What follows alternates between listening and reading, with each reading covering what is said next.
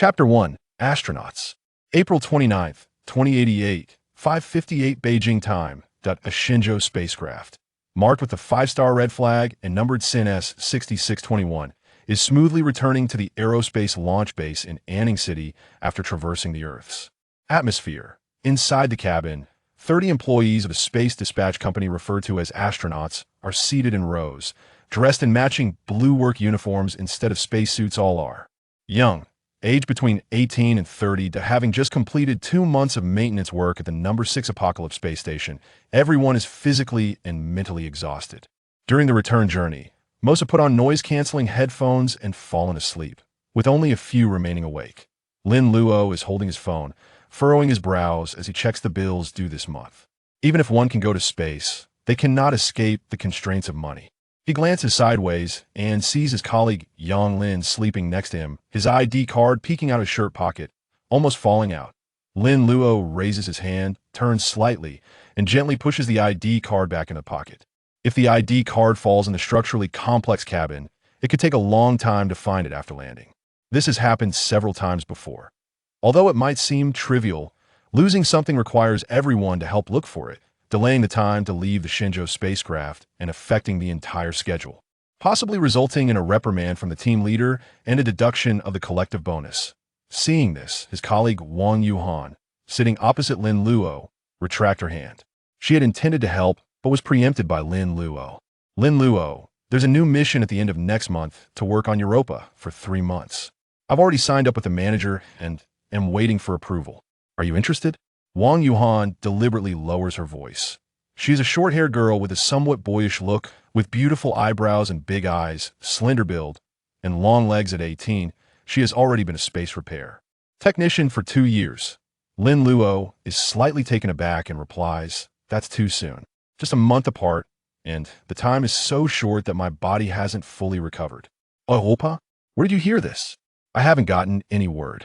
I have a cousin who joined the business department last month. She knows about any new contracts the company takes on immediately. I heard it from her during a family dinner at Grandpa's house. I signed up with Manager Chow right after that. No one has set foot on Europa, yet just thinking about it is exciting." A look of anticipation appears on Wang Yuhan's face. "Europa? Isn't that just a big ice ball? Staying there for 3 months, what's the mission about?"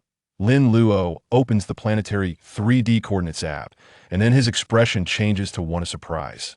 "Next month, the distance from Earth to Europa is about 700 million kilometers. At the fastest speed of a Shenzhou spacecraft, it will take 2 months just to get there. That means the entire mission duration is 8 months. Can your body handle it?" "Don't worry, it'll be fine. This is an S-level mission. I don't know the specifics, but the client is willing to pay half the reward up front, with the other half after completion for $1 million in total. Even after the company's cut, that's $3.2 million. Wang Yuhan encourages, "You always say you're sure on money, right? I think this mission suits you well. Sign up with me, the spots will fill up quickly." Lin Luo falls silent instantly. He is indeed in desperate need of money, and this strikes a chord with him. Since 2030, there's been a major reform in domestic education, reducing the original 12 years of schooling for elementary, middle, and high school to 8 years, all classified under compulsory education. Students graduate from high school at 14 or 15 years old, but if they do not attend university, they can opt for semi-funded vocational schools, with study durations generally ranging from 1 to 3 years, depending on the specialty, after which they can obtain a diploma and a work qualification certificate to forge their own paths. Lin Luo chose the recently popular space equipment maintenance major and joined a space dispatch company right after graduating at 16, frequently departing Earth to undertake missions, repairing artificial satellites, space station equipment, lunar base facilities, space telescopes. These high-tech tasks are all within his capabilities. 3 years have passed, and he has become a skilled astronaut with an average monthly income of $80,000, which is considered a moderate income even in first-tier cities, enough to lead a decent and comfortable life. However, Lin Luo has a 13-year-old sister and a 52-year-old father at home. His sister, Lin Yu, is a cerebral palsy patient. Their mother, overworked from taking care of her, suffered a stroke and died at 45. Lin Yu is currently a boarding student at a special education school for teenagers, requiring $8,500 per month for tuition and fees. During summer and winter breaks, there are additional talent courses that cost even more, reaching up to 20,000. Lin Luo's father was diagnosed with mid-stage liver cancer during a health check 3 years ago and has undergone 3 surgeries within these 3 years, 2 for tumor removal and 1 for a liver transplant. Unfortunately, the cancer has recurred, but fortunately, the spread of cancer cells is slow, and it can be barely controlled with medication and chemotherapy. Currently, his father is staying in a cancer patient nursing home affiliated with the city's People's Hospital, with monthly hospitalization and care costs ranging from 25,000 to 40,000. The costs vary depending on the treatment method. Sometimes Lin Luo can't help but lament that in today's era, while aerospace technology has advanced to the point of making space travel possible, medical science still lags disappointingly behind, showing little progress and remaining helpless against previously common terminal illnesses. The average lifespan of humans has not significantly increased compared to 50 years ago, and there seems to be an increasing number of infertility cases. Both his sister and father suffer from incurable diseases, resembling a bottomless pit that absorbs most of Lin Luo's income. Each time he returns to Earth after work, the company grants astronauts a vacation of 1 to 2 months with a base salary. Colleagues celebrate joyfully, spending money freely, while Lin Luo, after paying his father's and sister's expenses and repaying the monthly mortgage of 22,000, ends up with empty pockets, having to live frugally, let alone going out to socialize or date. This new mission that Wang Yuhan mentioned instantly piques Lin Luo's interest. With a reward of 3.2 million, working for 8 months, he would earn an average of 400,000 per month, 5 times his usual income. If he had this money, he could at least enjoy a year or 2 of a carefree life. Life is short, and such opportunities are actually rare. In fact, astronauts, like athletes and entertainers, are all in a profession that relies on youth. Those who have not worked in space for long cannot understand the physical toll space sickness takes on the body. Looking at those seniors who have worked for over a decade, Lin Luo sees a glimpse of his future. By 30, their physical condition declines significantly, plagued by various ailments, and they're dismissed by the company due to inability to perform high-intensity work, ultimately receiving a severance pay of 20 times the minimum monthly salary. What are you thinking? Your expression looks so heavy. Wang Yuhan waves her hand in front of Lin Luo's eyes, pulling him back to reality. This new mission is tempting, but I think it should be considered carefully. After saying this, Lin Luo secretly breathes a sigh of relief. A task with such a high reward must come with significant risks, and he believes other colleagues can see that as well. However, in the end, the client will still manage to recruit enough personnel. Because if you don't want to take it, there are plenty of people willing to. As an ordinary worker, there aren't many choices. I hope you sign up too. Working with familiar people is at least less boring otherwise. 8 months will be too hard to endure. Wang Yuhan rolls her eyes and lowers her voice, saying, I've only mentioned this insider information to you, so don't tell anyone else. Lin Luo suddenly felt that Wang Yuhan's expression was a bit ambiguous. With so many people in the team, why did she choose to tell him this insider information? Chapter 2 Family. After landing, Lin Luo and his colleagues were sent back to the company's rehabilitation center. After 3 days of rest and training, they could regain normal walking ability and about 50% of their usual physical fitness. On the first day after landing, the astronauts were very weak. As the captain put it, at this time, you can't even beat a primary school student, so it's best not to cause any trouble. 3 days later, Lin Luo drove back to his apartment in the same city. He had bought a 2-bedroom, 1 living room apartment for 4 million, which was considered mid-range housing. Living alone in the apartment, and with the owner off and away, it severely lacked a sense of life, feeling more like a hotel than a home. Lin Luo tidied up the apartment a bit and checked the date. Today was Saturday. He changed into a new outfit and drove to a special education school for teenagers located on the outskirts of the city. This school specifically enrolls teenagers with health defects, such as the deaf and mute, and those with intellectual disabilities. His sister, Lin Yu, studied here. The tuition and miscellaneous fees were already discounted to 8,500 a month. Lin Yu had a disability certificate, which halved the fees. Lin Luo did not enter the school instead. He logged into the school's platform on his phone to apply for the students to go out. After the school approved it, a designated person would contact him and bring Lin Yu to him. Brother, you're here. After waiting for about 10 minutes, a figure rushed out from the school gate, swaying and throwing herself into Lin Luo's arms. In her adolescent years, Lin Yu was slender, with fair skin and long twin ponytails, always wearing pink dresses and white shoes. Other than her somewhat unsteady running posture and a slight tilt of her neck to the right, she looked no different from an ordinary girl. She inherited her mother's looks, with delicate features and a fragile aura that turned heads on the street. Every time Lin Luo saw his sister, he would feel a sense of fate's cruelty if she were a normal person. How much better her life would be, and how much easier his own life would be. E.as for their mother, she likely wouldn't have died suddenly in middle age. "Brother, why did you take so long to come see me?" When Lin Yu spoke, the right corner of her mouth was slightly crooked. Since birth, she couldn't fully close her mouth, and it wasn't until she had brain surgery at 8 that she could close it, but it still wasn't perfect. "Has it been a long time?" "Last time was also 2 months ago," Lin Luo said as he pulled his sister towards the car. "Sit tight, buckle your seatbelt. I'm taking you to a fun place." 2 months feels like such a long time. "By the way, brother, I can solve linear equations now." Lin Yu clapped her hands excitedly. "Oh, really? Your math has improved a lot. How's your piano practice?" "I can play Moonlight Sonata now. Find a place with a piano, and it'll play it for you." "Such great progress. It seems you've been secretly working hard these past 2 months. I'm very happy. Keep it up." Lin Luo reached out to pat his sister's head. "All right, let's go to a restaurant with a piano." Every time he returned from space, Lin Luo would take his sister out to eat, drink, and have fun during the holidays, and after enjoying themselves, he would take her back to school. He didn't dare bring his sister back to his place, fearing she would refuse to leave, making it difficult to end the visit. "Xiao Yu, I have some things to do tomorrow morning, but I'll come to pick you up in the afternoon. Be good, okay? Call me if you need anything." As they parted, Lin Luo said to his sister, who stood at the school gate, reluctant to go in. "Got it, brother. See you tomorrow." Lin Yu's eyes glistened with tears as she bounced and waved at Lin Luo. At that moment, a school receptionist came over and took her back inside.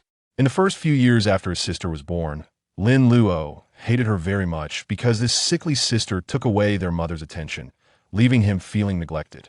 His biggest wish at that time was to get rid of her. Their mother passed away early, and Lin Luo believed it was mainly his sister's fault, causing him to resent her even more. Later, when their father got cancer and the burden of the family fell on Lin Luo, he realized that if his father was also gone, he would only have his sister as his only family. The next morning, Lin Luo went to the nursing home to visit his father. He didn't bring Lin Yu because he feared that seeing her would remind his father of their mother and make him feel guilty for not fulfilling his responsibilities as a father, which could destabilize his emotions and worsen his condition. Mr. "Lin, please come with me to the office." Seeing the forced smile on the caregiver's face, Lin Luo instinctively felt something was wrong. He had requested to visit his father. Why were they taking him to the office instead? When he questioned this, the caregiver simply replied, "There are some matters that only you can handle." After entering the office, the caregiver closed the door behind her, leaving only Director Su and Lin Luo in the room. Director Su was a retired gynecologist, well-preserved, looking like she was in her 50s despite being in her 60s. At this moment, she wore a serious and solemn expression. "Mr. Lin, please sit." After Lin Luo sat down, Director Su softly said, "It is with great regret that I must inform you that your father, Mr. Lin Fongyong, passed away a week ago."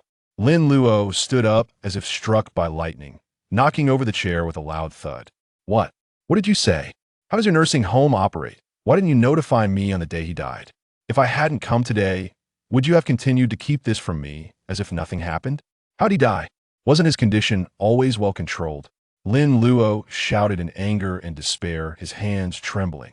Director Su pressed her lips together, lowering her gaze, and said, "According to regulations, we should have notified the family immediately, but your father left 2 letters.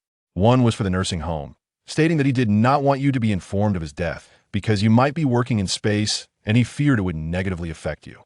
We respected his wishes, which is why we did not inform you and thought we would wait until your next visit to tell you. The other letter is for you. Please have a look." Director Su took out 2 envelopes from the drawer and placed them on the table. Lin Luo quickly opened the envelope addressed to my son, Xiao Luo. "Xiao Luo? You're 19 years old this year. I actually shouldn't call you that anymore. You're already a capable man who can stand on your own, no longer the little boy who needs protection. When I was your age, I was still enjoying a carefree college life. But you have already entered the workforce and are performing excellently. You make me proud. I know that when you read this letter, You'll feel very sad and unwilling you have sacrificed so much for me as your father. But in the end, I have let down your efforts. You don't know how painful it is for me to have this illness repeatedly. I can't do anything, and it makes me feel like I'm not living like a person. After getting sick, I can't earn money to support the family, making you, at such a young age, bear the burden. I am so sorry for you, and I'm also sorry for Xiaoyu. Every day, I look up at the sky from the window, thinking of you bleeding and sweating up there. My heart aches more than when the cancer attacks. Every time you come to visit me, and I see your tired face, I hate myself for being useless and dragging you down. At your age, you should be full of hope for the future, constantly trying new and interesting things. But all you do is work and come and visit me and Xiaoyu. You're trapped by us. This is not the life you should be living. I have been vomiting a lot recently. After the doctor examined me, he said the cancer cells have spread to my stomach. I don't want to undergo surgery anymore. I would rather choose to leave this world in the way I want while I can still move. After I leave, I entrust you to take care of Xiaoyu. Please tell her that Dad loves her just as much as Mom does, but Dad is powerless, and I ask for her forgiveness. Remember, never despise her or abandon her, because she is your relative, your family. Father's last words.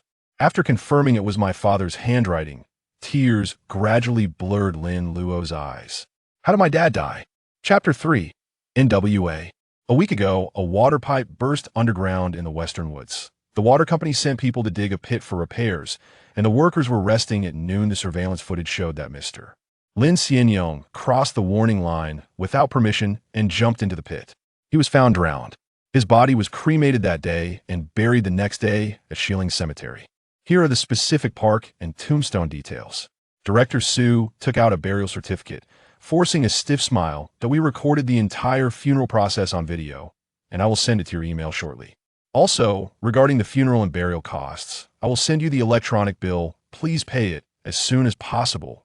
If you're short on funds, we can arrange for installment payments. Lin Luo held the burial certificate and followed the detailed address to find his father's tombstone at Shilling Cemetery. Looking at the aged and familiar face on the tombstone, he mourned for a long time before finally breaking down in tears. Losing both parents felt like this, as if floating in space, unable to grasp any support. It wasn't until his legs went numb that he remembered he should leave. He still had to pick up his sister in the afternoon. Lin Luo hurried down the stone steps, head down, his eyes sore and unable to see clearly, and accidentally bumped into someone. The person staggered a few steps before being supported by a companion. In front of him stood a young woman in a white long dress, wearing glasses and a wide-brimmed sun hat, followed by a tall girl in a gray women's suit with short hair, looking androgynous that it's dangerous to rush around like that. Are you in a hurry to reincarnate? The androgynous girl grabbed Lin Luo's collar, angrily saying, "Stop pretending to be dumb and apologize to Professor Qin." "Oh, I'm sorry. I didn't mean to bump into you." Lin Luo nodded an apology. He indeed had been in the wrong. The cemetery was on a small hillside, and the stone steps were steep. Without railings, falling could be serious. At the moment Lin Luo looked up, Professor Qin noticed his red eyes and sorrowful expression, her eyes involuntarily flickering.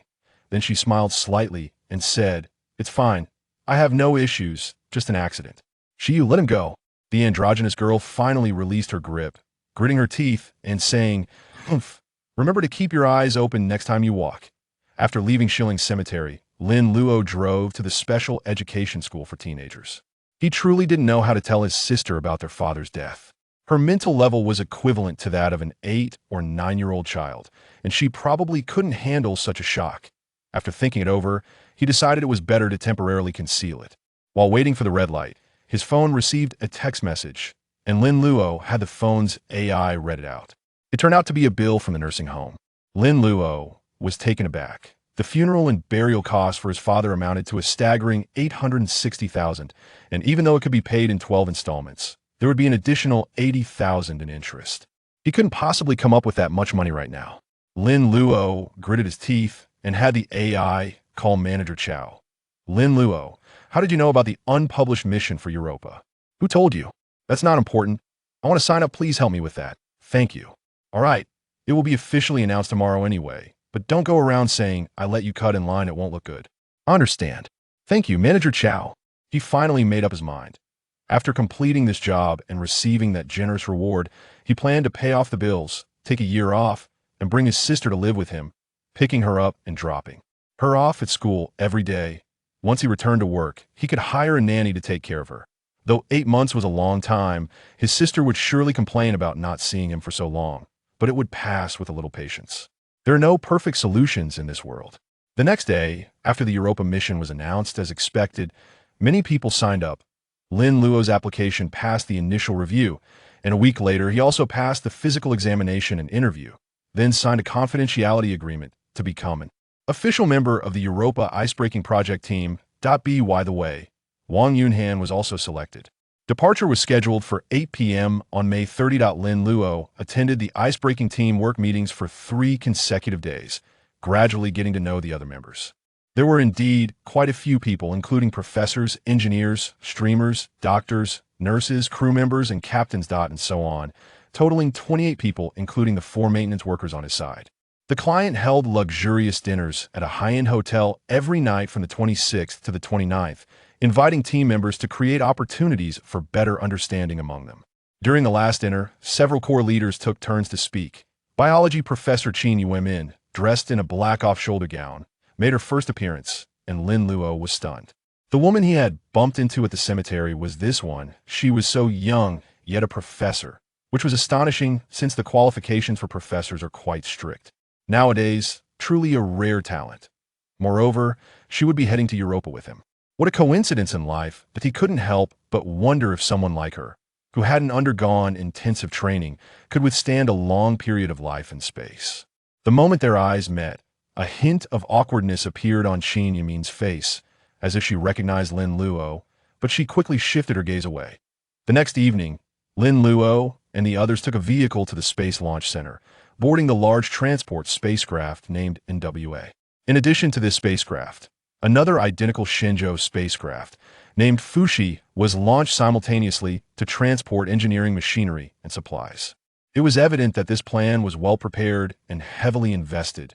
The identity of the client was not disclosed, but from the core members, it was clear that both state and commercial capital were involved. This project was a large-scale space development project with both scientific research significance and commercial value. The plan was not complicated: to transport personnel and equipment to Europa, then use laser drilling technology to penetrate Europa's thick ice shell and deploy deep-sea robots through the holes to explore Europa's deep sea. During this time, accompanying researchers would conduct on-site investigations of Europa's geology, climate, and other aspects. In short, this plan mainly consisted of 2 parts: drilling and investigation. Human research on Europa has a history of over 80 years, but due to technical and financial limitations, in the past, only spacecraft could conduct remote observations, and its mysteries could never be unveiled. If the first manned landing succeeded, it would undoubtedly leave a significant mark in the history of space exploration. The overall commander of this plan was Chen Longxiang, in his 50s, a senior space engineer and a retired major general of the space military. All personnel on board were to follow his orders. Under his management, less than a week after launch, everyone established a smooth and efficient working order. Those who rarely or never went to space performed unexpectedly well, clearly having undergone special training before departure, quickly adapting to life in a zero-gravity cabin. From the outside, the Shenzhou spacecraft appeared massive, but most of the volume was used to carry fuel and supplies, leaving very little space for internal personnel to move and live. Apart from the captain and the commander, the other crew members do not have independent sleeping quarters and can only sleep in movable recliners, using the silver gray curtains drawn between 2 chairs to protect their privacy. The designated areas for showering and using the toilet often have long lines, which brings a lot of inconvenience to everyone's life, but there's no choice but to endure it. Although the Shenzhou spacecraft incorporates the most advanced technology available to humanity, that doesn't mean it won't break down. In fact, various minor and major malfunctions occur almost every day inside the cabin, making the repairman the busiest member of the crew. Whenever Lin Luo hears about a repair request and has nothing else on hand, he will immediately head to the malfunction location for repairs. If he encounters a problem he cannot solve, he has to call for the repair team leader, Hu Lang, for support. There is one person in the cabin who is busier than the repairman: the 22-year-old streamer, Amy. Amy is beautiful and has an alluring figure, with her signature chestnut red wavy long hair. She is currently one of the top 10 hottest streamers in the country, employed by the Tianyuan entertainment platform. The exclusive live, streaming, and interview rights for this mission were purchased by Tianyuan Entertainment for $300 million. As the only on-site streamer sent by Tianyuan Entertainment, Amy has a heavy responsibility and naturally cannot afford to be idle. Excuse me, Lin Luo and Wang Yunhan. Are you two a couple? Chapter 4. Metal Camp Amy, wearing a red vest and black hot pants, appeared in front of Lin Luo and Wang Yunhan, holding a phone with an extension rod. At that moment, the two were repairing an automatic water dispenser that wasn't producing hot water. No, we're just colleagues, Lin Luo said with a somewhat reserved expression. Yes, we're just colleagues. Wang Yunhan's face flushed. But colleagues can also be couples. Is there a company rule against colleagues dating? That would be illegal. Amy persisted. I see you two always sticking together, and I thought you were a couple. I used to be an astronaut for 6 months, and the male and female colleagues around me developed feelings over time, and most of them ended up as couples. You're still colleagues for now, but when you come back, who knows? After all, 8 months is not a short time. After that, Lin Luo sent Amy away under the pretext that they couldn't be distracted from work. Having been colleagues for over a year, Lin Luo wasn't oblivious. He had long noticed Wang Yunhan's feelings for him, including this plan where she had deliberately hinted to him and encouraged him to sign up. Just wanted to spend more time together. However, he never felt that spark of attraction towards Wang Yunhan and always regarded her as a junior. Some married seniors had imparted their experiences, saying that feelings weren't the most important thing, as they would eventually fade. Instead, compatibility in various aspects should be prioritized. 2 days later, Lin Luo received a repair request notification from the management system on his communication watch, stating that the reading light at Qin Yuemin's seat was broken and needed a repairman to handle it. Lin Luo took his toolbox, disassembled the light fixture to check the internals, and found that water droplets had entered, causing a short circuit. He used a sponge to absorb the water, removed the circuit board, and repaired the burned electronic components. 10 minutes later, Lin Luo turned on the light and said to Qin Yuemin, who was observing nearby, "It's fixed." "Professor Qin, are there any other issues?" "Oh, thank you. No other issues," Qin Yuemin said, as she floated slightly and pushed against the wall to drift towards her seat. "But I still find it hard to understand why these lights are so prone to breaking. I thought the Shenzhou spacecraft's components were the best in the world. No matter how good something is, it will wear out over time," Lin Luo replied. "This Shenzhou spacecraft has been in service for over 50 years. Aside from the shell, most of the internal equipment has been replaced several times. The luminous panel of this reading light was produced in 2072, which was 26 years ago." "Huh, that's even older than I am. I was born in 73. Lin Luo was greatly surprised. Calculating it, Qin Yuemin was only 25 years old, so young to be a professor, which showed her exceptional talent. He hesitantly asked, "Professor Qin, may I ask you a question?" Qin Yuemin adjusted her glasses and said, "Sure, go ahead. You study biology. From your professional perspective, why can we edit genes now, yet we still cannot eliminate those terminal illnesses or extend human lifespan?" Qin Yuemin pondered for a moment and replied, "Because the human body has evolved on Earth for hundreds of thousands of years to become what it is now. It is already in its best form. Using technology to eliminate diseases and extend lifespan is against natural laws. Even if it produces good results in the short term, in the long run, it could lead to unbearable consequences, such as gene mutations or degradation, where the overall harm outweighs the benefits. Additionally, it raises many ethical issues, which is why many advanced research results have yet to be applied in reality." "Oh, thank you for your answer." Lin Luo felt a bit confused but didn't pursue the topic further. He bowed his head to tidy up the toolbox, preparing to leave. Qin Yuemin suddenly called out to him, "We met at the Shilling Cemetery last time. Do you remember? Did you recently lose a relative?" Lin Luo's gaze trembled slightly, and he nodded. Qin Yuemin sighed softly and said, "That day was the anniversary of my parents' passing. They were both biologists, and 2 years ago, they died in a landslide while working outdoors. So, I can somewhat understand your feelings. I believe that striving to live better is the greatest comfort to our deceased loved ones. I hope you can soon emerge from the shadow of sorrow." A warm feeling surged in Lin Luo's heart. He picked up his toolbox and smiled slightly. "You have a point. Thank you. I'll take my leave now. Beijing time, July 17, 2088. Lin Luo initially thought it would take 2 months to reach Europa, but it only took just over 40 days.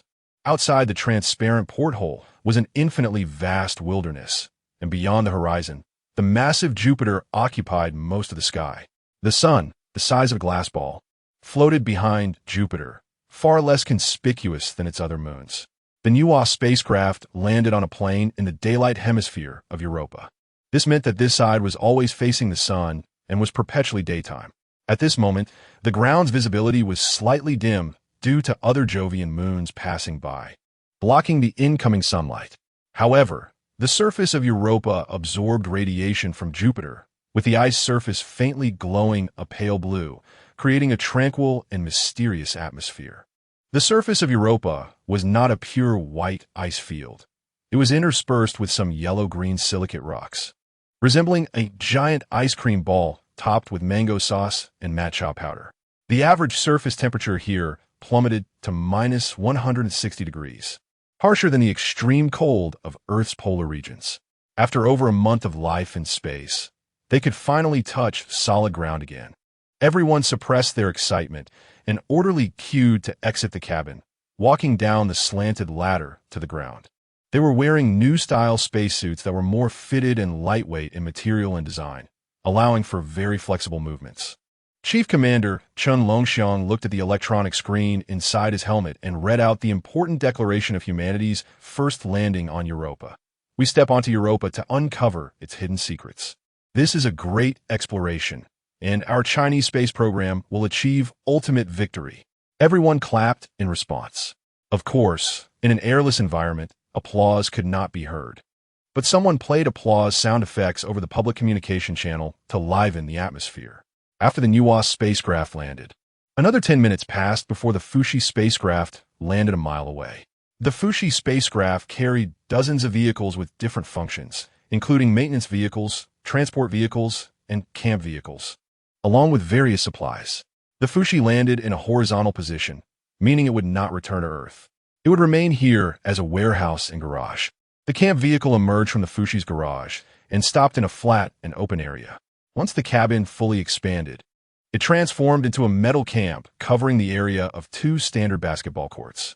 Chen Longxiang led everyone into the camp's interior, stating that since they had just landed today, most people had not yet adjusted to the change in their physical state, so they would rest for a day and officially start work tomorrow. The camp interior had 30 independent sleeping pods, resembling rooms in a beehive, each less than 2 square meters in area, but designed to eliminate distractions for better sleep quality. There was a fully equipped kitchen and a food storage room, so they no longer had to eat those compressed liquid food packets. Of course, with a kitchen, there were also restrooms and laundry facilities available, and entering and exiting the camp was very convenient without needing to navigate stairs. Overall, it was much more comfortable than living in the Shenzhou spacecraft. Apart from the crew needing to return to the Shenzhou spacecraft regularly for system checks, others didn't need to return during these 3 months. Everyone carried their luggage through the hall, found their assigned sleeping pods, and placed their removed spacesuits and luggage on the beds, completing the check-in process. The logistics staff responsible for cooking, Sister Zhao, emerged from her sleeping pod and headed straight to the kitchen. Before long, a steaming hot spread of 10 dishes and a soup was served on the dining table.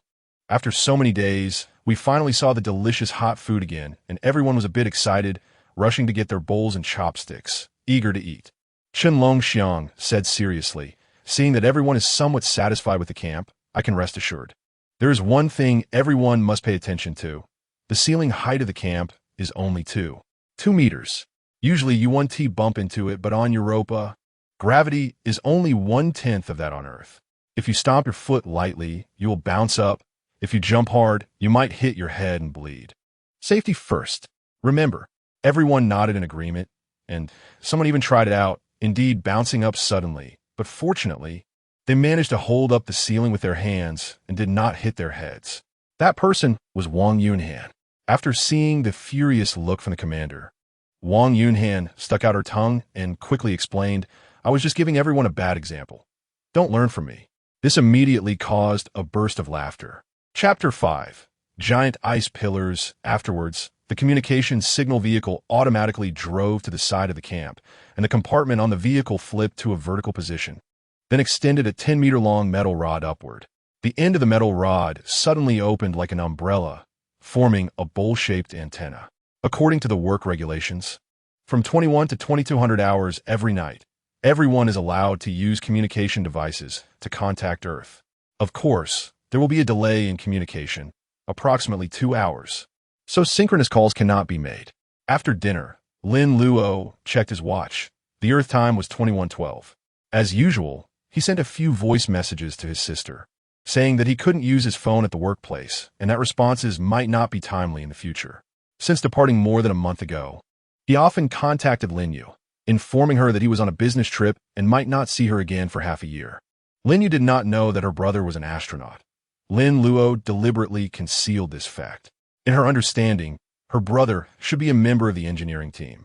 Before going to bed, Chen Longxiang held a meeting in the hall, asking everyone to explain their work arrangements for the next day one by one, and then compiled a work list to post at the kitchen door.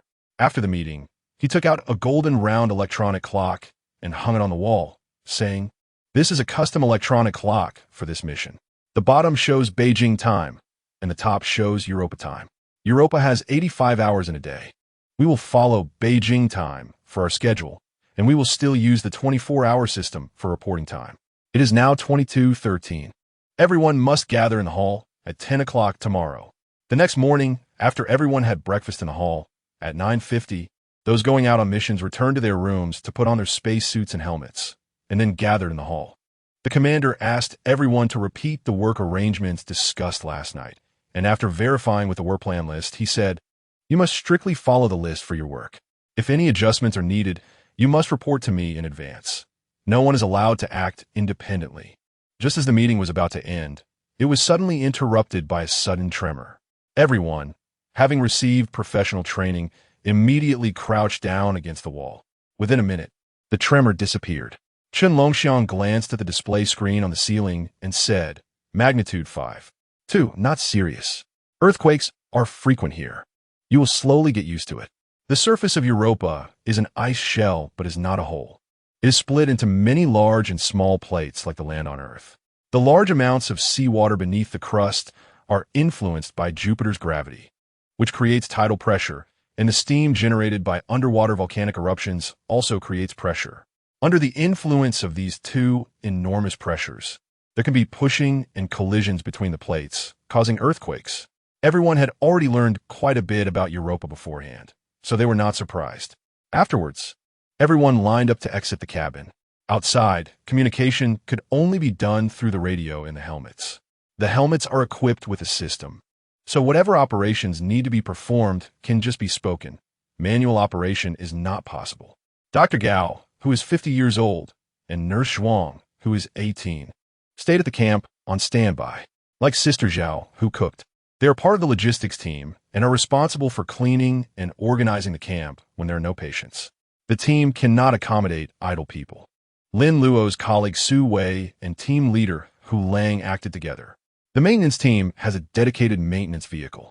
The maintenance vehicle is 5 meters wide and 8 meters long, with 4 flexible robotic arms mounted on the roof, and at the back, there is a cargo compartment filled with various large maintenance tools. The ends of the robotic arms can be fitted with maintenance tools to repair large equipment, even when there are no devices needing repair. They must assist other members in completing their work within their capabilities. Wang Yunhan stayed at the camp to check whether the various systems were operating normally.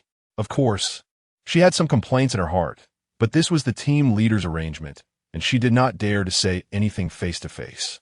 Lin Luo had not walked far when Qin Yuemin called him over. Although everyone looked similar in their spacesuits, the names and numbers attached to the outside made it easy to identify them. "I want to go further to collect experimental samples. Could you please drive me there?" "Oh, no problem, please wait."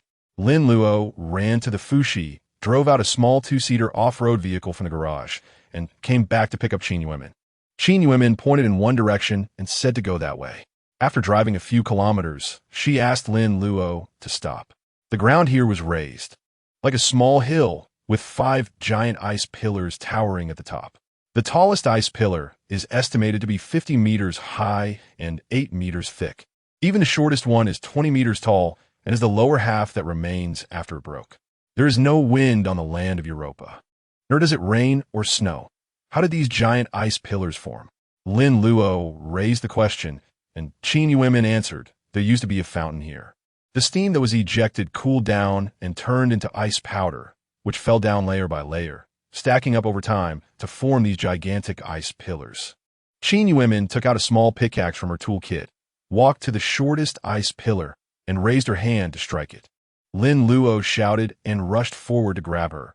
Professor Qin, it's dangerous. These ice pillars can remain stable without external forces, but with external forces, it's hard to say. If they collapse, we won't have time to escape. After thinking for a moment, Qin Yuemin said, your concerns are not without reason. However, the samples from the ice pillars are absolutely necessary. The debris on the ground cannot replace them. We need to collect both types of samples. Lin Luo couldn't help but marvel at how meticulous scientists are in their work. Wait a minute, I have a solution. The vehicle has a pair of auxiliary mechanical arms underneath. I can use the remote control function to let the mechanical arms collect samples. This is the safest way. In fact, Lin Luo was not very confident.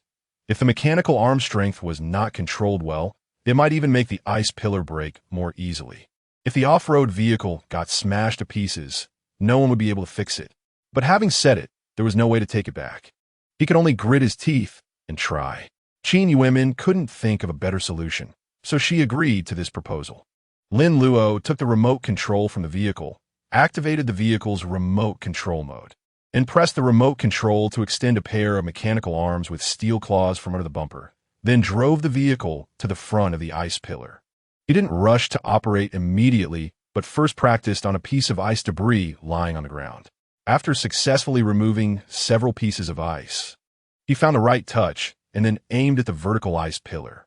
A few minutes later, 2 different sources of ice blocks were sent to Qin Yuemin. She took out a sealed box and properly stored the samples. At that moment, another earthquake occurred with a magnitude of 5.8, quite powerful. The 2 of them suddenly swayed, and they had to support each other to avoid falling. Suddenly, Lin Luo saw fragments continuously falling from around the ice pillar. Upon closer inspection, he noticed mottled cracks appearing in the middle of the ice pillar, and he felt that something was wrong. He hurriedly grabbed Qin Yuemin's hand and ran desperately in the direction away from the ice pillar. He exerted all his strength, and with a leap, he managed to pull Qin Yuemin to jump over a distance of more than 10 meters. After a few consecutive jumps, they had already escaped to a safe distance of a mile away. However, the landing was too forceful, and their bodies struggled to maintain balance, causing them to roll on the ground for several circles before coming to a stop. Professor Qin, are you hurt? Lin Luo helped Qin Yuemin up. No, I'm fine. Qin Yuemin's voice sounded somewhat unnatural. The 2 turned to look back. The 5 ice pillars had not collapsed. Only some fragments had fallen from the top. After the earthquake, calmness returned. It was purely a false alarm. One could tell that the ice pillars were not that fragile, as earthquakes often occurred here before humans reached Europa. It was impossible for the ice pillars to fall just because of an earthquake, unless it was an exceptionally high-level quake, which was very rare. Professor Qin, I'm sorry about what happened earlier. I don't blame you. You did the right thing. Being cautious is necessary. Qin Yuemin was panting, and the screen inside her helmet indicated an abnormal rise in body temperature, prompting the control system to automatically enhance heat dissipation efficiency. The soft gloves had a few millimeters thick layer of insulating aerogel on the outside, and Lin Luo could feel Qin Yuemin's hands trembling. He wondered if she was reminded of her parents. He remembered her saying that her parents had passed away in an accident while working outdoors. It was normal to be sentimental in such situations. Qin Yuemin seemed to realize her lapse and released Lin Luo's hand. Returning to her normal tone, we can head back now, collect the samples, and then I want to work in the lab. Lin Luo quickly contacted the other personnel and learned that the experimental vehicle had already arrived next to the camp and established a pipeline connection with it. So he drove Qin Yuemin back to the camp. Professor Qin, why didn't you bring an assistant this time? Don't professors usually take a few student assistants? Of course, I wanted to bring one, but the slots were limited and I couldn't bring anyone. The work this time is relatively simple, and I can manage without an assistant. Besides, there are capable staff like you here who can serve as temporary assistants. Today's work feels easier than I expected, thanks to your support. Being complimented in person made Lin Luo a bit shy, and he habitually wanted to touch his hot forehead, but he couldn't reach it through the helmet, making the action seem somewhat silly. After entering the lab, Qin Yuemin didn't come out for a long time and didn't leave a message for Lin Luo to wait for her. So Lin Luo drove the vehicle back to the Fushi's garage. A strange thought suddenly popped into his mind. It would be great if Professor Qin let me into the lab as her assistant. Chapter 6. Is there such an operation? At 11 o'clock in the morning, 500 meters away from the camp, the ice drilling project had begun. After the laser drilling vehicle stopped at the designated location, the 10-meter-long laser emitter on the vehicle would rotate to an upright position, and the supporting legs at the bottom would drop to the ground to stabilize and automatically adjust to a horizontal level. The drilling vehicle was powered by a cable connected to the Nuwa. The laser head would shoot high-energy lasers at the ice surface, melting it into water, and then metal pipes would extend into the hole, extracting the water to be discharged into nearby ice crevices. If the water was not extracted in time, it would freeze again in just a few seconds under the ultra-low temperature of -100 degrees. The laser drilling vehicle had an unmanned operation mode. Once activated, it would continuously drill according to a preset program without needing personnel on duty, stopping automatically only when it broke through the ice shell. Based on previous research data, it was estimated that the thickest part of Europa's ice shell was 100 kilometers, and the drilling vehicle could drill about 3 kilometers a day. If all went well, it would take around 30 days to penetrate the crust. Several countries had long coveted Europa, eager to explore the deep sea hidden beneath the crust, but for various reasons. Manned landing plans had repeatedly stalled. This time, our country had revived this nearly forgotten space program, not only to advance the interstellar era, but also to prove to the world that as long as we persistently develop space technology, there is nothing we cannot achieve. At noon, everyone finished work on time and returned to the camp for lunch. Chen Longxiang allowed everyone to take a 2-hour break, planning to continue work at 2 p.m. and finish at 6 p.m. He kindly noted that since they had just arrived on Europa and everyone was still physically adjusting to the new environment, and the new site was not yet ready, they would only need to work 6 hours a day for now. Once fully adjusted, the hours would increase to 8 per day. During lunch, Wang Yunhan sat next to Lin Luo and quietly complained that she had spent most of the morning staring at screens. She wasn't familiar with the doctors and nurses left at the camp and couldn't connect with them. Given her personality, she preferred outdoor work. In the past, Lin Luo might have gone to the captain to suggest switching shifts with Wang Yunhan, but this time he just comforted her. The testing system just takes longer to run for the first time. It won't take that long in the future. The captain will definitely let you go out to help then. In the afternoon, the captain indeed sent Wang Yunhan out. Qin Yuemin came over to call Lin Luo, saying she was going to collect samples from a distance and wanted Lin Luo to continue assisting her. Lin Luo readily agreed. Wang Yunhan noticed and stepped forward to volunteer to be an assistant as well, but Qin Yuemin politely declined, stating that there was no need to waste extra manpower. Wang Yunhan immediately became sulky. However, this time they couldn't get a vehicle from the garage. All 5 4-wheel drive vehicles had been taken out, and when he asked those who had driven off, they all said they wouldn't be back so soon. Can you skate? Qin Yuemin suddenly asked. I learned for a while during rehabilitation training. Why do you ask? Lin Luo replied. No need to wait for the vehicle. We'll skate there. Qin Yuemin walked back to the camp, took out a large suitcase, and opened it to reveal over a dozen pairs of ice skates, all custom-made special styles that could be worn over the spacesuit boots. You pick a pair. Lin Luo chose a pair of black skates, and Qin Yuemin picked a purple pair. Then the two quickly left the camp on their skates. Bystanders couldn't help but glance in surprise, wondering if there was such an operation. It must be said that on this permanently frozen and flat surface satellite, ice skates were quite an efficient means of transportation. After skating for about 10 kilometers, Qin Yuemin stopped, not to rest, but because they had reached their destination. Not far ahead was a fountain that erupted every few minutes, shooting up a white column of water nearly 1,000 meters high. This was steam heated by the magma from the Earth's core ejected from cracks in the crust. And when it cooled in the air, it would condense into ice particles the size of marbles, falling like flowers from the heavens, a breathtaking sight. This natural scene was quite shocking. Similar images had only been seen in movies or game effects before. Lin Luo and Qin Yuemin gazed in silence for a long time. The samples Qin Yuemin intended to collect this time were the steam and ice particles ejected from the fountain. She had prepared 2 large soft steel umbrellas to shield against the countless ice particles falling from above. Even without the umbrellas, being hit by the ice particles wouldn't cause injury. The gravity here was very low, making high-altitude falls that would normally be fatal no longer deadly. Collecting the ice particles was easy. Lin Luo set a silicone bag supported by steel bars as a tray on the ground, and in no time, he had collected almost half a bag. However, collecting gas required getting very close to the fountain's mouth, risking being blown away by the high-pressure gas. Naturally, this dangerous task fell to Lin Luo as the assistant. Lin Luo took the gas collection bottle and the 2 umbrellas from Qin Yuemin, skated closer to the fountain with quick strides.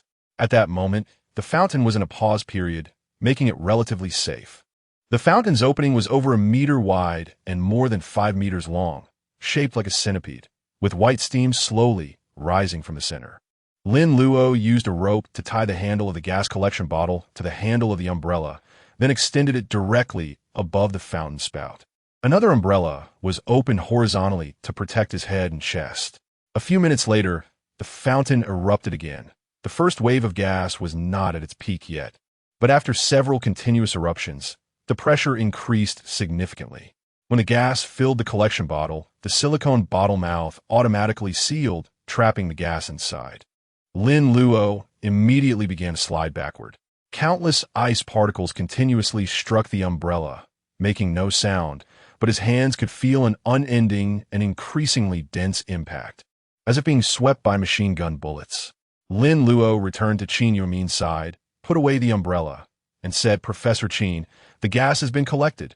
Qin Yuemin nodded in satisfaction and said, "Well done. Your skating skills are impressive. I'm not very good at skating backward. Can you teach me when you have time?" Lin Luo handed the gas collection bottle to Qin Yuemin and said, "Professor Qin, you skate really well too. I almost couldn't keep up earlier.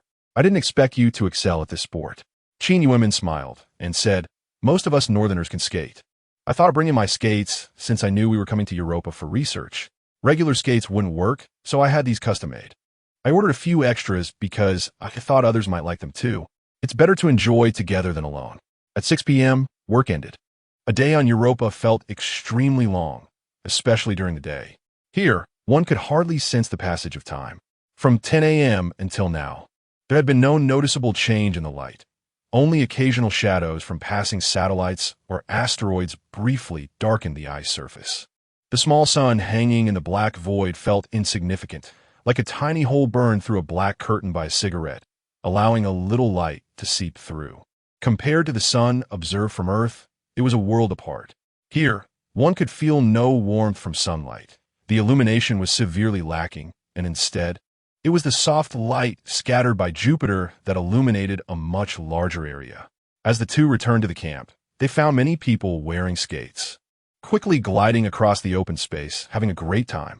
They must have seen Qin Yuemin and Lin Luo skating away earlier and noticed the skates left in the hall, prompting them to imitate. A consensus emerged. Skating was the most fitting outdoor activity for Europa. Simple, yet incredibly fun, and they decided to promote the sport vigorously. What no one anticipated was the impact those skates would have in the future. Chapter 7. An interesting surprise during dinner that day. Everyone excitedly discussed the popular topic of skating. Someone suggested creating several professional skating rinks for practice and competition, which received overwhelming support. Even the commander nodded in agreement. This signaled that in the days to come, skating would become the most popular entertainment in sport. At 9 p.m., it was time for free communication again. Thanks to advanced communication technology, even on a distant alien planet billions of kilometers away, one could still keep in touch with friends and family back on Earth. The concept of long-distance relationships was common, but now even relationships across planets were no longer news. Lin Luo worked out in the gym for half an hour, then took a hot shower, changed into his pajamas, and returned to the rest cabin to prepare for sleep. Suddenly, the communicator embedded in the headboard rang with a red light. Someone was calling him, and it would automatically connect after 5 seconds. Lin Luo, are you asleep? It was Qin Yuemin's voice. Lin Luo ran to the headboard, drying his hair, and looked down to say, "Not yet, Professor Qin. Is there something wrong with the equipment in your room? Please wait, I'll go get the toolbox." There's nothing wrong. I just wanted to say that I won't be going out for sampling tomorrow. I'll be in the lab all day doing experiments. I think you're quite efficient in your work and have a good attitude, so I wanted to ask if you'd be my research assistant. Would you consider it? Lin Luo paused before responding. Assistant? I'm not very good at experiments. As soon as he finished speaking, Lin Luo wanted to slap himself. Why would he say something so foolish when such a good opportunity was right in front of him? What was wrong with him? You don't need to worry about that. Just follow my instructions in the lab. Oh, okay. I'll tell the team leader tomorrow. You should agree to let me be your research assistant. All right, get some rest. I really appreciate your help today. You took such big risks during both sampling sessions. Professor Qin, you're too polite. That is part of my job. Don't call me Professor Qin in the future. It sounds too formal. My assistants usually call me Sister Min. You can call me that too. Okay, Sister Min. That night, Lin Luo tossed and turned, finally falling asleep late. The next day, Chen Longxiang kept his promise.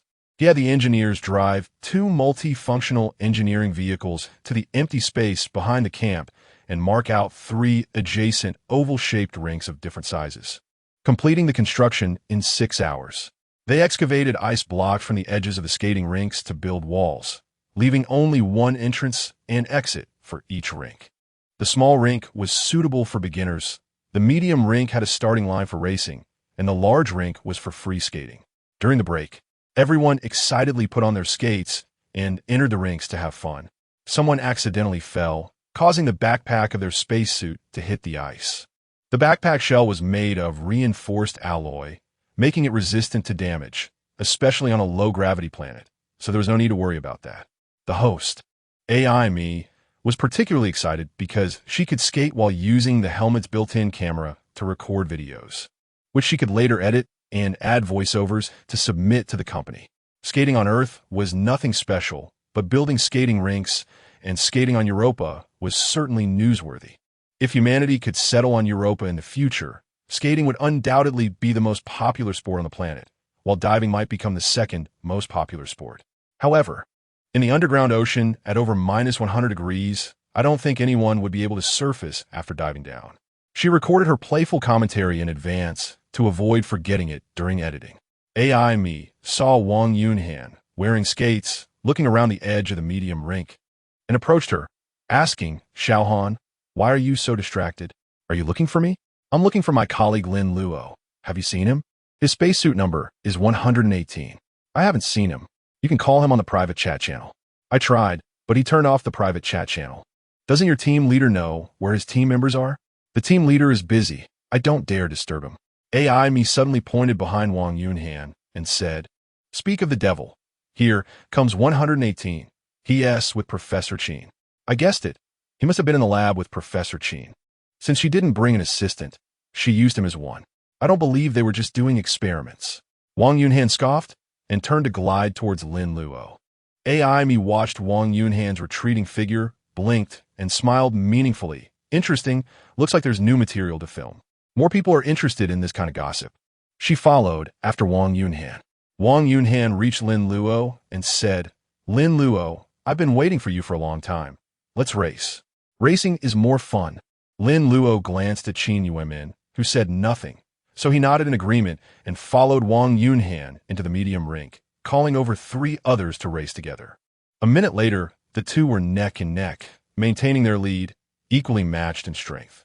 "Did you stay in the lab all morning?" "Yes.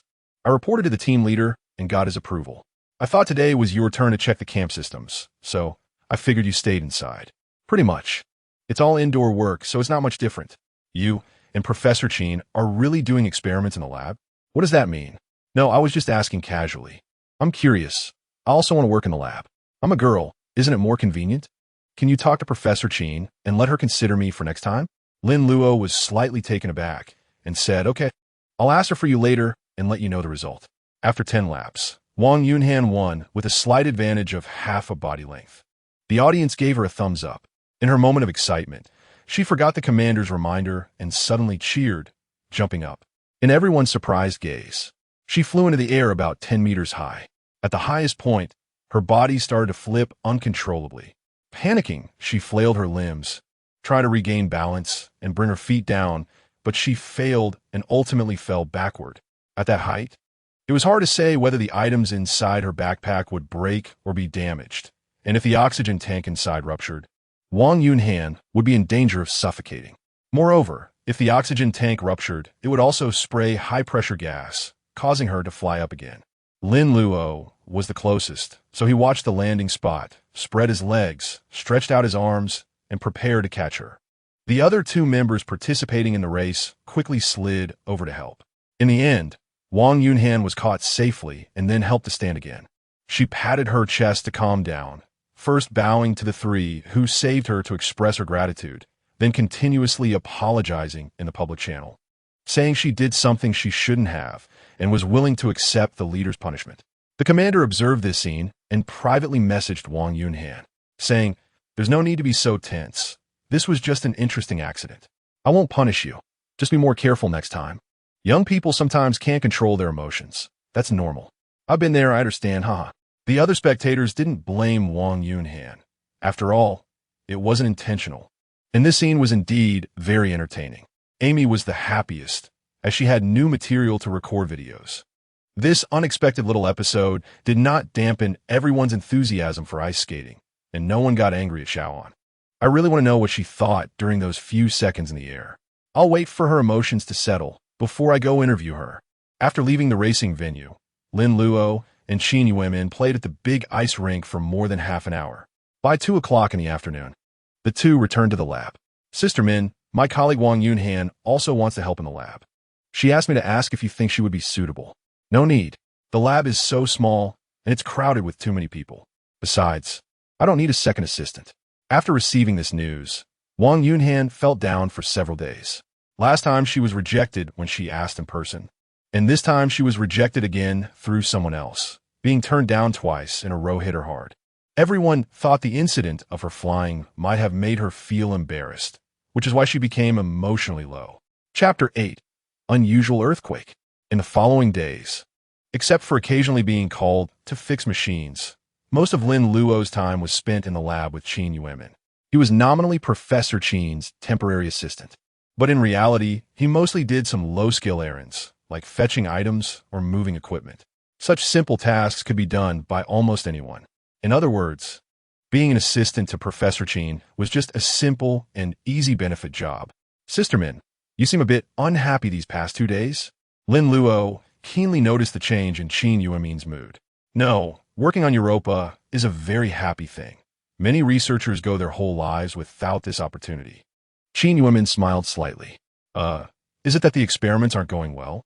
Although Lin Luo participated in Qin Yuemin's experimental work almost throughout, he mostly just observed, worried about disturbing her and didn't dare to ask too many questions, so he wasn't clear about the experimental content. It's like crossing a mountain. Even if Qin Yuemin told him, he probably wouldn't understand. Of course, he didn't need to understand, as he wasn't Qin Yuemin's student or peer, and he didn't need to learn biology. With the advent of the space age, social division of labor has become increasingly refined. Everyone only needs to master their familiar field, which is the strongest driving force for the development of society. However, this low mood soon disappeared from Qin Yuemin. Lin Luo noticed another change in Professor Qin. When she first started working in the lab, Qin Yuemin always wore shirts and trousers, draped in a white lab coat, with her long hair and a ponytail, looking like a successful career woman. About a month later, her attire began to change. Under the lab coat, she no longer wore the same old shirt and trousers, but various colored skirts. Her hairstyle also became rich and diverse, sometimes styled up, sometimes down, sometimes tilted to one side, and sometimes braided. It exuded a sense of fashion. What amazed Lin Luo the most was that one day, Qin Yuemin actually wore perfume. Qin Yuemin gradually stopped looking like a scientist and became a younger woman more in touch with reality. In the blink of an eye, everyone had spent 56 Earth days on Europa. At this moment, it was 12:47, 23 Beijing time, on September 11th. The headlights of the laser drilling vehicle suddenly lit up automatically, and at the same time, the vehicle's intelligence system sent out a special signal. The central management system received this signal, which was good news. The drilling task had been completed. Along with the high-temperature laser, a detection laser was also deployed. The changes in the detection laser when it hit water and ice were different. The sensor determined, based on the feedback information, that the ice layer had been penetrated, reaching the water layer. Thus, the laser drilling machine automatically stopped working and sent a notification to the central system. This meant that the ice-breaking plan was 90% complete, and the remaining part only required the deep-sea robot to be placed into the ice hole and activated. Originally planned to stay on Europa for 3 months, they could return in less than 2 months due to the ahead of schedule progress. This was certainly something everyone welcomed. Although everyone had gradually adapted to life on Europa, no one would like to live on such a frigid and desolate alien planet. Moreover, they had been away from Earth for over 3 months and missed their friends and family very much, longing to return to life on Earth. Chun Longxiang, who was patrolling nearby, quickly walked towards the laser drilling vehicle, calling for the engineer to use the laser detection function to check if the drilled hole had deformed or clogged.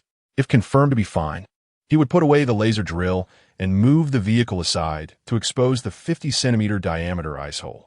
He also ordered the administrator on the Fushi to take out the deep-sea robot from the warehouse, load it onto the transport vehicle, and send it to the drilling point. The deep-sea robot looked like a slimmed-down torpedo, cylindrical, about 3 meters long, with a small propeller at the rear. Its diameter was specifically designed to be 40 centimeters, allowing it to easily pass through the 50-centimeter hole. This robot used a nuclear-powered battery with a battery life of over 30 years. Once everyone received this good news, they immediately became exceptionally busy. Everyone wanted to complete this core task as soon as possible so they could be free afterward. Suddenly, the ground shook. During their time living and working on Europa, everyone had long since become accustomed to the frequent earthquakes. There had even been a day with up to 5 earthquakes, but the highest magnitude was only 6.2, causing no damage. However, they soon realized that this earthquake was clearly different from the past. It lasted over a minute and showed a trend of intensifying. Everyone stood on the ice, their legs numb, their bodies swaying, unable to maintain their balance, forced to squat or sit down with their hands supporting them on the ground. The earthquake detector sent real-time data, showing that the magnitude was 4.2 a minute ago, but it changed to 7.3 a minute later, as if it was continuously escalating. Professor Luo, a geological expert, sent a voice message on the public channel. Everyone, pay attention. This is not an ordinary earthquake. I repeat, this is not an ordinary earthquake. Please follow the earthquake evacuation protocols and take emergency protective measures immediately. The logistics personnel in the camp received the message and quickly donned their spacesuits and ran outside. Seconds later, in front of everyone, the 25-meter-long laser drilling vehicle suddenly lifted off the ground, flipping 3 times in the air before crashing down heavily. The cylindrical laser drill showed obvious deformation, completely bent. It turned out that a strong airflow, carrying a large amount of water vapor, had burst out of the ice hole. This high-pressure gas contained violent power, flipping the drilling vehicle over. Immediately following, a small steam fountain appeared at the drilling site, with a gas column height exceeding 50 meters. Chun Longxiang sat on the ground, his face pale behind the brown helmet visor, unnoticed by anyone. The disaster continued. As the intensity of the earthquake continued to rise, radial cracks gradually appeared on the ground centered around the artificial ice hole, growing longer, wider, and deeper, resembling strange worms rapidly growing. The cracks extended in all directions, reaching the edge of the camp, extending towards the Niwa and Fushi vehicles, right under people's feet. Suddenly, a dark crack appeared beneath them, like a demon opening a blood-red mouth, attempting to swallow all life. The instinctive reaction of a normal person would be to get up and run away. The farther from the crack, the better. But in a panic, one might make the same mistake Wang Yunhan made before, exerting too much force and jumping, which could lead to being airborne. If the landing spot happened to be another crack, it would be a dead end. 2 people happened to encounter this peril. One was Chun Longxiang, and the other was Lin Luo.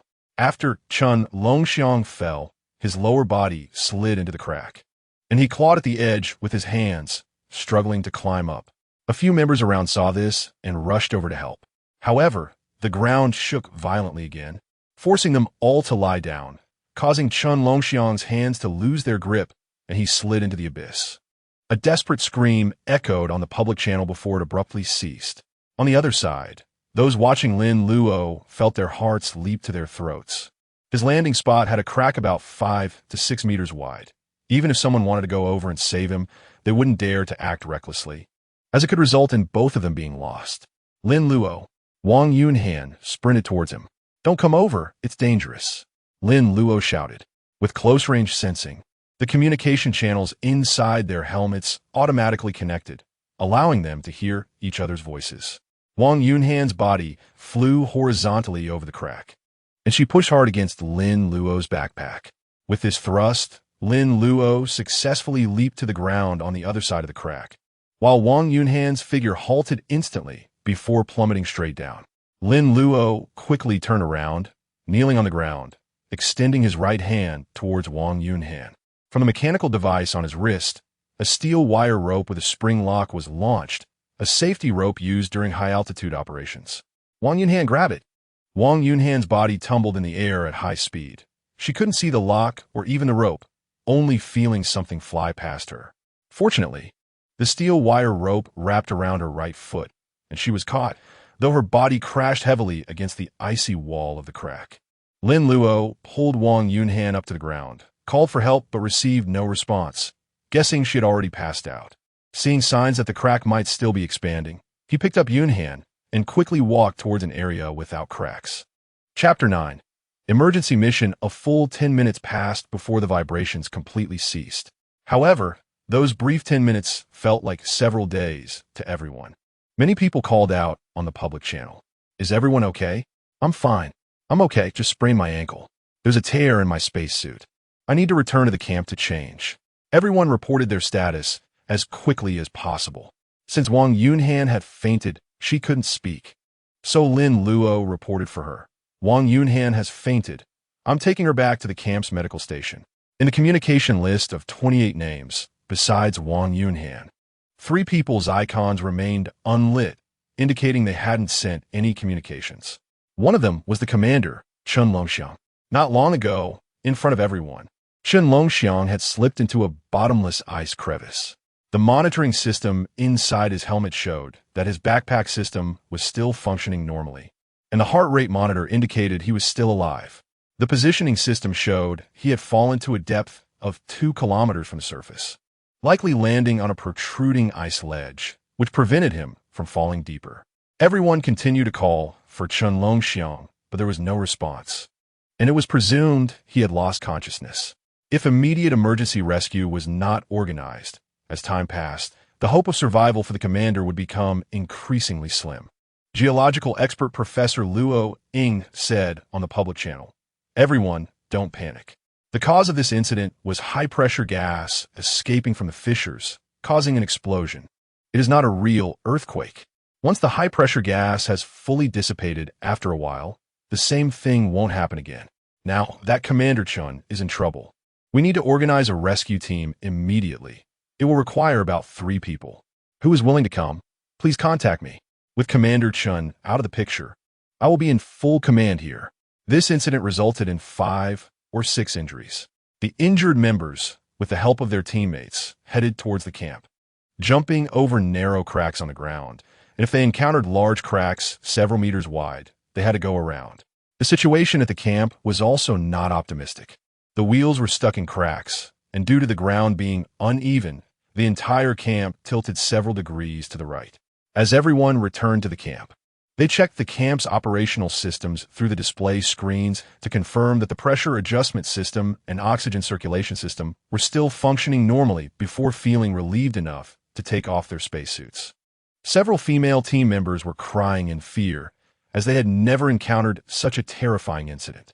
If it had happened on Earth, it wouldn't have been so severe, as other teams would come to rescue them.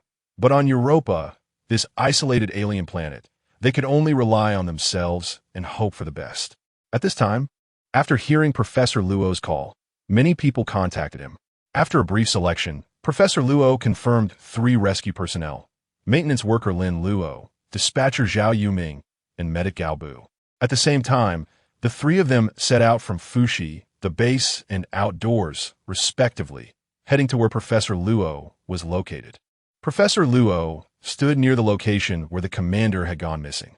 He was gesturing with both hands, explaining something to 2 other team members nearby.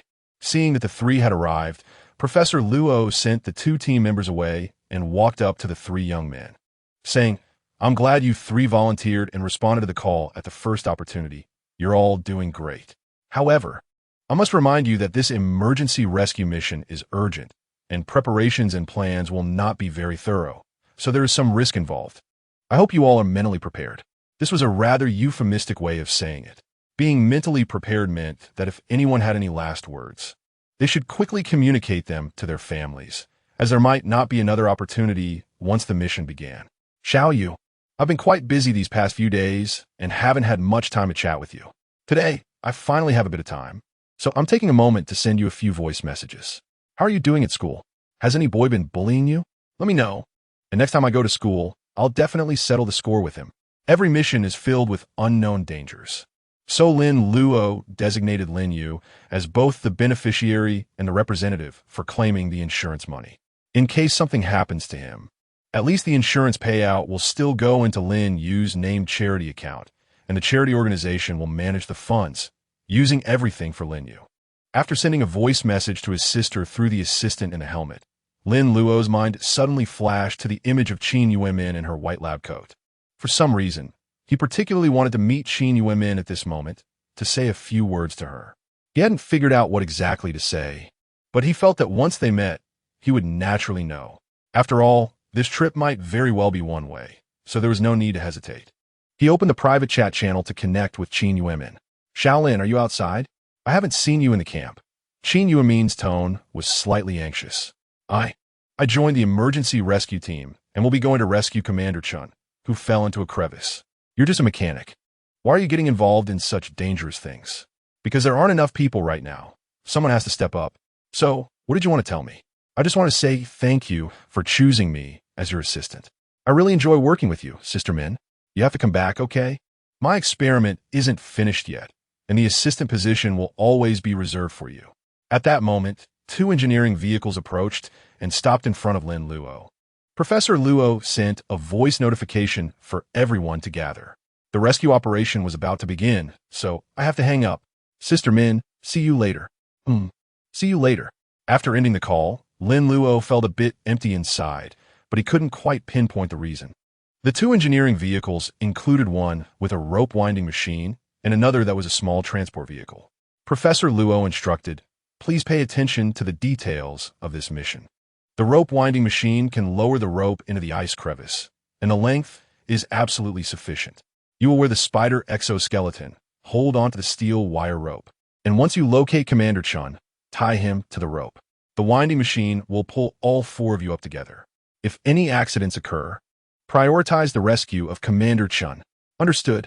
The cover of the small transport vehicle automatically lifted, revealing 3 mechanical exoskeletons inside. All 3 had the same spider design, but differed in color: red, green, and blue. The spider had 8 2-meter-long multi-jointed legs, and the claws at the tips had serrated hooks, making them very adept at climbing steep rock or ice walls. It was precisely because they might need to climb ice walls that 3 spiders were loaded onto the spaceship, and now they were indeed useful.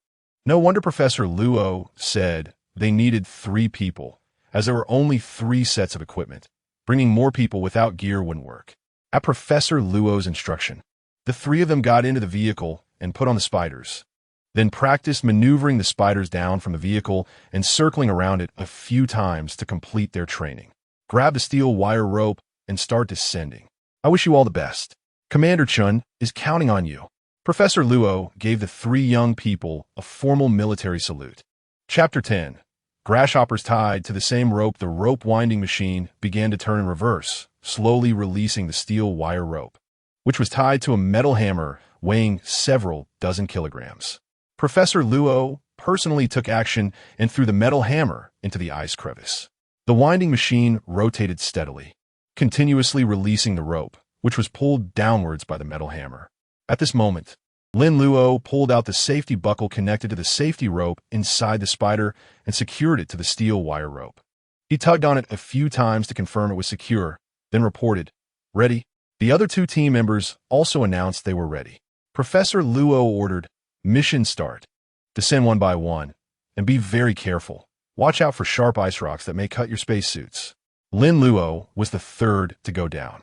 The three of them were all tied to the same steel wire rope, truly living up to the saying about grasshoppers tied to the same rope.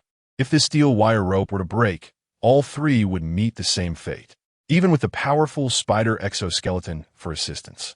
Without the steel wire rope for safety and upward propulsion, it was highly unlikely they could complete the mission successfully. Silence, although they were descending, and the steel wire rope was rubbing against the ice rock. In a vacuum environment, there was no sound to be heard. Only the occasional faint buzzing of electrical currents from the communication system could be heard. To descend faster, the mechanical legs of the exoskeletons were retracted, and they didn't use the climbing function. At a depth of 50 meters, looking up, they could only see a hazy white light. At a depth of 100 meters, they fell into complete darkness.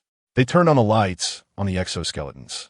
For those who had undergone space training, darkness was not frightening, as most environments in deep space were as black as ink. However, Lin Luo still felt an invisible pressure, because they were inside an ice crevice. In front of them was an ice wall, and not far behind was another ice wall, with their bodies situated between the two ice walls forming the crevice. If an earthquake were to occur suddenly, with both ice walls collapsing at once and large ice blocks falling inward, the consequences would be unimaginable. This was the terrifying aspect of the ice crevice. It felt more tense than being in the void of space. Floating in space for hours, Lin Luo wouldn't feel uncomfortable.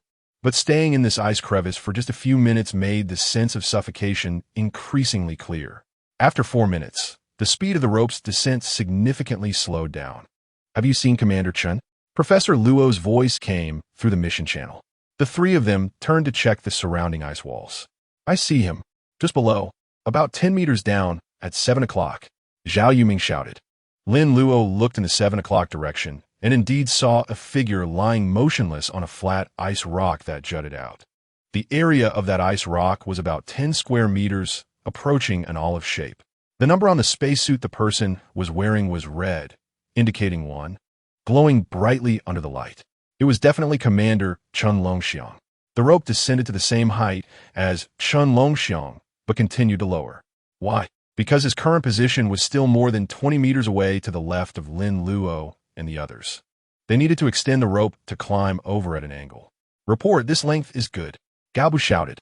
Upon hearing the report, Professor Luo immediately ordered the control personnel above to stop the winding machine. "Let's move over slowly, don't rush. If one person falls, it will pull everyone else down too," Guai Yuming reminded. "Although we can resecure ourselves to the ice wall with the spider, such an accident could lead to unpredictable dangers." "I will be careful," Lin Luo assured. "Understood. Go, Burepriet." The three of them activated the 8 mechanical legs of the spider. The sharp tips of the mechanical legs pierced into the ice wall, securely anchoring their bodies. Then they slowly moved toward Chen Longxiang. Since all three were tied to the same steel wire rope, they had to maintain a similar speed. Otherwise, the fastest would be held back by those behind, and the slowest would drag down the others.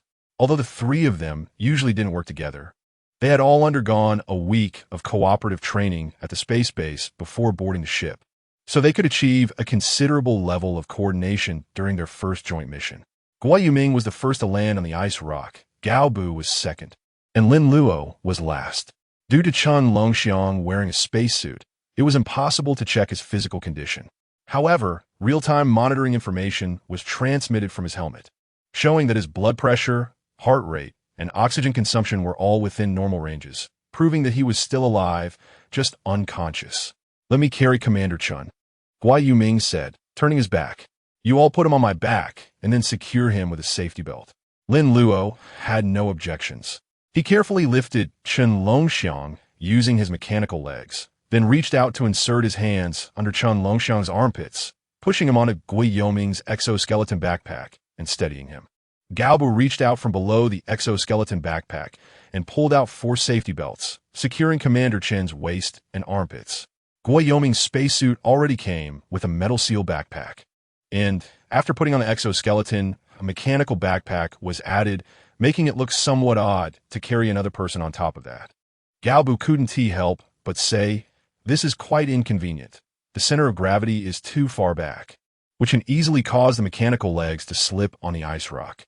It would be better to pull out the safety buckle from the commander's aerospace backpack, secure it to the steel wire rope, and let the rope pull the commander up with us. Let us ask Professor Luo what to do." Lin Luo quickly contacted Professor Luo, informing him of the situation and asking for his decision. "Let's do it according to Gui Yoming's method," Professor Luo said firmly. "For safety, carrying the commander on your back can prevent the commander's spacesuit from coming into contact with the ice wall during the rapid ascent." Gui Yoming reported, "Yes, we are ready." Gao Bu and Lin Luo were about to continue reporting when suddenly an unusual vibration was felt beneath their feet. They looked down to see a crack forming at the point where the flat ice rock connected to the ice wall, and the crack was rapidly expanding. It seemed that the combined weight of the 3 of them plus the 3 spiders had exceeded the maximum load at the connection of the ice rock and the ice wall, causing it to suddenly crack. The next moment, the entire ice rock fell away, and the ground dropped out from under the 3 of them. "Wow!" Hearing the scream, Professor Luo quickly asked what happened. The 3 of them used their mechanical legs to tightly grip the rock wall to avoid significant swaying. Once they steadied themselves, Lin Luo quickly said, "The ice rock beneath us has collapsed, but we are all fine, and so is the commander." Then, the 3 used their exoskeletons to move laterally, restoring the now tilted steel wire rope back to a vertical position. Gui Yoming reported, "We can ascend now." Professor Gao said, "Okay, start winding the rope." The rope began to pull upwards. The 3 of them used their mechanical legs to brace against the ice wall and, in coordination with the speed of the ascending rope, performed spider-like crawling movements, trying to maintain a 1-meter distance from the ice wall. In this high-speed movement, if the uneven ice wall scraped against the spacesuit, it could be fatal. As is well known, once a spacesuit leaks, the person inside could die from cold and asphyxiation within just a few seconds. Chapter 11. Ice collapsed. The steel wire rope ascended at a constant speed. The 8 legs of the spider exoskeleton climbed agilely on the ice rock, perfectly in sync with the rising speed of the rope, appearing neither rushed nor slow. A few minutes later, Lin Luo saw a faint white light shining down from above. They were very close to the top of the ice crevice. The 3 of them felt a surge of excitement, as this meant they were successfully completing their mission. Being able to accomplish such a challenging task was already worth celebrating. No one expected that just when they were a few dozen meters from the ground, an accident occurred.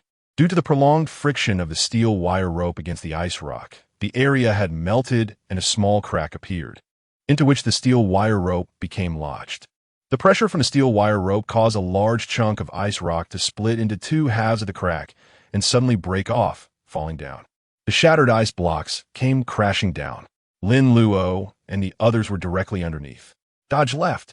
Gui Yoming, who was at the top and carrying the commander, shouted. Lin Luo and Gao Bu immediately coordinated and controlled their mechanical legs to move towards the upper left. Since all 3 of them were secured to the same steel wire rope, they had to move simultaneously in the same direction. Otherwise, the pulling force would immobilize them. The 3 moved 7 or 8 meters to the left front, and immediately after, a pile of large ice blocks weighing over 100 pounds fell straight down, disappearing into the dark ice crevice. They all breathed a sigh of relief, thankful for their timely reaction. Otherwise, being hit by those ice blocks would have been fatal. Professor Luo's anxious voice came through the communication system. "Is everyone okay?" The 3 reported back. Professor Luo said, "I've already paused the rope winding machine. I'll have someone bring over the engineering vehicle to use the boom to support the steel wire rope, preventing it from contacting the ice rock, which will stop further splitting." Lin Luo looked up and used the zoom function of his lens, then immediately said, "Professor Luo, it's too late. I'm sending you the image I just saw." Professor Luo saw a high-definition photo on the virtual screen inside his helmet. It turned out that at the position near the ground, the ice rock around the steel wire rope had developed spider web-like cracks, appearing precarious, and no one could say when those ice blocks would come crashing down. The cracks extended over a horizontal distance of more than 200 meters, which was too vast. This meant that once an ice collapse occurred, they would have nowhere to hide below and would be struck by the falling ice blocks. Lin Luo analyzed. The structure of the ice rock near the ground has become very fragile. Even the mechanical legs of the exoskeleton crawling on top could cause the ice blocks to detach. Therefore, we can't continue upward as planned. Otherwise, when we approach the ground, there could be a large-scale collapse of the ice rock, and we would be struck by a multitude of ice blocks, potentially causing a massive sinkhole on the ground, putting you and the other personnel nearby at risk. What do you suggest we do? Although Professor Luo had worked in extraterrestrial environments for a long time and was used to big scenes, he didn't have much experience with emergency rescue situations and couldn't come up with a solution at the moment. Lin Luo suggested, I think there's another method we can try. The spider exoskeleton has a less commonly used mode called self-protection mode, where the 8 legs curl up to wrap around the body, forming a cage. This cage is strong and elastic enough to withstand continuous impacts. Once we activate the self-protection mode, you can quickly operate the rope winding machine to pull us up as fast as possible. Professor Luo paused and said, well, this method is a bit risky, but there is no better option, so let us do it your way. Gui Yuming said, I agree. Gao Bu also said, I agree. Everyone looked up and could clearly see that the cracks in the ice rock above were still lengthening and deepening, indicating that a major ice collapse could happen at any time. There is no time to slowly discuss better solutions. Attention! The rope winding machine will restart in 5 seconds at a high speed, and you must adjust your positions. Upon hearing Professor Luo's command, the 3 immediately moved their bodies back to be directly underneath the rope. Then, they activated the self-protection mode, curling the 8 long mechanical legs to form a cage around themselves. However, it was then discovered that a serious problem had arisen on Gui Yuming's side, because he was carrying the commander and the self-protection mode could only be used for oneself. The thickness of the mechanical device plus the commander's body prevented the mechanical legs from fully closing, resulting in a noticeable gap in the cage, putting them both in an unsafe state. Gui Yuming quickly made a decision, adjusting the self-protection mode so that the 8 mechanical legs surrounded the commander, forming a protective cage while his own body was exposed outside. As the rope winding machine spun rapidly, the steel wire rope ascended quickly, and their position drew closer to the ground. Suddenly, the ice rock layer above emitted a noticeable vibration, and then a large number of ice blocks were scattered down. Lin Luo instinctively raised his hands to protect his helmet, even though the helmet was extremely hard and bulletproof. The protective cage of the self-defense mode could block ice blocks with a diameter of over 10 centimeters. But smaller ice fragments could still slip through the gaps and hit the spacesuit. Lin Luo heard a rustling sound inside the spacesuit. However, this noise lasted only a few seconds before disappearing, as they were quickly pulled up to the ground by the steel wire ropes. Lin Luo turned off the self-defense mode, unbuckled the safety latch, and took off the exoskeleton.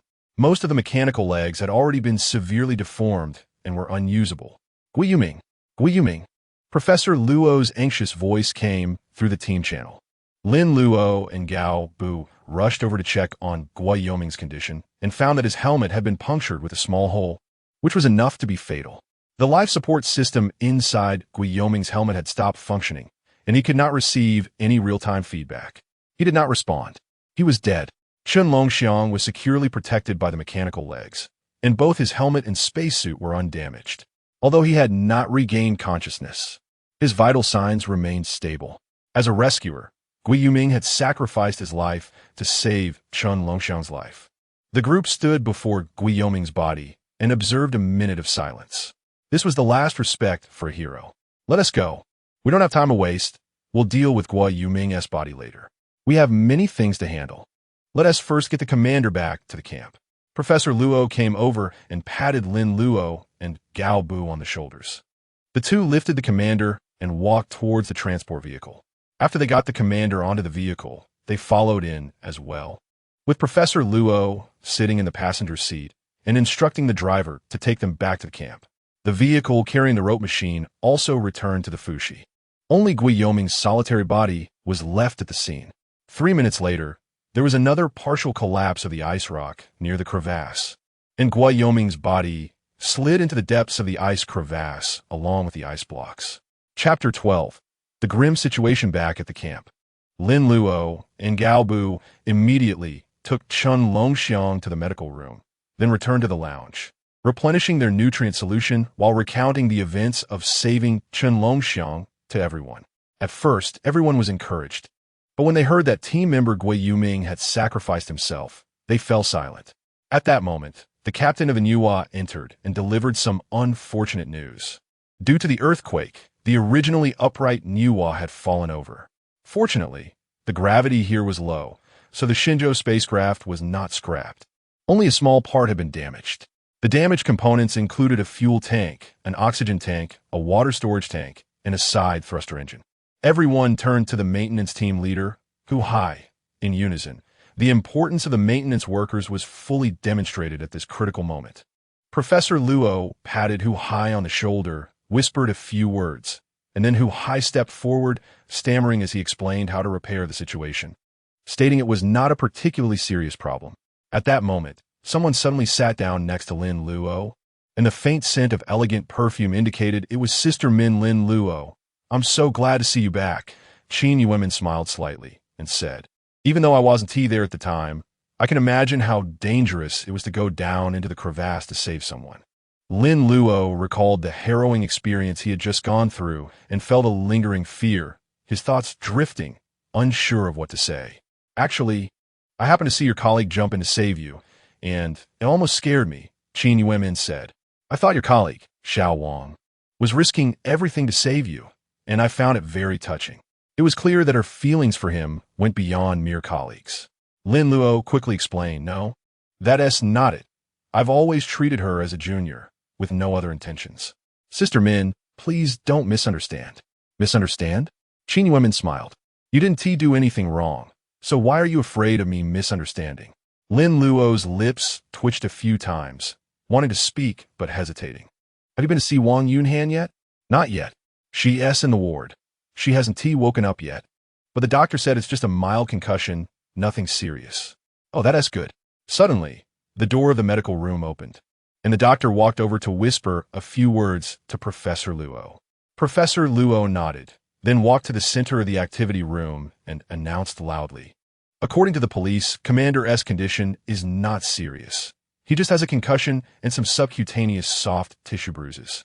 Everyone can rest assured. I believe he will wake up soon." Lin Luo frowned. He had seen the doctor's worried expression while talking to Professor Luo. How could there be no serious issues? Was Professor Luo lying to soothe everyone's emotions? Then, the doctor claimed there were other patients needing treatment and returned to the medical room to get busy. Qin Yuemin reached out and tapped Lin Luo's shoulder. "Let us go see Wang Yunhan." "Oh, sure. When she wakes up, how do you plan to thank her?" "Thank her? I haven't thought about that." A brief silence followed.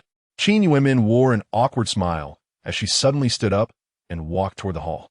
After taking a few steps, she stopped and said without turning back, "Shaolin, if it were me who fell into the crevasse today, what would you do?" Before Lin Luo could respond, Qin Yuemin quickly walked away. Lin Luo looked at her retreating figure, feeling perplexed. Ever since Qin Yuemin asked Lin Luo to call her Sister Min, he had sensed a subtle shift in her feelings towards him. He recalled the time spent alone with her in the lab. Lin Luo noticed that Qin Yuemin had undergone many changes, from not wearing perfume to wearing it, from always wearing a white uniform to changing into different styles of dresses every day, from always letting her hair down to adopting various hairstyles that made her more feminine. It was clear that Qin Yuemin wanted Lin Luo to see her as a woman. Did her earlier words hold some deeper meaning? However, there was no time for him to be entangled and troubled by this, as Professor Luo used the intercom to call everyone to gather in the hall immediately. According to regulations, if the commander was not present, Professor Luo was the highest-ranking leader here. He was 48 years old and had worked in various places such as space stations, lunar bases, and near-Earth orbit around Mars. making him an expert with both technical skills and command knowledge. In this incident, our Commander Chun has been injured and is unconscious, and many team members have been injured, while some equipment has been damaged. This is indeed disheartening, but we cannot let ourselves sink into negative emotions because of this. Next, we must quickly resolve the new problems that have arisen and complete this mission at all costs, Professor Luo told everyone. He stated that currently, there were 3 major problems that needed to be addressed after the disaster. First, the laser drilling vehicle has been scrapped, but fortunately, the drilling has been completed. Next, we must use a steel wire to lift the deep-sea submersible robot through the crevasse that leads directly to the deep sea and lower the robot to complete the deployment. This work must be done immediately to prevent the bottom of the crevasse from freezing over again after some time. Second, the Nuwa is damaged and must be repaired as soon as possible, since the Nuwa has fallen over. We must restore the Shenzhou spacecraft to an upright position and move it back to the launch pad. Otherwise, the Shenzhou spacecraft will not be able to take off, meaning everyone cannot return to Earth. Third, the bottom of the Fushi S warehouse is cracked, and many supplies have fallen into the crevasse. After counting, the remaining food is only enough for everyone to eat for 3 weeks. So starting today, we need to reduce the ingredients used in cooking. And everyone must avoid wasting food. All right, those I just named, put on your spacesuits and come out with me in 5 minutes. Stay energized. The more difficulties we face, the more we must lift our spirits. We Chinese astronauts are undaunted, and no small difficulty can shake our determination to complete the mission. Let's get moving. Lin Luo was also among those named, although he had just finished his last dangerous mission and hadn't had enough time to rest. He was still the most suitable candidate in the team. After putting on a spacesuit, he followed the team outside. Seeing the ground covered in cracks and the 3 destroyed ice rinks, he momentarily thought he had arrived on a completely unfamiliar planet. According to Professor Luo's arrangements, some people went to operate the multifunctional engineering vehicle and repair vehicle to dismantle the outer shell of the Fushi spacecraft to use it for repairing bridges and roads to restore normal traffic.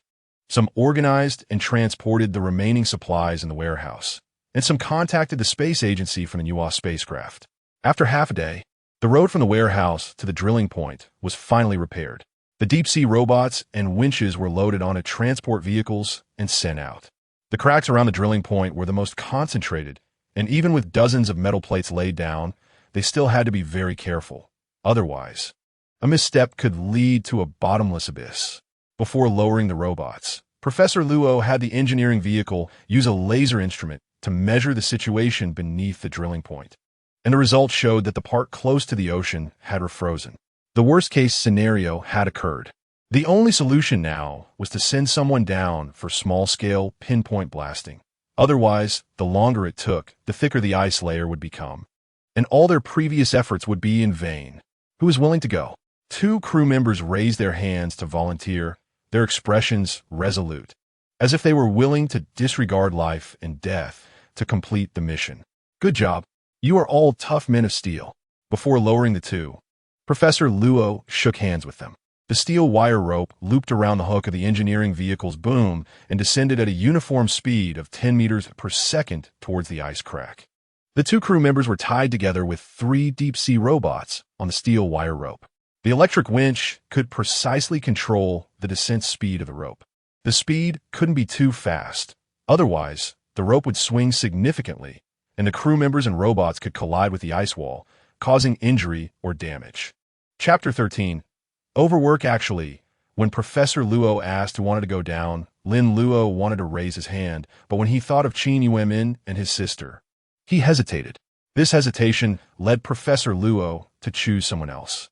However, Lin Luo didn't have the leisure to stay and watch the excitement. Team leader Hu Hai drove the repair vehicle over and called him and his colleague Xiao Su to go to the Nuwa spacecraft to assess the extent of the damage. The outer shell of sections 2 and 4 was obviously deformed. Hu Hai frowned deeply. They all had to be replaced. He then sighed, saying that if this were on Earth, they could take it to the Starship repair factory, remove the deformed shell, and restore it through sheet metal technology. But here they could only replace it. The Nuwa and Fushi spacecraft were the same model of mass-produced starships. Damaged components from the Nuwa could be replaced with those from the Fushi. This dismantling, removing a damaged part from one and a good part from the other, and installation would take quite a bit of time. Afterwards, the repair team took a four-wheel drive vehicle to the location of the Fushi spacecraft. The Fushi had remained in a horizontal position since its landing. The reason was simple. According to the plan, the Fushi, which had been in service for decades, could not compete with the latest starships in terms of flight performance and cargo capacity, and it was scheduled for decommissioning after this mission. So the team had no intention of bringing it back to Earth. Therefore, the fuel tank of the Fushi only contained enough fuel to reach Europa, with no fuel for the return trip, allowing them to reduce the size of the fuel tank and free up more space for various engineering vehicles and materials. Seeing the Fushi intact, the three members of the repair team breathed a sigh of relief.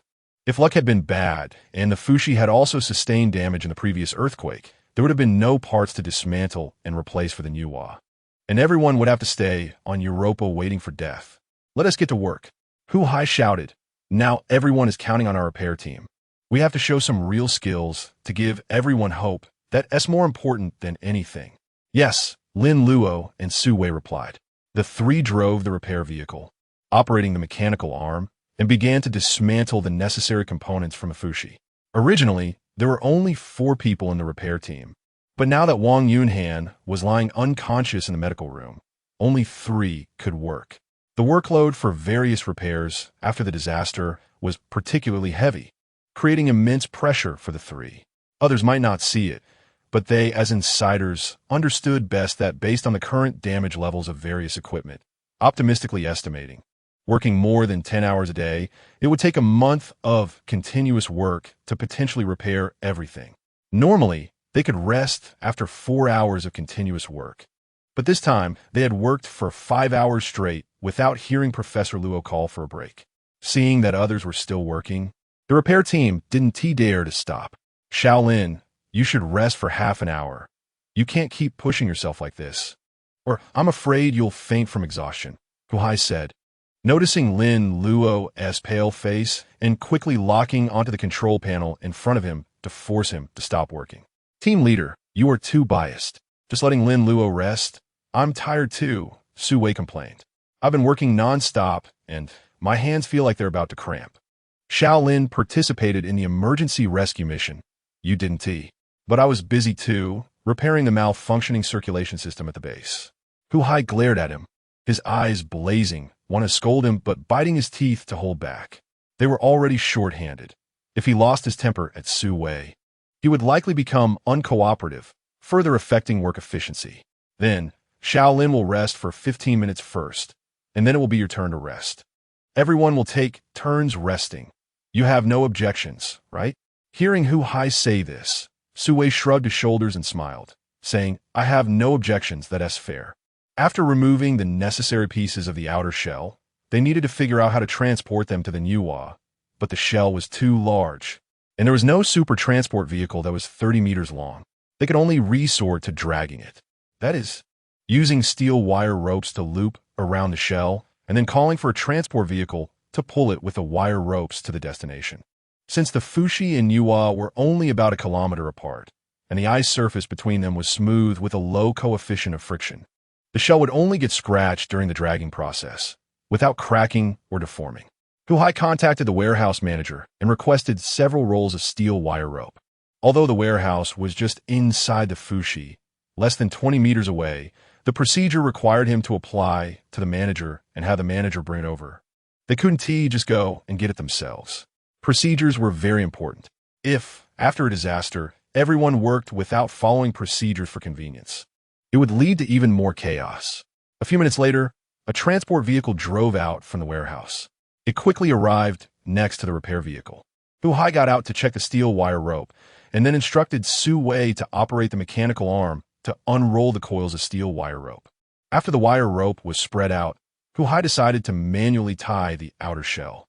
Although the mechanical arm of the repair vehicle could also grab the wire rope to tie it, it exerted too much force and could easily damage the shell if not careful. Afterwards, Su Wei was called out to help, and since Lin Luo's rest time hadn't arrived yet, he could continue to stay in the vehicle. A few minutes later, The oxygen supply system of Huhai's spacesuit lit up with a red light, and the smart reminder said, "Compressed air is about to run out. Please replace the air tank in time." Since the three were using the team communication channel, Su Wei and Lin Luo also heard this message. "Team leader, come back to replace the air tank. There's a spare bottle in the vehicle," Lin Luo called. "It's fine. I can continue for a few more minutes. It's dangerous to wait until it's completely used up. During training, didn't you teach us that? So fine, I'll go back and replace it. Su Wei, you stay here and continue tying things." Huhai quickly ran back to the vehicle and, with Lin Luo's assistance, swiftly replaced the compressed air canister in his backpack. Just as Huhai was about to continue, he heard a notification over the public channel. Everyone returned to the camp for dinner. Huhai breathed a sigh of relief, sat back in driver's seat, and called out to Su Wei. "Xiao Su, come back. Let's leave it at this for now. We can head back to the camp for dinner." Su Wei hurried back to the vehicle, bouncing with excitement. "Finally, we can eat. I'm so hungry. I haven't felt this hunger in years." Huhai chuckled. "That only shows your lack of experience.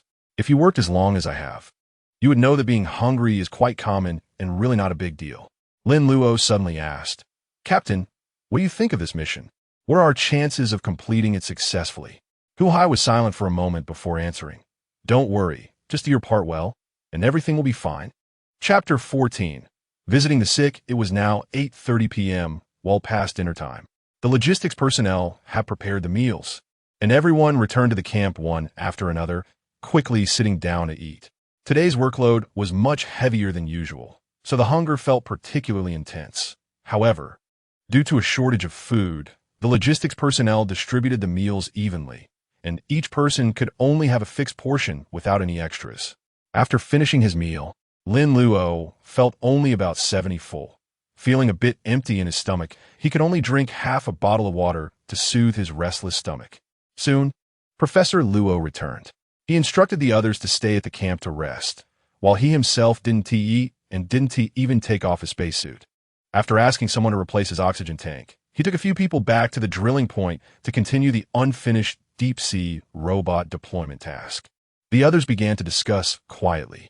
"Professor Luo must be very tired. He hasn't rested at all. There's no choice, since the commander hasn't woken up yet. Professor Luo is the highest authority on site, and he must command. It looks like it's going to be an all-nighter. What if the ice hole we drilled seals up again? Wouldn't that mean our main mission fails? Don't say such discouraging things. I'm not worried about failing the mission. I'm worried about whether we can return to Earth. I'm worried about that too. The Niwa has capsized. Although it can be repaired, that will take time. The food we brought is limited, and we lost quite a bit in this incident. Without food, we won't last that long. Sigh, today has been full of disasters. I hope there won't be any more trouble tomorrow." Everyone was exhausted and sleepy, but couldn't fall asleep. Many people stayed on the sofas in the reception room, quietly discussing what had happened that day. Overall, the mood was not optimistic. After all, a major accident had occurred, and even if they completed the mission, it was still uncertain whether they could leave Europa. If we request rescue from Earth now, it might be too late. Qin Yuemin walked over to Lin Luo and whispered, "Come with me to the lab." Lin Luo wanted to ask, at a time like this, are we still going to do experiments? But seeing Qin Yuemin's expression, which suggested she didn't want to attract too much attention, he kept quiet and silently followed her through the passage to the lab. Qin Yuemin opened a storage cabinet, pulled out a package of something, handed it to Lin Luo, and poured him a cup of hot water. It was a pack of chocolate-filled biscuits, a snack Qin Yuemin usually used to replenish energy during experiments. "Eat it. I know you surely didn't eat enough at dinner." "Thank you, Sister Min." Lin Luo looked at the biscuit packaging, his appetite whetted, and he started eating without hesitation. When Lin Luo was almost done eating, Qin Yuemin hesitantly spoke up. "Xiao Luo, can you answer the question I asked you last time now?" "The last question? You mean if it were you in trouble, would I save you?" Lin Luo wanted to confirm. Otherwise, it would be awkward if he got it wrong. "Yes. Isn't that obvious? I would definitely save you at all costs. Because it's your duty? As an assistant, you must protect the scientist's safety? That is part of it, but not entirely. What else? I don't want you to disappear. That would be too painful. I want to come to the lab every day like usual, chat with you, and help you with your work. That is very important to me." You're so selfless. Haven't you considered that your sister is still waiting for you to come back? She's your only family. You are her only support. If something happens to you, what will she do? After more than half a month of getting along, Lin Luo and Qin Yuemin had talked a lot about their personal matters, including his family and his sister Xiaoyu situation. I've named her as the beneficiary of my insurance. If something happens to me, at least you will be well taken care of for the next 20 years. Are you so at ease letting others take care of her? She is not an ordinary person. She can't protect herself. What can I do if I'm not at ease? Things can't always go as we wish. I just seek to be true to myself. That is a profound statement. You're young, but you see things deeply. That is rare. Sister Min, why did you suddenly bring up my sister? Because you often tell me about her. Although I've never met her, I feel familiar with her. Unconsciously, I've become someone who cares about her and wants to consider her well-being. If she knew there is a big sister looking out for her, she would be very happy. That is not necessarily the case. Oh, why not? Girls' thoughts are not so easy to guess. Isn't she already a teenage girl? She is of the age for adolescence. But I don't think her mentality has entered that phase. She feels like she is still at a 10-year-old level. Psychological changes in people can sometimes be influenced by physiological factors. This is an unfortunate reality. I feel like the more I listen, the less I understand. It's okay. Qin Yuemin smiled lightly. There are still some snacks hidden in the lab. If you're not full next time, just come here, and I'll find some for you. But if the other team members find out about this, let us consider it a perk of being my assistant. I don't think anyone will say much. For a moment, Lin Luo couldn't decide if this was good or bad. By the way, I just went to the infirmary. Your colleague Wang Yunhan is awake. Do you want to go see her? I'll go now.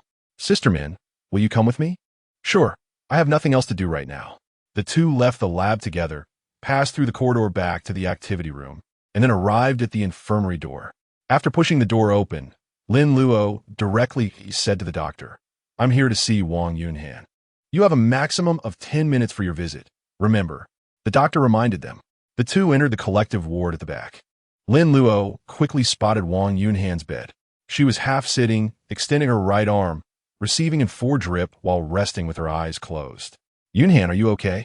Lin Luo. When Wang Yunhan saw Qin Yuemin behind Lin Luo, her surprised expression instantly faded, but she still tried to put on a smile. I'm just a bit tired. I should be back to normal by tomorrow, and we can work together again. Wang Yunhan sat up against the head of the bed. Professor Qin also came to see me. I'm really sorry. I'm just accompanying Xiao Lin.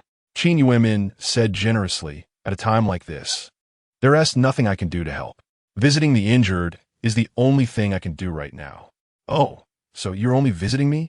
I'll go see the other injured later. Thank you for your concern, Professor Qin. I saw your brave actions earlier. I witnessed it all. Your spirit of self-sacrifice to save your companions in times of danger touched me deeply. I'm not someone who would risk my life for anyone. Wang Yunhan's words had a deeper meaning. Chapter 15 New Victims. There seemed to be an unusual taste brewing in the air. The two women exchanged glances, appearing to engage in a normal eye contact, yet subtly forming a confrontational stance. Xiao Wang, you are really straightforward. Professor Qin, you are quite down-to-earth too. Xiao Wang, do you have a boyfriend? Not yet. I'm planning to find one. Professor Qin, what about you? I've always been alone. Why? Professor Qin, you are talented and not bad-looking. Is it because your standards are too high? I'm too busy with work to have that kind of mood. Besides, I feel there's nothing more fulfilling and enjoyable than doing experiments. So you're a workaholic, huh? I see. Then you really don't need a boyfriend. However, sometimes when going out for inspections, deep into the wilderness, I still hope to have a reliable person by my side, not just as a bodyguard or assistant, but for spiritual exchange as well. Professor Qin, do you disagree with letting me be your assistant because you think we won't have spiritual exchange? You're overthinking it. I don't think that way. I just feel that Lin Luo and I have spent some time together, and our cooperation has become tacit. Sometimes I don't even need to speak, just a gesture, and he knows what I need. I don't want to train someone else to develop that kind of understanding. At this point, Wang Yunhan and Qin Yuemin both unconsciously looked at Lin Luo, who had been silent for too long and seemed a bit strange. As a result, they were both dumbfounded. Lin Luo had fallen asleep on an empty hospital bed nearby, his legs dangling off the side, still wearing his shoes. Qin Yuanmin bent down to lift Lin Luo's legs up and help him take off his shoes. Ah, he must be exhausted. He worked for at least 10 hours today. Wang Yunhan felt guilty upon hearing this. She had done nothing lying here today. If she had been present, she could have at least shared some of the workload with her colleagues from the maintenance team. Once I recover tomorrow, I'll return to my post immediately. At this moment, Qin Yuanmin exerted considerable effort and finally adjusted Lin Luo's sleeping position to a normal one. Throughout the process, Lin Luo remained sound asleep despite all the fuss, indicating he was deeply asleep. She said breathlessly, "Xiao Luo will sleep here tonight. Xiao Han, you have to keep an eye on him." "What do you mean keep an eye on him? I'm the injured one, okay." Wang Yunhan replied unhappily. Qin Yuanmin smiled lightly, patted her clothes, and turned to leave. Just then, the assembly bell rang in the activity hall of the camp. Qin Yuanmin immediately moved to the hall and happened to see Professor Luo returning. Seeing Professor Luo's gloomy expression, she knew things hadn't gone well. Professor Luo walked to the center, and someone immediately handed him a cup of hot water. He drank it all in one go before speaking. "Comrades, I have a good news and a bad news to announce. Personally, I prefer to start with the good news. The good news is that after 2 hours of emergency submersion, 2 crew members reached the bottom of the ice crevice and conducted a precise explosion, successfully creating an opening to the deep sea. Did you all feel the tremors from the explosion?" Everyone shook their heads, saying they felt nothing at all. Professor Luo nodded and said, "That's right, you shouldn't feel anything. Do you know? The depth of the explosion was more than 50 kilometers from the surface. What does that mean? If 3 meters is 1 story, 50 kilometers is over 16,000 stories high. It took over an hour just to descend from the surface. At such depths, you naturally wouldn't feel any tremors from localized precise explosions. I was near the drilling site and felt no vibrations under my feet. I only knew it had been detonated from reports by the 2 crew members, Zhuang Hao and Lu Wei. The good news is that the 2 crew members have deployed the deep-sea robot into the ocean. After the robot started automatically, it has been operating normally in the deep sea and continuously sending back various detection data to the central system. This means our main task, the icebreaking plan, has been successfully completed. Wow, that's great. Everyone cheered loudly, with some even moved to tears. However, the applause soon quieted down because they knew there was a bad news following. Once everyone settled down again, Professor Luo said, "The bad news is that during the process of pulling the 2 crew members up, the winch suddenly lost power. The time spent replacing the battery caused a delay, and as a result, before they could be pulled up, the compressed air canisters in their backpacks ran out of air, and they sacrificed themselves. Their bodies have been transported back to the inside of the Anhua ship and placed in metal coffins. Tomorrow we will hold a simple funeral to commemorate the 3 brave members who sacrificed themselves today: Gui Yuming, Zhuang Hao, and Lu Wei." Instantly, everyone showed expressions of sadness. The team had only 28 members in total, and they had permanently lost 3 today, and those were 3 capable young people, which was indeed a huge loss. Professor Luo clapped his hands continuously. Everyone understood and joined in the applause. Let us send off the 3 heroes with applause.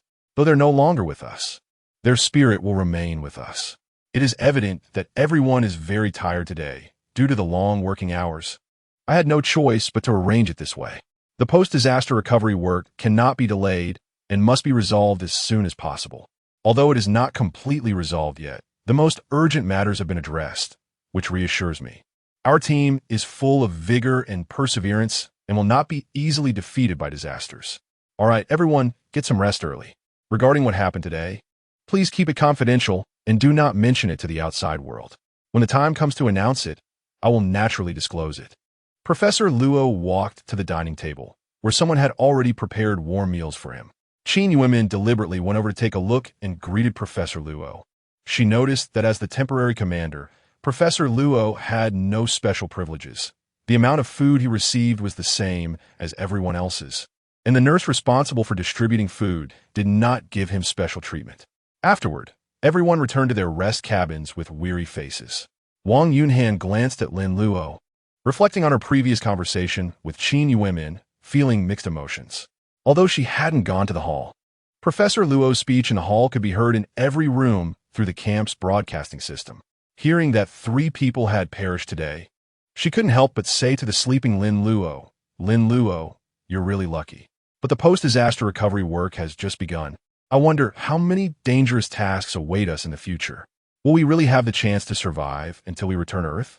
Will we end up like the Venus program 3 years ago, which went down in history as a complete failure? Chapter 16 time is precious. The next day at 8:30, Professor Luo woke everyone in the camp through the broadcast. Everyone dressed neatly and went outdoors to attend the funeral he held for the 3 heroes. Guo Yoming's body was lost in the ice crevice and could not be recovered. Only 2 black metal coffins containing the bodies of Zhuang, Hao, and Lu Wei were present. Between the 2 coffins was a stainless steel table, on which were the memorial photos of the 3 men. The youngest was only 20 years old, and the oldest was merely 26. These 3 young men stepped forward at a critical moment, completed their tasks excellently, yet paid the ultimate price with their lives. It is truly lamentable. Their brave and fearless actions also inspire us, reminding us that only by moving forward courageously can we overcome all difficulties and achieve final victory. Professor Luo's eulogy contained some cliches that normally had a strong hypnotic effect, but at this solemn moment, it resonated deeply and was moving. As we bid farewell to the 3 heroes, we have even more important things to do, so please stop grieving and lift your spirits again. Their sacrifice will not be in vain. We must carry their beliefs and heroic spirits back to Earth. Let's observe 3 minutes of silence for them. The collective silence began. 3 minutes later, Professor Luo announced a new work plan, and everyone dispersed to focus on their respective tasks. The entire memorial service lasted only half an hour. Professor Luo was right. Everyone indeed had no time to waste on sorrow, as there were still too many things to handle quickly. The 4 members of the maintenance team boarded the maintenance vehicle and headed towards the vicinity of the Fushi. Xiao Wang, are you feeling all right? Don't push yourself too hard. We have a lot of work ahead, and if you damage your health, it won't be worth it. Hu Hai asked. I'm definitely fine, Captain. When did you become so verbose? Wang Yunhan rolled her eyes at the captain and said, Dr. Gao said, I only have a mild concussion. I just need to rest for 1 night, and I had a checkup this morning, so I'm fine now. You're looking so energetic. Now I can relax. Hu Hai suddenly put on a serious face. For the work ahead, you all must pay attention to safety. Don't rush just to get things done. I don't want any heroes in my team. I brought all 3 of you out alive, and I intend to bring you back alive as well. Captain, we understand. Lin Luo nodded. Got it. Su Wei also nodded. Captain, when did you learn to be so sentimental? Where did you pick up those lines? Wang Yunhan teased. Stop talking back. Hu Hai glared.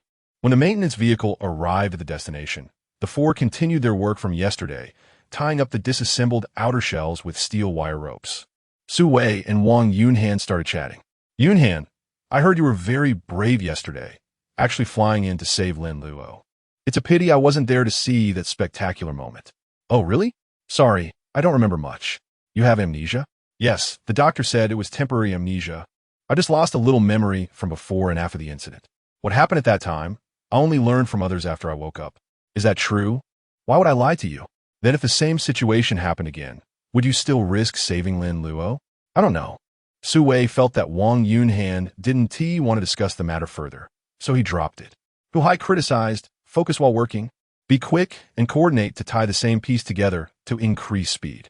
2 hours later, all 6 outer shells were securely tied with steel wire ropes.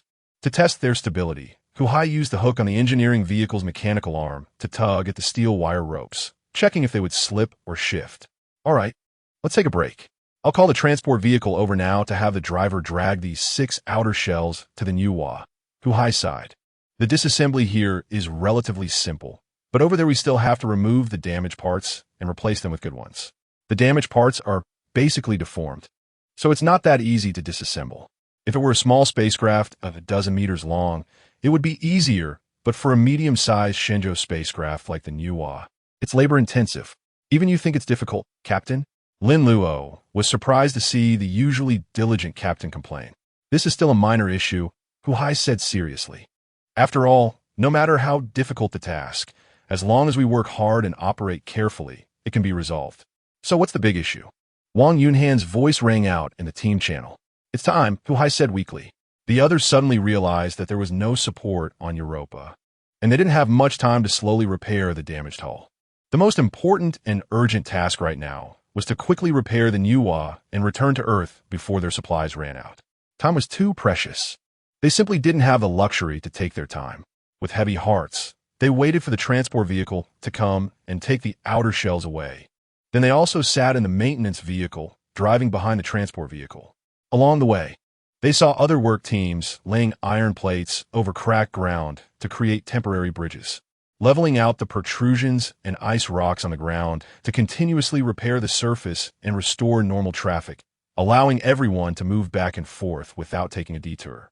Everyone is working so hard, Wang Yunhan remarked, clenching her fist and waving it. We can't lose to them. A few minutes later, the maintenance vehicle arrived next to the Nuwa. Although they could see the Nuwa from a distance through the glass windows in the camp, standing in front of it, seeing the Nuwa lying down, their mood inevitably became more oppressive and chaotic. At that moment, the Nuwa resembled a critically ill patient, barely alive, looking as if it was still breathing but was actually close to death. Restoring this ailing Nuwa to health and getting it back on its feet was no easy task. Captain, where do we start? Wang Yunhan asked impatiently. Let's start by removing the 6 outer shells that need to be replaced. I've sent you the specific locations. You must pay attention, Hu Hai said. Let's start with the outer shell number 6.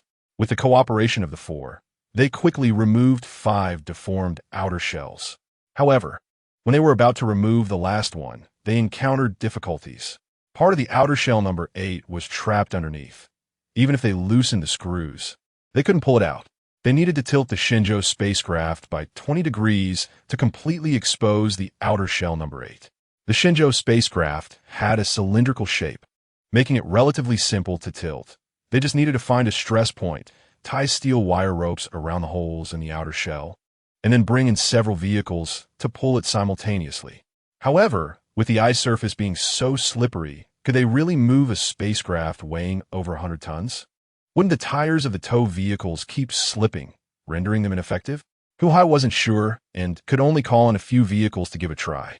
The half-track vehicle's tracks could enhance friction with the ice surface and prevent slipping. Understanding Europa's natural environment, they had specially prepared such a vehicle. It didn't T-run fast, but had tremendous power, making it perfect for towing. The 3 vehicles lined up in a row, and the maintenance team members went up to tie the steel wire ropes to the vehicles, adjusting the lengths to ensure that when all 3 vehicles started simultaneously, the spacecraft wouldn't tilt. A few minutes later, Hu Hai called the 3 drivers. I'll count to 3, and you all start the vehicles at the same time, slowly accelerating. Don't floor the gas pedal all at once. 3, 2, 1, start. The 3 transport vehicles started simultaneously, with the wheels beginning to turn, but the Nuwa remained completely still, unmoved. The rotation speed and torque of the wheels kept increasing. One of the yellow transport vehicles began to sway slightly from side to side, but after some adjustments, it quickly stabilized again. The maintenance team members were eagerly anticipating. Finally, after a minute, the spacecraft started to move. The Nuwa slowly began to tilt forward 1 degree, 2 degrees, 8 degrees. Finally, the section that needed to be replaced was completely exposed. Now, let's quickly remove it, Sui said eagerly. Wait, not yet. Hu Hai stopped Sui. Don't rush. Let's observe a bit more. Observe what? Observe the stability. Everyone was puzzled, but since the captain said so, there must be a reason behind it. Otherwise, the captain, who had just mentioned that time was precious, wouldn't waste time waiting. After another few seconds, suddenly the tires and tracks of the 3 vehicles began to slip, and the Nuwa, which had already tilted 12 degrees, rolled back. And the section that needed to be replaced was once again trapped underneath. It was equivalent to doing useless work. Hu Hai immediately contacted the 3 drivers, saying, change direction and maintain an 80-degree angle with the hull of the Nuwa. Then stand by. The 3 drivers complied, readjusting the angle between their vehicles and the hull of the Nuwa. Hu Hai led the maintenance team back to the maintenance vehicle. Although the horsepower of the 3 vehicles can make the Nuwa spacecraft move, the center of gravity of the Nuwa is lower. Once the power reaches its maximum, and there is a slight decline, the Nuwa will return to its original position, which poses a risk of being crushed while disassembling below. Therefore, Further measures must be taken to prevent such accidents. I see. The captain is truly thoughtful. No wonder he has 20 years of experience. Impressive. You all have a lot to learn. Next, Hu Hai instructed everyone to operate 2 robotic arms, using laser cutters and excavators to cut out triangular ice blocks about 4 to 5 meters in size on the ice surface. They cut out more than 30 pieces continuously. At this point, Hu Hai said to the 3 drivers, "You can start now. Just like last time, gradually increase the power." The 3 vehicles successfully pulled the spacecraft once again. When the outer shell that needed to be replaced was fully exposed, Hu Hai drove the maintenance vehicle and had the 3 team members control the robotic arms to push the triangular ice blocks one by one over, inserting them into the triangular gaps close to the ground on the Nuwa. After 10 minutes, all 36 ice blocks were inserted. These ice blocks would prevent the Nuwa from rolling back, even if the 3 steel cables suddenly snapped at that moment. The support of these ice blocks would at least give the maintenance vehicle some reaction time to escape to a safe area. The 2 robotic arms of the maintenance vehicle switched to electric screwdrivers and suction cups, with the suction cups gripping the smooth outer shell. Then, the electric screwdriver dismantled the connecting screws on the outer shell in one go, taking only a minute to remove it, and then dragged the outer shell to a spot more than 10 meters away. After that, the maintenance vehicle brought over the outer shell number 6 removed from the Fushi spacecraft and quickly installed it onto the Nuwa using the robotic arms, completing the installation in less than 2 minutes. Yay! Wang Yunhan cheered loudly. "The last row of screws is mine," Su Wei exclaimed. "I didn't expect changing an outer shell to be so thrilling." Lin Luo smiled. "My hands are sweaty." Hu Hai connected to the temporary team channel and said to the 3 drivers, "Thank you, everyone. You've worked hard. We have completed the task. You can slow down and then stop." The 3 vehicles gradually came to a halt. The Nuwa lost its pulling force, and since it was supported by the triangular ice blocks from behind, it wouldn't roll back immediately. The robotic arms of the maintenance vehicle switched to cutting tools and then cut the 3 steel cables. The 3 vehicles regained their freedom, and the drivers did not rest, but immediately went off to perform other tasks. The maintenance team began installing the other 5 outer shells on the Nuwa. Originally, it should have taken 20 minutes, but they took nearly 40 minutes, doubling the time. The reason was simple. They could not afford to fail. During the installation process, any unexpected event that caused the outer shell to deform or be damaged would be a huge disaster. There was no processing plant here, and a damaged outer shell could not be repaired, and there were no other intact outer shells available for replacement. Every time they handled the outer shell, they had to concentrate and be cautious. Every screw they drove in had to be torqued correctly. They must never seek to be quick. It was not merely repairing a malfunctioning spacecraft. It was like performing a critical surgery that concerned the lives of all team members. Finally, when the outer shell number 1 was installed, it should be fine. Wang Yunhan said, "Don't say ominous things at this time, you crow. Su Wei Zepi men. We in maintenance only believe in technology, not luck." Lin Luo spoke up fairly. Hu Hai spread his hands, exhaled deeply, and said, "Everyone stop arguing. I will operate alone from now on. Just watch and don't make any noise." "Yes," the 3 responded. In the next few minutes, the 3 focused intently on the windshield, watching the enlarged image on the electronic screen. They understood that all the pressure was now on the captain, who must be extremely nervous. The left robotic arm lifted outer shell number 1 using the suction cup, and after reaching the appropriate height, slowly lowered it down. After the shell fit against the spacecraft's frame, it began to adjust the position little by little, aligning it before lowering it again, making fine adjustments to ensure that the bottom of outer shell number 1 fit seamlessly with the other shells. Up to this point, everything was going quite smoothly. In the final step, the left robotic arm pressed down on outer shell number 1, while the right robotic arm used the electric screwdriver to insert 15 anti-loosening screws. Wang Yunhan was so afraid to speak that she tightly covered her mouth with both hands. Beads of sweat were constantly forming on her forehead. The first screw went in. The 3 were greatly encouraged. However, when inserting the second screw, several of the triangular ice blocks that had been supporting the spacecraft suddenly cracked, causing more triangular ice blocks to break apart. The Nuwa lost its support and suddenly rolled back. Not good. Hu Hai quickly drove the maintenance vehicle back dozens of meters. Chapter 18. Remediation. The Nua only rolled back a few degrees, swaying slightly for a moment before regaining balance. The maintenance vehicle was unharmed and safe. However, everyone was shocked when they looked at outer shell number 1.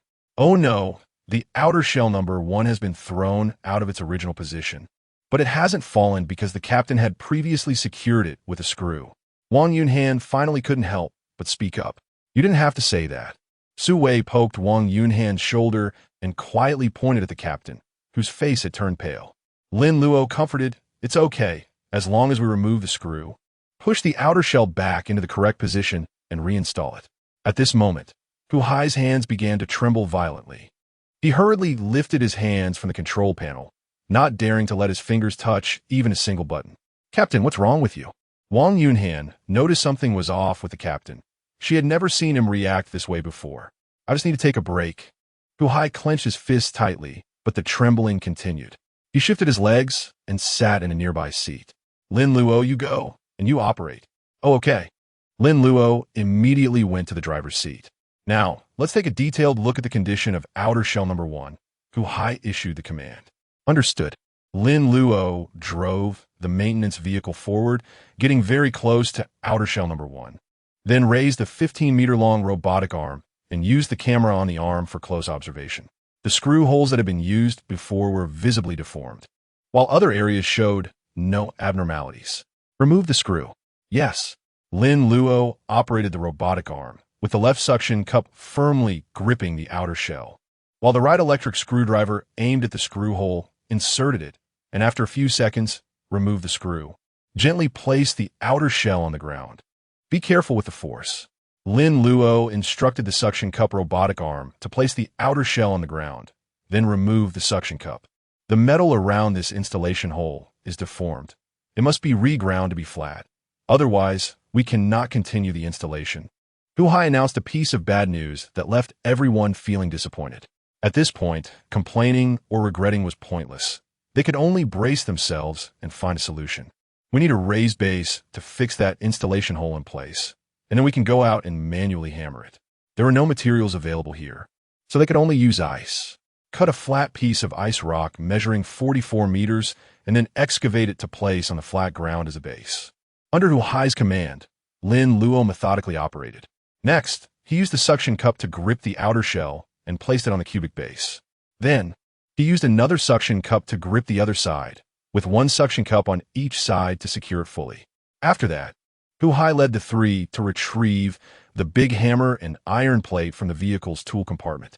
In this ultra-low temperature outdoor environment, it is not suitable to use sheet metal technology to repair the shell. However, we have no choice now because we must install this shell. So many people are watching us. Who is watching us? Wang Yunhan turned to look toward the camp. Lin Luo said lightly, "Of course you can't see that far from here. Just think about it. Repairing the Nua spacecraft is such a big deal that everyone will be very concerned. I believe that no matter how busy they are, they will take time to pay attention to our progress. The unexpected incident just now must have scared everyone quite a bit. But Professor Luo hasn't sent a call. He won't appear at this moment, because if he contacts us, it will only add pressure. He doesn't understand repairs, and he can't provide useful suggestions. We can only rely on the few of us now. Stop chatting and come over to work." Hu Hai was already standing on the deformed installation hole, waving for the others to come over. He seemed a bit angry, and his tone became particularly stern. Lin Luo and Wang Yunhan hurried over, with Su Wei trailing behind. "I can't control my hands right now. You guys come here, and I'll tell you what to do." In no time, the three young repairmen picked up hammers, pressed the iron plates, and started working on the sheet metal. Normally, it would make a clanging sound, but in Europa, there is no air, so no sound could be heard. They could only feel the subtle vibrations through their gloves, making it difficult to control the appropriate force. Gradually, the three of them got the hang of it, and the deformed areas slowly returned to flatness. Good work takes time. After half an hour, the area around the installation hole had returned to normal. Although the spacesuits have temperature regulation features, the three still sweated quite a bit. Captain, not good. I only have a little bit of compressed air left." "Me too. I only have 3% left." The three received system prompts and finally realized that the air in their compressed air tanks was running low. Quick, let's go back to the vehicle to change the tanks. Huhai said leisurely, I still have 12% left. Since Huhai had been supervising and hadn't done any physical work, he naturally consumed less compressed air than the three team members. The four returned to the repair vehicle. Ah, why are there only 2 tanks? Didn't we restock yesterday? Wang Yunhan exclaimed, holding 2 compressed air tanks. Sigh, that's my oversight. I forgot to check the number of oxygen tanks this morning. Let's hurry back to the camp to get more oxygen tanks. Lin Luo, you drive. Okay. Lin Luo drove the repair vehicle. In a hurry, he drove a bit fast. Professor Luo saw them rushing toward the camp and realized something was wrong. So he contacted Huhai. Captain Hu, what's going on your side? Why are you rushing back to the camp? My 3 team members are running low on oxygen tanks. We need to get back to the camp. Okay, hurry back. At this moment, your repair team is crucial. Nothing can go wrong. A minute later, the 4 returned to the camp entrance, where someone opened the door to welcome them. After they entered, they took off their helmets and backpacks. Someone replaced their compressed air tanks for them, so they didn't have to do it themselves. Wang Yunhan comfortably sat on the sofa, sipping hot tea, tilting her head back and squinting her eyes, saying, I'm so tired. If I could just sleep for a while. It would be great. I feel like all my bones are falling apart. Lin Luo and Su Wei were also exhausted after returning to the camp. They didn't even say a word, just continuously drank coffee and ate energy bars. Huhai looked at his team members, each one exhausted, feeling quite distressed. But he still had to be tough and said, rest for 10 minutes, then put on your backpacks and helmets. We need to continue the repair task. The number 1 shell still needs to be installed. We can't let our guard down. Captain, the number 1 shell has suction cups to hold it in place. There shouldn't be any problems, right? Wang Yunhan said nonchalantly. Unless another earthquake happens.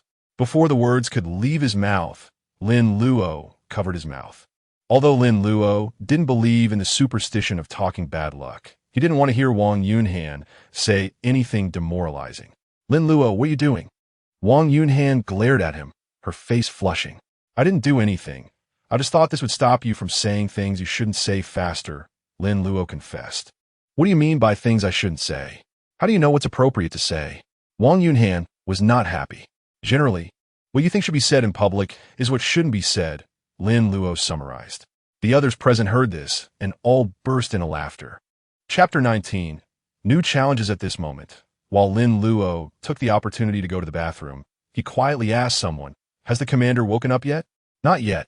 Otherwise, we would have been notified long ago, the person replied. Lin Luo guessed it would be like this, but he couldn't help but ask. This morning's disassembly of the Shenzhou spacecraft shell could indeed be described as thrilling. Not only did they need to ensure their own safety, but they also had to guarantee the safety of the shell.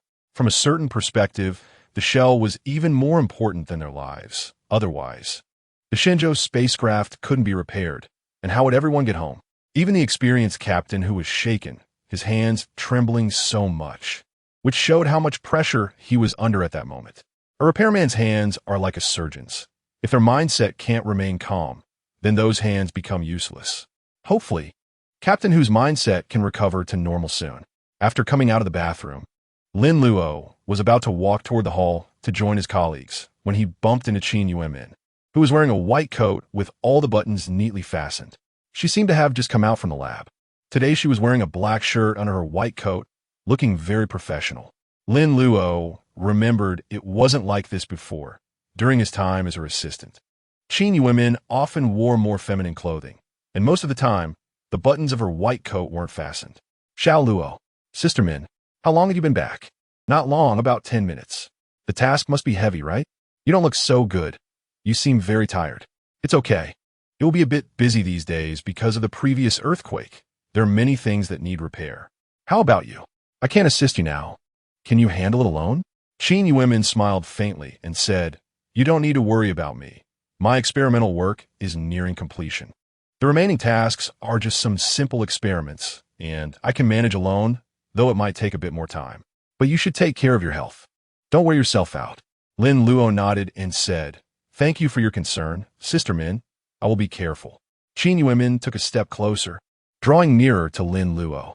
Her gaze shifted slightly as she softly said, "We must return to Earth." "Yeah, there won't be any problems."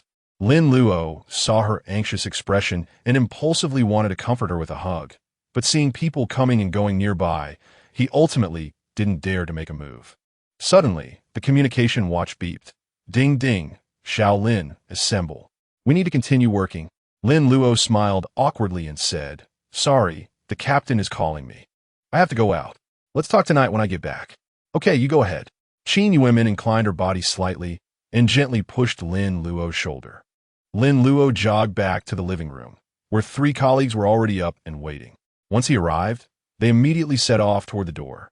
At the entrance, the 4 donned their space helmets, then opened the door to enter the airlock, and finally opened the outermost sealed door, stepping into the bright light.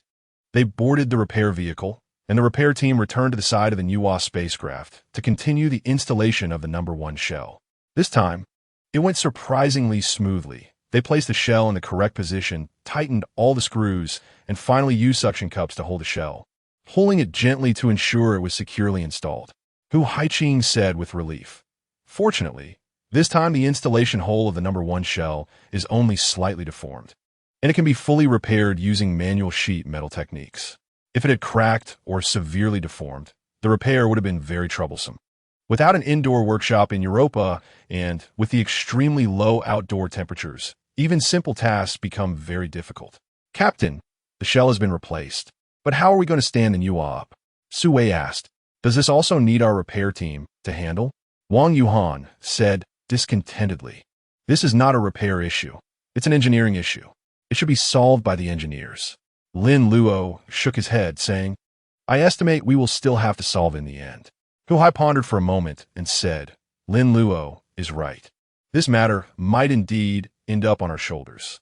The few people from the engineering team, last time when they were drilling holes, encountered a gas pressure explosion, injuring 2 who still haven't recovered, and 1 person has already died. Even the engineer Chun is still unconscious, and they have no one left to help. Wang Yuhan looked at the horizontally lying Nuwa and said, "With a nearly 200-meter-long Shenzhou spacecraft, how can it be stood up without a hydraulic rotating launch platform?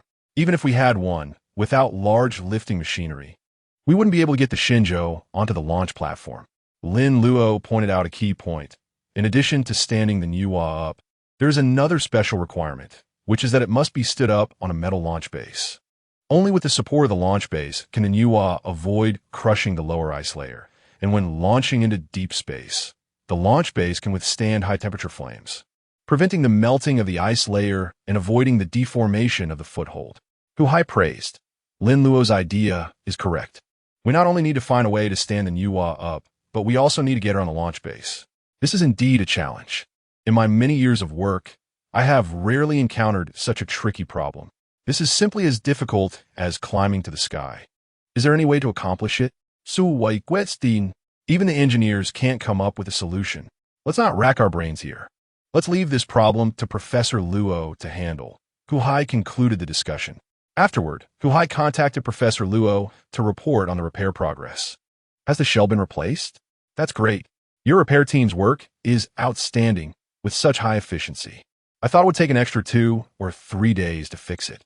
Professor Luo sounded very pleased. Professor Luo next. "Do you have any ideas on how to stand the Nuwa up?" We're still discussing it and currently have no feasible plan." "Why? Do you have any suggestions?" "Feel free to say them. At times like this, we need everyone's brainstorming to overcome difficulties together. We don't have any good ideas here either." "Oh, that's okay. We'll figure it out sooner or later." "All right. We are now heading to repair the communication tower." "Okay, then I'll leave it to you. After completing the repair work on the communication tower, return to the camp and rest well. Everyone is counting on your repair team now. You can't wear yourselves out." "Yes." After the captain ended the call, Wang Yuhan excitedly said, "Professor Luo is really nice. He cares for his subordinates. Once we finish repairing the communication tower, we can go back to the camp to rest." Su Wei poured cold water on her enthusiasm. "The repair of the tower is complex. By the time we finish, it will be almost dinner time. At least we won't have to stay up late." Wang Yuhan retorted. Hu Hai drove the engineering vehicle away from the Nuwa and returned to the communication tower near the camp. Some parts of the communication tower had been damaged in the earthquake, although it did not affect its use and could still maintain contact with Earth. Repairs were still necessary to avoid sudden signal interruptions. Chapter 20 Heart-to-Heart Talk. After a day's repair work, Lin Luo returned to the camp for a meal and a shower. Normally, he would go to the gym to exercise for half an hour before sleeping. But he was too tired now and couldn't muster any energy to go to the gym. He returned to his resting cabin and opened the virtual screen. A new message notification sound chimed. It must be Lin Yu replying. Brother, no one is bullying me. My classmates are all very nice, and they are very cooperative. Although some classmates are a bit clumsy, they never attack others. Brother, where are you working now? We recently started learning geography, and I've learned a lot of places, both domestic and abroad. If you tell me, I will definitely know where it is. Brother, are you not there? Never mind, tell me next time. I know you were busy. Bye. These 3 voice messages were delayed by more than 10 hours. However, he should have seen them last night. Who knew he would fall asleep shortly after sitting down while visiting the medical room? He ended up sleeping until next day. He must have been too tired. He had worked under high pressure for more than 10 hours, far exceeding his physical limits. Lin Luo thought carefully and then replied to Lin Yuo. I was just overthinking.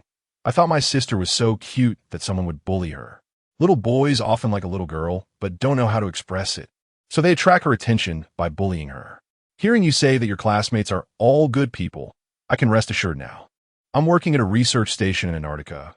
The communication is not very good here, and there isn't always a signal, so I can't respond immediately. I'm so tired. Brother's going to sleep now. Let's talk tomorrow. Bye. Lin Luo yawned, ended the communication, and went to the small tea table by the wall, picked up a cup, poured himself a cup of hot water from the drinking supply pipe, then changed into his pajamas and lay down on the bed, ready to sleep. Suddenly, the communication system buzzed. This was the internal communication notification sound. Hello, who is it? Lin Luo pressed the answer button on the virtual screen. It's me, came Qin Yuemin's voice. It's Sister Min. It's this late. Do you have something to discuss? Can't I find you if there's nothing? Oh, that's not what I meant. Are you going to sleep? Not yet. But if you hadn't called, I would have already laid down. If you feel tired, you can lie down now. Who says you have to sit or stand during a call? Lin Luo actually lay down on the bed. After all, Qin Yuemin couldn't see him. Strangely, he had just felt very sleepy, but now, upon answering the call, he felt completely awake. That's a good idea. How was today's work? Sister Min, do you want to know? Lin Luo then briefly recounted the work completed that day. You finished the repairs on the Nuwa and the communication tower. That's impressive. 2 tasks completed in 1 day. Worthy of praise. Sister Min, you flatter me. This isn't just my effort. So what's the work plan for tomorrow? I'm not sure about that either. The captain said to wait and see tomorrow. The most important remaining work is to stand the Nuwa up, right? Oh, so you have been keeping an eye on our progress? You're right, but we haven't come up with a mature and effective plan yet. So we won't start working on it for now. This problem has been handed over to Professor Luo. Let's see how he arranges it. But we don't have much food and air left. We can use the food from the Nuwa. The food stored in the Nuwa is reserved for the return trip. I know that, of course. Didn't Professor Luo say that he has already informed the Space Center to send rescue supplies? We will receive a transport rocket on our way back, and we won't have to worry about food then. The problem is we have to hold out until then. Oxygen can be produced by electrolyzing water, but food cannot be grown. If we consume all the food on the Nuwa before returning, we might starve before we even receive the transport rocket. Sister Min, I know what you're worried about. The problems we are facing this time are indeed quite special. Sometimes I can't help but think negatively as well. However, I still believe that by pooling everyone's strength, we can overcome any difficulties. Perhaps when we look back on this later, we will all feel that it was nothing serious, just a false alarm. All those worries will turn out to be unnecessary. Haha, you are really optimistic. At this moment, Lin Luo sensed the unease in Qin Yuemin's slightly downcast tone. He immediately recalled her past, possibly related to her parents' accidental death, which left an indelible shadow in her heart. Therefore, encountering such uncertain difficulties naturally leads to various negative thoughts. Sister Min, we will be fine. In fact, every space mission is filled with unknown risks. Yet look, there's still a large number of astronauts flying around in space every day or working on planets far from Earth. Statistically speaking, the probability of an accident occurring in outer space is even lower than the probability of a car accident on Earth. Nowadays, vehicles have smart connected protection systems. Yet accidents still happen. The two of them chatted freely, discussing their current situation, the history of domestic space development, and reminiscing about their childhood. I'm sorry. I forgot you've been working all day today. You must be tired, and I kept you chatting for so long, delaying your rest. Qin Yuanmin said, "Let's stop here for today. Good night." Good night. I looked at the time. It was already 10 o'clock in the evening. I actually chatted with Qin Yuanmin for over an hour, and during this time, I stayed alert without even yawning, which is quite miraculous. In the past, I had contacted Qin Yuanmin in the evening, but most of the time we only discussed preparations needed for the next day's work, which would be done in just a few sentences. Today was completely different, discussing many personal matters. Such in-depth topics are usually only discussed among familiar friends. Lin Luo covered himself with a quilt and was about to sleep when the communication system emitted a call. He turned over and sat up, pressing the answer button. "Lin Luo, are you asleep?" It was Wang Yunhan's voice. "Almost. Are you asleep or not? I shouldn't be talking in my sleep now. Is there something? Can I call you if there's nothing?" "Sure, go ahead. Have you noticed that Su Wei has been acting a bit off lately?" It seems like he has some dissatisfaction inside." "Yeah, and it's obvious he is targeting you." "Why? Didn't the manager say that the captain of Team 6 will resign next year, and both you and Su Wei are candidates for the next captain? They will select whoever performs better in this mission." "Oh, so there is such a thing. You even know this news?" "The news has spread, but no one has told you. Su Wei is a bit petty, so you need to be careful. You never know when he might deliberately cause you trouble." "Okay, I will be cautious. Thanks for the reminder." Chapter 21, The Greatest Threat. 5 Earth days passed in the blink of an eye. Thanks to the hard work of the entire repair team and the close cooperation of other personnel, all damaged parts have basically been repaired. That day, Professor Luo gave everyone a day off. After a week of intense overtime work, everyone needed to rest and recuperate. Otherwise, physical issues could easily arise. Recently, 2 team members had experienced muscle strains and fainting spells. However, while the body can rest, the mind still needs to keep working. In the morning, Professor Luo held an important meeting in the camp hall, and all personnel were required to attend. Now that our temporary base has returned to normal operation, it is all thanks to everyone's hard work, dedication, and no delays. I see it all and feel greatly reassured. I believe everyone is clear about our situation. We have successfully completed the core task of deploying the deep-sea robot. Professor Luo deliberately paused, and everyone tacitly applauded. Next, we should arrange for a swift return journey. But our Inwa is currently lying on the ice, and we must find a way to get her upright again before we can board the return capsule. This week, I have come up with many plans and discussed them repeatedly with the expert group from the space base, but we still haven't developed a mature plan. Everyone, don't be disappointed. Let me continue. However, the expert group has provided some valuable suggestions. The Inwa is composed of 4 modules: the communication module, the passenger module, the supply module, and the fuel module. Since they can be assembled together, naturally, they can also be disassembled. If we can separate them into 4 modules and stand them upright, then transport them onto the launch base for assembly into a complete unit. The longest module is only 60 meters, which relatively reduces the difficulty significantly. I agree with this idea. I wonder if anyone has other opinions. Don't hesitate to speak up. There are ways to stand the modules up using the principle of leverage. It can be managed to get them onto the launch base. But how do we lift the modules for assembly? We don't have a launch pad or such a high, giant crane. Someone raised a question. Exactly. Even if we find a way to erect the modules and assemble them piece by piece, what if an earthquake occurs during this process? Another person spoke up. Regardless of the method used, this process will definitely take a long time. Can our remaining food and energy last until then? One after another, a dozen people expressed their views and concerns. Everyone seemed filled with various anxieties about the future, and a negative and pessimistic atmosphere permeated the room. I have noted everyone's opinions. Professor Luo waved his paper notebook, expressing gratitude for everyone's candidness. I acknowledge that there are many problems, big and small, in the return mission, but please do not forget that everyone here is an exceptional astronaut, selected through rigorous processes. That's why you are here. Regardless of whether your background is military or civilian, you're all Chinese astronauts. We, Chinese astronauts, are never afraid of difficulties. Even when facing enormous challenges, we can persevere through grit.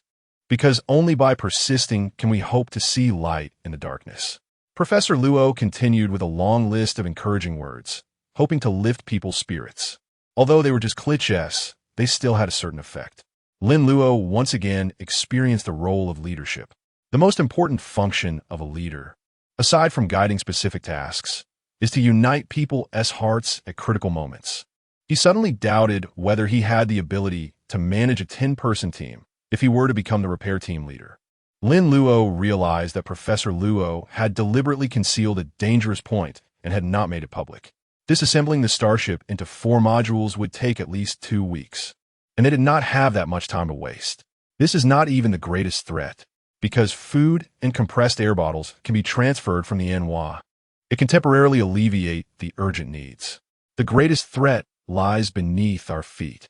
After experiencing the last earthquake caused by high pressure, the once intact ice shell around the camp has now shattered into thousands of pieces, and earthquakes will continue to occur in the future.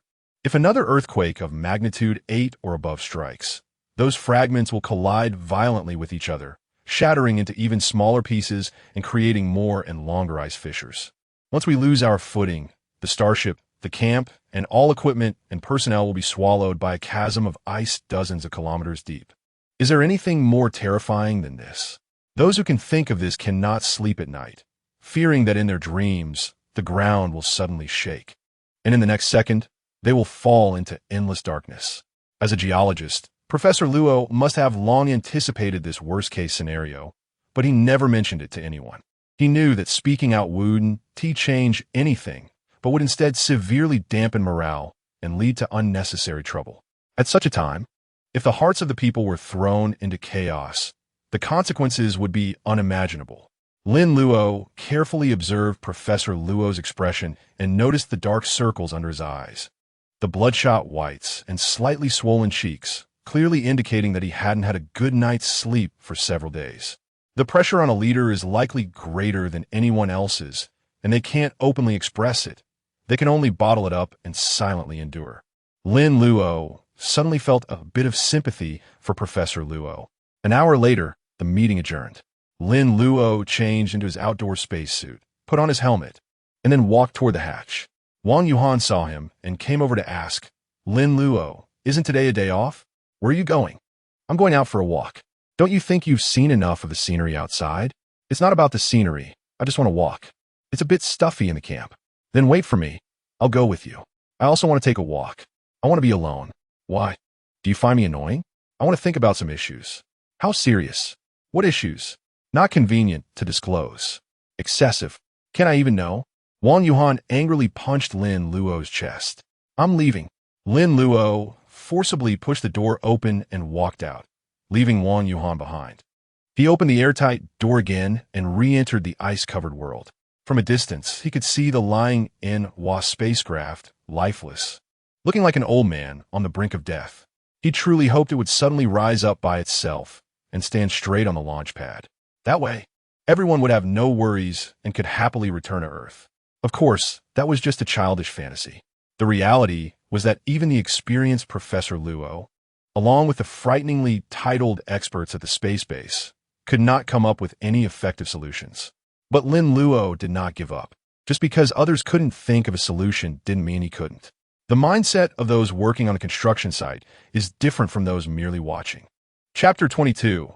Sparks of thought. Unknowingly, Lin Luo had walked up to the NWA spacecraft. "You don't want to keep lying on this cold, big bed, do you? It's uncomfortable. You want to get up, right?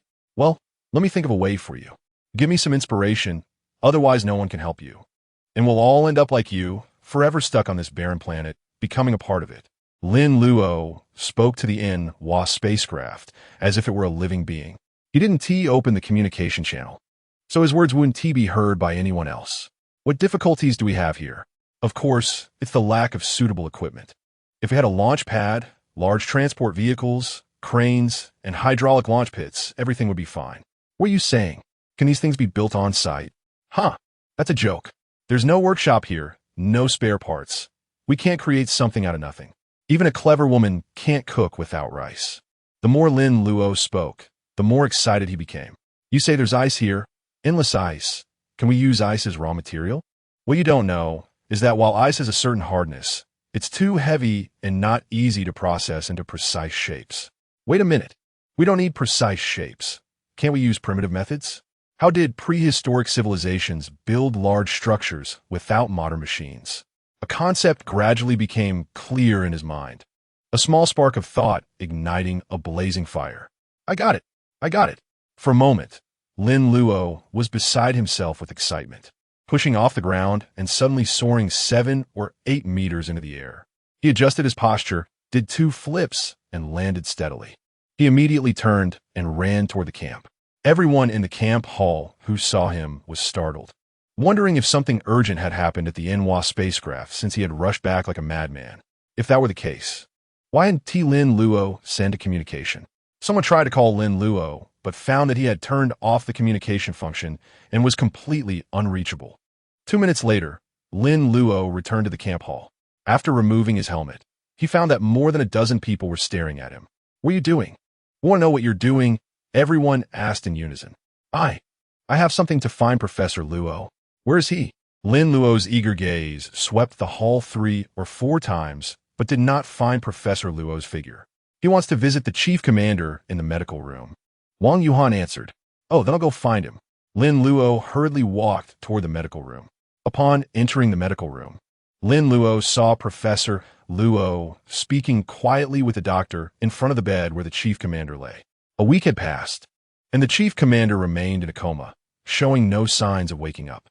This was one of the reasons for everyone's low spirits. After all, the chief commander was a highly experienced and well-known senior space engineer. If he woke up, he might quickly find a solution to the problems they were facing now. What is difficult for the unskilled may not be difficult for those who are skilled. Problems that seem complex and severe to outsiders may just be trivial for true professionals. Professor Luo's face showed displeasure when he heard someone barge in without knocking. You're from the maintenance team. What are you doing here? Professor Luo couldn't remember Lin Luo's name. Professor Luo, I have important matters to report to you. Seeing Lin Luo's serious expression, Professor Luo thought something else had happened and had to end his conversation with the doctor before leading Lin Luo outside. It wasn't until they entered the office cabin and closed the door that Professor Luo sat down and asked, What is it? Go ahead. I have thought a method to hoist the 4 modules of the Enwa spacecraft. Professor Luo didn't immediately show joy or excitement, but first took a sip of water and nodded. Don't rush. Sit down and speak slowly. After Lin Luo sat down, he immediately said, My idea is this. Isn't there endless ice outside? And this ice won't melt at ultra-low temperatures. We can cut out flat ice blocks to use as bricks and build a small launch pad next to the launch base. We can also construct winding roads for engineering vehicles around the launch pad. After that, we can install a pulley system on the ice block launch pad and a winch underneath the launch pad, using the winch and other cranes to lift a module and place it upright on the launch base. Then we can continue to raise and enlarge the ice block launch pad, moving the pulley system to the top, repeating the previous steps, and then drive the maintenance vehicle up to install screws. Wouldn't we be able to piece together all the modules? As long as the base of the launch pad is large enough, it can be built high enough. 200 meters is not a problem, although such a large project takes time and effort. If we start immediately, we could probably complete it in about half a month. After hearing this, Professor Luo was stunned, unable to speak for a long time. What's your name? Lin Luo. Ah, Lin Luo, you have some ideas. Young people really have bright minds. Professor Luo walked over, patted Lin Luo on the shoulder, and smiled warmly. Those experts are not lacking in intelligence or professionalism. They just overthink things and overlook the simplest methods. You agree with my idea? Well, for now, I can't find any faults with it. Professor Luo turned around. I will convey your idea completely to the space base. Not to seek their opinions, but to request them to simulate the construction process based on your idea.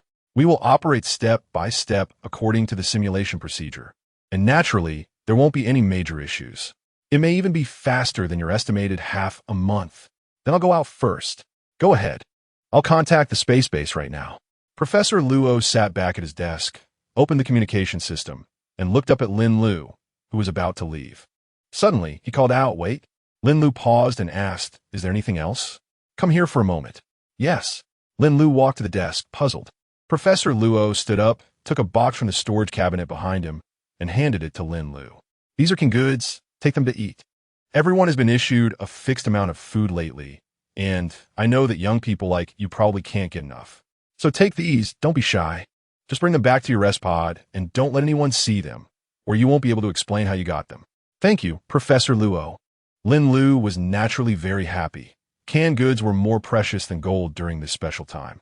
Holding a heavy box of canned food, Lin Lu opened the door and immediately ran into Wang Yuhan, who had been standing at the door for who knows how long.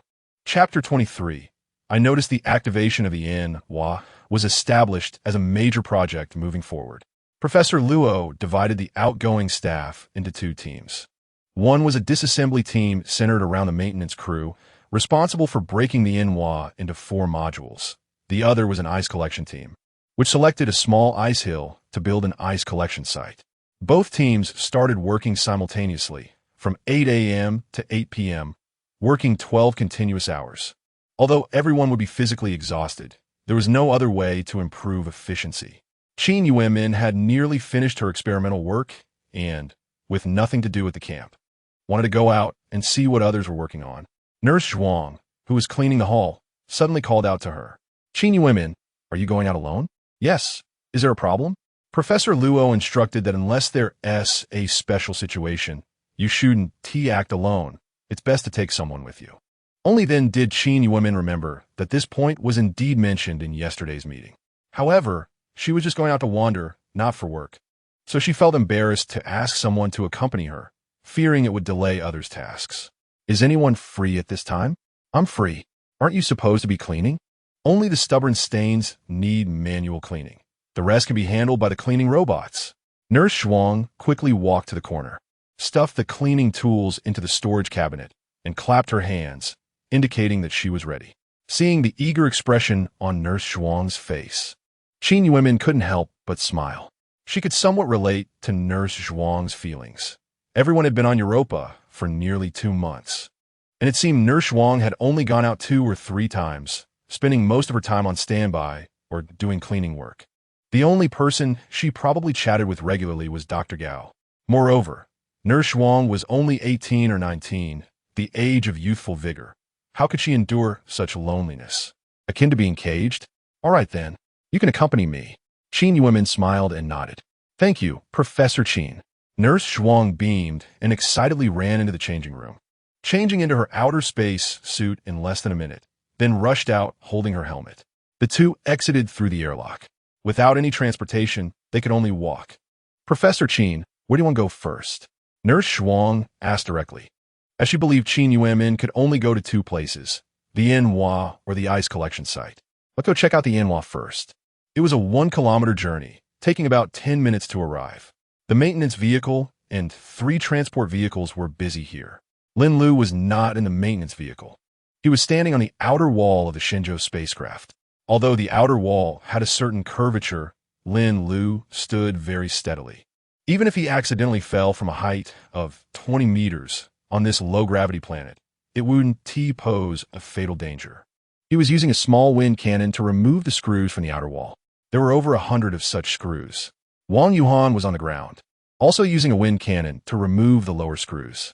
For the screws at the very bottom, they had previously had a transport vehicle flip the Shenzhou spacecraft to some extent, exposing the bottom and allowing them to remove the hidden screws in advance. Of course, disassembling the Shenzhou spacecraft into modules was not as simple as just removing all the external connection screws. The maintenance team had previously asked the captain to take the crew into the interior of the Hua to disconnect the wires and pipes of the module connections, then close the sealed doors of the front and rear modules. Only under such conditions could external disassembly be carried out. Otherwise, if the 2 modules separated, it would tear the wires and pipes, and most critically, the ultra-low temperature air would flood into the cabin, freezing all the temperature-sensitive equipment. In fact, Disassembling and assembling the modules of the Shenzhou spacecraft was a large project that usually required a large assembly workshop, using cranes and fixed fixtures, and dispatching over 20 skilled assembly workers. However, on Europa, due to limited conditions, only simple and direct methods could be used. At this moment, Lin Lu had removed all the upper screws and secretly collected them into a bag at his side. He used a safety steel wire shot from his wrist to hook the buckle on the outer wall of the Shenzhou spacecraft, then slid down directly holding the wire, pouring all the screws from the bag into a plastic bucket. At this time, he turned around and spotted Qin Yuemin and Nurse Zhuang. He had already memorized that Qin Yuemin's spacesuit number was 60, although he didn't recognize Nurse Zhuang's number. The red cross mark on the doctor's and nurse's spacesuits made it easy to guess she was the nurse based on the red cross and her female figure. Lin Lu walked over to them and activated the close-range automatic communication function of the communication system. Professor Qin, Nurse Zhuang, what brings you here? Is there something you need? Nothing, just came to take a look, Qin Yuemin replied. You all are busy to death, while we're just twiddling our thumbs. Nurse Zhuang said. Lin Lu and Qin Yuemin both laughed. Sometimes, Nurse Zhuang was quite adorable. Can we take down a module today? Qin Yuemin asked. That shouldn't be a problem. The communication module is relatively simple, Lin Lu replied.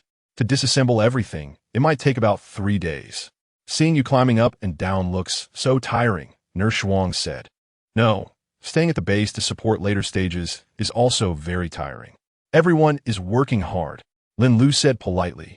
The experimental projects I planned are basically completed, but the results were not as expected, and there were no significant discoveries, Qin Yuemin sighed. Now I'm just idle. If there is anything I can help with, I hope you'll give me a spot to keep busy.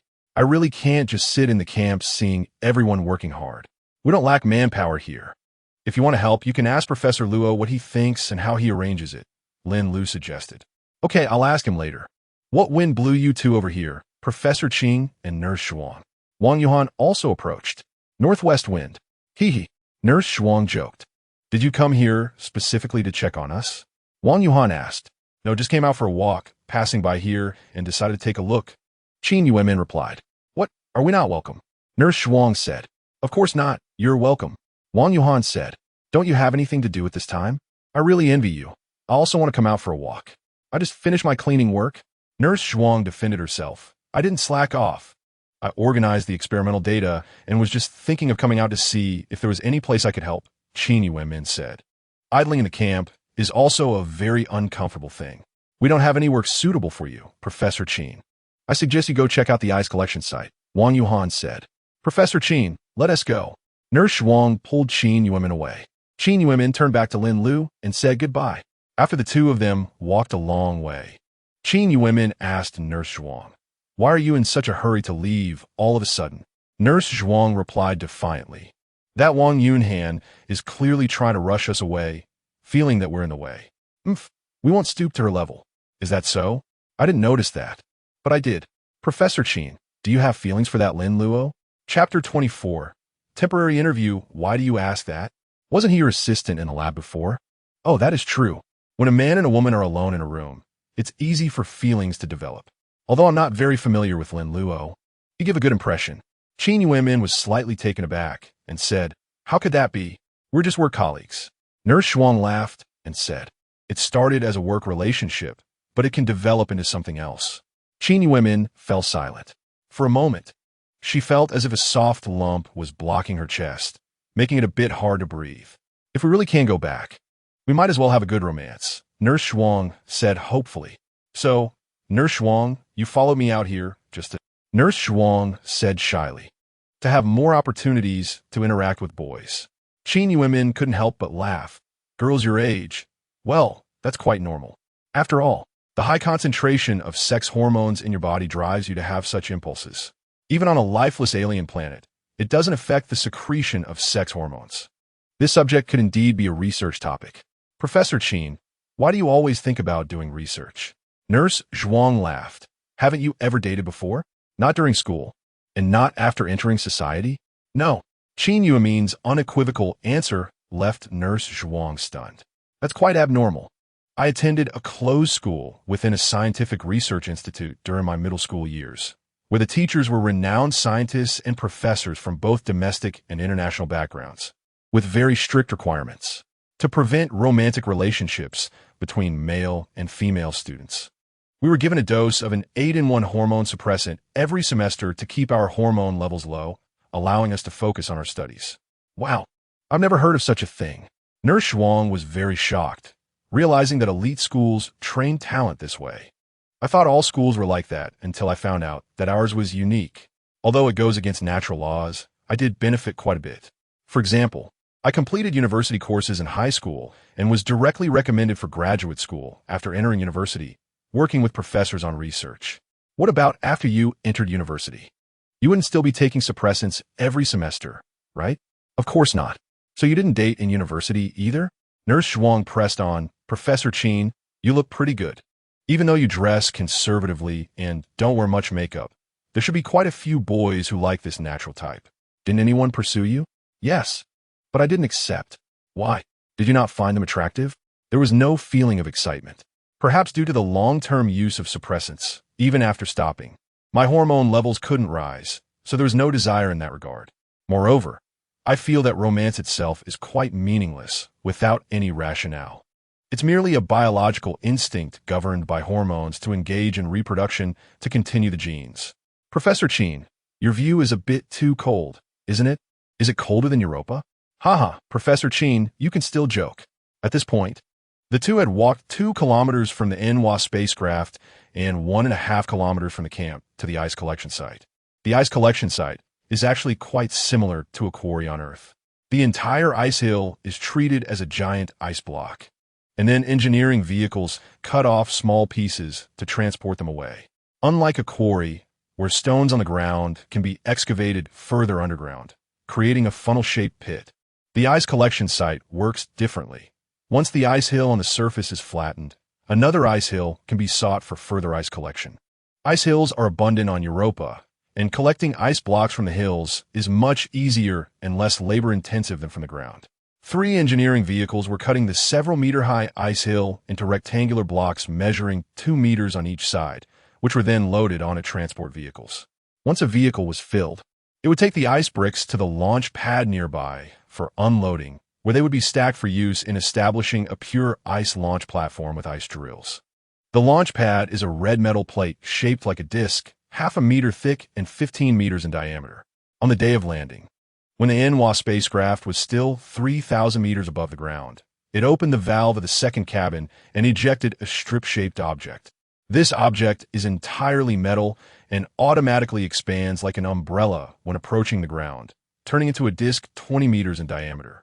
This special item, which landed on Europa even before the Enwa spacecraft, is the launch pad. Since Europa's land is an ice shell, even flat areas cannot serve as landing points for the Shenzhou spacecraft because the high-temperature exhaust from the engines would melt the ice shell, making the ground soft and wet. No longer flat. The same applies when taking off.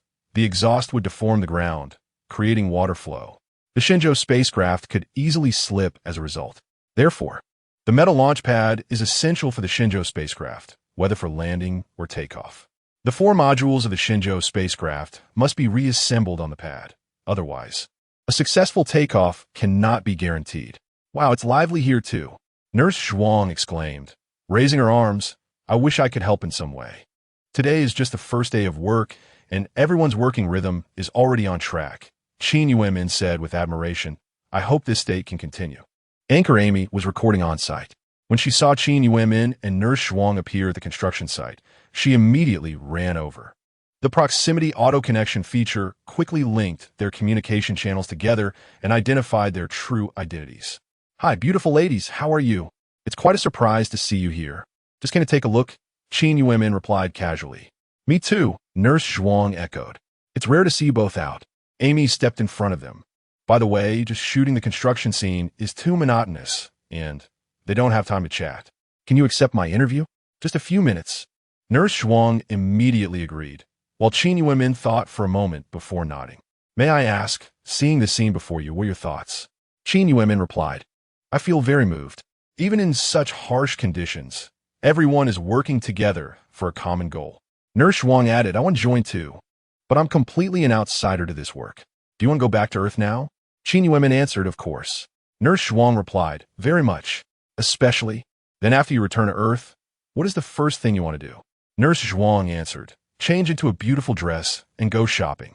Qin Yuemin replied, submit my research report and experimental samples to the university's research department. Both of your answers are quite interesting. Isn't the first thing you want to do meeting the most important person? Going out shopping is a chance to meet the most important person. Nurse Zhuang's words were ambiguous. Amy realized a few seconds later. Oh, so Nurse Zhuang, you're still single.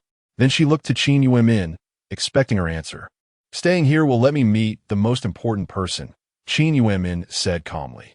Amy was puzzled and could only press further. Is the most important person here? Who is it? Can you reveal? Qin Yuemin had to clarify. I mean my deceased parents. A sudden silence fell, and it seemed that the interview could not continue. Chapter 25. New mission. After 3 days of intense and orderly operations, the dismantling team successfully disassembled the Europa spacecraft into 4 major modules. From top to bottom, they're called the first, communication, second, passenger cabin, third, cargo cabin, and fourth, fuel modules. The Shenzhou spacecraft has a circular cross-section, and as long as sufficient thrust is applied from the back, it can roll like a wheel.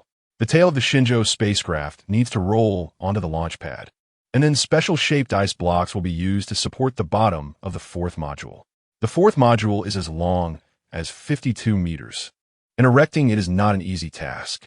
The ice block launch pad must reach a height of 80 meters to lift the module. Building such a tall structure with ice bricks is expected to take half a month.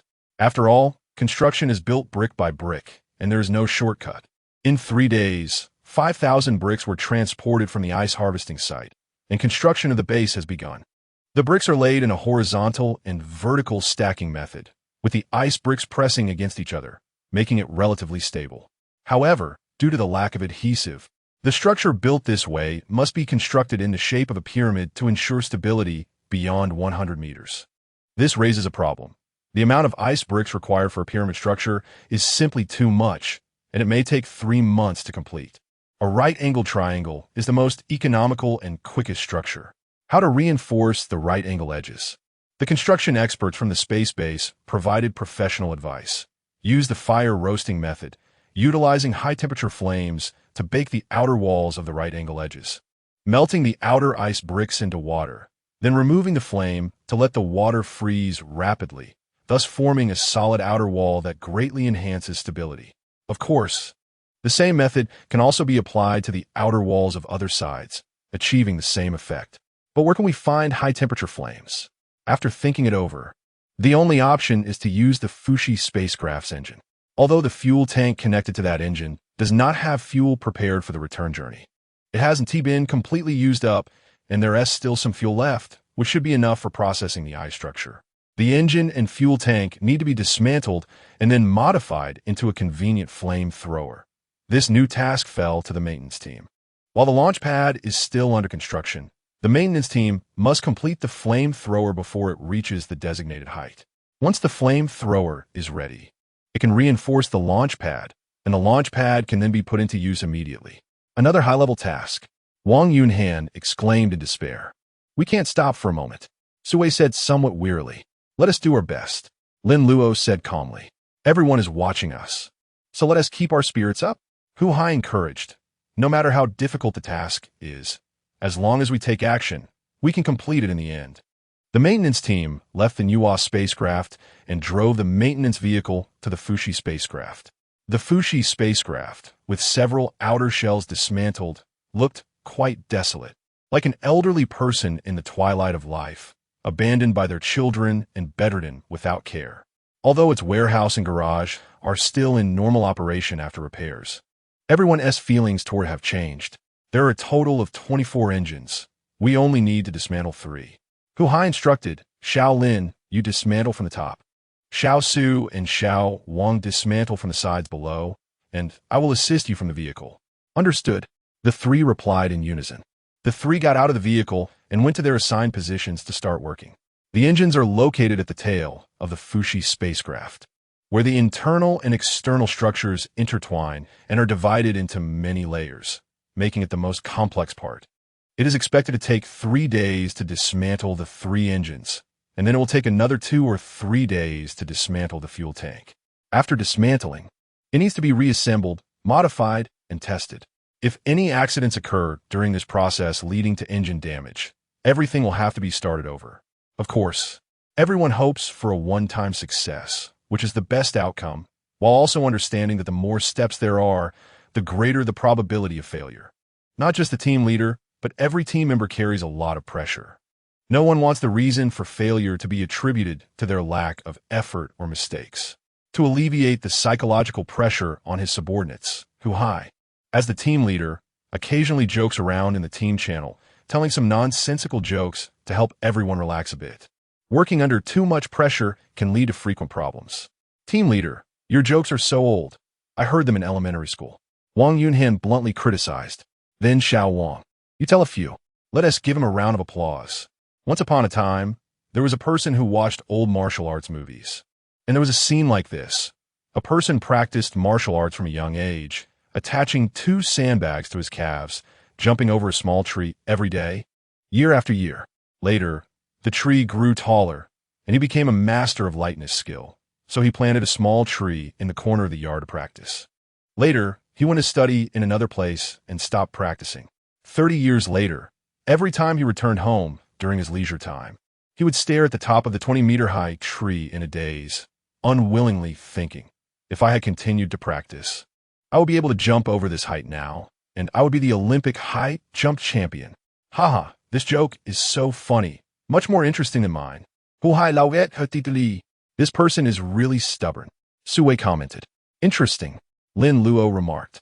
Is there more? Huhai asked. I want to hear more. Everyone wants to hear. Team leader, you need to apply for a bonus for me. Otherwise, I won't tell anymore. No problem. I'll arrange the bonus for you. Hurry up and continue. Then I'll tell a few related to space. There was a little boy. When someone asked him what his dream was, he said he wanted to be an astronaut.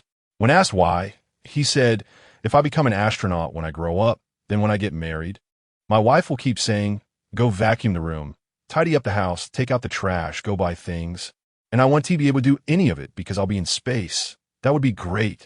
Ha ha ha, keep going. 2 aliens arrived at an unmanned intelligent gas station on Earth, which specializes in providing pre-filled gas tanks. One alien said to the gas tank, hello, Earthling. We come from outer space, and we come in peace. Please take me to see your leader. The alien repeated, but the gas tank remained silent. The alien became very displeased and raised his laser gun at the gas tank. I said we are peace-loving beings. Take us to see your leader immediately, or I will shoot. Another alien hurriedly stopped him. Don't do that. Don't provoke him. But before he could finish his words, the alien fired. With a loud bang, both aliens were blown to pieces. The gas tank ended up in a museum. You've heard this kind of joke, Su Wei said. The alien's IQ is concerning. Lin Luo said. This joke is classic. I like it. The team leader commented happily. Under the team leader's intentional guidance, the atmosphere of work became relaxed and pleasant. Although it occasionally distracted people, it did not affect the work progress. Chapter 26. Never-ending. The structure at the tail of the Nuwa spacecraft is indeed too complex. Disassembling one layer after another seems never-ending. The maintenance team is still dismantling according to the design drawing step by step. Otherwise, they might not be able to continue dismantling halfway through. 3 hours later, the 3 returned to the maintenance vehicle to replace the compressed air tanks that had been used up. Team leader, I think 3 days won't be enough. It will probably take an extra 3 days. Wang Yunhan complained. I'm so tired. I can't even lift my arms. The work intensity is indeed quite high. Lin Luo agreed. Let us call those few people back. Su Wei suggested. Previously, a disassembly team was formed, and Professor Luo assigned 4 people to join them to assist in dismantling the Nuwa into 4 modules. Later, due to a shortage of personnel in the ice sampling team, they were reassigned. It's okay to take it slow. Hu Haisong mentioned that being too eager could lead to significant problems if something gets damaged. Let us work at this pace. Even if it takes an extra 2 or 3 days, it's no problem. At this moment, Lin Luo was standing above, removing screws from the upper part of the component, securing his wrist with a safety rope, and starting to slide down to the ground. Suddenly, the safety rope snapped, and Lin Luo's body dropped sharply. He collided with a part of the tail wing, involuntarily flipping twice in the air, and was about to land on his back. Wang Yunhan looked up and screamed at the sight. Just then, Lin Luo, still about 4 to 5 meters from the ground, suddenly released a strong airflow from the exhaust valve of his backpack, briefly spraying twice before stopping, then continuing to spray. By rhythmically releasing gas, he managed to descend to the ground as gently as a butterfly. Wang Yunhan ran over and asked, Lin Luo, how did you do that? Just releasing air, Lin Luo said casually, explaining that by venting the compressed air tank through the pressure valve, he could restore his balance and generate an upward force. You actually mastered such a superb skill, kept it well hidden. I've been your colleague for so long, and this is the first time I've seen it. This ISNT for show. It's only used in emergencies. Wang Yunhan paused for a moment and asked softly, so during the last major earthquake, when you fell into a crevice, if I hadn't rescued you immediately, would you have possibly escaped using this technique? The crevice wasn't particularly wide. With the push of the airflow, I should have been able to glide to the shore. So did I do something unnecessary? You can't say that. Having the courage to sacrifice oneself to save a teammate in a critical moment is not something everyone has. This has nothing to do with courage. I wouldn't save just anyone. Huh? Are you okay? Xiaolin, what happened? Huai hurriedly got out of the maintenance vehicle. Lin Luo pulled back the steel wire rope from his wrist, looked at the broken end, and said gloomily, the safety rope snapped. The break is sharp. I don't know what it rubbed against. How could that be? Huai stepped forward to check. The safety rope equipped with the spacesuit has strong cut resistance. Usually, nothing can cut it. It can't be torn. It can bear a load of 3 tons at most. But it's definitely broken. Wang Yunhan insisted. Huai stared at the broken part for a while, unable to find any clues, and had to say, as long as you're okay, that's good. There's a spare safety rope in the vehicle. You can go replace it from the part box 13. Lin Luo returned to the vehicle alone, opened the mechanism box on his wrist, and then found a new steel wire rope to replace the broken one. He carefully observed the unevenly cut ends of the fine steel wires. As a maintenance worker, he immediately recognized that this was caused by repeated cutting with a saw. However, he was sure that the part he had just disassembled didn't have a sawtooth shape. So how could the safety rope be cut? Lin Luo's gaze passed through the windshield and fell on Su Wei, who was still working on the outer wall of the starship. Half an hour ago, both he and Su Wei were up there. If someone was tampering, the only suspect would be Su Wei. It seemed that Wang Yunhan's earlier reminder to be wary of Su Wei wasn't unfounded. Su Wei might harbor hostility towards him internally, but hadn't shown it outwardly. However, without evidence, Lin Luo couldn't confront him directly. At this critical moment, if internal conflict arose and slowed down the work progress, it would cause significant delays. Lin Luo tidied his thoughts and got out of the vehicle. Captain Hu, I'm fine now. I can continue working. Huai came over and patted Lin Luo on the shoulder, saying, you've got some skills. I just saw you fall from the vehicle and broke out in a cold sweat. We have so few people. If someone else gets hurt, no one will be able to work. Captain Hu, you should go back to the vehicle. Lin Luo approached Wang Yunhan casually and said, let us get back to work. Wang Yunhan whispered in the private chat channel, Lin Luo, be careful. Someone might be up to no good. She seemed to sense something. Thanks for the reminder. Lin Luo sincerely expressed his gratitude. 4 days later, the outer shell of the Fushi-S engine had been dismantled, along with the protective layer and structural frame. Next came the main task, removing the engine. The engine was bullet-shaped, measuring 2 meters in length, with a circular nozzle diameter of 6 meters at the bottom. The engine's integrated circuit board connected to data lines and fuel pipes. They removed the steel hoop encircling the 24 engines, unplugged the data lines, closed the fuel pipe valves, and unlocked the coupling latches between the engines. They smoothly disassembled 3 Rhino rocket engines, each costing tens of millions. Afterwards, they pulled out 2 8-meter-long, giant syringe-shaped fuel tanks from 10 fuel compartments. After echo detection, they confirmed that there was mixed fuel inside, but it was only about 1/10 of the full capacity. Barely enough to use. Wang Yunhan, hands on her hips, looked at the disassembled engines and fuel tanks on the ground, saying this thing is computer-controlled for ignition, right? How do we get the control system? Or should we modify it to manual ignition mode? There are universal computer control boards and external control handles in the warehouse. Lin Luo replied. After connecting them, we can easily control the ignition and output power by entering the ignition program on the computer control board. Hu Hai went to apply for the computer control board and external control handle from the warehouse manager and quickly brought them back. They tied the 3 engines together with steel wire ropes, then connected the computer control board to the fuel tank's fuel pipes. A rudimentary version of the flamethrower without an outer shell was ready. As for whether it could function normally, that remained unknown. Afterward, they dragged this prototype flamethrower to an open area and placed it on the ice surface. Now, they had to manually test the flamethrower. Since the control handle's connection line was only 100 meters long, it could be somewhat dangerous. We need to move the maintenance vehicle further away, Hu Hai said, to avoid any accidents. Wang Yunhan asked, Captain, what kind of accident are you referring to? An explosion? Hu Hai nodded. That possibility can't be ruled out. Then who will do the testing? Can't the handle S connection line be extended a bit? 100 meters still feels a bit dangerous, Wang Yunhan exclaimed.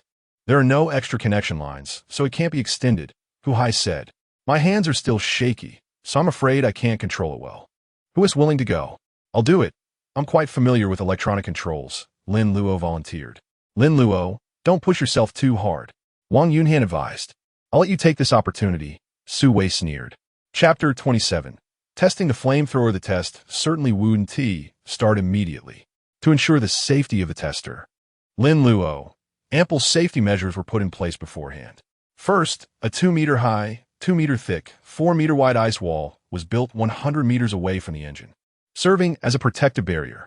In the event of an explosion, the protective wall could block and absorb most of the shockwave and prevent flying metal debris. Secondly, a 100-meter safety rope was tied around Lin Luo's waist, with the other end secured to the mechanical arm of the maintenance vehicle. If a crack appeared in the ice surface after an explosion and Lin Luo fell into a crevice, the safety rope could pull him back up. At 5 in the afternoon, everything was ready.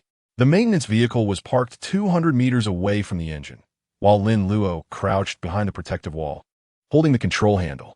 A few people from the camp drove over in a grasshopper, a small green snow transport vehicle, nicknamed for its large headlights resembling grasshopper eyes. They guessed from a distance that a flamethrower test was likely about to take place. They were unusually concerned about the test results. Unable to sit still, they came to the site to watch.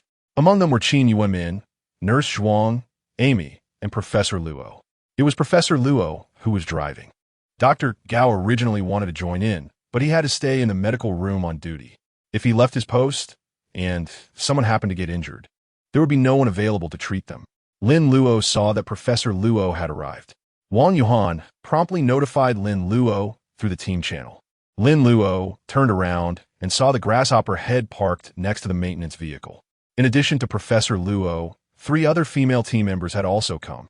Professor Luo noticed Lin Luo's reaction and sent a private message. Xiao Lin, don't mind us, just continue with your tests. We're just here to watch. You don't need to be distracted by us. Just treat us like air, as if we were transparent. Okay, Lin Luo replied with a wry smile. Shortly after, Qin Yuanmin also sent a private message. Xiao Lin, focus, don't look around. Lin Luo said, Sister Min, I don't want to look around, but since you all are here, I have to nod and greet you. During work, one doesn't need to care about such trivial formalities. You have a point. Start your work. I hope everything goes smoothly. With that, Lin Luo turned back and focused his gaze on the flamethrower a short distance away. Initially, he didn't feel very nervous, but thinking about so many people watching him made him feel a bit flustered, and his breathing and heartbeat quickened. However, this didn't affect his operations. Gritting his teeth, he pressed the red ignition button. The 3 chambers of the flamethrower emitted a blue arc of light, and at the same time, fuel mixed with oxygen was ejected, instantly producing 3 azure flames that converged into a larger flame. Well done. Amazing. Wow, it worked. Keep it up. The onlookers applauded enthusiastically. Lin Luo couldn't hear the applause, but the cheers came through the communication channel to his ears. He forcefully suppressed the elated feeling because the ignition was just the first test and the simplest one. It was too early to celebrate, as there were still more than 10 different tests to go. It was supposed to be a routine operation, but the thought of a bunch of people staring at him made it hard to calm down. Lin Luo then tested the adjustment of the flame size and length, and everything went smoothly. The final test involved using 2 ice blocks to examine the flame thrower's reinforcement effect on them. The maintenance vehicle delivered 2 1-meter square ice blocks in front of the flame thrower, aligning the flame outlet with the ice blocks. Lin Luo used the smallest flame to burn the outer surface of the ice blocks. The magnified lens clearly showed the outer layer of the ice melting into water, and after extinguishing the flame, the outer layer formed a smooth surface. "Captain, please test the hardness of the adhesion." "No problem." Hu Hai drove the engineering vehicle to the ice blocks, using the mechanical arm to lift them and drop them from 5 or 6 meters, repeatedly flipping them over on the ground and then striking them hard. After a series of tests, he concluded that the outer layer of the ice blocks, after being heated by the flame, would bond tightly together, demonstrating a strong adhesive force. That's it. All the tests are complete. Today's testing is over. Hu Hai said, "Shaolin, you've worked hard. Quickly get back in the vehicle." Wang Yuhan asked, "Captain Hu, do we need to continue testing tomorrow?" "Yes. We need to test again." "Why? Is it necessary?" Wang Yuhan couldn't understand the reasoning. "Today, we only tested the operability and construction effect of the equipment, but we still need to test the stability." "How do we test stability? Is it by using it for a longer time or using it multiple times?" "It's to test again after 24 hours to see if any faults occur. As the main tool for reinforcement, it must undergo strict testing before it can be officially put into use." Hu Lang rarely displayed a serious expression. "Then we can wrap up," Wang Yuhan said excitedly. At that moment, Lin Luo returned to the engineering vehicle. Professor Luo sent a communication. "To celebrate today's successful test, let us hold a small celebration dinner tonight. Everyone has worked hard for so long, and it's time to relax." Wang Yuhan eagerly asked, "Professor Luo, can we have a bit more food rations today?" "Don't worry, there will be plenty." Wang Yuhan clapped her hands and cheered loudly. "Great." After ending the call, Wang Yuhan said, "I haven't eaten enough in a long time. Tonight, I can finally feast. If your portion isn't enough, come find me," Hu Hai said. Afterward, the maintenance vehicle placed the flame thrower and fuel tank on a damaged shell and towed it away like a sled. They put the flame thrower in the warehouse of the Fushi and then returned to the camp. As soon as they entered the second sealed door, someone came to greet them. It turned out that to prepare for the celebration dinner, Professor Luo had asked everyone to finish work early and return to the camp to await the maintenance team's return. Amy, dressed in a green dress, was equipped with a camera specifically to interview the maintenance team. The modification of the flamethrower was a great success. "Captain Hu, do you have anything to say?" "This is all part of our responsibilities. There's nothing much to say." Hu Hai usually communicated normally with his teammates, but in front of the camera, he became less articulate and hardly spoke more than a few words. "Captain Hu is too modest." "That's fine. I'll go interview your teammates." Amy then approached Wang Yuhan, knowing she was very talkative. "Yuhan, hello. There is going to be a celebration dinner tonight. Did you know?" "Oh, yes. Professor Luo told us earlier.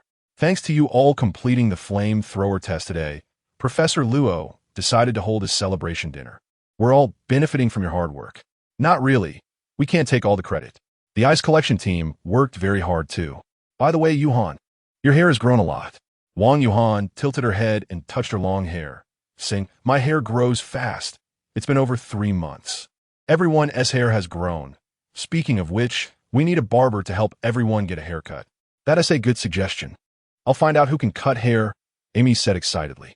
"Although getting a haircut isn't a big deal, I think maintaining a good appearance is also very necessary." Chapter 28. Small celebration dinner. The celebration dinner featured food supplies double the usual amount. Each person could still only take their allocated portion. No extra servings were allowed. But for everyone, this was already a great reward. Only those who have gone long periods without enough food can truly appreciate this. Without exception, on such an important day, the top leadership would certainly deliver an important speech. Commander-in-Chief Chen Longxiang was still in a coma, relying on nutritional fluids to sustain his life. And the current highest leader of the team remained Professor Luo. Professor Luo had only been the acting commander for less than a month, and he appeared noticeably haggard, looking like he had aged 7 or 8 years. Anyone could see he was mentally and physically exhausted, just barely managing to handle various big and small matters. This was a critical time. Leaders could not rest or falter. Otherwise, if the morale dissipated, nothing could be accomplished. Today was a joyous day. The launch pad had been built to nearly 50 meters, and the flamethrower had been successfully modified. The progress of our return project had taken a significant leap, all thanks to the hard work of every team member present. The applause was thunderous. Another piece of good news. The space base has contacted the Mars base and sent us a supply spaceship. Since it was launched from Mars, it is expected to arrive near Europa in about a month. We just need to hold on for another month, complete the assembly of the new WA, and once we receive the supplies from the spaceship, we can load them onto the new WA and return to Earth. Another round of applause followed. Double happiness. So, we must have a celebration dinner tonight to make everyone happy. All right, let's start eating. After Professor Luo came down from the stage, the sound system began to play soothing music. There's actually meat. It's been a long time since I had meat. There's even pork chops. I thought they were all gone. It would be great if we could eat this richly every day. Everyone is immersed in the joy of enjoying the food. Although each person's plate only has a few simple ingredients, no one complains. I'm a vegetarian. I don't eat pork chops. You can have them. Sitting at the next table, Qin Yuemin generously picked up a piece of pork chop and walked over to put it on Lin Luo's plate. A few people around noticed this scene and showed surprised expressions. Professor Qin is a vegetarian. She had specifically told the kitchen staff, so there was never any meat in the food allocated to her. This time at the celebration dinner, everyone's food was the same, and they forgot to take the meat out of her plate. It's not strange that she doesn't eat pork chops, but why did she give it to Lin Luo specifically? It can't be because she's sitting closer to him, right? Oh, thank you, Sister Min. Lin Luo was a bit surprised and felt warmth in his heart, thinking this was Sister Min's special care for him. He realized and said, Sister Min, I can't just take your food. My vegetables haven't been touched yet. Since you like vegetarian food, I'll give them all to you. Qin Yuemin didn't decline and took the small plate of vegetables that Lin Luo handed over. It's not good to completely avoid vegetables. It would lead to a lack of vitamins and lower immunity. Qin Yuemin used her spoon to scoop half of the vegetables from her plate into Lin Luo's bowl. What you said makes sense. Lin Luo had no choice but to accept it. More and more people noticed that food was being exchanged here and cast odd glances. After Qin Yuemin took her plate back to her seat, Lin Luo secretly glanced over her way. A few times their eyes met, and Qin Yuemin would immediately show a gentle smile, without any reservation, just like close friends. Lin Luo then remembered that he had been too tired from work lately, and every night, after taking a shower and returning to the rest pod, he would fall asleep within half a minute. It had been several days since he chatted with Qin Yuemin. Everyone had eaten enough, and Professor Luo suggested they play a game. What game? Today we finished work early, and everyone isn't so tired anymore. Plus we've eaten and drank enough, so we're interested in playing games. Professor Luo made a gesture to the base administrator and ran, who quickly input a string of codes into the controller, and in an instant, the lights went out. What is going on? Is there a power outage? Everyone immediately became uneasy. A power outage is a serious incident, and the base's air circulation and temperature control systems would all stop working. Suddenly, dozens of bright spots appeared on the ceiling, which were holographic projection lights. Everyone couldn't help but squint their eyes. A few seconds later, blue skies and white clouds, green jungles, sandy roads, and rocky mountains appeared around them, while they were sitting in chairs, transformed into sitting in a large sightseeing vehicle. This is a holographic projection game of a wildlife park. It's been a long time since we've seen the scenery and animals of Earth, hasn't it? Let's have a good experience. The sightseeing vehicle began to move forward, and a herd of elephants appeared on the road, blocking the way, so they could only slowly follow behind. Waiting for them to move aside, Lin Luo was greatly shocked. After living in the camp for almost 2 months, it was the first time he realized there was a holographic projector in the camp that could simulate highly realistic real scenes. For some reason, it had never been revealed to everyone. During the hour of game time, everyone toured the entire zoo and saw hundreds of animals. Moreover, they could not only watch but also interact with those animals. For example, If a rhino approached and they shouted loudly, the rhino would become furious and charge at the sightseeing vehicle, and the ground of the camp would actually vibrate, making everyone feel as if they were there in person. If they saw antelopes or deer and greeted them, they would get scared and run away a distance, then turn back to curiously observe humans. Occasionally, some monkeys sitting in trees would jump onto the top of the vehicle as it passed by, making chattering sounds, then jump back to the other side of the road from the top of the vehicle, using it like a bridge. After experiencing the game, everyone's desire to return to Earth became even more urgent. Lin Luo felt that perhaps it was because he was worried everyone would be homesick, which is why he didn't tell them about such a game, fearing that if they hadn't finished their work, everyone would just think about going home and would focus on their tasks. Now the situation had changed. Letting everyone experience the game at this time could instead strengthen their belief in going back and encourage them to devote themselves more to the upcoming work. All right, the game is over. Everyone go back and rest early. I hope everyone has sweet dreams, a good dream of being with the animals, Professor Luo said with a smile. Chapter 29 Animals Back in the Rest Pod. Lin Luo checked the messages sent by his sister on the virtual screen on the wall. Brother, I recently got a pet. Because teacher Zyron said everyone can keep a pet in the biology classroom and can bring it back to the dorm at night, then return it to the biology classroom during the day. She asked us to observe it for a long time and then write an animal research report, and the report grade will be counted in the final exam. Guess what pet I chose? You definitely can't guess. Ding, ding, ding. Look, this is a little hamster. I named it Cotton Candy. It's so cute and plump. It's an omnivorous animal. It eats whatever I eat. It's not picky at all. Very easy to take care of. I've had it for 3 days, but I still don't dare to reach out and grab it. Every time I try to take it out, it makes a warning sound, and I'm afraid it will bite me. A hamster's teeth are as sharp as blades. My report is titled The Food Storage Habits of Hamsters. Hamsters will hide uneaten food, which is probably instinct. Their ancestors found it hard to find food in the wild. Sometimes starving and sometimes full. So storing food that doesn't spoil easily gradually became an instinct. Lin Yu talked endlessly about hamsters and sent several close-up photos of the hamster, showing that she really liked this pet.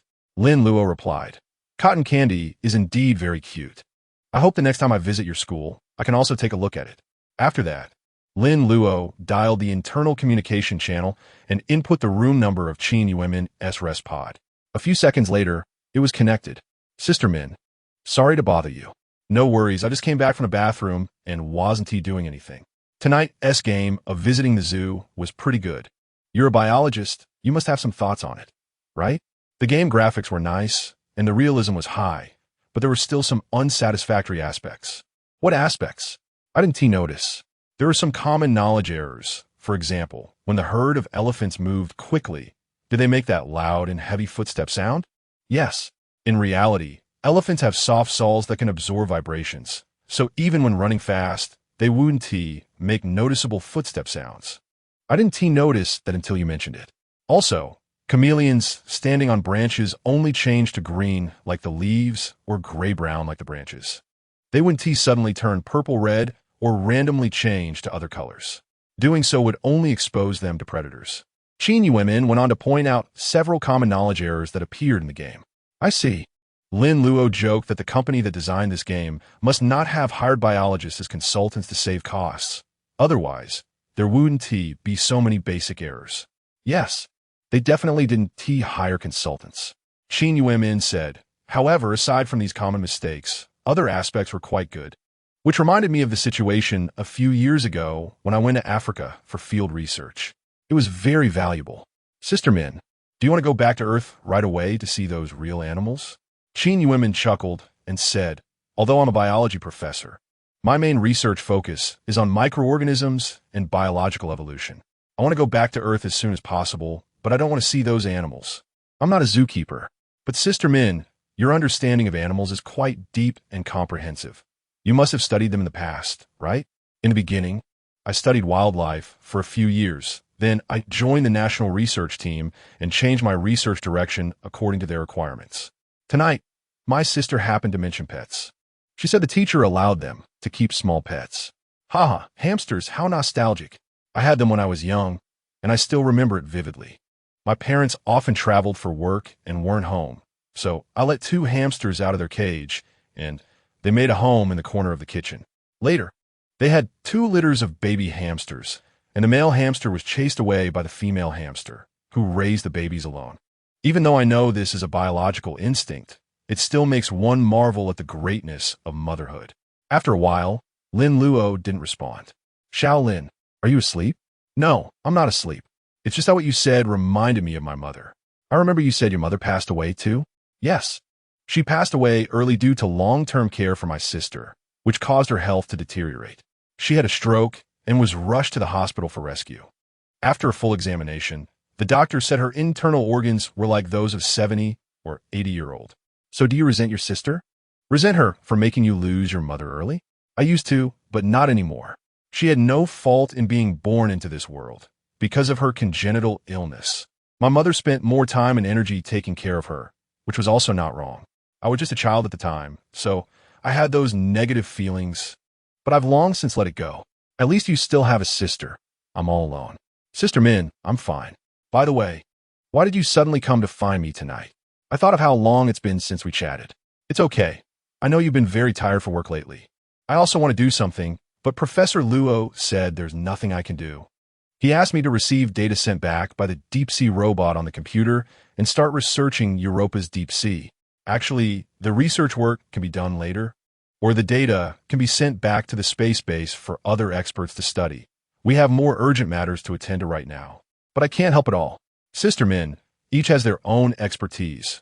Repairing the spaceship is our job. You don't have to worry too much. I understand, but I can't control my thoughts. I think there is a job that might suit you. What job? Amy the anchor often comes to the construction site looking for someone to interview, but everyone is too busy to pay her any attention. She seems quite pitiful since interviewing is her job, and she needs to shoot video material to meet her deadlines. Why don't you be her interviewee? ISNT that perfect? What is this job called? Let's just call it a spokesperson. Lin Luo further suggested, of course, you can't just answer casually before the interview. You need to communicate with Professor Luo to understand the current work progress and arrangements. Then you can become a spokesperson to accept the interview. That sounds good. I'll go talk to Amy and Professor Luo tomorrow and give it a try. Xiao Lin, thank you for your idea. You're welcome. It was just a small effort. Chapter 30 Next idea. The next morning at 8 o'clock, the maintenance team drove the maintenance vehicle to the warehouse of the Fushi, transporting the flamethrower back to the location used for experiments yesterday, fixing it in place with an iron frame, and then conducting the second experiment. After a good dinner and sleep last night, and releasing accumulated stress through a holographic game, everyone appeared particularly energetic. As usual, they first checked the appearance of the flamethrower to ensure that all parts were functioning properly before starting the test. Let me be the tester today. Lin Luo already tested yesterday. Wang Yuhan said eagerly. Weren't you worried about the danger before? Su Wei said. That was then, this is now. Wang Yuhan retorted. I have no objections. It just depends on how the captain arranges it. Lin Luo said nonchalantly. Captain who? Wang Yuhan tried to put on a pleading expression but suddenly remembered she was wearing a helmet, so the captain couldn't see it. I disagree. Su Wei raised his right hand. Xiao Su, why do you disagree? Hu Lang asked. If both Wang Yuhan and Lin Luo can be testers, then I won't have a chance, right? That's too unfair. Su Wei's reasoning was quite sound. Hu Lang frowned, thought for a moment, and said decisively, then let Lin Luo continue as the tester today. He has already done it once and has experience. You two shouldn't argue. Next time, I'll let you take turns. Don't feel like you're losing out. He secretly laughed. These two young people probably wanted to compete for this not-so-special job because they saw Lin Luo gain attention after a successful test yesterday. However, it's normal for young people to be competitive. Wang Yuhan and Su Wei both turned their heads away and fell silent. Lin Luo, you come? Hu Lang waved to Lin Luo. After ensuring safety measures were in place, Lin Luo took his position, and the other three returned to the maintenance vehicle, waiting for the results. Unlike last time, the maintenance vehicle was parked right behind Lin Luo and not far away. There were no onlookers today. Lin Luo crouched behind the ice wall, held the control handle, and pressed the ignition button once more. The flamethrower's 3 nozzles quickly shot out 3 streams of blue flames. Huh, what's going on? Lin Luo noticed that the flame from the top nozzle was noticeably smaller compared to the other two. Could the nozzle be blocked? Just as he was puzzled, a burst of rapidly expanding firelight flashed before his eyes, followed by a strong tremor from the ground. The ice wall in front of him shook slightly before stabilizing again. Lin Luo instinctively ducked down. A few seconds later, the tremor subsided, and Lin Luo stood up, only to be stunned by the sight before him. The flamethrower had turned into a fireball. The fireball didn't burn for long, only lasting a few seconds before shrinking continuously and eventually extinguishing completely. All that remained was a charred, deformed metal frame. Hu Lang said in disbelief, "How could this happen?" It was carefully checked before the test, confirming there were no issues before starting. Although this was the result no one wanted to see, it was the bloody reality. The second test of the flamethrower had failed. It had exploded just after testing for less than 5 minutes yesterday. This tool posed a significant safety hazard and could not be officially put into use. This meant they needed to remove the 3 engines and 1 fuel tank again to rebuild a new flamethrower. Moreover, they had to find out the cause of the accident and eliminate the fault. Otherwise, the same result might occur again.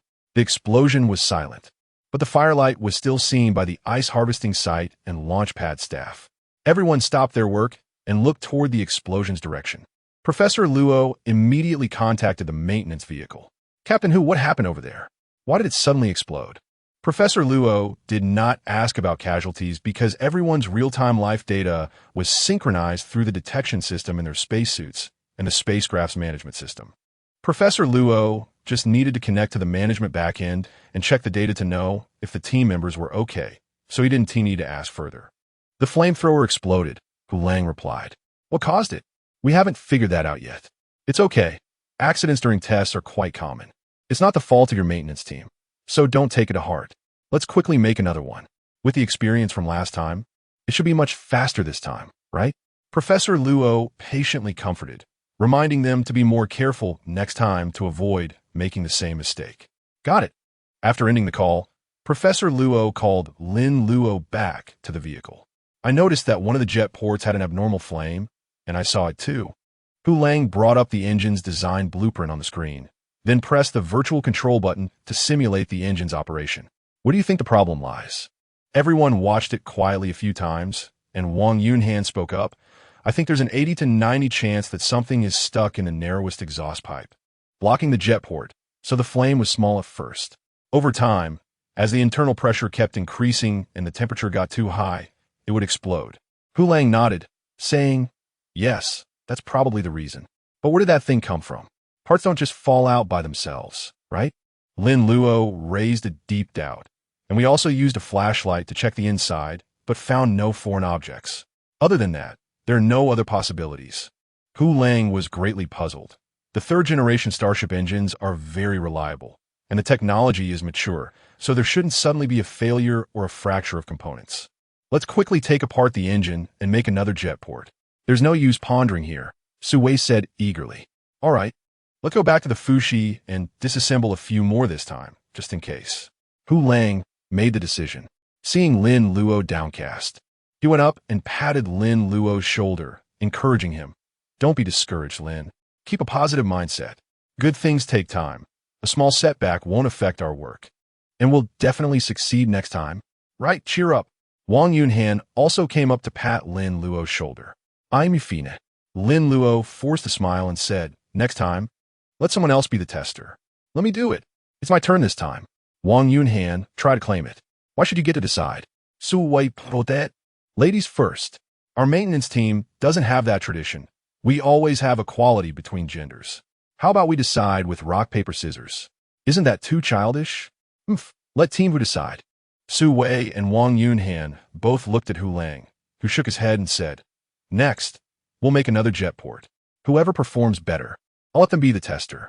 If you want to be chosen, just work harder. I'm keeping an eye on you." Chapter 31. Doubt climbing to the tail of the Fushi to disassemble the engine and fuel tank was second nature, and they were much faster than last time.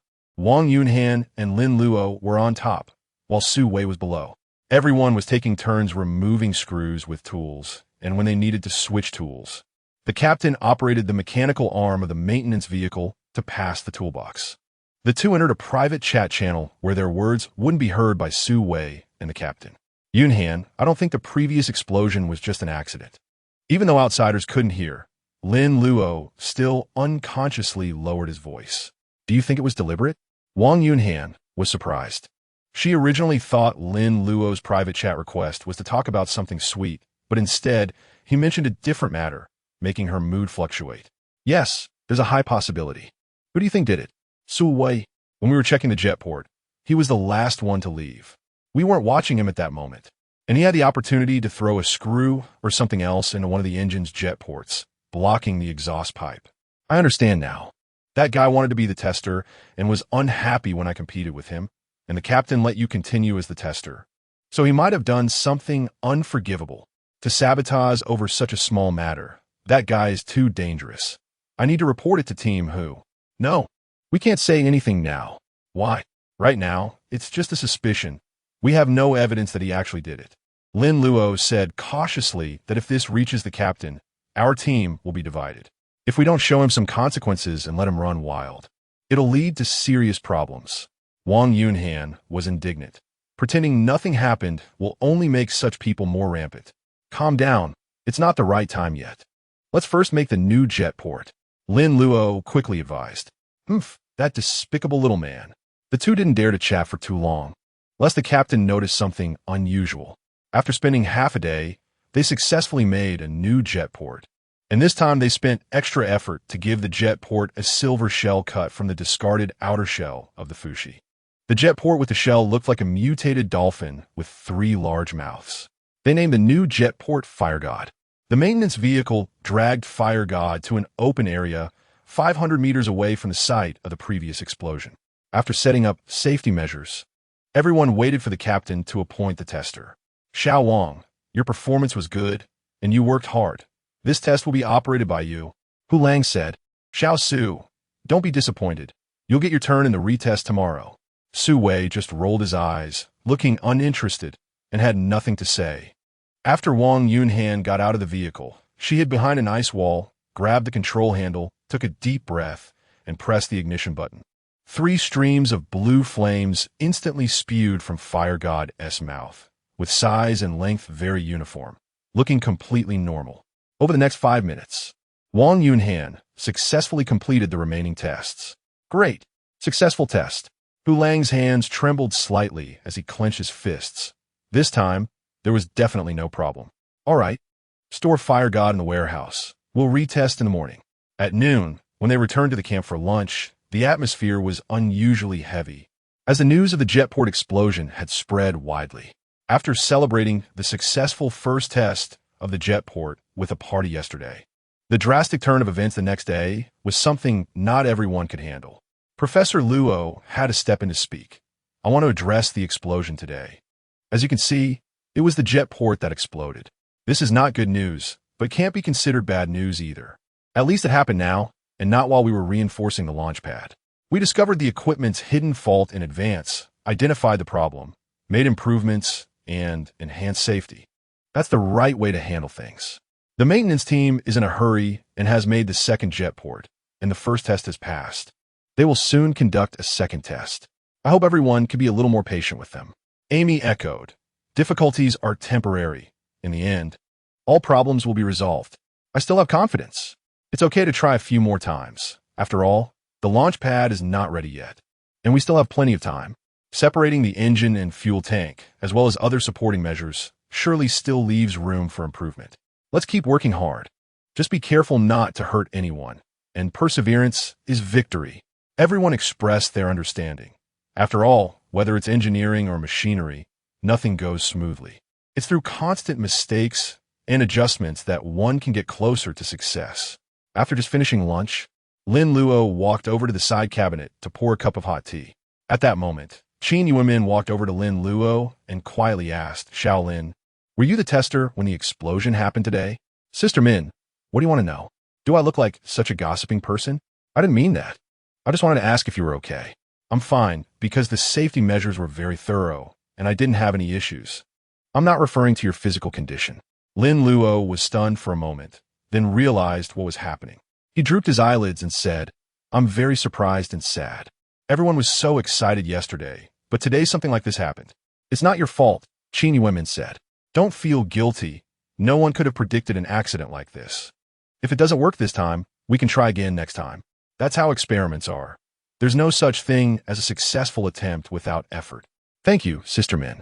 Lin Luo smiled, feeling much lighter after hearing that. It really wasn't a big deal. Qin Yuanmin continued. Today I took your suggestion and went to be an interviewee for Amy. She was quite happy. I learned a lot of professional things from Professor Luo.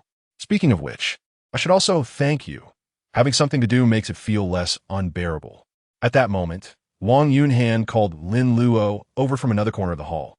Lin Luo had to excuse himself from Qin Yuanmin and walked away. What's up?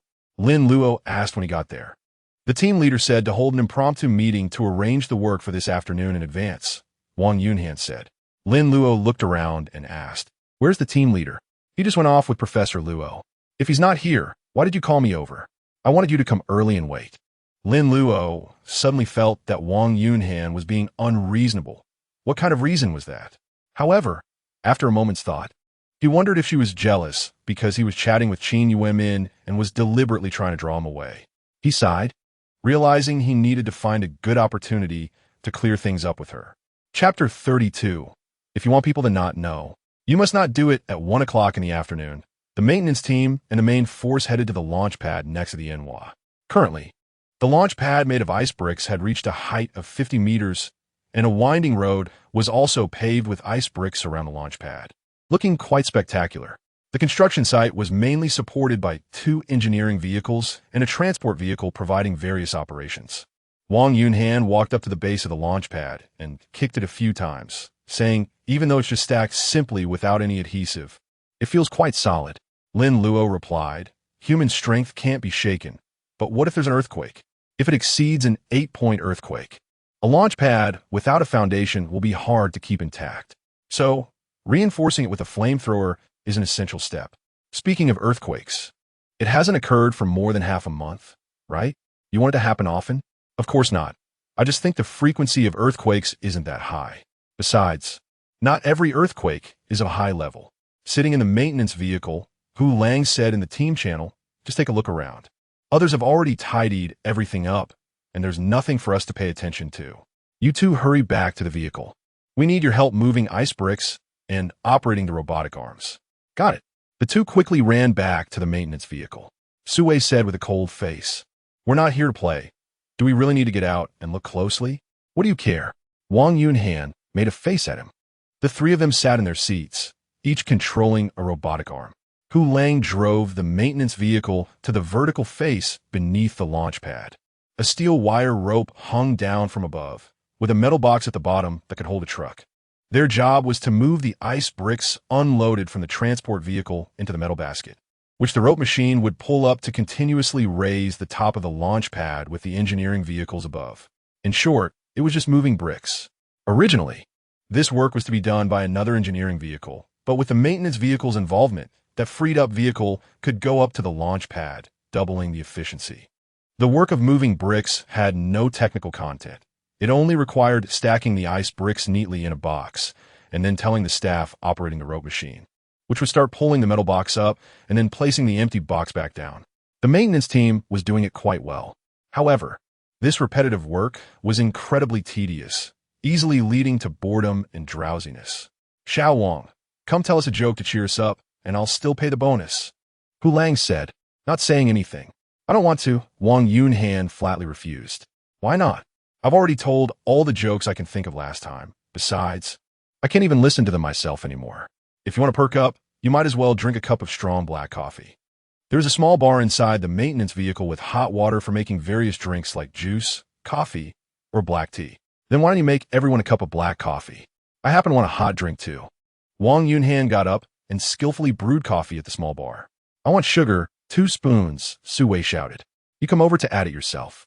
Wang Yunhan's tone was quite impatient. Yunhan, what's wrong with you? Did you eat something spicy? Sue said with a frown. With your current state, I'm not so sure about letting you do tomorrow's retest. Are you trying to compete with me? Wang Yunhan angrily placed her cup on the cup holder, making a clattering sound. I didn't say that, Sue said with a forced smile. What's wrong with you two? Why are you so angry? Hu Lang quickly intervened. Sensing something was off, Lin Luo came over, picked up the coffee, thanked Wang Yunhan, and then signaled her with his eyes not to confront him openly. Wang Yunhan took 2 cups of coffee, gave one to the team leader, and brought the other back to her seat. Su Wei begrudgingly got up to take the last cup of coffee, not forgetting to add 2 spoons of sugar. But when he returned to his seat and took a sip, he nearly spat it out. It was bitter like traditional Chinese medicine. Clearly because too much coffee powder had been added. He had no choice but to go back to the small bar to pour it out and make another cup. He couldn't help but ponder why Wang Yunhan suddenly changed her attitude towards him. There must be some reason behind it. They worked until 5:30 in the afternoon, and finally, it was time to call it a day. The maintenance team had not made any mistakes, which was commendable since they weren't construction workers. Thank you for your hard work. Professor Luo sent a message. With your participation this afternoon, our efficiency has noticeably improved compared to usual. You all need to test the flamethrower again tomorrow, right? Yes, Hu Lang replied. Hope everything goes smoothly. Now to go back to the camp and rest. Just as they were getting out and entering the airlock door, Su Wei and Wang Yunhan lagged behind. Yunhan, what did I do to offend you today? Why are you always angry at me? Can you please clarify? You didn't offend me. Then there must be a reason. Wang Yunhan shot Su Wei a fierce glare and said, You know what you've done. You should know in your heart. If you want people to not know, you must not do it. Su Wei's expression froze as he said, What do you mean? Can you not speak in riddles? You think about it yourself. I don't want to talk to you. Wang Yunhan shrugged Su Wei off and quickly slipped into the second airlock door. Su Wei watched Wang Yunhan's back disappear, standing there in a daze, his expression fluctuating. Could it be that they have already discovered what I did? Yes, seeing Wang Yunhan react so strongly must mean she has found out. But since they haven't reported to the team leader, it means they don't have evidence yet. Don't panic. They can't do anything to us. I won't get into trouble. Oomph. No one can take what's mine. Just wait and see. I won't make it easy for you. Su Wei gritted his teeth and then quickly returned to the camp. Dinner today returned to normal portions, only enough to fill 7 or 8 points, which made everyone feel quite unaccustomed. They really missed the feeling of indulging yesterday. Lin Luo didn't expect that Qin Yuemin would come over again to share her food with him. Shaolin, I can't eat that much. Let me share some with you. Some shredded potatoes and half a fried egg were unceremoniously placed on Lin Luo's plate. Dividing the food you can't eat among your teammates instead of throwing it away is certainly commendable, but this behavior is really too ostentatious. Last time it was already eye-catching enough, and this time it makes one inevitably suspect the relationship between Qin Yuemin and Lin Luo. They'd spent a long time in the laboratory, during which no third party entered. It's possible they had already crossed the line from a working relationship to a personal one, but at that time, they didn't intend to make it public. And now, they feel it's inconsequential, so it gradually comes to light. Both national law and military regulations do not prohibit colleagues from dating, and leaders cannot interfere in their subordinates' romantic relationships for any reason, so it's not a shameful thing for the two of them to get together. However, everyone can't help but wonder, how could a young, promising senior professor choose to become romantically involved with an ordinary repairman? Is there some secret behind this? Amy quickly came over to capture this scene on camera. Chapter 33, Setting the Trap at 8:30 a.m. Once again at the flamethrower testing site. The scene is similar. With the experience of previous failures, this time the pre-checks were done more meticulously. All right, that's it. Report the situation. Hu Lang called for a stop. No problems found. Me neither. Me neither. The three reported in succession to Hu Lang. It has now been confirmed that there are no issues with the flamethrower, and the retesting is about to begin. Hu Lang helped Wang Yunhan with some psychological preparation. Xiao Wang, just relax. It's the same as yesterday's first test. No need to overthink it, got it? Got it. Wang Yunhan answered loudly. You look a bit nervous. Your condition doesn't seem right. Are you sure you don't want to switch? Su Wei asked deliberately. No switch, thank you. Wang Yunhan said coldly. Lin Luo simply said, go for it. After that, the three men returned to the maintenance vehicle, backing up a dozen meters, leaving Wang Yunhan alone behind the protective stone wall. You can start now. Hu Lang instructed Wang Yunhan. However, Wang Yunhan made a strange move. Instead of pressing the ignition button on the control handle, she ran straight toward the flamethrower. Xiao Wang, what are you doing? Is there a problem? Hu Lang called out several times, but Wang Yunhan did not respond. This made the situation even more puzzling. Soon, Wang Yunhan reached the flamethrower. She took a miniature flashlight from her tool pouch, turned it on, and bent down to inspect the nozzle. Captain Hu, come here. I have an important discovery. Upon hearing this, Hu Lang quickly drove the maintenance vehicle over. What did you find? Hu Lang, along with Lin Luo and Su Wei, got out of the vehicle. Wang Yunhan extended her right hand, which had a small black ball on her glove. I found this stuck in one of the engine's fire outlets. Hu Lang picked up the small ball to examine it, testing it against the helmet's outer shell. The small ball stuck to the metal frame of the helmet and did not fall off. Isn't this a strong magnetic ball?